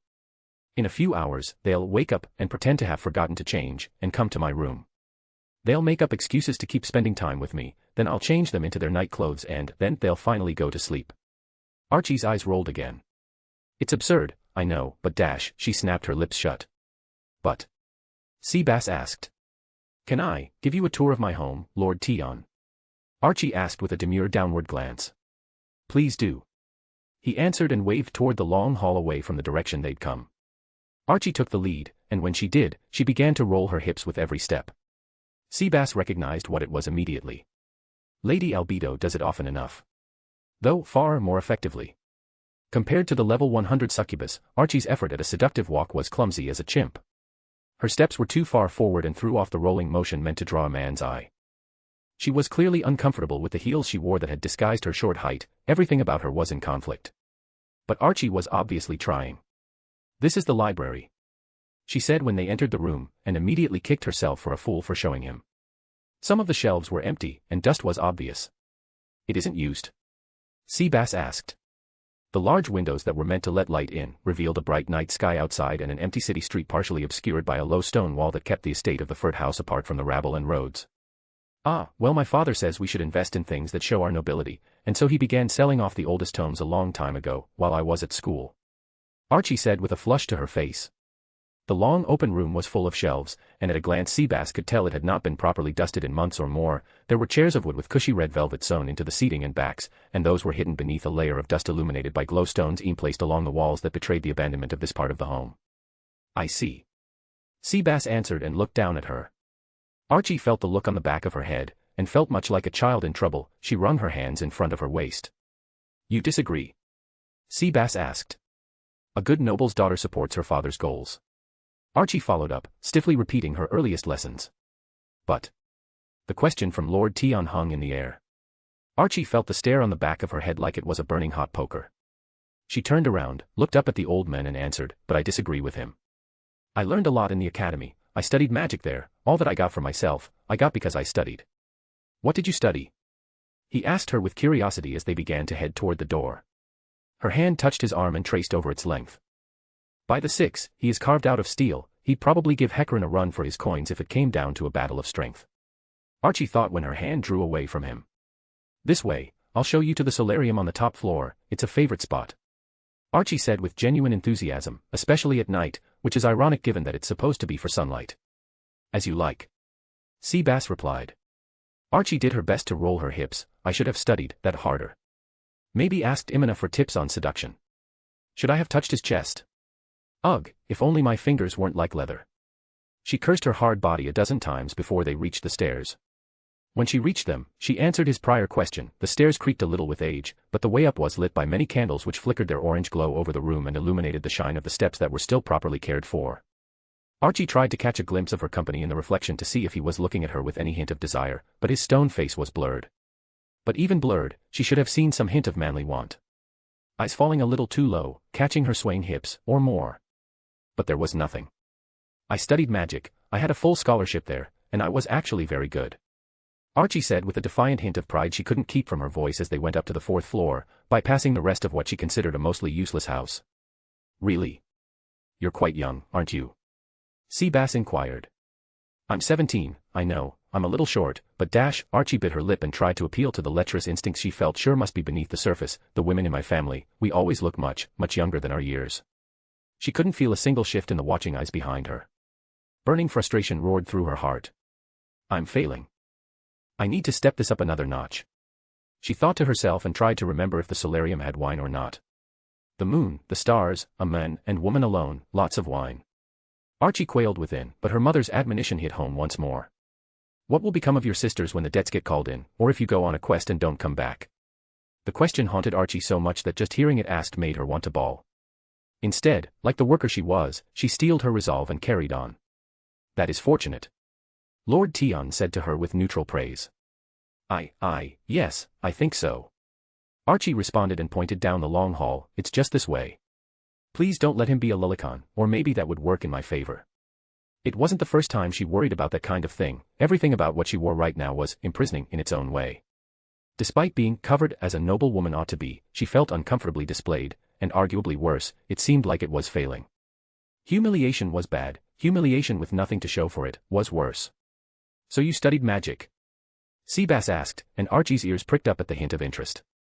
Yes, I can use up to the 3rd tier, and my master thought I had potential to learn more. I studied under Flutter Paradine, the preeminent magic caster of the Empire, if you're not familiar. Archie's voice rang with obvious pride, and she felt the first stirring of interest in her begin at her back. Is that so, then you graduated?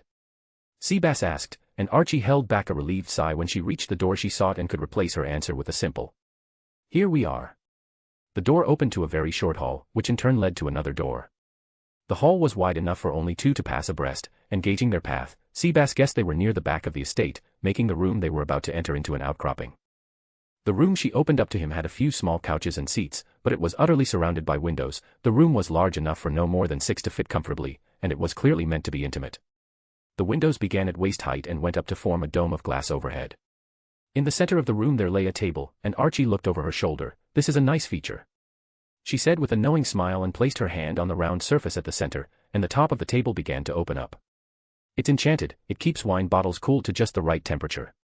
Okay Archie, you can do this, you can do it, you can do it, you can do it. She told herself, and bent far forward and began to bob her legs a little while she pretended to rummage for just the right bottle. I never ever thought I'd be praying to the gods that a man old enough to be my grandfather would be checking out my ass.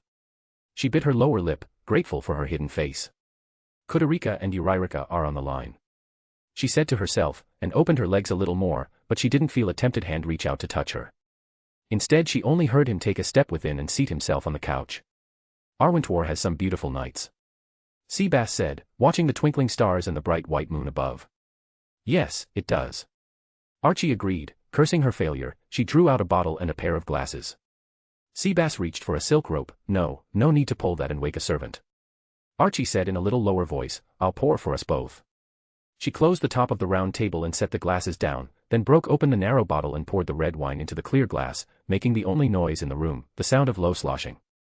Fine, last arrow in the quiver, get him good and drunk. She handed him the glass and sat on the couch as close to him as she could, so that his arm naturally fell behind her on the polished dark wooden rim of the seat. The soft cushion gave under her slight weight, and she held out her glass. Do they toast where you're from, Lord Tion? She asked. Yes, Seabass said, she's trying very, very hard. He thought, and a bit of guilt over how far he was allowing her to go, rose up. Then, may we toast to new beginnings? It's a favorite toast of mine, Archie replied. As you like, to new beginnings then, Seabass said, a suitable one for me as well, all things considered. To new beginnings, Archie echoed and clinked her glass to his, the faint tink noise followed by them both taking a sip. So your parents must have been proud of your performance at the academy. I imagine you must have graduated near the top of your class. Not many magic casters ever reach the 3rd tier, let alone greater, Seabass said, and Archie mentally cursed. I didn't graduate, she said and looked up at the stars. I chose to put my talent to use. Talent? Seabass's ears pricked up again. Yes, I can immediately detect the tier of magic that someone or something is able to use. It's a particularly unique and powerful gift. Archie's humility gave way to pride again. The women in my family, we've always had children born with talents. My mother always knew the exact value of anything she touched. Her mother was always able to know exactly how to get where she wanted to go. Her brother was able to block any blow. Archie's voice was briefly enthusiastic, and then she had to look away to the night beyond the windows again when she felt the old man's eyes boring into her like Seabass was seeing her for the first time. He set his glass down, empty, and she refilled it, and went on talking about some of those in her history that she knew of. Each time it emptied, she refilled it again. A line of talent holders, how interesting, my master wants useful servants, and I think I may have found just the one. I can arrange for Flutter later, but for now, this one. Seabass thought as he memorized every word. Good, he's starting to see me as a woman, I just had to keep talking while he drank. Time to act, and then when I'm Archie couldn't bring herself to finish the phrase her father used for wanton noble girls who got caught playing around, damaged goods, he'll have to marry me to make up for tainting a house, even if we are fallen nobles, he wouldn't want that reputation just after getting here.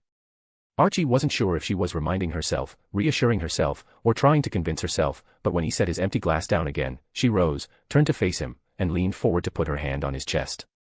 That's hard too, hopefully the rest dash. The fallen noble daughter's intended act was to put on a sultry smile, which she managed a crude imitation of, and to then lower her hand, tracing it down to his waist and undo his belt. All right, this has gone far enough. Seabass decided. Let me show you how hospitable the Furt house is. Archie fumbled the words and tried to blink with heavy-lidded seduction that she hoped was aided by the bright lights given to them by the moon and stars. He put his hand over hers, and closed it around her wrist in a grip that, even gentle as it was, might as well have been binding chains. Enough. Seabass said in a voice of command that brooked no disobedience. At his words, the totality of her situation slammed down on her like the crack of a taskmaster's whip on the backs of a slave. I failed. I failed, humiliated myself for nothing, and now it's all over. I can keep being a worker. I can.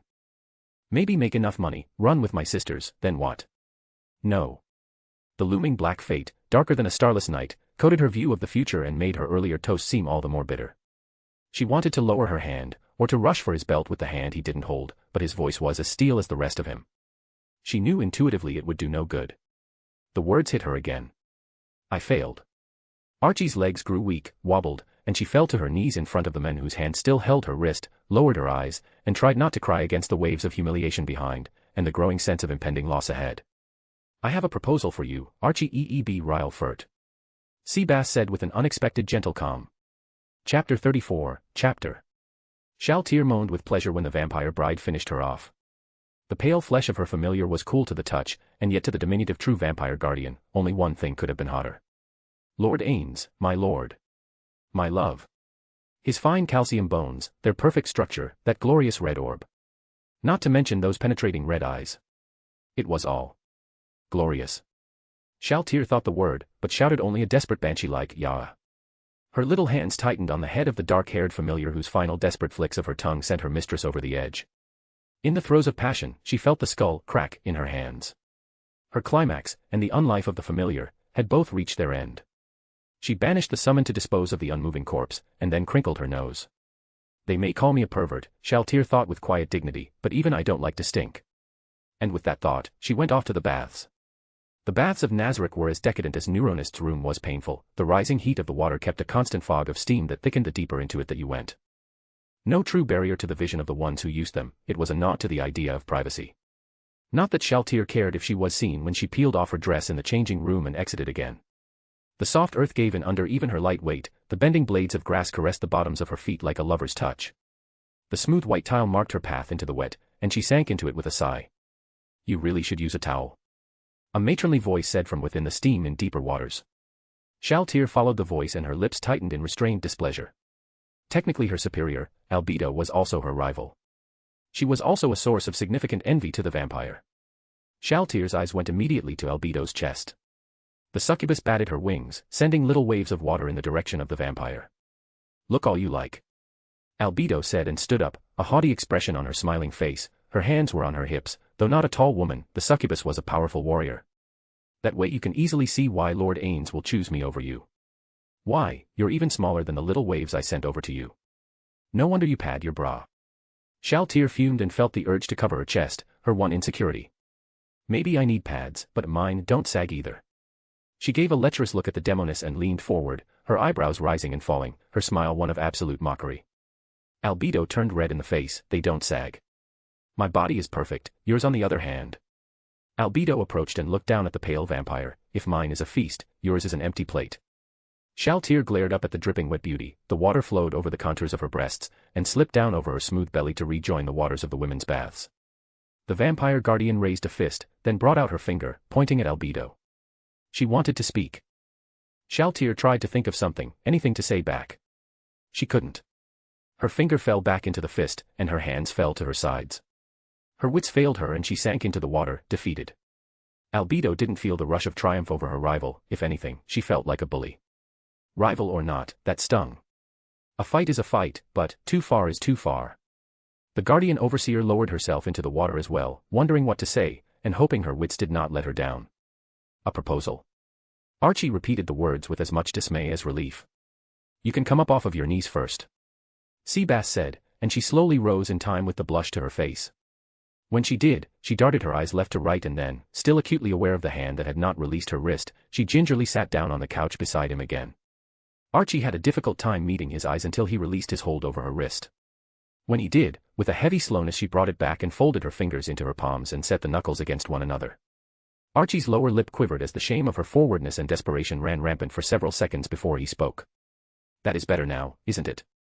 Seabass's voice retained its dignity, and yet was somehow warmer. Archie gave him a tiny, fearful nod. Why don't you start by telling me everything? Then I'll explain what I mean. Seabass suggested, and under his penetrating gaze, there was nothing she could do but pour out her heart. Archie told him everything. Her family's fall, her father's spending and rising debts to cover his lost status, her mother's slightly lesser spending that was centered around trying to net a wealthy husband for Archie herself. The risk to her sisters, the slave auctions that had taken nobles who refused to bow to their changing situations, and that dark looming fate that was waiting just beyond the hill when her father's debts were called in. She spoke of her connection to Foresight, becoming a worker, leaving the academy. She confessed everything as if he were an interrogator, or as if he were a temple priest to whom she had to unburden herself in safety. Seabass felt like both depending on what Archie was about to say, and finally it was done down to that night. So I was supposed to seduce you. The hope was that having damaged my worth, or even impregnated me, you would do the proper noble thing and marry me. Then. She looked away, out into the stars, then my sisters would be safe. Life as a worker is hard and dangerous. We don't get the support of guild investigators, we don't have any security. We're disposable heroes. My talent carried me a long way, but there is never a tomorrow promised to people in my position. Archie gave Seabass a wry, half-proud smile and relaxed as if a great weight had lifted from her shoulders. Archie extended a hand outward toward Seabass again and closed the other into a tight fist that turned her 10 fingers white. That's everything, Lord Tion. I tried, I failed, and I humiliated myself and disgraced whatever was left of my ruined family name along the way. I guess all I can say is that I'm sorry. If it had worked, if you really did rescue my sisters, I'd have spent my life trying to make up for trapping you tonight. Her head hung in defeat. Really? Especially because I simply don't look like a noble anymore. Do you like being a worker? Seabass asked, interest peaked over her last words. Some of it. Archie admitted readily, though the shiver of excitement suggested it was more than some. My teammates are more like family than my parents. We lay our lives down for one another, we've saved each other's lives countless times, and there's a satisfaction to getting things for myself. I don't have to bow or scrape to my father, I earn my life. I don't need to depend on someone else. I'm not really fit to be a nobleman's wife anymore, no matter how I was raised. Archie didn't spit when she said the last sentence, but Seabass felt her scorn for the idea, so it was unsurprising when she laughed. Look how I messed up tonight. I couldn't even walk in a way to draw your eye, let alone anything else. When the laughter began to fade she rested her hand on his thigh. Whatever your offer, Lord Tion, thank you for not making a mockery of my disgraceful self tonight. I'm truly thankful, you really are a great man, and you'd make a noblewoman very, very proud as a husband I am sure. Archie said with a well of gratitude that overflowed from her lips. Seabass inclined his head in a slight, lordly nod of acceptance. How far would you go, to save your sisters? I was going to give up the life I liked, to have my mother's life, Lord Tion. To stop my father's folly from destroying them, I'd even be a concubine. I'm the only one who can properly protect their happiness. Archie hissed the promise out and rose her eyes to his. He searched her face and found no reservations. Would you put your comrades to the test? Even knowing they might not pass? Seabass probed, and Archie pursed her lips shut tight. I don't own their lives, but if it is a test I know they'll pass, I think they would forgive me that. Archie responded with a tentative uncertainty. Swear your life, your soul, your magic, your talents, your everything, and swear to put your comrades to the test, and I will see your sister saved. Seabass offered. What of my parents? Archie asked. In a few days, I'll let them decide for themselves. But first, you must ask for it yourself. You must, out of your own strength, ask for the help you need, and put everything on the line for it. Seabass gave the instruction, and Archie searched his face as he had searched her own. She searched for cruelty, she searched for malice, she searched for plans to hurt those she loved, and found no evil. Is this what they call a leap of faith, Lord Tion? Archie asked through a pounding heart. I believe so, Archie, I believe so. Now, will you make the leap, or do I walk out without your word? I won't offer this a second time, I promise you. Seabass said without any reservation nor hint of compromise. You swear, nothing bad will happen to my sisters, no matter what? She asked, they'll have happiness. Archie pressed the question, leaning close enough that she could feel the breath coming past his lips to caress her face. In my master's name, I swear. Seabass made his vow, and Archie slowly stood up. She brought her hand up to her forehead and felt the dampness of sweat there, soaking past her glove. It's a deal then, I hope to the fore this isn't the biggest mistake of my life. Forgive me, Lord Tion, or, may I call you Seabass? Archie's weak smile revealed the weary spirit that lived inside her flesh in that moment, and Seabass stood up as well. You may. Tomorrow, tell your parents that you failed, and that you're going on a job, then come to my home, and wait there. Seabass gave the order, and Archie could only bow, her throat suddenly dry and her eyes threatening to flood when the stress of the day hit her all at once. I'll see myself out. Seabass said, seeing her distress, he reached for the door handle. Everything will be all right. With nothing else to do but watch him go, Archie could only give tiny nods and pray to the fore that he was neither lying nor wrong. When she was alone, Archie went to her room, peeled off the dress she despised, wiped off the makeup she wore, and flung herself on a bed that had long ago begun to feel too soft for her to be comfortable in. Gods who watch over us, please don't let this be a mistake. Archie prayed, and closed her eyes to sleep. Chapter 35, Chapter. Remember what we said in the arena, we realized that it would be unnatural for a man like Lord Ainz to have only one wife. Albedo said, holding up one finger, and then adding a second. That brightened the expression of the child-sized guardian, and Shaltir gave those words a thoughtful nod. Still, when will Lord Ainz choose? He has been out of the tomb almost constantly for weeks now, and when he is here, She killed the thought. Albedo revived it, Lord Ainz hasn't chosen to see you, any more than he has me. Has he? The succubus asked. It's torture, it made me wonder if we did something wrong. Shaltir bit her lower lip at that and looked up at the demoness, asking a quiet, did we? Maybe. Without knowing it. Albedo's answer was spoken with hushed horror, that question has haunted me more than I want to admit, Shaltir. First him going away with Lupusregina, and when they first came back, she barely visited with her sisters, she remained with him in the arena, training. I concerned myself with the idea that a mere maid was stealing his affections and I questioned Cocytus, but to no avail. Cocytus wasn't there, or wouldn't say or. Shaltir probed, but Albedo's answer brought some relief. Cocytus confirmed our lord and Lupusregina were in fact merely training, our master was honing warrior skills, just like he said at the meeting, but why there was so much of it? I sensed he was holding something back. Something large, but he said he could say nothing. Albedo gritted her teeth, even you know what that means. Shaltir's answer was quick, Lord Ainz himself ordered silence. Albedo didn't say anything right away. She became pensive. You know something, don't you? Shaltir asked when she saw Albedo's face. The vampire guardian crossed her arms over her chest, the comfortable cleansing of the bath was forgotten in an instant at the possibility of answers to the mystery of their master's absences and constant warrior training. I do, but also I don't. Albedo admitted. Shaltir furrowed her brow, her red eyes stared unblinking up at the face of her superior. I don't understand. Have you concluded something from some sort of hint? Did someone say something, please? Albedo. Shaltir asked with quiet urgency and a bite to her lower lip that drew a drop of blood that blended into the red almost imperceptibly well. Albedo swallowed and rubbed her forehead with her right hand, she took a deep breath, closed her eyes, and confessed. Every night he was away, I was visiting our master's room to roll around in the sheets so that when he returned, he would have my scent to enjoy. Without intending it, her voice became a little more proud and her chin went up a tiny bit. A succubus's scent is naturally alluring, I hope to please him, entice him to fulfill his desires. Shaltir looked down into the clear waters of the steaming bath, that's cheating. We had a deal, no using skills or powers. Albedo couldn't help but smirk, no, I didn't, this happens naturally, I can no more change this than you can stop being a vampire. Still. Shaltir groused, but her thoughts returned to Albedo's alleged insight. What happened? Nothing, the bed went unused while he was away. But he must have stayed the night here at least once, because another natural emission reached him. I had a dream. Albedo dropped the word like it was a bomb, but Shaltir only held her blank expression. Albedo rolled her bright yellow eyes. Right, you wouldn't have done this. Listen to me. I am a succubus. Dreams are one way we unconsciously use our powers over those we desire. An erotic dream at night asleep makes them easier to seduce during the day, do you get it? Ah. You mean you sent him a dream? Shaltir asked, that definitely feels like cheating. Albedo shook her head with vigor. Again, no, I can't directly control it, or at least. I don't think I can. I've had many erotic dreams of our master, but this was different. It was like it reached him, like we shared the dream. And this didn't happen before. Shaltir probed, the beginnings of understanding began to rise within. No, it didn't. I went to his room after he was gone again, and I smelled him, but not him. It had to be Lord Ainz, but there was the scent of flesh, man's flesh.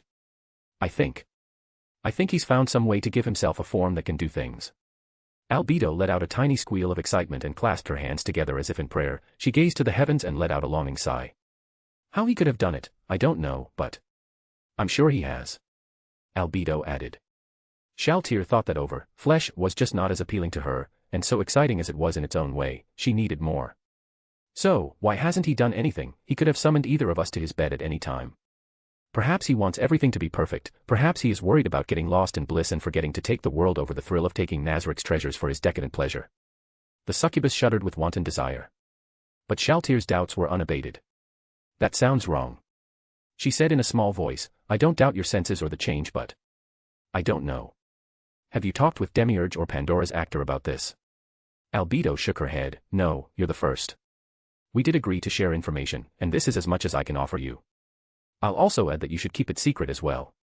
He'll tell us formally when he's ready. For now, just be ready for our final battle to see which of us is by our Lord's right hand. And which is merely the seat on which he rests himself. Shaltir had the sudden vision of herself on all fours, her master planted firmly on her back, a mere chair to a supreme being. She began to breathe harder.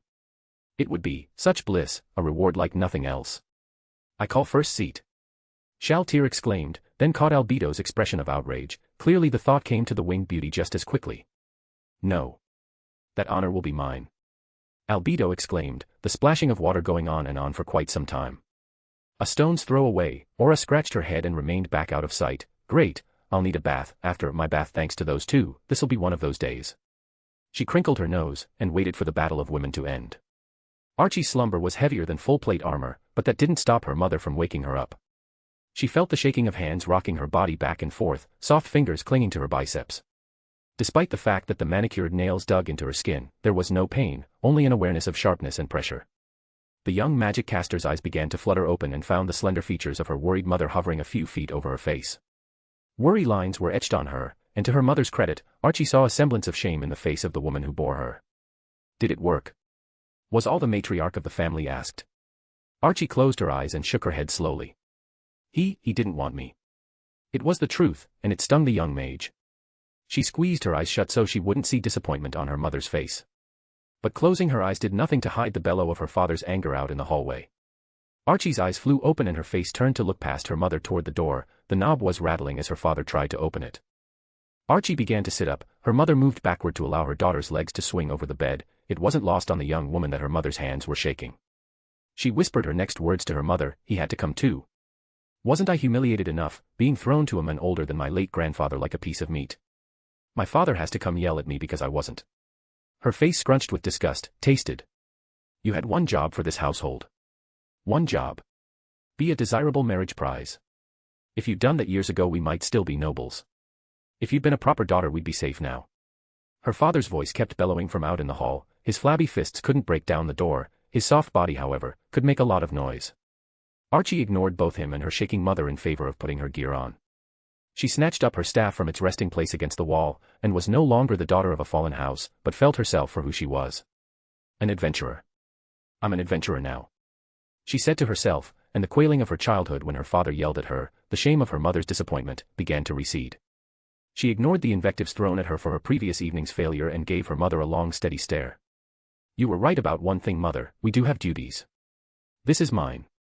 I have a job to do. Archie said without remorse, and went to the door. She flung it open and found her father's fat fist held overhead ready to pound on the door. He froze, his mouth open to hurl whatever he planned to next, but he was struck dumb. Archie's hand came out, and she struck him with the back of her palm across his cheek, her eyes full of tears of rage. "Go die in a fire," she hissed. She was no warrior, and her slap would have been like the gentle tap of rain to someone like Hecarin or Robertic or even Imina. But it staggered her soft-bodied father at a pace, and he brought his palm up to the red spot on his cheek where her hand fell. "I'm going to meet with my team for a job.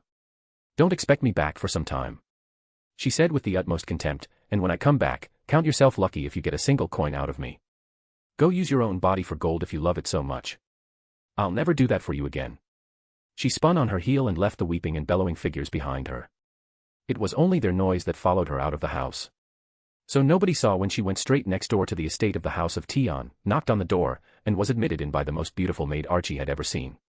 "She's like a doll," Archie thought, looking over the maid that introduced herself as Solution. That one managed the walk that Archie could only fumble through. Everything about the woman was exotic, erotic, proud and beautiful. Golden curls bounced with every rolling of her hips and every single step seemed designed to entice the watcher. If I could have moved like that, no wonder I failed. Even if I could move like that, Lord Tion has this to occupy him, no wonder I couldn't win him over. It was a somewhat unpleasant line of thought that carried on until she was led into a study. The slender arm of the maid waved her in, and she then retreated, leaving Archie alone with the target of her failed seduction. It was enough to make the mage blush at the memory, and shuffle her feet a little like a child caught doing something she wasn't supposed to. Seabass waved her to one of the chairs in the study. Unlike her library, this one was filled with rows of books that were slid tight against the shelves. Archie looked at it with open admiration, and when he saw what she did, he spoke. My father, he was very, very wise. He had a saying that the best bookends are two walls. I suppose I inherited my love of reading from him. Seabass didn't smile when he spoke, but there was a sparkle to his eyes that made Archie comfortable when she looked at him. Lord Tion, about last night Archie began, but it was waved away immediately. You never need to mention it again, I understand. People will do a great deal for those they love, it's why I've chosen to give you a chance. Seabass said, and Archie closed her mouth in silent confusion. Seabass read in silence for several minutes, leaving Archie's eyes to wander. Seabass was dressed in the same style of formal suit as he wore the other day, with silver cufflinks and polished black shoes. He read on, his eyes moving over the page, glasses on his face that he hadn't been wearing the previous day gave him an even more distinguished look. The room was without carpet, but had polished bright wood that matched the walls and long glass windows that let in ample light from the rising sun. Finally he finished his reading, marked his page with a strip of silk worth several days of a normal job's pay, and snapped the book shut. First, tell me everything about your family debt, who holds it, how much, when do they pay, everything. Seabass commanded. Unable to bring herself to refuse, Archie told him what he wanted to know. But when she was done, she had to know. Lord Tion she began, looking up at him, but he cut her short. Call me Seabass. He said with a pleasantly open air about him. Seabass, how will this help my sisters? Archie asked, cutting to the heart of her true concern. Simple, in a few days, they will be in this house. Until then, you will remain within these walls. You can consider yourself my guest, or you can assist Solution with the housework, do as you like, but do not venture out. Seabass said, and reached over to the silk rope that would ring for help. Archie's heart raced. So soon? She asked herself, but found no way to disbelieve by the time the radiant maid returned. Show our guest to her quarters for now, then return, I have something for you to do, Solution. Seabass said, and the quiet maid inclined her head to the master of the house with a smile that froze Archie's blood. A beautiful monster. Her instincts screamed at her with every step as she followed the quiet woman out. Chapter 36, Chapter. Pandora's actor's first night in the palace looked to be tranquil. No attempted assassinations, yet. No one asking me to help overthrow the king or soliciting me into a faction. The princess did an excellent job. I must praise Demiurge for finding such a useful tool for the advancement of my father's goals. The sun was down and the only light in the room was that of the candle by which he, the doppelganger, read the book he selected. Really, a nation of complete perverts. He thought to himself until his quiet was disturbed by a knock on the door. Yes. He asked, sitting up in his bed. Ah, it's Clem, I'm Princess Rener's bodyguard, please, my lord, may I come in? The broken voice of a boy nearing earnest manhood carried through the thick wood, and Pandora's actor rose, went to the latch, yanked it to the side, and opened the door. The boy entered, but not alone. A second figure, hooded and cloaked and stooped over like an old woman, rushed in at the same moment, held over the back and at one arm by the young blonde boy. Thank you, Master Gown, thank you. Clem said with his eyes down at the stooped figure he held onto. Pandora's actor raised the dark eyebrow of the man he was imitating, thought for just a blink, and gestured to the table. You're welcome, and please, King Ramposa, take a seat and make yourself comfortable. The stooped figure rose up straight and his escort let him go. The old king threw back the hood that concealed his face and gave a little frown to the magic caster. What spell did you use to tell who I was, Master Gown? I consider myself well versed in magic, as non-magic casters go, and I've never heard of a spell that gave a man's name. The king had dropped all formality in that moment, and it was like seeing another man. For an instant, Pandora's actor could see what he must have been like in his youth, a powerful leader who must have commanded great respect from his warriors. He could easily picture the old king leveling a sword and personally leading a charge into battle. It was difficult not to sympathize with his plight. The doppelganger guardian chuckled and snapped the lock shut over the closed door. No magic, King Ramposa, it was only that young Clem here looked very much like he was holding a tiger by the tail when you entered. Clem, to his credit, was embarrassed. Forgive me, Majesty, I blew your cover without meaning to. Ramposa took Pandora's actor's invitation to sit, and went to sit down in the chair with a heavy grunt. No, with almost anyone else I would have fooled them completely. We made it past a half a dozen nobles without more than a glance when Clem said he was taking a servant to be healed by the new caster. It is just that this one is more clever than most. He raised a respectful chin toward his guest, and Pandora's actor took a seat opposite his host. Still, I never heard of myself being referred to as a groped cat before. He let out a deep chuckle that did nothing to ease the boy's blush. Thank you, Majesty. Clem expressed his gratitude for the forgiveness, but the king had already moved on. I have no time for games, Master Gown, so I won't play them. How powerful are you? Are you on par with Flutter Paradine? King Ramposa asked. And then some. Pandora's actor replied truthfully.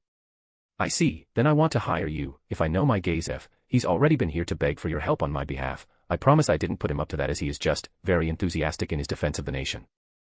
I count that as a credit to the men. But I hope it didn't put you out. Ramposa explained and kept his expression carefully neutral. It's fine. As for hiring me, what do you want me to do? Pandora's actor asked, his estimation of King Ramposa rising up several notches. Most of my nobles think nothing of magic. A few spells obviously are useful. They all see healing magic and divine magic, but most of what they see are just parlor tricks and street performers.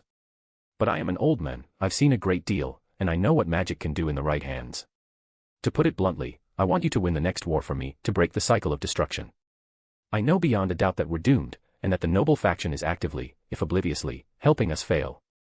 Ramposa's face became bitter. Such a shameful, wretched fate. What's that? Pandora's actor asked when he caught the bitter voice. Some of the young nobles in the noble faction, their fathers were boyhood friends, and we were all part of the Brotherhood of Banners. All of us, it was just a schoolboy club when we were little, then it was more. We fought together, saved each other's lives, and then I ascended the throne, and I lost them all to petty concerns within their own houses. His fists clenched tight and whitened the knuckles with the tension. If I help even 1 out of the 100, then I will create 99 malcontents and 1 ingrate. But trying to rob me of Gazef was too much, even for them. Your saving him from the attack by the theocracy may have inadvertently saved this nation already, and now I am preparing to strike back. The king promised through clenched teeth. In a few months, we would normally be mustering over 100,000 peasants to fight the Baharuth Empire. I'm sure you understand the waste this creates. The starvation and lost harvests. If you didn't, I'm sure Gazef explained it. The king's smile was bitter, but his eyes were sharp and hard as a well-forged sword. I don't want to do that again. Instead, I will pay you handsomely, if you'll just turn that magic on the Baharuth Empire. I will offer you land, gold, goods, or ingredients in any combination, a coin, foot, or ounce for every knight killed, with extra for a promise to use your magic for no other kingdom. I will offer you the position of court magus, a noble title, and even to arrange a suitable marriage to ensure you are properly compensated for your service. You have a great deal of confidence in a magic caster whose skills you have never seen. Pandora's actor said tentatively, unsure if his estimation of the king should go up or down, or if his estimation of the Re-Estei's kingdom's dire situation should go up. I am aware, but that is how grave matters are. I am very old. If I leave my throne to Zanuck, nobody will follow him. If I leave my throne to Barbro, he will destroy the loyalty they give to him. My daughter's only value politically is for marriage, though she is far wiser than anyone credits her. Clem stood apart from the conversation, hand on his sword to protect his king, but hearing the king praise his daughter's intelligence was such a surprise that he lost control of his face and his mouth formed a sudden O shape before he forced it to close again. The king looked at Clem out of the corner of his eye. A man should know his children, regardless of their sex, young man. She is far more clever than most. If I ever doubted that, it was over when Baharuth began adopting some of the ideas we ourselves rejected from her, and they benefited from doing so. Pandora's actor made his decision. His view of the king went up again. If I use my magic for your cause, you won't need to raise an army. I can take care of that for you, but that won't change anything inside your borders. Plus, won't you be weaker? This war seems to provide unity and power from your leadership. If I win it for you, what good will that do in the end? Ramposa gave him a long, steady look. You're a true genius, to see so deeply into the subject. You're right, it isn't enough to win the war abroad, I must win the war at home. I already have a plan for that in the works, Master Gown. I can't ask for your help in that affair. There is another I will be turning to for help. For now, can you tell me your answer? Pandora's actor folded his hands together and closed his eyes as if in thought. You're asking more of me than you know, but I won't deny that the offer is tempting. Let me think about it. I will give you an answer at the conclusion of the feast. Will that be acceptable, Your Majesty? King Ramposa slowly stood up and slid his own chair back under the table. A few days is nothing. I look forward to your response. His charming smile returned and he looked at the borrowed bodyguard when he flung his hood back over his head. Come along, young man, grab the tiger's tail again, then you can go back to your quarters. The king chortled a little when he used the same term Pandora's actor coined, and left the guardian alone. Father, you've truly laid the most masterful of traps for your prey. I am so proud that I am your son. Pandora's actor thought when the iron bolt tapped hard against its place in the stone wall, securing the door shut behind his brief visitors. Sir Furt could hardly believe his ears. He sat in a chair older than his grandfather and stuffed thick with goose down over velvet, ornate decorative engravings of wild beasts that were so small and intricate you had to look closely and squint to make them out. It was a point of pride that this was his. Sitting in that seat, Sir Furt felt every inch like he was the bloody emperor himself. But now his face was turned ashen gray and rapidly going ghost white. Say that again. He demanded of the moderately built man who stood a few feet away. A hulking brute stood behind the visitor, and unlike the one who just spoke, this one was silent. He spoke only by his presence and his equipment. Boiled leather armor and a heavy-looking mace. It did nothing to make him more gentle that his large head was shaved bald and he had a few minor scars over a hard-looking face. I said, your debt is being called in, Sir Furt. The lender said and held out a gracious hand. There have been some questions about your ability to pay, and I'm afraid we require a substantial sum of the total now. My daughter is out on a job, she'll pay when she gets back. Sir Furt squeaked out. That may be fine then, but we require something now. You can't just borrow more again today as you usually do, not without paying something. The lender's cold brown eyes were telling about his doubts. But Sir Furt began, and cut himself off. He silently cursed his daughter. Damn you, if you'd just gotten that old goat's rot up this wouldn't be happening. He took a deep breath. We have substantial goods we can give to you as collateral or payment if you like. Sir Furt said instead of his intended protests. We can extend you additional credit if you offer something of high value. The lender suggested offhandedly, and Sir Furt's eyes bulged beyond his control. What? He asked. There's a premium on young blonde girls right now. You happen to have 2 of them, they're quite fashionable and certain. The lender made a somewhat sour face, scrunching up his cheeks and tightening his lips, revealing his distaste. Circles. Give them up, and we'll be willing to extend you a little more since they're well-bred and well-behaved in addition to their other qualities. I see. I see. Sir Furt said with a neutral, careful voice. They're my girls, I can't. Well, if I do, that will solve the money problem. At least for now. I can acquire some fine things to show off to the other nobles. I'll become an important figure again. Then when the bloody fool on the throne dies, I'll get my position back, then I can find them again. They're my daughters after all, they really ought to do this for their family. It's no different than what that ungrateful girl was supposed to do before, and where is she anyway? Off gallivanting with dirty ruffians, no doubt. Bitterness struck him like the back of her unladylike hand did when she walked out. He recalled her threat to give no more money to him, and that was a problem. I just need time to get my status back, that's all. Sir Furt said to himself and slowly stood up. Wait here. He ordered, and left the room. A few minutes later, he walked Kudurika and Euryrika into the room. Their little fingers clung to his left and right hands. In their arms each carried a stuffed rabbit under their free arms, a gift from their big sister. Kudurika wore a red dress, while Euryrika wore blue. They looked up at the lender with wide, innocent blue eyes. By now he was a familiar person to them, and so when he knelt down and Sir Furt said, Go see Master Sanic. They walked over to the merchant without hesitating. They curtsied like good little noble girls and said at once, Hello, Master Sanic, thank you for coming to the Furt house. You're good girls, aren't you? He said to them in the kind of easy congenial tone that always set people at ease, and they nodded furtively. Yes, we're good. They said in unison again. The echo game was a favorite of theirs, and they often said the same things at the same moment. It was charming, in the way that children could make things. He gave them an encouraging little smile and put his hands on their shoulders. You're going to be coming with me, for now, all right? He asked them, and the twins looked over at their father. He nodded without saying anything, and Master Sanic stood up straight. He approached the table and removed a small pouch from an inner pocket. He slowly set it down on the table, and the sound of clinking coins of gold tantalized Sir Furt's ears. "Do you want to count it?" "It's the usual sum," the lender asked, and the blonde fallen noble shook his head.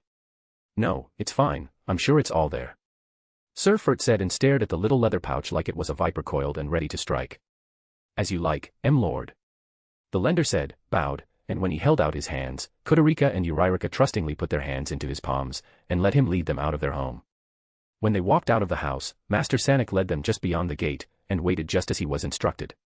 He looked down from one girl to the next, and they, sensing his brown eyes on theirs, looked up at him in return, questions unspoken waiting to be asked. Nothing happened, there was no shout, there was no chase, there was no hint of remorseful second thoughts. He looked back through the bars of the gate, the clear windows gave him a view into the room beyond, and he saw his client finally reach for the pouch, spill the contents on the table, and begin to count. Cold-hearted merchant as he was, Master Sanic still couldn't help but feel a pang of pity that would likely drive him to drink that night. Such a fool. He thought of the fallen noble, and led the girls away. Chapter 37, Chapter. Ninya and Brita sat in Enri's home along with Peter, Lukrut, Nfiria, and Jugum, each of them with a simple wooden mug in front of them that had a frothing head of beer hovering above the rim. Getting Sir Mammon to request rulership of the village is a big step forward, but it probably won't happen before we have trouble, Peter said, and the faces around the table turned the color of ashes. "Peter, that's a little harsh, isn't it?" Ninya asked with a quivering lip. He gave her a long hard look in return. "No, it isn't. Even if he reached the capital already, and that is optimistic, the invitation Lupu told us about won't have the ball for days. Meanwhile it's been weeks. I have absolutely no doubt that they've worked out the villagers were missing and sent out soldiers to search for where they ran off to.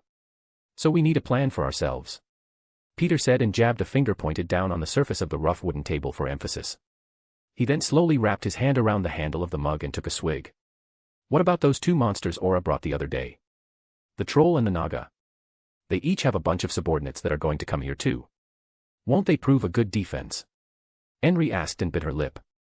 Maybe so," Brita added, staring down into her mug and speaking with a bitter voice, "but they're afraid of Aura and Mare, and neither of those two are staying here. We can't count on them, that's the thing. If you don't have people you can count on, you can't make a plan. Even if you do, it will likely fail from the lack of trust."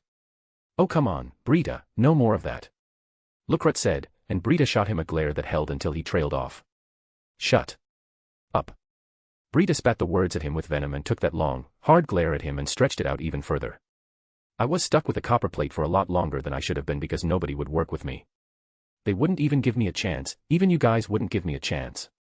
You only gave Ninya a chance," she pointed at the magic caster, because she bound her tits down and cut her hair to disguise herself as a young boy. "Don't tell me not to say true things because they make you uncomfortable, Lukrut. Especially when they're relevant now."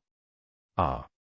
Yes, well, Brita does have a point," Nfiria said, rubbing the back of his head throughout the uncomfortable chuckle that followed his words. "The two groups of villagers need time to mesh. The newcomers are also very weak, very underfed. The trolls aren't much of a problem as long as they're fed, and Nagas are supposed to be intelligent, and able to live off regular food. But they're not all working together or training together or anything. Even I can see that much. The locals of Karn don't associate with the runners are willing to work, but they don't associate with anyone from Karn. And nobody outside of this room says our names." Jugum added in a gruff voice and folded his arms in front of his chest. "Goblin this, goblin that. They're friendly, but that's all. We're not comrades." Lukrut had the grace to look somewhat shamefaced and read at Brita's withering criticism, nor was Brita alone in her glare. Ninya's eyes were on him too, as were those of their host, Enri. Peter wore a somewhat uncomfortable expression before Nfiria redirected things, and his cheeks were tinged red, but the bitter stares did not touch the leader of the former Swords of Darkness. "I can do something to strengthen the newcomers, thanks to opening up the woods. I have all kinds of herbs and other materials in quantities I could only dream of before. But even with that..." Nfiria swept up his mug and drank from it like the others did. "They're not unlimited. I shouldn't use them recklessly. Plus if I use too many on the newcomers, they'll be seen as weak. I've seen others in the village look down on the runners. That might make an already difficult problem worse." Ninya frowned. "Maybe I shouldn't have come here and asked for your help. This is just making trouble. I should go turn myself in, tell them I did it. Then they can go back home and..." "No." Peter, Brita, Lukrut, Enri, and Nfiria said all at once. It was Peter, however, who explained why when Ninya's eyes popped open at the uniform utterance. "Ninya, even if they believe it was just you acting alone, they won't care, you should know this. One peasant's death will never satisfy the bloodlust over a noble's death, even if the noble was lecherous trash. Even if they think he was trash, he was a noble's son. Anything less than a village, and they won't care who did what. Just being present is enough to be guilty. You know this best out of all of us. Yes, I know, I'm sorry. I was just hoping. Ninya blinked her eyes. There really is no way out, is there, when they find where the villagers are? Brita bit her lower lip, then drained her mug and said with like bitterness, no. Maybe if Sir Mammon becomes a lord first and takes this land. Now that he's an adamantite-ranked adventurer, I'm sure if he took it personally, he'd bring the guild into it, and they'd probably prohibit contracts with the offender. That's as good as inviting monster attacks. But that is even assuming he becomes a lord at all. There is one thing we can do to bring everyone together, but I don't know if we can manage it. Lukrut suggested, and the table leaned toward him. Simple. He said and held up a mug like he was about to propose a toast. The answer is right here. He pointed toward it with his free hand. The interested looks turned to snorts of derision and a collective sigh. Wait. Hear me out. He said and took a swig that drained it near to empty. Look, I've been watching the women dash, he began. I'll bet you have. Brita, Henry, and Ninya glared at him when they all said the same thing, but Lukrut pressed on. And the men, and there are a lot of unmarried people from both villages. Lukrut began, and Henry immediately picked up on where he was going. Henry, your father and mother lived here, right? Lukrut asked. Yes, they did. Henry answered as Lukrut's words picked up speed. And Ninya, yours met in their village, and Peter, Brita, yours all met in your own village, right, just like mine. Lukrut pressed, and dawning looks of understanding began to form on their faces as well. We've got a strange situation here, where we've got two villages inside of one set of walls. So to bring them together, we hold a festival, call it, the Festival of Axel, to celebrate the Adamantite team and the rescue they provided us. Then we get everybody really drunk, and wait for them to start screwing each other. Lukrut looked from one person to the other. There were doubtful, but interested looks. Lukrut, this isn't just one of your feeble-minded attempts at finding someone to have sex with you, is it? Brita asked, and to her surprise, he gave her a profoundly serious look. No. Not this time. Lukrut emphasized and pushed his idea, hard. The family system of a village is fine when there's only a village. You grow up next door to a boy and you're a girl, guess who you're going to marry? But we've got more than that, and we've got to break down those walls.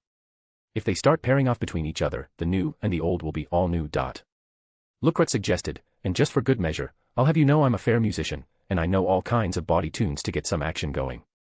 Good, but we need more than that. Ninya said, and gave Peter a suddenly confident look. Games. The two said in unison. Games. Jugum and Fyria traded confused glances and scratched their heads at the same time. Yes, adventuring teams usually play games to build familiarity. We can pair old and new up together in groups, so that they're forced to work with new people and come together to win. Peter explained. I can offer up some moderately priced potions as prizes. Fyria proposed, a blush to his cheek as he sought a way to further participate. Fine, and we can have the goblins and us veteran adventurers act as team captains. Brita proposed. Jugum's gruff tone followed. And we can do that in training too, mix up the group so that the runners and the people born in Karn are used to fighting beside each other. They'll build trust that way too. We have enough beer, and if we hunt really hard, we can get enough food quickly. If we push this hard, I think it can work. The tense mood in their little council began to ease, and with it came new confidence. I think that settles it. We can start integrating the trolls and nagas when they arrive, and if I have to, I'll use this again. Henry touched the horn that hung around her neck. It may not bring many, but every sword and arrow helps. Their nerves were considerably eased by resolution, and their mugs had all been drained to empty. So now that the worry beer is out of the way, how about the relief beer? Lukrut asked with a cheeky, rosy grin, and nobody laughed, as Henry was already rising to go bring over a small cask. Archie was sitting in the chair in the study, across from Seabass as she usually did, and as per usual, she was telling him everything she knew about what he wanted to know. Noble society, how dances were done, who the most important people were, what powerful figures she'd been acquainted with, and what they were capable of. He demanded everything, she held back nothing. Part of her wondered, is he a foreign spy? Am I betraying my country by telling him all this? It sometimes nagged at her, but brave as she was against monsters, whenever the dread closed over her heart like the icy hand of death, she fended it off with the warm promise of the safety of her sisters. Master Tion, you have a delivery. Solution said from the door. Archie looked over at the beautiful woman and her blood froze the way it always did. Seabass was cool and cordial, Solution was nothing but polite to her, but the way the maid's eyes followed Archie, the magic caster felt like it was a look of hunger. However, that was forgotten when Kudurika and Euryrica entered the room and saw their sister. "Sissy!" They cried and ran to her. Archie shot up so fast and with such force that she toppled the chair over behind her when she rushed over to them. She went to her knees and embraced them as they leaped into her arms. She kissed their cheeks and squeezed them tight until they let out phony groans to show she was starting to be a little rough. Pent-up tears ran down Archie's cheeks as she kissed their own. She went from one to the other and back again. Their little stuffed bunny rabbits dropped to the floor in favor of squeezing their sister instead. It was several minutes of this before Archie composed herself to look over at the aged lord. What happened? How are they here? Archie felt the existential dread coming over her, the initial happiness at the reunion tempered by a grim knowledge that this didn't happen out of nothing. Solution, how much? Seabass asked the maid who still stood in the doorway. The maid gave a crooked smile to the butler of steel. 10 gold coins from the budget to get Sanic to withhold further credit from Sir Furt, 5 more for the lie that little blonde girls were exceptionally fashionable slaves, and, the usual, extension of credit for another 100 coins, with those 2 as payment for his current interest. Archie's face went pale. Our father, he sold Kudurika and Euryrica to you for a 15 gold payment and a 100 gold coin loan. For little bright blue eyes stared up in total innocence of the exchange. Archie's fingers tensed, she squeezed the pair more tightly than before, her jaw tensed, and she looked over to Seabass, putting her hands to the backs of her sisters' heads and drawing them in as tightly as she could. She asked the only question that mattered. What happens now? Solution, call for a gate. Seabass ordered, and then he stood up from where he sat. Archie felt only confusion, fear, terror, all at once the impossible whirlwind of emotions tore through her. Her hair stood on end, her face paled, her heart raced and she clung to her sisters as if terrified that they would be ripped away from her. But beyond it all, lay an unbridled hatred for a man she would never again think of as her father, and for a mother she would never forgive for letting it come to this. Now, he answered her, it is time for you to meet my master. He pointed behind her, and her jaw fell open when she saw the whirling void in the space behind her. Pass through this, and your wish will be granted. Seabass promised. Archie swallowed hard when Solution stepped through and vanished. Seabass stood beside it, waiting while Archie stood. She drew back from her sisters. Come with me, I know this is scary. She said in the understatement of the year as they stared at the void with tears of fear in their eyes and shaking little bodies, but I will protect you, I promise. Thus reassured, they clung to her when she stood up, so that she was carrying one on each hip, and she stepped through what Seabass called a gate. Chapter 38, Chapter. What a man, it's enough to make me wish for a crisis, like a demonic invasion or something, just to get to see Mommin again. Evil Eye said and let out a longing sigh before she slumped back in her chair in their booth at the Adventurers Guild of Riestais. Don't even joke about that. Locke shuddered, shut her eyes, and her quiet voice became grim as the grave. Her hand touched the hilt of her sword. Demons are powerful and dangerous. Even now, this one claws at my mind, this dread being threatens always to consume me, to devour me, and to use me as his instrument to wreak havoc upon all the world. It's only my own great power as a priestess of the god of water that keeps it bound. Inside her mind, she heard the foul sword speak, crazy bitch. For the last time, I do not want your mind. Who would want a Chinibu body like yours? No. No. No. No. No. No. Just swing me into soft living things to make soft dead things, and I'm happy. I'm only a named demon sword, I'm not an actual demon. I'm really nice if you just get to know me. Always he speaks to me, like a siren, calling me with sweet words to my doom. Locke's opened her eyes. Please, never joke about that. I'm not talking to you for a month. Blasted Chinibu girl. The sword screamed at her, and went quiet. There, I've suppressed it again. Locke said in response to worried looks from her sisters in Blue Rose. But really, don't joke about demons. Evil Eye touched a hand to Locke's palm. I'm sorry, that was insensitive of me, I just picked the least likely thing, I forget how much you struggle for all our sakes. But I just miss Mommin a lot. I wonder if Mommin's a cherry.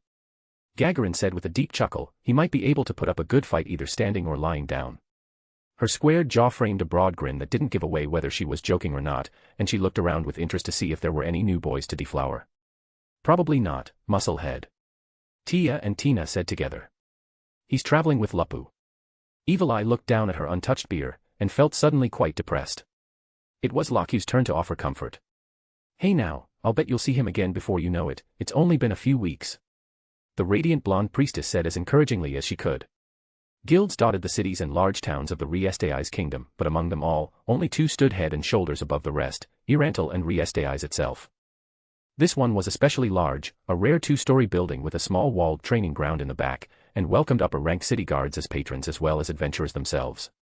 As a result, you couldn't see clearly to the swinging double doors at the entrance, especially on a busy day like this one. People dodged and weaved past one another to find their tables and make themselves comfortable at the increasingly rare seating. Adamantite adventurers, however, never lacked for seating. Particularly good seating. Blue Rose, having based itself out of the capital, had a permanent booth of their own at which nobody sat without their express invitation. Well seated in the corner, it was an easy place from which to get the attention of one of the many servers who roved the bustling hall. The noise of conversation was as thick as good beer, and it was accompanied by the music of clinking armor, the sound of falling coins, loud-mouthed insults, and hearty jokes. The thick smell of alcohol engulfed the room, as did the smell of hot food that was being prepared or served at nearly every hour. It was because of all that, however, that it was the towering Gagarin who, alone among Blue Rose, saw what she saw. Yeah, right. Evil Eye grumbled with a morose, downward glance. Threats large enough to draw in two adamantite teams are really, really rare. Which is good. She added with haste, but those are about the only times I can really expect to see him. Gagarin didn't look down at her sister, she only asked, Evil Eye, if I could make it so you could see him today, would you buy my beer for the next month? Evil Eye looked up at her towering red-armored sister, her own vampire eyes glowing just as red as Gagarin's armor from behind her mask. I would do it for a year, forget a month. A man like that doesn't just come along every day and say, how do you do, you know. It's a deal. Gagarin said and stood up to wave, hey Sir Mammon. Lupu. Over here. We have a booth, come join us. The hammer-wielding behemoth of a woman waved her hand wildly back and forth overhead, and grinned almost like a guilty schoolboy when she saw that Mammon heard her voice and was making a beeline for where she was. Gagarin sat back down and looked smug, beer for a year, you said it, shorty. She teased the magic caster, but before the little mage could protest, she saw that she was not being mocked. Mammon. Evil Eye's heart almost started beating again at the sight of the onyx-armored mountain of manhood and muscle. Her eyes fluttered behind her mask in a maidenly sort of way that felt quite at odds to her. She quickly spoke to cover her own embarrassment at nothing at all. Sir Mammon, please, come, sit here. It's so good to see you again, I really didn't expect it and I'm so glad that it wasn't as long as I thought it would be. End. Evil Eye cut herself off as the rambling tumbled out of her mouth, grateful for the mask for the first time in over a century. She slid over and patted a seat beside her. Lady Lupu, please, join us, why won't you? Evil Eye added when the red-haired beauty's radiant smile came into view after she stepped aside from behind the leader of Axel. Gee, thanks. Lupu grinned and flopped herself down. Ainz reached out his hand to Gagarin, thank you for drawing our attention to you, I'd begun to worry we might not have a place to sit down.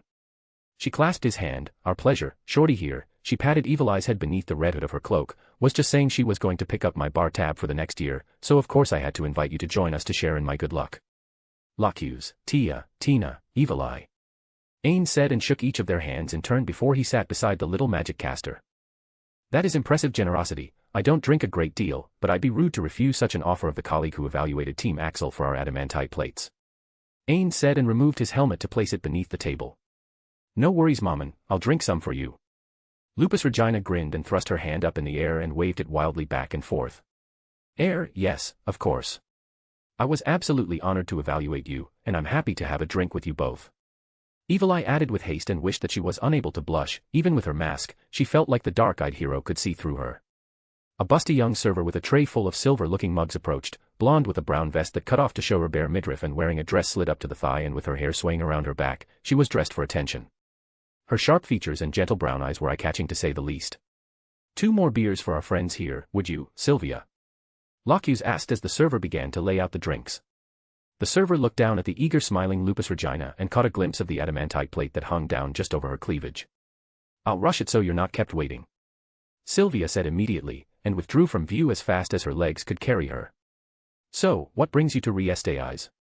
Locus asked, filling the quiet of Evil Eye's now tongue-tied state. Ains shrugged it off as a minor matter when she asked. Visiting the king, we were invited to a feast, I'd planned on a visit eventually, but this just made it more important to come sooner. I had wanted to do a few more quests, but there simply hasn't been much worth mentioning. Though I hear there is a basilisk causing trouble and I planned on going to kill it, but it could have made trouble for the guild if an adamantite adventurer snubbed an invitation from the royal family. What a noble person, putting the guild ahead of his own desires. Evil Eye thought. Perhaps I can trust him with my secret, or, is he so good that, would he kill me? She didn't even consider that it would require effort on his part, having seen the way he fought, her pride compelled her to admit it, both of Axel's members were well beyond her skill and strength, and her instincts screamed at her that there was much more to both than met the eye. If I want a future with him, I can't start it with a lie. Evil Eye told herself, but the temptation to keep her cover through it all did not vanish in the least. Where are you staying? Evil Eye asked. I have a place of my own here. The server interrupted and laid down 2 large mugs, one in front of Lupusregina, the other before Ainz. At least I can drink, thank goodness that alcohol was a big part of salaryman life. Thank you. Maman and Lupu said together, though if his voice was noble, hers was wildly enthusiastic. She took up the mug with one sweeping gesture and began to drink it down. Ainz took his own up and began to drink like the rest, pacing himself to them. Lupu and Gagarin caught one another's eyes when drinking at the same moment, and began an unspoken, informal contest between the two. Keep 'em coming. Gagarin and Lupu shouted at once, and the server dedicated to the table returned before the first mugs were slapped down to the table and the two locked eyes in earnest. Not bad, little red beast, not bad. But let a veteran show a virgin how it's really done. Gagarin's taunt lit the competitive streak in the battle-maid, and they snatched up their mugs again and began to guzzle. Within an hour, Gagarin and Lupu were taunting one another's drunk faces and chatting like old friends, trading barbs, and growling at one another whenever their mugs went empty. Lupu slapped both hands down on the table and leaned over it, glowering up at the towering Gagarin. You may be a mountain, but I'll climb up and show you who's boss. I prefer young virgin boys, but you're so damn pretty I might make an exception for you, Lupu. Gagarin laughed, and far from blushing, Lupu straightened up, snatched up her mug, and they began to rush to outpace one another in draining the contents. Little golden rivulets of beer went down their cheeks, and it dawned on Locuse. No wonder Maman and Lupu work together. It isn't just strength, she's got a wild bestial energy to her that complements his reserved and cautious ways. Locuse considered the seemingly mismatched pair and re-evaluated her prior poor thoughts of the cleric, Lupu. She's not undisciplined, she's passionate like a shorter and prettier Gagarin. Evil Eye meanwhile, had begun trading words with Maman again, and made a second attempt at drawing him to her home. If you have nowhere to stay, Sir Maman, I have a place here in the city. You could stay with me until your business is concluded at least. Evil Eye raised her voice, her mask hiding her blush from everyone but herself when she looked up at the swarthy chiseled features of the dark warrior. That wouldn't put you out? Ainz asked. She rapidly shook her head and thrusting her hands out in front of her, she shook them back and forth as well. No, really. I would. I'd love to have you spend the night with me. Gasp stopped the entire booth dead and they one and all stared down at the mage. Wow. She's horny. Lupu hiccuped and slumped back in her chair. Go for it, magic girl. She added. And people say I am forward, really. Gagarin added. Horny. Tia said. Very horny. Tina added, and the twins faced one another and gave sharp nods before reaching for their mugs again. Evil Eye Ainz began. It took a second for Evil Eye to realize just how she'd said it. Excuse me. Yes, I have to, tomorrow, things, reasons, excuses, pardon me, I'll, Sir Maman, I'll see you tomorrow. They watched as Evil Eye fled, dodging in between people like she was rushing through a battlefield avoiding her foes. I believe that would be my cue to leave. Ainz said and stood up. He held a hand out to Lupusregina, who took it with a wicked, flushed grin. I'll see to my companion. I planned on staying here for tonight, if there are rooms available. He added. If there aren't, tell them you can have mine. Locuse said, we have rooms here on permanent reserve, but we never use them. Thank you, I'll do that. Ainz replied and bowed. He glanced over to Gagarin. The woman had slumped forward and fell face first to the table where she promptly began to snore. You should probably take care of that one too. He chuckled. Passionate followers, a blessing, a curse, a gift, aren't they? Locuse gave an indulgent and sunny smile when she glanced up at the dark hero. I wouldn't have it any other way. Ainz answered, and the stumbling Lupu pressed herself against him as they walked away. It took Ainz only minutes to acquire a room, receive a key, and then ascend the stairs. As soon as they were out of sight, Lupusregina straightened up and began to walk normally again. Apologies if I got too close, master. She whispered as soon as they entered the room. Ainz locked the door and looked around. It was a single bed, not unexpectedly, but it was quite large and covered with thick furs. It's fine, why did you start pretending to be drunk, anyway? A message, master. From Seabass, they're ready for you, and the next phase, to meet his tool and make it yours. Lupusregina said and rubbed her hands together. But the beer really was pretty good, and I like that big one. She's fun, I wonder what that big smile would look like, all twisted and ripped open even wider, and what she sounds like when screaming in pain.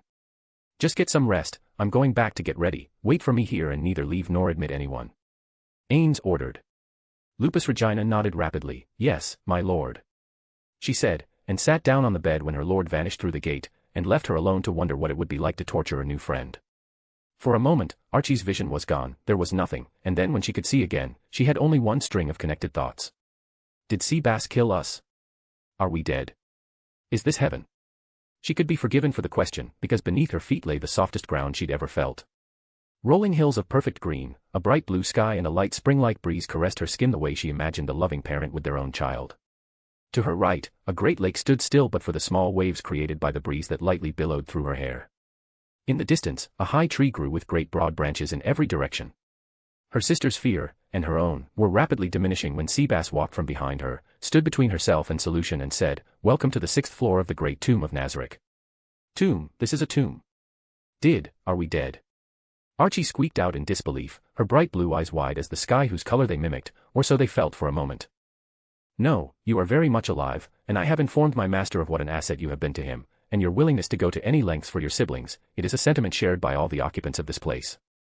Seabass said, and then added, "Follow me." Unable to think of anything else to ask, or anything else to do, Archie followed Seabass toward the tree. It proved a pleasant walk, though her nerves were getting to her in spite of the tranquility of the place. As she drew closer, she realized it was not just a tree, the tree was also a house of some sort. There was a door cut into the trunk, and the high branches had additions that lay balanced or seemingly grew from the branches themselves in some instances. When they were nearly to the door, two dark elf children emerged that Archie could only describe as beautiful. With their bright heterochromatic eyes, the girl in the dress wrung the staff in her hands like she was afraid she would get in trouble, while the young boy stood bold and brash with hands on his hips. "Hey Seabass, Lord Ainz is inside already, best not keep him waiting, he's busy." "I understand, Lady Aura, I won't be long," Seabass said and bowed to the pair. "Ah, well my sister's be coming." Archie stammered, "Seabass isn't actually a lord." She mentally exclaimed, the feeling of drowning hit her, like she was being overwhelmed with sensory and world-shattering experiences and a new revelation had just been piled on top of it all. "They can wait outside," Seabass said as reassuringly as he could, and Archie set the girls down. She put a firm hand on each of their shoulders and squeezed to keep their attention. "Stay right here, all right? Don't wander off. Understand?" She asked and ordered both at once, and found it needless. They seemed not to have her sense of distress. They gave happy nods and flopped themselves onto the grass. Kudurika lay on her back with her arms open, while her sister seemed to prefer to rest her back against the tree and stretch her legs out. "Okay," the pair said at once, then Archie followed Seabass through the door. The door shut behind her, and it did nothing to allay her fears, nor did the impossibility of the house itself. Everything seemed to have been grown into place, the tables, the seating, nothing betrayed the marks of having been cut or carved into being. I've heard of plant-based magic that was used on crops, and even to make some unique artistic shapes with trees, but nothing like this. Her estimation of the power of Seabass Master went up ever higher as she followed the older man deeper into the tree. It wasn't long before they entered a room with a single long table, grown into place like everything else, where a human male sat at its head. Seabass knelt when he entered. "Master, I've brought the person I spoke of, as you instructed." Archie went to one knee as quickly as Seabass spoke. She lowered her eyes and waited for him to speak. Handsome by most measures, with dark hair and eyes, chiseled features, and a fairly solid-looking build, it was difficult not to acknowledge the power of his penetrating eyes even from where they knelt at the entrance to the room, at least 20 feet from him. He stood, and said, "Raise your heads." When she did so, he said more. "My name is Ainz Olgown, I'm the master here, and you would be Archie Rener Furt, isn't that right? Seabass has spoken much about you." The noble tone was kind, but firm, commanding. He is a nobleman. She felt the certainty crystallize, everything about him fairly ordered her to beg to serve his will. The air of command and authority came off him as it did off of the Emperor himself, but more so. Yes, my lord. That is my name. I hope you've heard good things about me." She flashed a weak, hopeful smile. The man in front of her was dressed as a magic caster, with flowing dark robes, a golden staff of carved twisting snakes with jewels in their mouths. Everything about him screamed, magic caster, and yet, she sensed no magic. "If it weren't, then you would not be here now." Ains said and approached her. "I'm told you have a talent, a very unique one that I might consider to be quite valuable. Is that true?" Ains asked, but before she could answer, he put it to the test. "What tier of magic can I cast?" "None, my lord, I can sense no magic from you." Archie said with confidence, "Just tell the truth, flattery will not end well." She told herself, wondering why someone with no talent for magic would ask such a thing. It seemed to take him aback for a moment, and then a deep, rich laugh came from his squared jaw. "Oh, of course." He stepped back. "Forgive me," he said, and stepped back another pace. He held out his hand. "My ring, it hides my magic." So your talent, if it is real, is not unlimited. Good to know. Ains said and reached for the little gold ring, then slid it off. It felt like a star exploded in Archie's face. She covered her mouth to keep the threat of vomit from coming past her lips, and covered it by throwing herself at his feet. You are God. The God of magic my master spoke of. Lord of the Abyss. She cried out and cared nothing for the stinging pain when her head struck the wooden floor. Well, that was a favorable reaction if ever there was one. Ains reflected with dry discomfort at her adulation. That doesn't answer the question I asked, however flattering your answer was. The words tumbled from Archie's lips like water over the falls. She rushed them out with a desperate urgency that threatened to either harden her soul or shatter it into 1,000 tiny fragments just by being in his presence. God of magic, there is no tier number for what you can use. Even 8th tier is merely legendary. 9th tier I once heard a story of, and someone drunkenly once told me about a legendary creature that could use the 10th tier, but even the existence of something more, you don't just use a tier, you are a god. If we have to name it, I would name it God tier magic. Good enough. Ains answered with glib acceptance. He slipped the ring back on, and the supreme power he exhibited vanished like it had never been.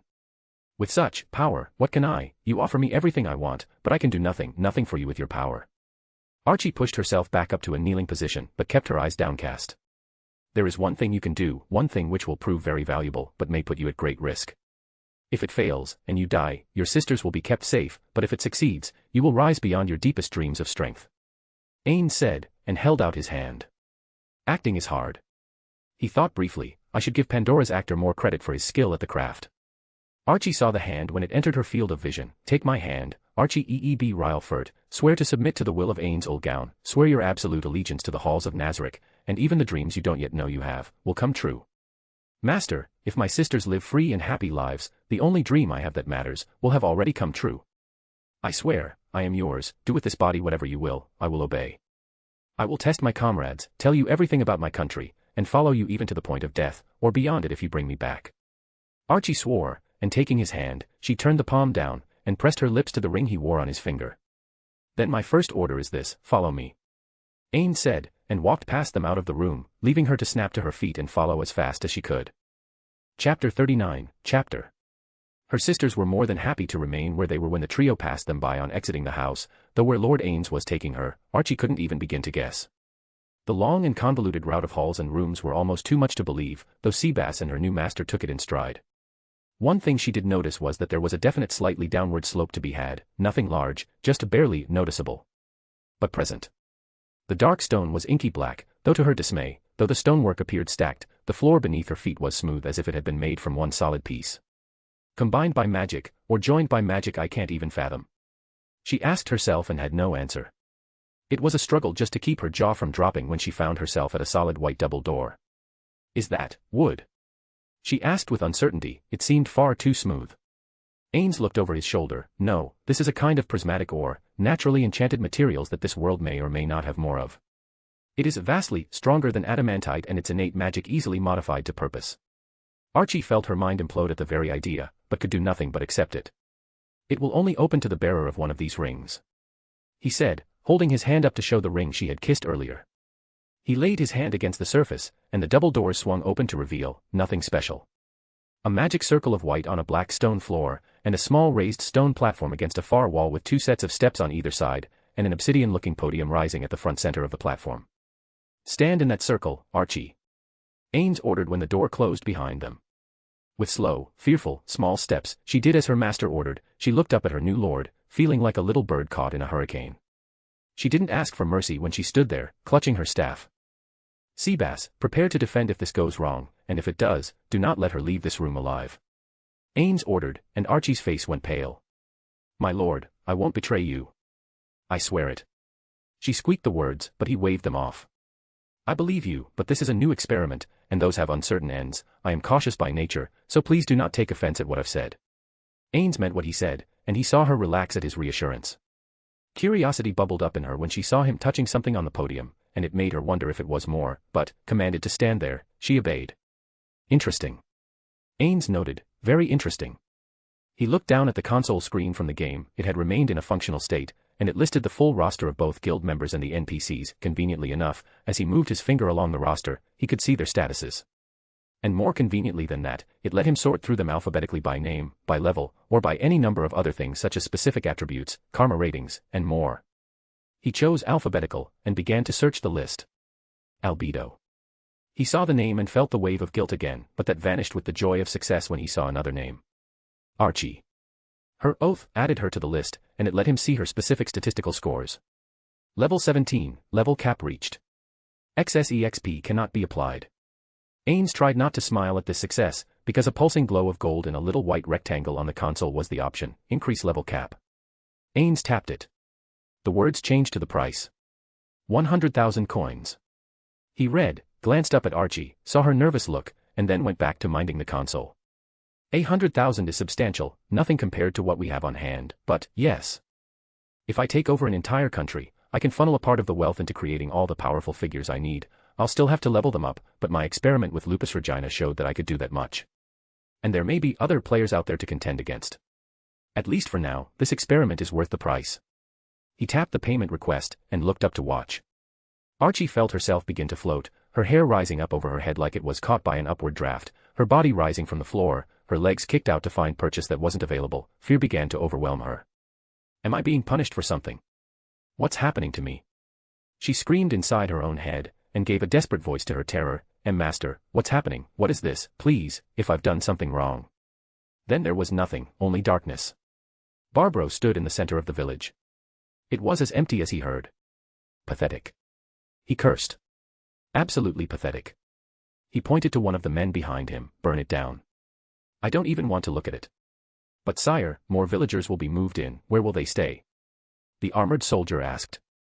Dirt staying in the dirt is fine, they can build new places here. If they want something, they should work for it, not expect us to just hand them homes they didn't build for work they haven't done. Is my tent set up yet? Barbro asked the most important question and looked off toward the orange glow of the setting sun. Ah, yes, sire, it is. Your entertainment is in there as well, and a cook has prepared a meal for you. The soldier answered the unasked questions that were implied by his first one, and so he grunted out in impatience. Good, get this burned up already, anything you find, you can keep. Tomorrow morning when the scouts come back, we should have some idea of where the trash blew off to. Barbro snapped at the brown-bearded soldier and wheeled about to leave the center of the trash heap that was the village. He didn't look back to watch the sights that went with the sounds of the looting soldiers, extra food, clothing, any tools they could find, things like that always helped set soldiers at ease and it offset the overall cost of any military action to let them plunder a bit, so it didn't matter. He moved aside the red velvet fabric of the tent and looked around. He had an oversized cot with an actual field mattress. A bear skin that had been stuffed and sewn up tight, it was supremely comfortable on his body. It was more comfort than his entertainment had likely ever had. 8 Fingers picked a good one for me this time. Barbro thought with some admiration for their skills. She didn't look up at him from her place on her knees. Completely healed and bathed, one would never know she'd ever been injured. But the broken, fearful look in her pretty blue eyes when she looked up at him, spoke volumes about what lessons the world had taught to her. Her blonde hair had been kept long, but braided like a certain sexy adventurer that shot his flirtations down like he'd shot down many a bird on the wing. The broad, powerfully built prince gritted his teeth. The braid and look of this one had been by his express request, but that didn't make him less resentful, as if the adamantite adventurer she was made up to look like were actually fearful on her knees and in front of him. 8 Fingers has been such a profitable partnership for me, that was the best idea I ever had, and what did it cost but a few bits of information here and there, and nobody is the wiser. Barbro thought, and felt his shaft harden. He unbuckled his belt. What's your name, girl? Barbro asked. Tware, sir, Tware. She kept her eyes in the dirt and slowly lowered her arms away from her breasts, exposing them to his eyes. Tware. Barbro grumbled as the belt slid off from around his waist. He folded it in one hand, and then brought it down hard across her cheek. When she looked up, she yelped like a wounded dog when the blow hit and snapped her face away. Your name is what I tell you it is. Yes, sir. She squealed and touched the wounded cheek where a streak of blood already opened up. Now, what's your name, girl? He asked again, peeling off his clothing. What a very me, sir. She whimpered, tears already formed in her eyes. Locuse, your name is Locuse. Do you understand, slut? Barbro ground the hated name out. Yes, sir, and my name is Locuse. She bit her lower lip. Is Locuse a worthless little slut? He demanded, and she nodded, watching as tears fell into the dust. Yes, sir, Locuse is a worthless little slut who just wants to make her betters happy. Tware whimpered. Then crawl over here, Locuse, and start sucking. Barbro laughed and watched the way the long blonde braid fell to trail in the dirt when the 8 fingers prostitute obeyed. He snatched up the braid and wrapped it around his hand like a leash when she rose up, and sighed as heat engulfed his member. "Ah, yes, adamantite or not, she should have known there'd be consequences for displeasing me," he thought, and went on indulging in his fantasy with the substitute he'd been given. "It's good to be the prince," he thought, a half-hour later, when he shuddered and heard one of his favorite sounds, the steady gulp of Locus from down on her knees. Was it really a good idea to get my brother interested in making a name for himself by chasing down peasants? Prince Zanuck asked his little sister. "Yes, brother dear. If you want even a chance at the throne, it is," Princess Rener said, and looked to Marquis Raven. The thin, well-dressed noble had his mouth shut and did not have the ingratiating posture most nobles wore when speaking with the royal family. As one of the few trusted members of the royal faction, he got leeway in private that others never did. "Tell me, Marquis Raven, what do you think that our oldest brother will do? Kill peasants, burn villages, and pretend he has accomplished something, even though all he has produced is arrogance, noise, and death?" The Marquis gave the brutal assessment of the Crown Prince without any hint of doubt, but it was still a shocking admission to the ears of Prince Zanuck. "You don't think he'll even try to find the ones actually responsible for the death?" Prince Zanuck asked of the nobleman. Raven brushed his hair aside with one hand and slumped forward. His golden hair had a wavy look, his thin nose and slender face were accentuated by strong golden eyebrows that were naturally furrowed and gave him a fearsome, intense look. But the true power of the men, Prince Zanuck and Princess Rener both knew, was that he was a canny politician, able to play both sides of the coin at once without making enemies of either. Raven's one devotion, Rener knew, was to his son's future, which as the savvy politician knew, required a strong king and a strong kingdom, and so she trusted him to back the royal faction against the divisive noble faction that wanted a weak government for their own selfish reasons. "I think he'll try for a week, get bored, and start killing people. When or even if he finds the right people, he might stop, but if he can't, he'll kill 1,000 or 2 to avenge the trash and score a few short-term political points," Raven said, doing his best not to spit in disgust at the pointless brutality. "Sister, why would you?" Prince Zanuck tried to wrap his head around the truth. Rener told him herself that she set him on this path, which as it was laid out by Raven, would cost many innocent lives. But she was also the one who protested against slavery and used most of her allowance, simply giving it to the poor of the capital. "Because, we need a bargain, here and now." Rener's sweet eyes were gone and in their place was fanatical will. "Brother, I do not want the throne. I want one thing and one thing only. I want my Clim. Let me marry my Clim, let me have him, and I care for nothing else."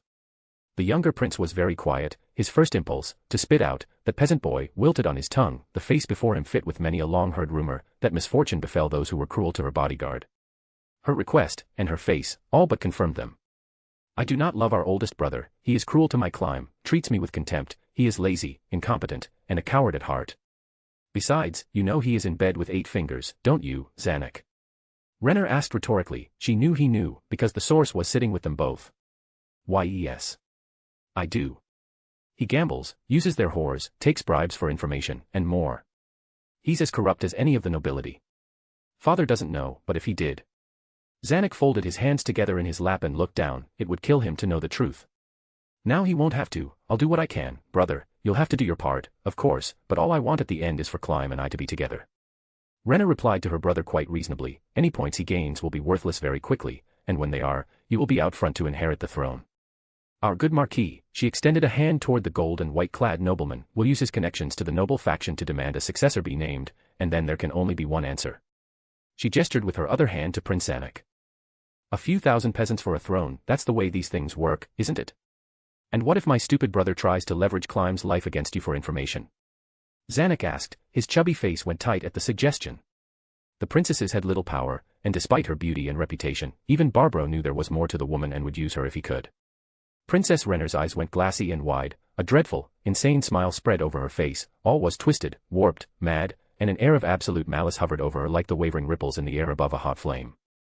Her answer left no doubt about her seriousness, and all doubt was wiped away as she retorted, "Then I will make him suffer so much that people will pity him for 10,000 years, and his name will be used to describe suffering for 10,000 more. Chapter 40, Chapter. Click. If there was a word for it, that was what it felt like to Archie, like somebody had opened a locked door in her own mind. The inky blackness she experienced briefly changed and there was only white. Like going from a darkened, windowless room, and stepping out onto the sun itself. Warmth ran through her veins, a comforting caress, and she felt her body begin to strengthen itself. A moment later, she understood. "I'm growing stronger, so much stronger." Her muscles felt like they were growing, she felt like she had enough energy to run day and night without pause, and as to the well of mana within her body, it was like somebody had tunneled the well deeper and found a reservoir she hadn't even known existed, then tapped it. She felt the billowing winds that swirled around her body like a tornado, and she felt them slowly fade away, and her body descended back down to the stone floor. When her toes and heels hit the stone, she went down to one knee again. Master, whatever you've done, it is. It's a miracle. Ainz looked at the console when the process ended, level cap raised to 27. Actual current level, 21. Max tier, 4. All that untapped EXP was applied, I suppose. Good to know, I can get them all the experience they need, then only elevate them as much as I trust them, or until I can be sure I can control them. It was something to think about extensively later. However, he turned his thoughts to what she just said, I've done nothing, or rather, not much, raising her level cap by 10, and it appears I can do it again by another 10 levels for 150,000 coins. So, there's a cost increase, probably proportional, 50% increase per 10 levels. Ains stepped back from the console to address his new servant. Archie, you are now assigned to Seabass, you will bring your team to be tested for their worth, and others with them. If they fail this test, they will perish. If they don't, they will join you. Master. Archie acknowledged without any hesitation. Seabass, you will take Archie to the arena, have Cocytus use his skill to create monsters to fight, ensure her survival, and keep her strength rising. When she is capable of 5th tier magic, do as Demiurge suggested, and take her to Flutter to set everything in motion. I am going to return to Re-Esteiz, call for me if you need anything. But otherwise, proceed as planned. Oh, and see that the rest of the tomb is informed about the presence of the 2 small humans, give them a comfortable room and whatever they need. They will be living here for the foreseeable future. Master. Seabass answered, and when Lord Ainz vanished through a gate, he faced Archie to give her his instructions. Seabass was surprised to find her leaping into his arms. Thank you. Thank you. Thank you, Seabass. She cried out and wrapped her arms as tightly around him as she could, and kissed him on his cheek. Madame Furt walked all over the estate looking for them before she said anything. Hour after hour, Kudarica. Euryrika. Where are you?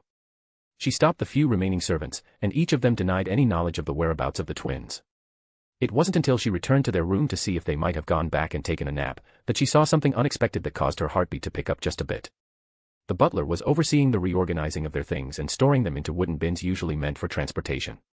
Jane, what are you doing? She asked a little more urgently than she intended to, her fingers closed over the hem of her green flowing dress, and held it tight, hoping for a benign answer like, deep cleaning their room, but what she got was more banal. Sir Furt ordered us to pack up their things to sell, my lady, I assume because of his new loan. Jane replied, and Madame Furt felt something deeply wrong. She gave a curt nod, said nothing more, and rushed to the main room where her husband spent most of his time. As she expected from the words of Jane, he was there looking over a pile of coins, and a merchant stood on hand, a merchant they both knew as a premier art dealer. We'll have new lamps coming soon, only 15 gold, but that's a few months away yet. For now, we have this marvelous painting, it's called Sayed and the Shield. He waved a hand over to a magnificent piece of a coastline where a bright green flag fluttered over a tower.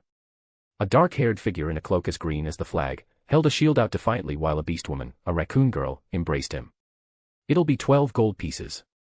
The merchant said, and Sir Furt pushed 12 over to him. Madame Furt watched the slow way the coins moved over the table, the merchant swept them into hand. Accompanying him was a junior of a noble house that had been recently elevated by the bloody emperor, Flemmel's son, an idiot. She recalled reflexively and waited with patience while her husband made small talk with the pair. The merchant left, and the young noble chatted in idleness for a bit, tendering a potential invite to an upcoming party that the Furt house could attend, if everything goes well. It never goes well. But he always thinks it will. Madame Furt cursed mentally, but held herself aloof but for a brief greeting until the nobleman left. When they were alone, Madame Furt asked her husband directly, why are we packing up and selling Kudarica and Euryrika's things for sale? Are you buying them new things, and for that matter, where are our girls? I've been all over the estate, and I can't find them. They were taken away this morning. Sir Furt answered, his wife's face began to go pale, and he jumped ahead of her thoughts, I had to let Senec take them. He was going to call in our debt and not lend us any more. But we're close. Today proves it. I gave them to him for sale in exchange for a payment, since your daughter failed to perform her duties, and still hasn't returned with more money, I had to offer something. They were all he would take. So I gave him Kudarica and Euryrika in exchange for the current payment and another 100 gold coin loan. But look. He pointed to the painting that was leaning up against the wall waiting to be hung. I had the good luck to buy that. And Flemmel's son saw me do it. That will surely get us an invitation to a ball, we'll get our good name back. Madame Furt's heart skipped a beat. We'll get everything we deserve again. And everything will go back to being how it was. Sir Furt put his hands on her arms, holding her up when he sensed she might collapse where she stood. They won't be slaves for long, we'll quietly buy them back, hopefully they won't be too damaged to marry, but even if they are, you're still young, you can give me more. Sir Furt's words flowed like a roaring river and the noise deafened his wife. She didn't want to imagine her girls on the auction blocks, those were miserable places even with the Emperor's reforms, and they were soft, sweet girls. They would never survive whatever someone wanting to buy 2 little girls might do with them. Her thoughts turned to Archie, gone off on her job. She doesn't know yet, but she'd never forgive this, she'll, no, I'll, my little cuckoo, my Rari, sold, he sold them so he could. Madame Furt tried to hate him, but as he babbled on about the opportunities coming his way from this, she only saw a reflection of herself. She steeled her heart, gave him a little smile, and straightened up. Forgive me, husband, I'm a little light-headed. Of course you're right, this will be a fine opportunity, it was worth it, and they're just doing what needs to be done for the family, just like you. She smiled through her words and his hands fell away from her arms when she steadied and echoed his sentiments. Why don't we have some wine and relax, without Kutarika, Uriarika, and Archie around, there's nothing in between us and what we want to do for a while. She proposed, and taking his hand, she led him away from the pile of coins on the table. Chapter 41, Sir Furt never had much tolerance for alcohol, and under the constant praise and encouragement of his wife, he continued to consume more, and more, and more. He staggered towards his wife, his fingers drunkenly pawing at her dress. Lesh doit, lesh make another, a betterin than your failed schlut. He spat and touched the cheek Archie slapped, the mark from her final slap was covered with makeup, but it was there and so was the memory. After I get my title back, I'll disinherit her, ungrateful girl. I raised her all those years and what does she do? Threaten to cut the family off. What does she think a family is for? The mental curses were clearer than his fumbled words, but the anger made him more receptive to his wife's charm and to the alcohol she kept offering him. Yes, you're such a great man, you can have one more, right? She teased and showed a little skin to him, and the room began to get all spinny. Oh, not to worry, husband. His wife said with abundant charm and a tap on his cheek. Let me get you to bed, we can do all kinds of things there.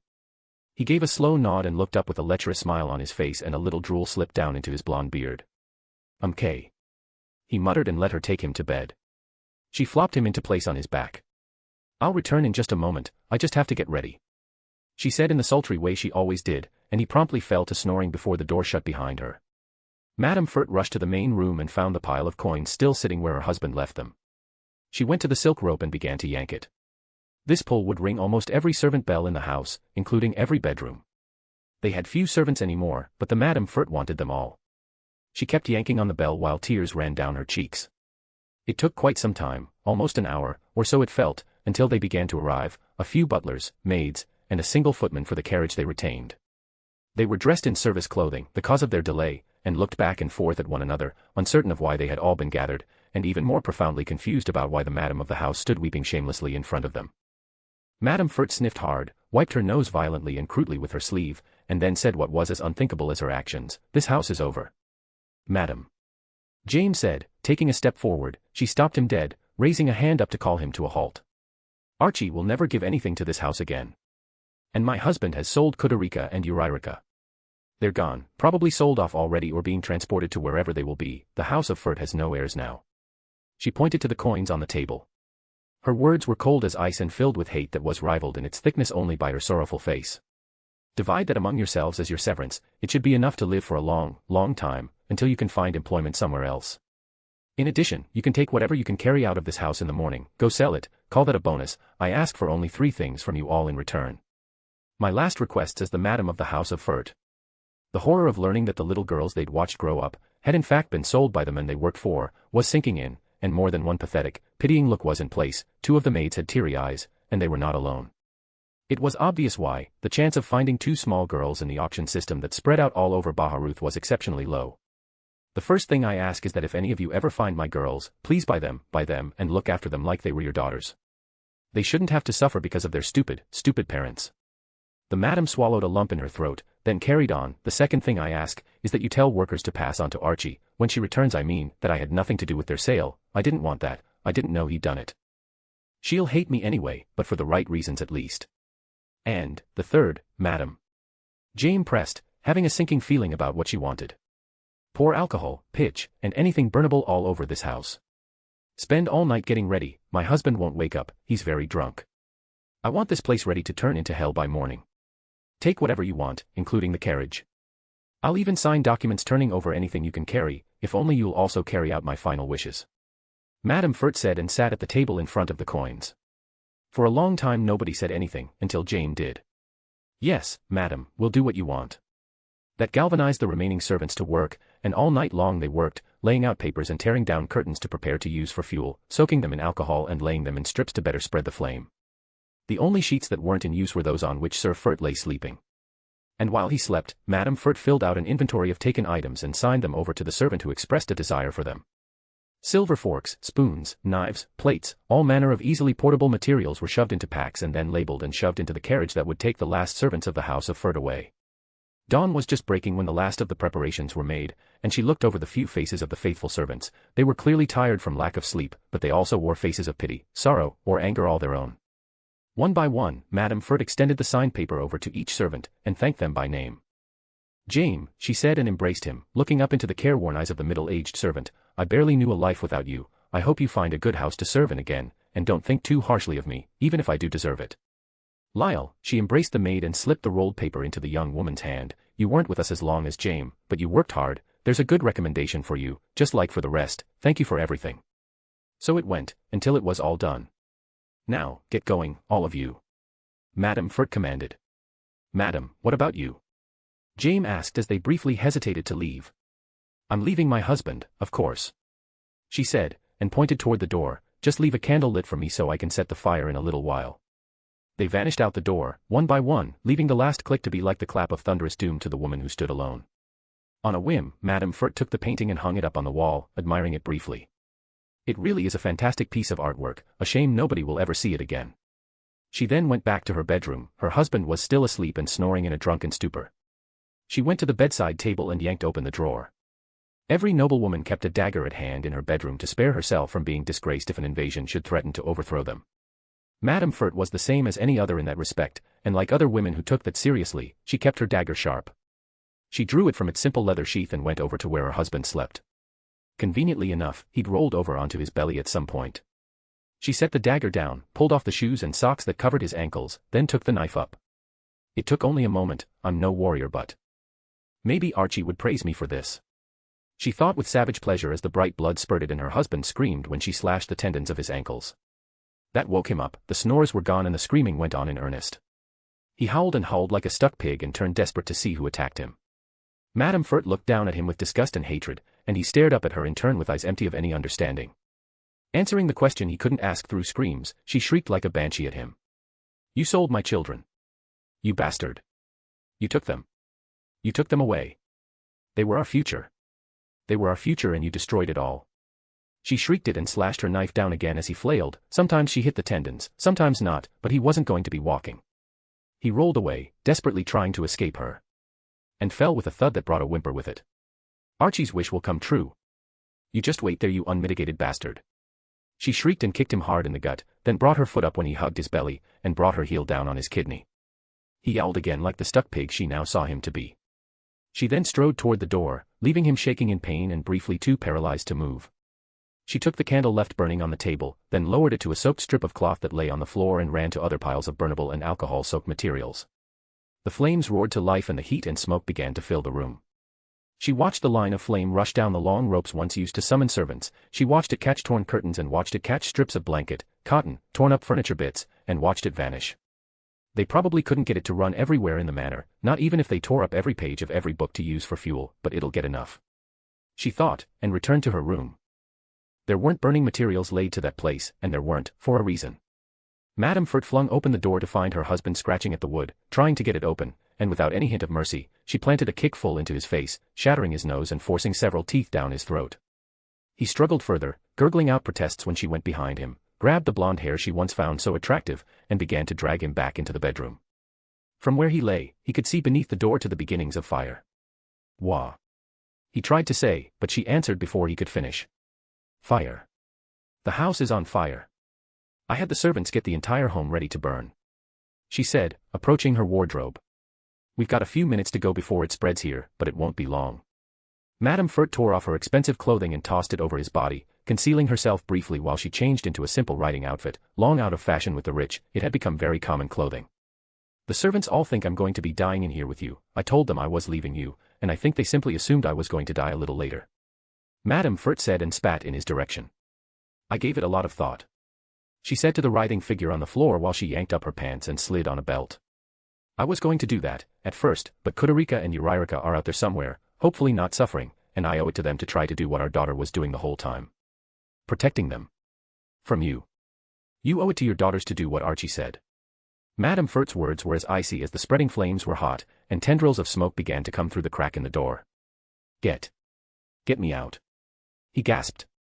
You're my wife. He whimpered, you. Duty. Me. He couldn't form a proper sentence, but he began crawling toward his wife. Not anymore. Madame Furt said, and spat on him. There, that glob of spit on your face will put out a little fire. That was my last duty. Now do what Archie said, and go die in a fire. She sat on the bed and yanked on low boots suitable for walking. What you do. Without my name. He seethed as he struggled to mouth simple words. Furt is a dead name. Worthless trash. I'll go to work. I don't care at what. I'll dig holes, I'll be a prostitute, I'll teach music, maybe even be a merchant. I'll do whatever I have to in order to find them again. I'll buy them back, and spend my life begging their forgiveness for letting them stay where you could use them, you unimaginable bastard. The smoke was beginning to billow thickly under the door. It hit the ceiling and began to fill the room from the top down, closing inch by inch on a man whose wounds kept him safe from the smoke for as long as possible. She yanked a small traveling pack from out of her wardrobe and threw a few more small things into it that might be useful, then slung it onto her back. Here is a bonus for all my years of faithful marriage to my noble husband. Madame Furt said, and spat on his face twice more. The first flames were making their way rapidly under the door. The sound of crashing and cracking was becoming like a roar. Don't leave me. He cried out, desperately clawing after the Madame Furt as she went toward the window. Go. Die. In a fire. She reiterated her words, and smashing the window open, she jumped out to land in the grass. She remained long enough to hear the first horrific screams of her husband still hungover, agonized body as the flames began to cover him and the smoke began to choke his lungs, and then stepped away to watch as the manor started to collapse. A crowd was gathering which she easily slipped into, and watched as the wing where the library was suddenly caved in, and the roaring red flames picked up high enough to be seen licking at the sky. She watched until the wing where her husband lay dying gave way and covered his corpse or ended his life. Then with that, the Madame Furt slipped away to disappear, never to return again. Chapter 42, Chapter. Ainz spent the next few days going back and forth between the capital of Riestaiz and the arena of Nazarick, checking on the progress of his newest servant. Arriving well before he needed to, meant he only had to send a notification to the palace and was ready to present himself at need, and since no word came right away, there was drinking with Blue Rose and the other adventurers, until Lupu pretended to be quite drunk, always after Gagarin passed out, and then helping her to her room before gating himself out. I swear, I know I promised to pay for beer for her for a full year, but isn't this a little bit excessive? Evil Eye asked and slapped a few silvers down on the table again. Gagarin gave her a silly grin. Her head was laying on the table, face turned to one side and looking up glassy-eyed at her sister. Aw shucks, you should be grateful. I buy Lupu drinks, meanin' you buy her drinks, meanin' Mr. Mammon keeps comin' back. The giant woman grinned stupidly and raised a shaky finger. I'm actually making a great shakraifish for my shishkersh happiness. Hick. Hick. Though how shat woman drinks show mush with that little body, it mush go to her boobsh. Hick. Gonna sleep now, bye-bye. Gagarin promptly closed her eyes and began to snore at the table. Draw lots to carry her to her room. Evil Eye proposed. Evil Boss can do it. Tia suggested. Yes, Evil Boss. Tina agreed, and the twins immediately vanished from sight. Ah, maybe it should be me. Evil Eye proposed under the steady eye of the cross-armed Locuse. Yes, maybe it should. Locuse tried to stifle her laugh when sliding out of the booth, and mostly failed. Well, I got to spend hours with Sir Mammon, so it was worth it. Evil Eye acknowledged and began to heave the meathead onto her back, though the giant of a woman was dragged from the knees back. For the vampire caster, the woman's weight was still nothing, and so she hauled her off to bed. How is she performing, Seabass? Ains asked his butler during a spare moment between sessions. The sand kicked up at his feet as the Lord of Nazarick trod over it, and Seabass knelt when his master came near. Archie did the same, her head deeply bowed and forearm resting on one knee while the other was bent in the sands. Seabass answered with great humility, or so it seemed to Archie's ears. Adequately, my lord. Archie has risen 3 levels by Cocytus's estimation. I have been pitting her against summoned elementals and allowing her to deal the final blow to each after I weaken them. Actual elementals, powerful creatures on a worse than national disaster level, dispatched like mere goblins by Master Seabass, and left helpless for me to finish off, and somehow. Archie suppressed the urge to look down at her hands. She'd looked at them often enough and noted nothing different. Yet the sense of it was there. If what Seabass said was accurate, and he is not going to lie for me. She understood that, clearly. I have somehow gained years' worth of progress, and had my limits pressed beyond all reason from only a year ago, and in barely a week. If I doubted it before, I don't now. My new master, Master Seabass' own lord, is a god, the god Master Paradine seeks. Archie shivered with excitement under the gaze of the master of Nazarick. She felt his penetrating dark eyes fall to her. Are you well, Archie? Have your needs been met? Her heart pounded beneath the towering figure. Master, you have given me everything I asked for, and I am grateful. Lords Aura and Mare established a little cabin for me by the lake on their floor, and Lord Mare allows my sisters to borrow books to read. Yes, we'll have to do something about that too, won't we? Ainz muttered and stroked his chin. Archie felt her blood run cold. Master, if it was wrong for them to borrow books, I promise they didn't do anything bad on purpose. They're good girls. Her breathing became labored as panic began to set in, but her master was looking off to the rows of golems in the stands. No, not that. I was thinking that their education needs to be seen to soon. We can treat the present as a small vacation, but soon they will need proper teachers if they're to become good servants. Ains said in a conversational voice. Seabass, Archie. Ains said, and they responded at the same moment. Yes, master. Flutter Paradine taught the current emperor, did he not? And this emperor is regarded as the greatest in their history. Ains asked. Yes, my lord. Archie replied without a doubt. Then he should be acquired. We will use him as a tutor to your sisters. Ains said, and leveled his finger down to Archie. The finger was only inches away from her forehead, but her eyes locked on the tip like it had descended from a divine realm. Her pulse thrummed and heart raged in a torrent of rising loyalty as her sisters were handed the brightest of all possible futures. Master. I gave you my oath already. I am yours many, many times over, but if I could offer it again, I would be grateful. Archie said through tears that blurred her vision of her god. Many oaths mean nothing, mean the one you give, that will be enough. Ains uttered the command and she engraved it on her heart. Everything about him sang of power and nobility, divinity given flesh, and struck dumb, she could only bow her head to him again. Is there any position I should prepare them for, my lord? They are young, but if you have plotted out their lives already. Seabass asked, then stopped when Ains denied it. No, let's see where their talents take them. Perhaps they share Archie's talent for magic, or perhaps they're better suited to the sword, or trade. Prepare them for anything, until they know what they need exactly. Ains ordered crisply. As you command, my lord. Seabass responded. Resume your practice then. I will return in a few days, and when I do, tell. Ains took a deep, slow breath. Please don't let me have to fight them. He briefly thought, and added, Mare and Aura to meet me here alone. As you wish, my lord. Seabass answered, and the pair of servants waited until their master stepped through a gate and was gone again. Only after that did they slowly rise from the warm sands of the arena to stand erect again. Such is the Lord we serve. Now redouble your efforts, Archie, you must be worthy soon. Master. Archie said and gritted her teeth. Anything for Lord Ainz, please. When Cocytus returns, have him call forth the most dangerous monster he can. I'll take the risk if it will help me grow faster. Such a beast creates terrible fear. Seabass cautioned Archie. It will be worth it. She said through a determined grinding jaw. As you wish. Seabass said as Cocytus made his way over to them again. Hours later, Ains and Lupu were cantering up to the palace on their horses. The constant clip-clop noise of hooves was now a comfortably familiar sound to Ains himself, and Lupusregina, as per usual, seemed to be just plain chipper. She was humming a delighted tune with a smile on her face and long red braids dancing behind her as if it were keeping to the music of her hum. They arrived at the palace of the king, and leapt down from their horses with practiced unity. Ains, in his guise as Mammon, kept his twin greatswords on his back, red cloak fluttering in the breeze, a contrast to the practical traveling equipment of Lupusregina. She had chosen a variation on her battle-made outfit, wearing a black and white dress slit at the thighs that was tight at the belly and up, emphasizing her figure but granting her full freedom of movement, and atop her head she wore a simple cap similar in design to that of her maid uniform.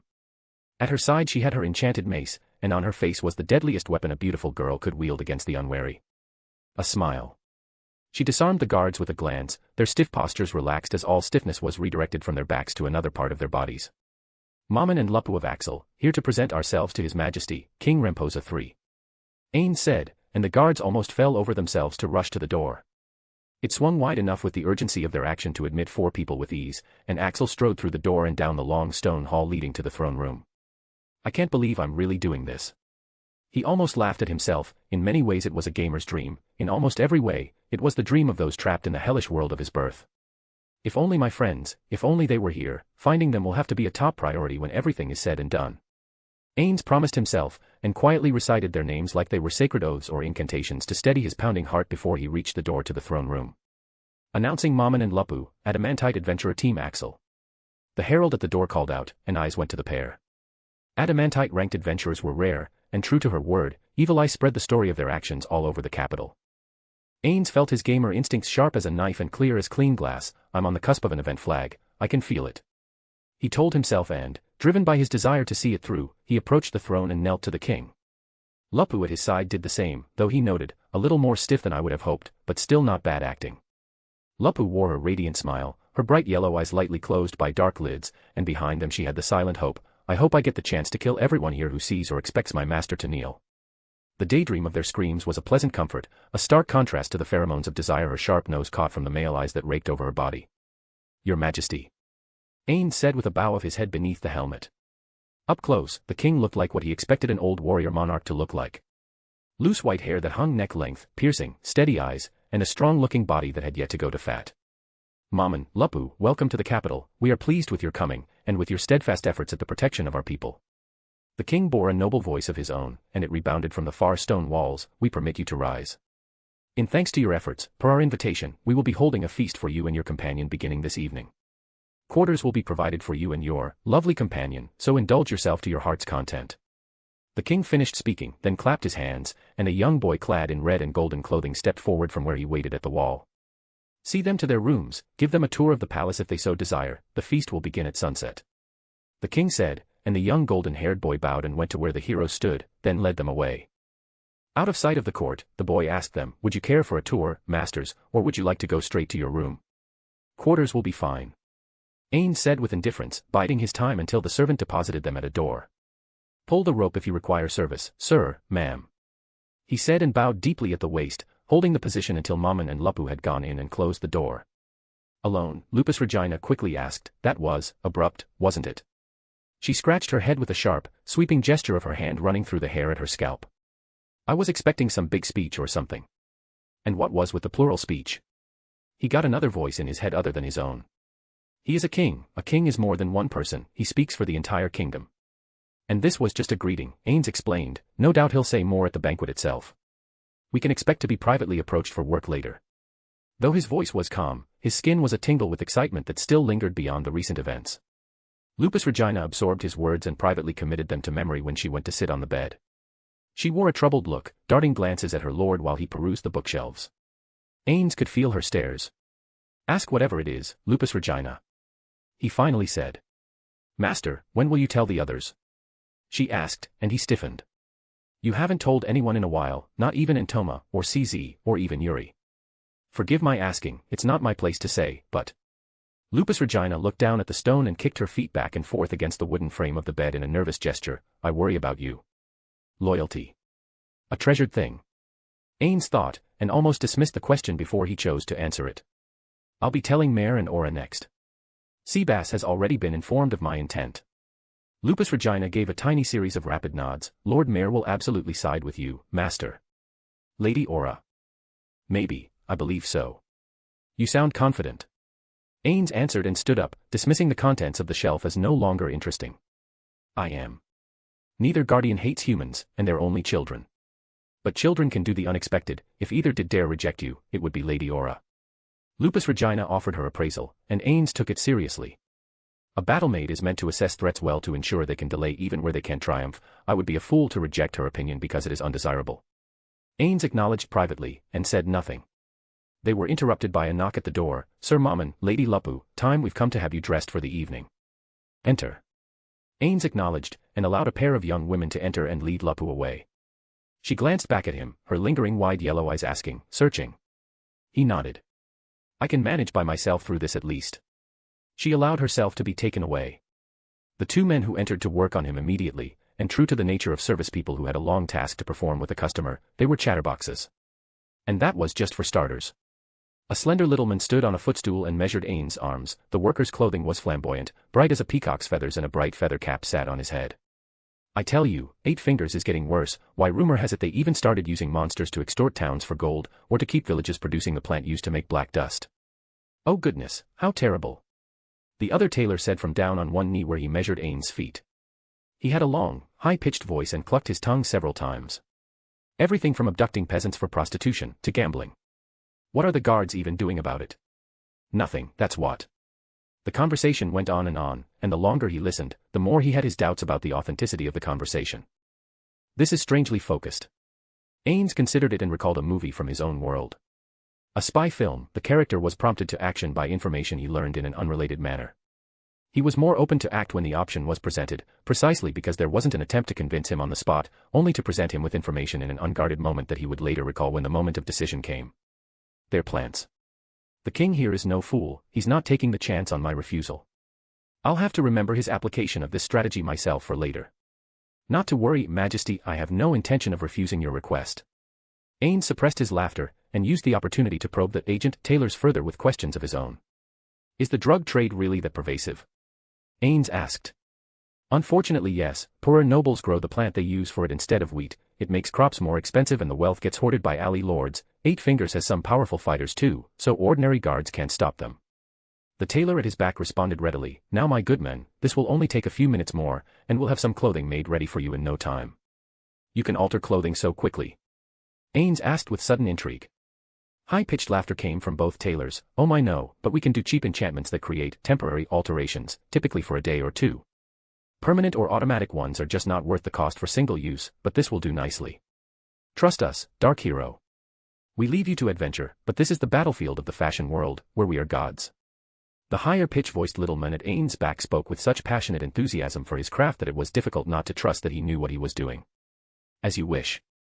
Ainz answered, and they scribbled down numbers, measurements, and concepts, only to quickly retreat from the room. Hey there, neighbor. Solution said to the blonde young man in casual, but decent clothing. She looked him over from behind. He wore a blue sash and a gold and brown vest.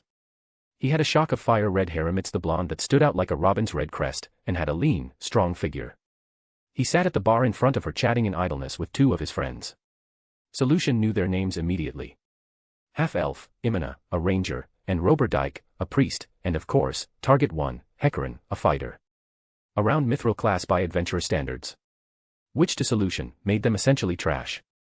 She put her hands on her hips and waited for him to turn around.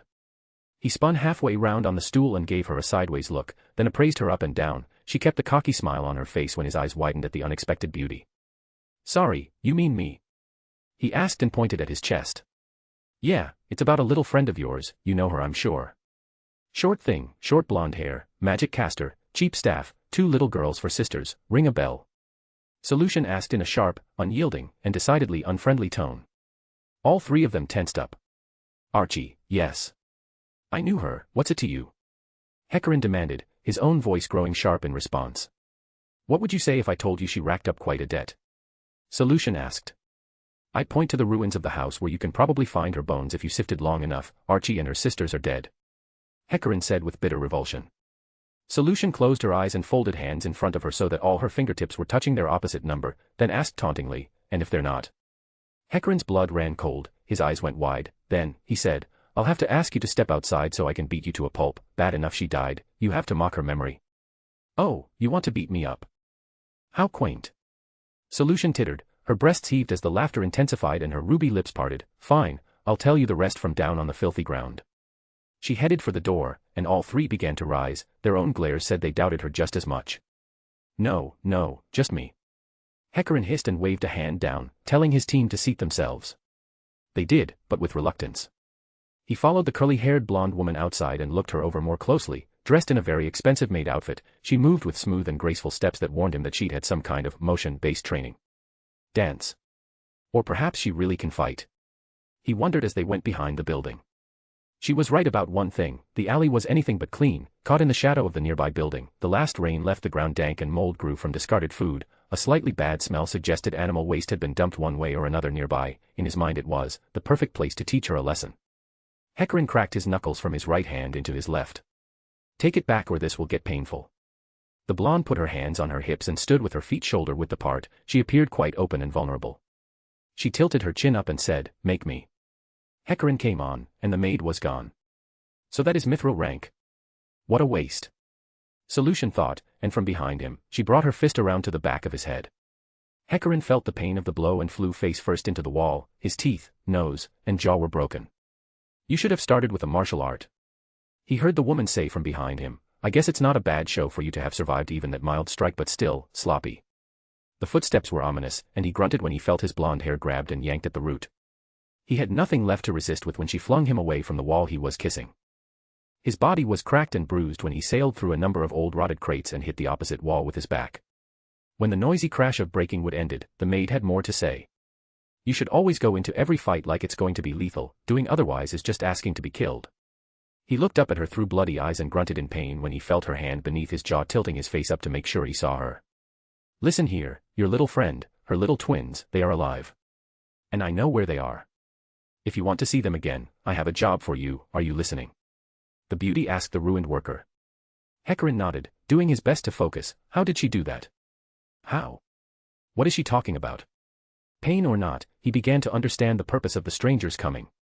"In a few days, you'll get word about a job, a big job needing lots of teams. You're going to be very, very enthusiastic about it, tell lots of stories about how much treasure there is, and lure the most covetous, thieving, worthless trash workers into accepting. And you're going to swear on the life of your comrade not to breathe a word of this. Do you get it?" Solution asked.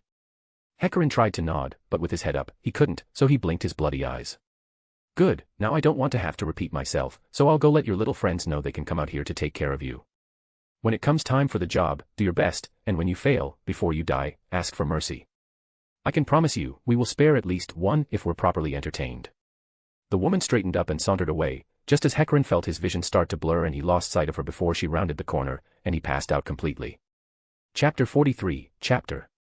Ooh.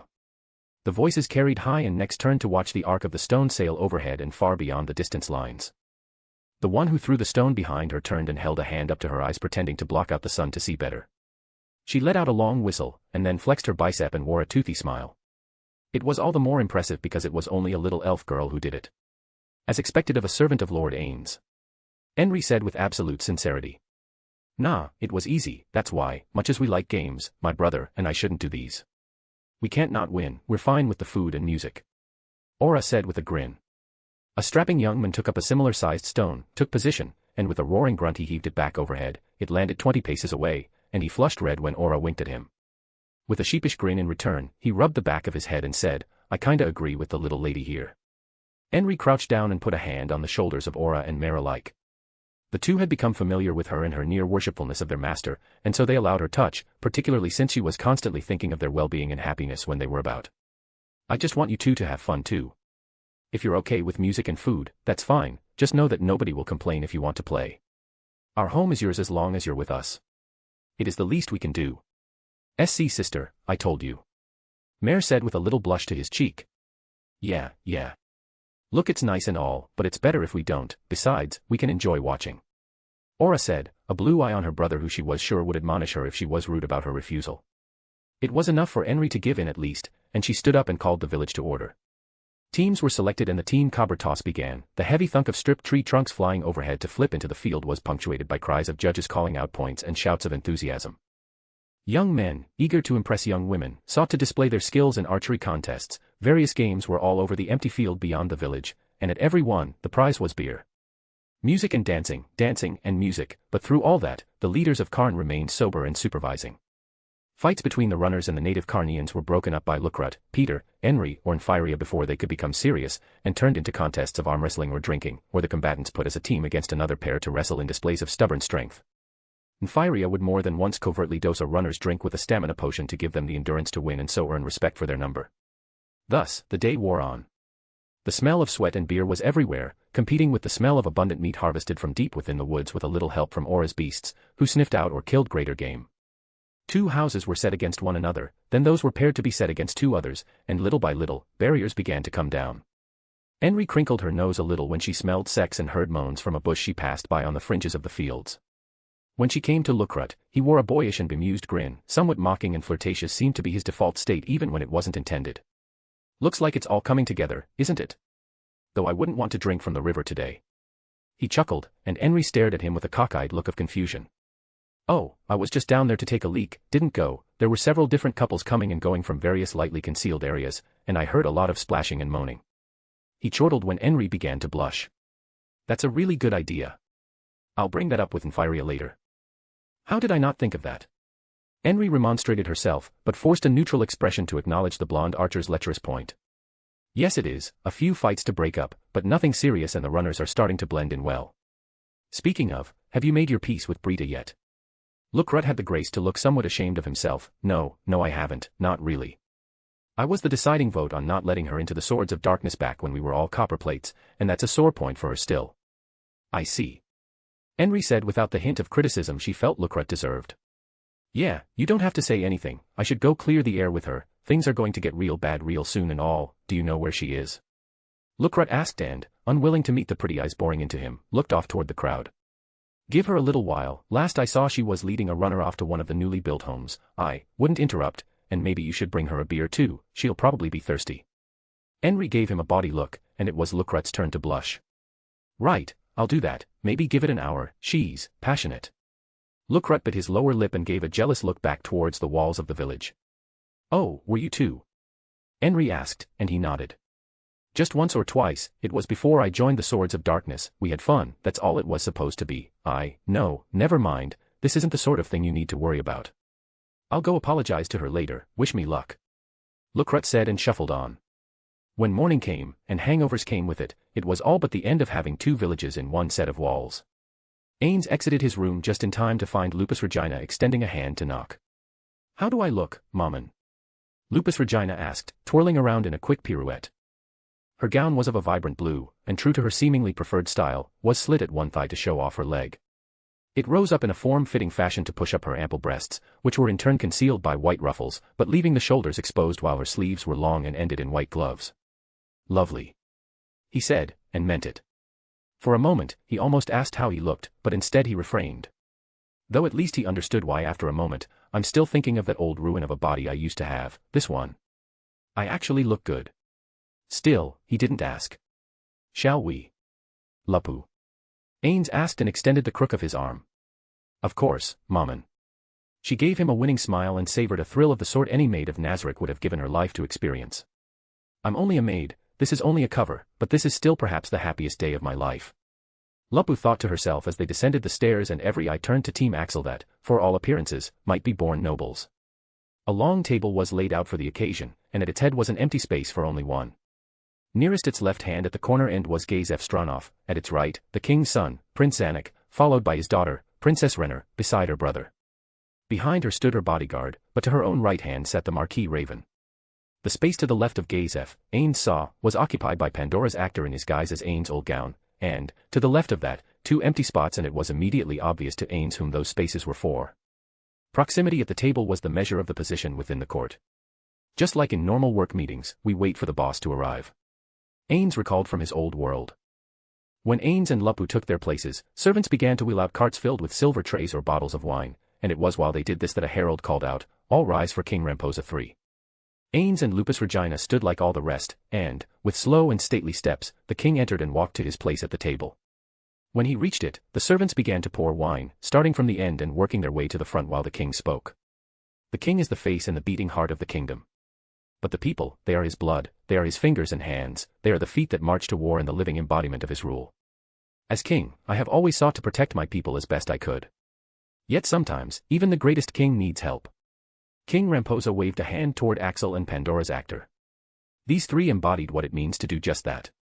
Ainz' old gown crushed raiders that threatened not only my peasants, but our royal head warrior. Maman and Lupu took it upon themselves to protect a village from not one, but two skeletal dragons, and went on to destroy a Zuranon enclave in E-Rantel, thus saving the city from turning into a land of the undead. They have, even if they didn't know it, embodied the true will and desire of my rule, and for that. King Ramposa said just as a servant poured wine into his silver cup, and raised it, I thank you, each of you. Hail to the heroes. Hail to the heroes. The court said, having raised their glasses after the king, and as one, they drank.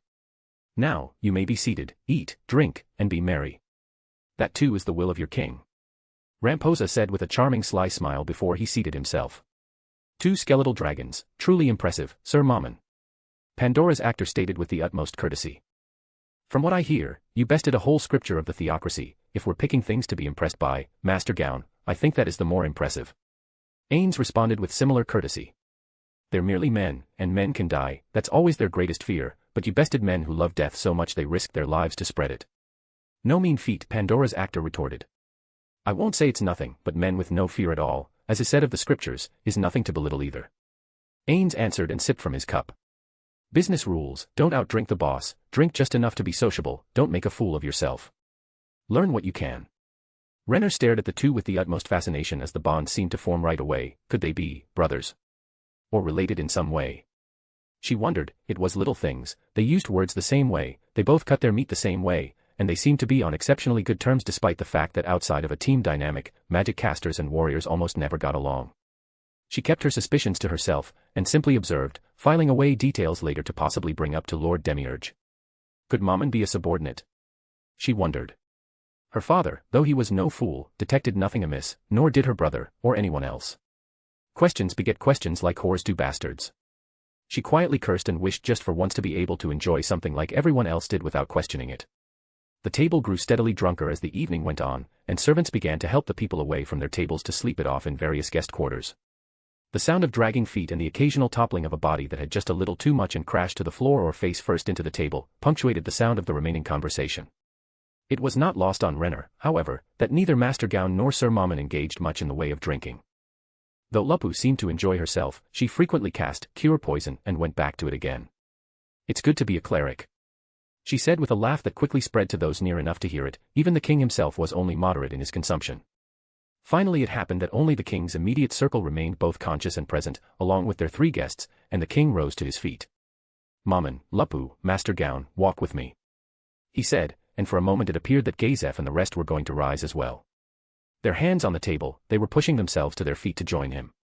No, I wish to speak with the 3 heroes alone, the king said with haste, and he left them behind.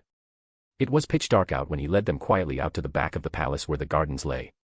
Despite the night's darkness, seeing wasn't difficult, various green twinkling lights were going constantly along the path. Glowbugs, Ramposa said, rare creatures in most seasons, but at this time of year, they come out in numbers and flock to blue roses, so my garden path is lined with their favorite perches. It also grants me a degree of privacy I don't get very often. I see, fascinating, Pandora's actor said. Very pretty, Ainz added. Yes, it's nice.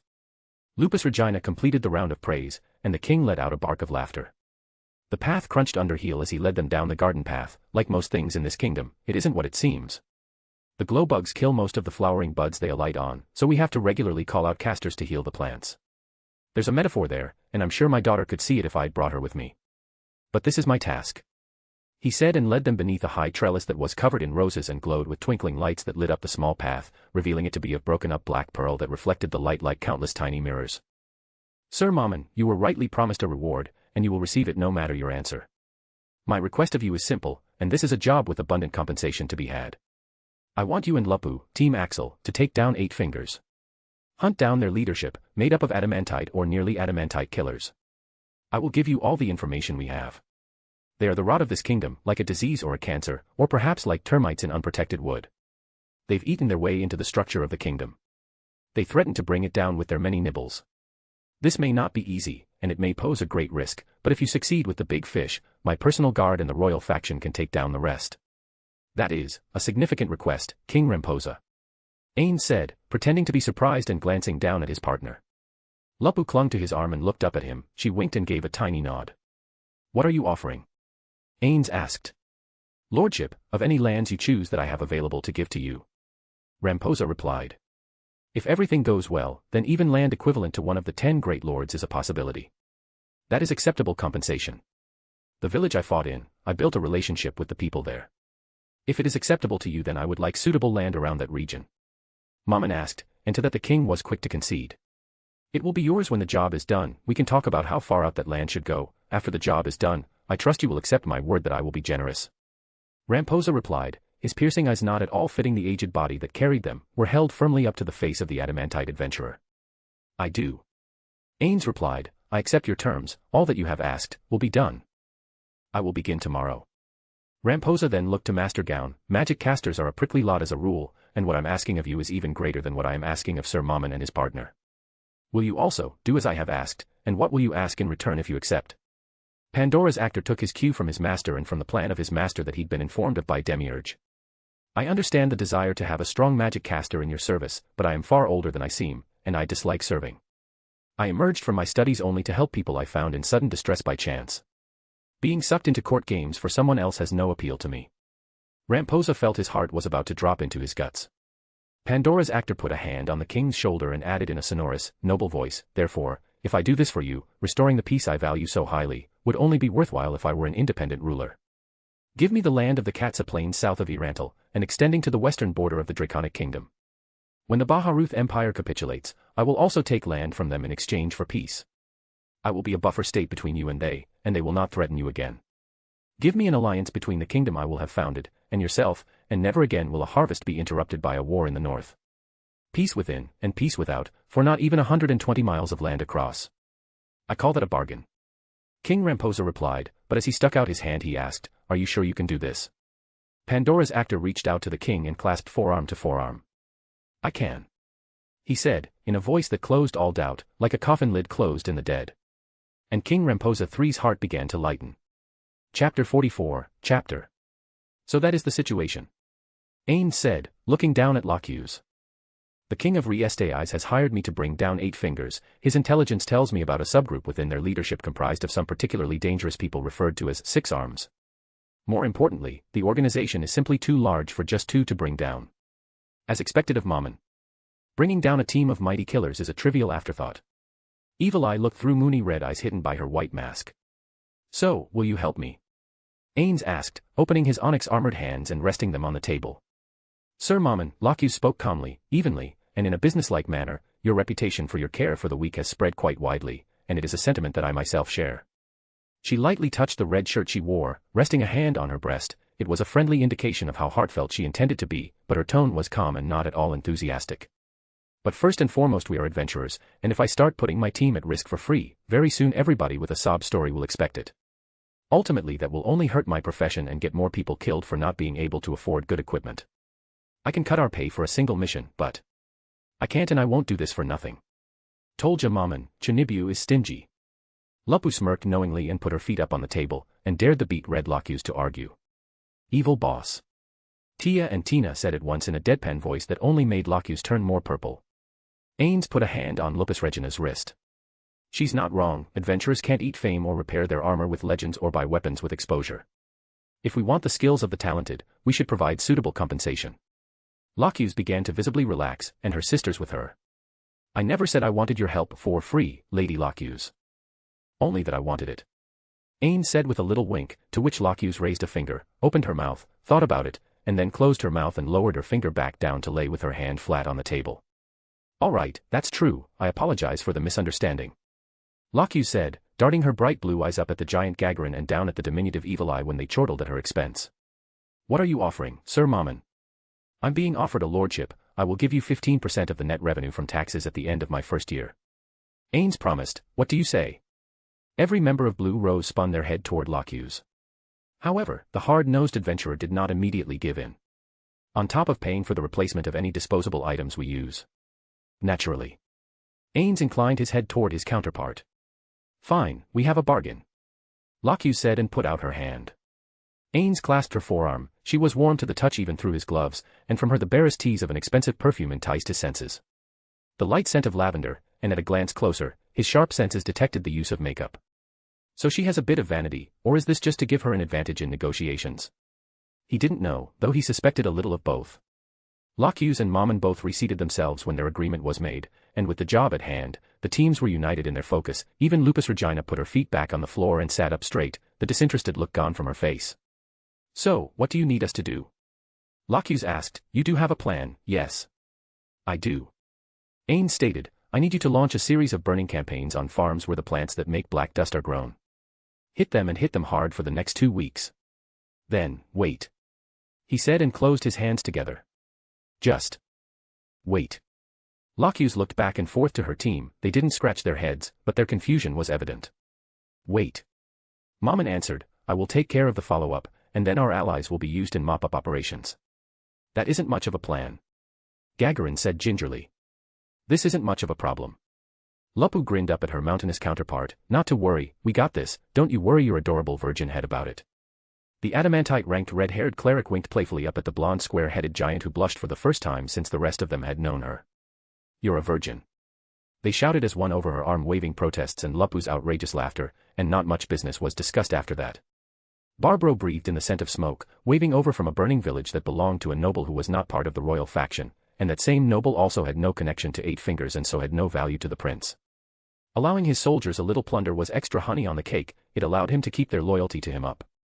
Bought loyalty is the easiest kind. He drew himself up with a smug expression. As an excuse, he wrote a short letter home announcing that he'd caught some of the traitors that had killed a lord's son, and that the village had attempted to hide them. Is my tent ready? He asked one of his officers. Yes sir, and so is Locu's. The officer said with a passive voice and blank eyes. Good. Barbro muttered and went into his tent. The slender blonde was a little bit better fed, but she shrank from him, no more grateful than before. He stared down at her while she groveled like a dog with her belly up and fingers folded into her palms like a dog's paws. She looked up at him with eyes full of fear. Beg for your supper, Locu's. He said with a smirk. She was dressed in a close approximation of the adventurer's expensive clothing, though much, much cheaper. Mere red wool clothing with the cheapest red and gold dyes, a caricature. Please let me eat. Please let me eat, sir. Twere whimpered and held still when his foot went down to her throat. Very little pressure came down, but very little needed to. Then hadn't you better apologize? Barbro asked rhetorically. I'm sorry I was rude. I'm sorry I was disrespectful. I'm sorry I was bad to you. Twere screamed her sorries until she felt her breath cut off and became a gurgle. His foot slowly eased up again. Her bulging eyes stared at him. Forgive me. She begged as he called her Locu's and spat down into her face. The noise of his grunts were accompanied by the roaring fires of the ruined village and the crashing noise of broken homes tumbling inward onto their foundations. When Prince Barbro finally released his bruising hold on his plaything, he was happy and sated, though breath came labored enough that he immediately thought, I should get more exercise, I don't want to end up like my idiot younger brother. It led him to another thought, erasing this place completely might take another day or two but. Yes, worth it, an object lesson to the absentee lord and an object lesson to the peasants he sends to reoccupy the place. Murder a noble, and everything you ever were, will cease to exist. Time well spent. He mused with satisfaction, such a destructive act would intimidate the more weak-willed, and increase the likelihood of ascending the throne. Time well spent indeed. He praised himself one more time, and looked at the curled-up little ball of pale flesh that was trying to look anywhere but in his direction, until he stepped into her view, and she couldn't avoid it again. Henry was more than a little pleased, and with good reason. The newly arrived ogres and lamias were followed by a small tribe of goblins that encountered Jugum and his warriors hunting in the woods. Suspicious at first, this faded when the various groups began to work together over the course of several days. Ogres proved quite strong, while the lamias knew so much about plant life that Infiria found himself relying on them as harvesters in the woods, and in turn he spent more time on life-saving potions. That festival certainly worked like a charm, didn't it? Peter asked as he strolled beside the chief speaker of the village. With his eyes forward, he barely noticed the dust that was kicked up by their walk toward the walls. It really did. Henry acknowledged and watched as a runner woman and local Karnian chatted as if they'd known one another their whole lives, bows in hand. They were lining up beside a goblin instructor, and from where Henry and Peter stood, they could both hear the pair call the goblin by name. What's the population up to now? We might actually need to do a census in order to work out who gets what land next. Peter suggested after the question. Henry didn't know quite how to answer, and she didn't have to. From a distant tower, a bell began to go off in earnest. She paled and her fist clenched. Either our numbers are going to go up, or they're going to go way down. Come with me. She shouted, and took off at a dead sprint toward the wall. Her arms and legs pumped like they hadn't since the day her parents died. Her mind screamed for her to not do what she was doing now. Go, find Nemu. Run. Run away and don't look back. Her bright eyes shimmered like sapphires as she feared the horror that lay ahead, but despite her urges, she ran toward the wall where two watchmen rang a large bell.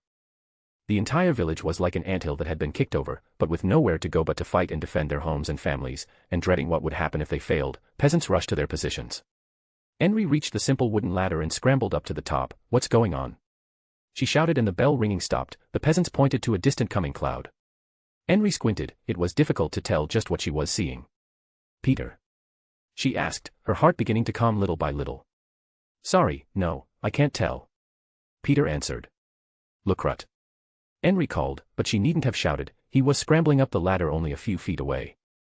Lucret shaded his eyes, then activated his martial art, Far's-eyed, and what was making the cloud came clearly into view.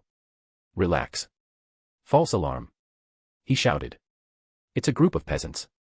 No weapons but farm implements, and it's mostly young children. The sigh of relief that went up in one body from the village gave way to laughter as the absurdity of their fears hit home. They're just the next ones, you know that, don't you? Ninya asked, clutching her staff in her hands. Henry whirled around to find Ninya standing there behind her, but not looking at Henry, rather she watched the dust people become visible as just people and desperate ones at that. I'll bet my staff they're on the line of march straight here. Ninya, you can't know that. Henry said, but doubt was thick in her voice. Ninya answered without blinking or nodding, she only stared out at the coming little herd. You've done a lot here, and with Mammon, Fyria, and Lord Ainz all having made this place famous, people are searching for safety. When I was a little girl, and my big sister was taken away by a lecher, I prayed for a noble hero to come and save us. But the only nobles I've ever met were the ones who would do like the one who took her chose to do. Ninya spat over the wall and into the dust, her knuckles white as she tightened her hold on the staff, her entire body shook with outrage. I saved one girl, one single girl, and damned who knows how many innocents died for it. How stupid, if I'd just let him take her, she'd be home crying right now, maybe. Or dead, or maybe worse, but it would only be one person. Ninya ground her teeth and muttered her recriminations. Henry could think of nothing to say to that, she's not wrong, but isn't that what's wrong? Ninya turned her attention to Henry again, I'll go out and talk to them, and explain what they'll find in here and what's expected of them, assuming we're not going to keep the gates closed. No, we're definitely letting them in. Henry said, surprising herself with her certainty, but talking to them first is good, explain it all, then they can decide if they want in or not. Fine. Ninya said, and went down the ladder, the few guards at the gate lifted the heavy wooden barrier and the gate groaned open to allow her out, and the young magic caster went out to face the living consequences of her choice. Chapter 45, Chapter. Again. Seabass said with a voice as calm as a babbling brook and strong as any mountain. Archie approached with a steady stride out from her place of safety behind Cositus. Beneath Seabass's boot lay a younger red dragon. An impossible foe for someone like her, but he had already beaten it to within an inch of its life. The fight was gone from the summon, it had not even the strength to roar. Unafraid, Archie put the tip of her staff to its eyeball. The yellow orb blinked at her once, and without hesitation she shouted the name of the spell. Lightning. With a wild crackle the spell that would barely have scratched the monster minutes ago, ripped through its most vulnerable point and fried its brain. The body of the long red monster shivered and shook, and then Seabass lifted up his foot and placed it back into the sand. Archie grinned and looked up at her superior with bright and joyful eyes. Another, Master Seabass. Seabass very nearly said yes, but for catching sight of Albedo out of the corner of his eye. No. You've earned a rest, go spend time with your sisters. Archie bowed deeply over and over again, clutching her staff to her chest, thank you, Seabass. She exclaimed and all but pranced out of the arena. As she left, Seabass approached the guardian overseer, her sharp yellow eyes trailed after the shrinking human that vanished from the sands, silence ruled until Archie was completely gone. You are keeping something from me, Seabass. The butler of steel folded his hands behind his back and inclined his head. I am. You don't even deny it. Albedo reared back and glowered. I would not lie to my colleague. He answered, and somewhat mollified, Albedo pressed on. What are you hiding from me? Is it something to do with the change to our master? Is it to do with the human pets he's acquired? I am the guardian overseer Seabass, I shall not be kept in the dark. And yet you are, by Lord Ainz' command alone, I am kept silent.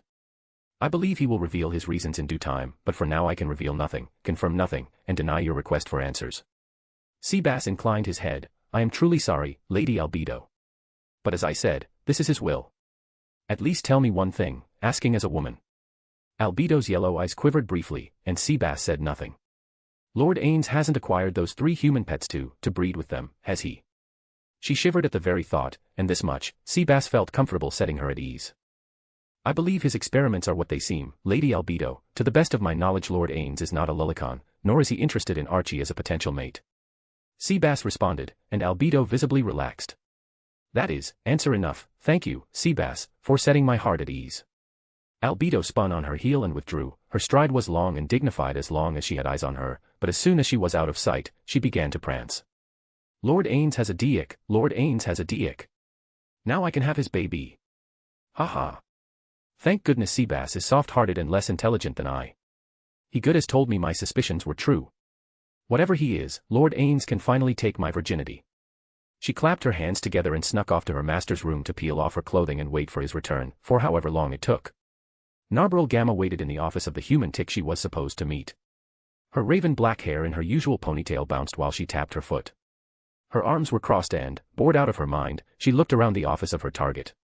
I knew I should have just gone to his home instead. Stupid flea.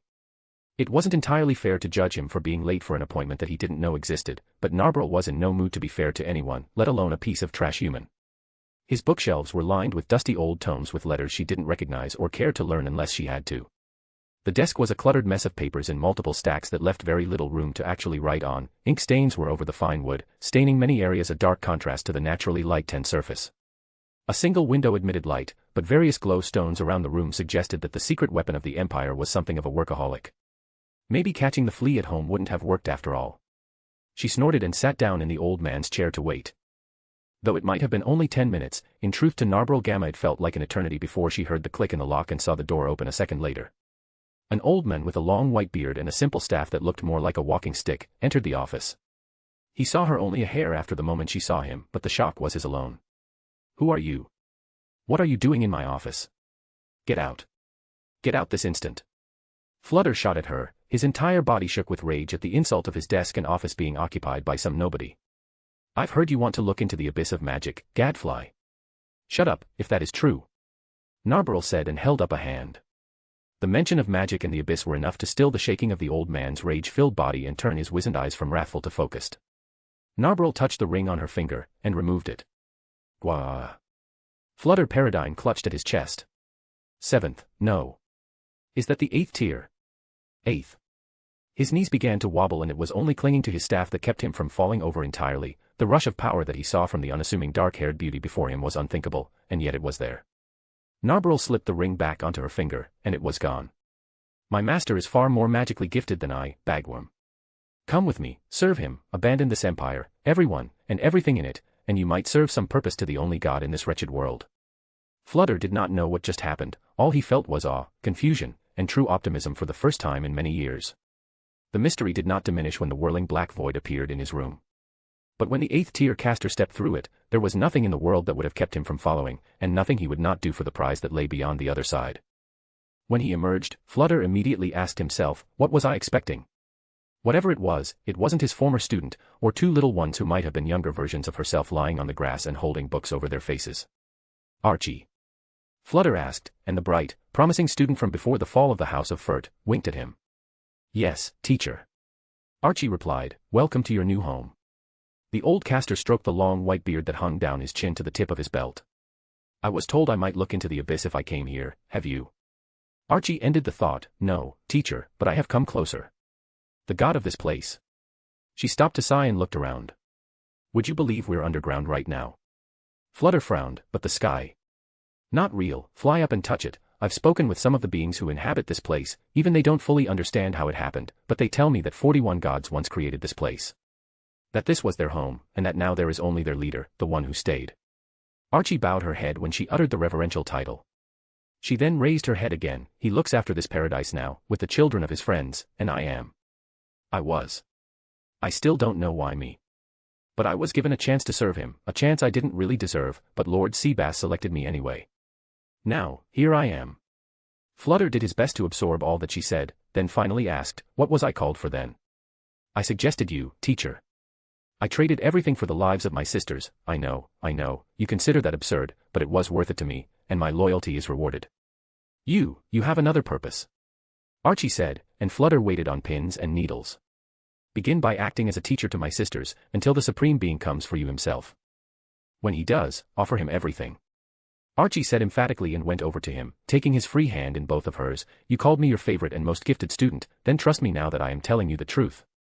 The one to bring you here. She watched the withdrawing back of Narbril Gamma, is only a maid.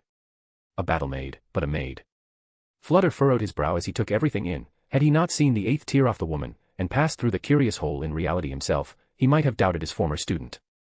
As it was, however, everything happened. There was nothing left for him but to accept it as such. What am I to teach them? He finally asked, to which Archie answered. Archie's eyes fixed on Flutter with intensity that he only ever saw in his own eyes in a stray mirror when he spoke of magic. Teacher, their destiny is to serve the god who saved them from I don't even know what terrible fate. The one who stayed might ask anything of them, so there is only one thing to teach them. My student. Flutter pressed. Archie clapped her hands together. Everything, teacher. Everything. Rener sat in her quarters across from Prince Zanuck. What do you know about the events that took place in Karn? She asked, her face a mask of warmth that Zanuck knew to be false. Just what we heard at the feast, and what word was spread in the aftermath by the former adventurers. Why? The prince asked, leaning forward over his round belly. The tea he intended to drink, immediately forgotten. That's one of the many things I do not understand about anyone. Rener let out a martyred sigh. Nobody thinks further than an inch beyond their own noses. Sister. Prince Zanuck frowned deeply, lines of worry spread over his face. Brother dear, Princess Rener replied, let's play a little game. When I was very small, you used to play games with me, now. I'd like to play one with you. He sat back, the frown lessening, but the hairs on his arms stood on end with wariness. All right. What sort of game? A game I made up. A little game I call What If. You play this game by postulating a scenario playing out in a particular fashion, and then work out what is most likely to happen given all the various interests involved. A simple way to think of it, a farmer raises crops, and then his lands are raided by a monster and destroyed, along with those of his whole village.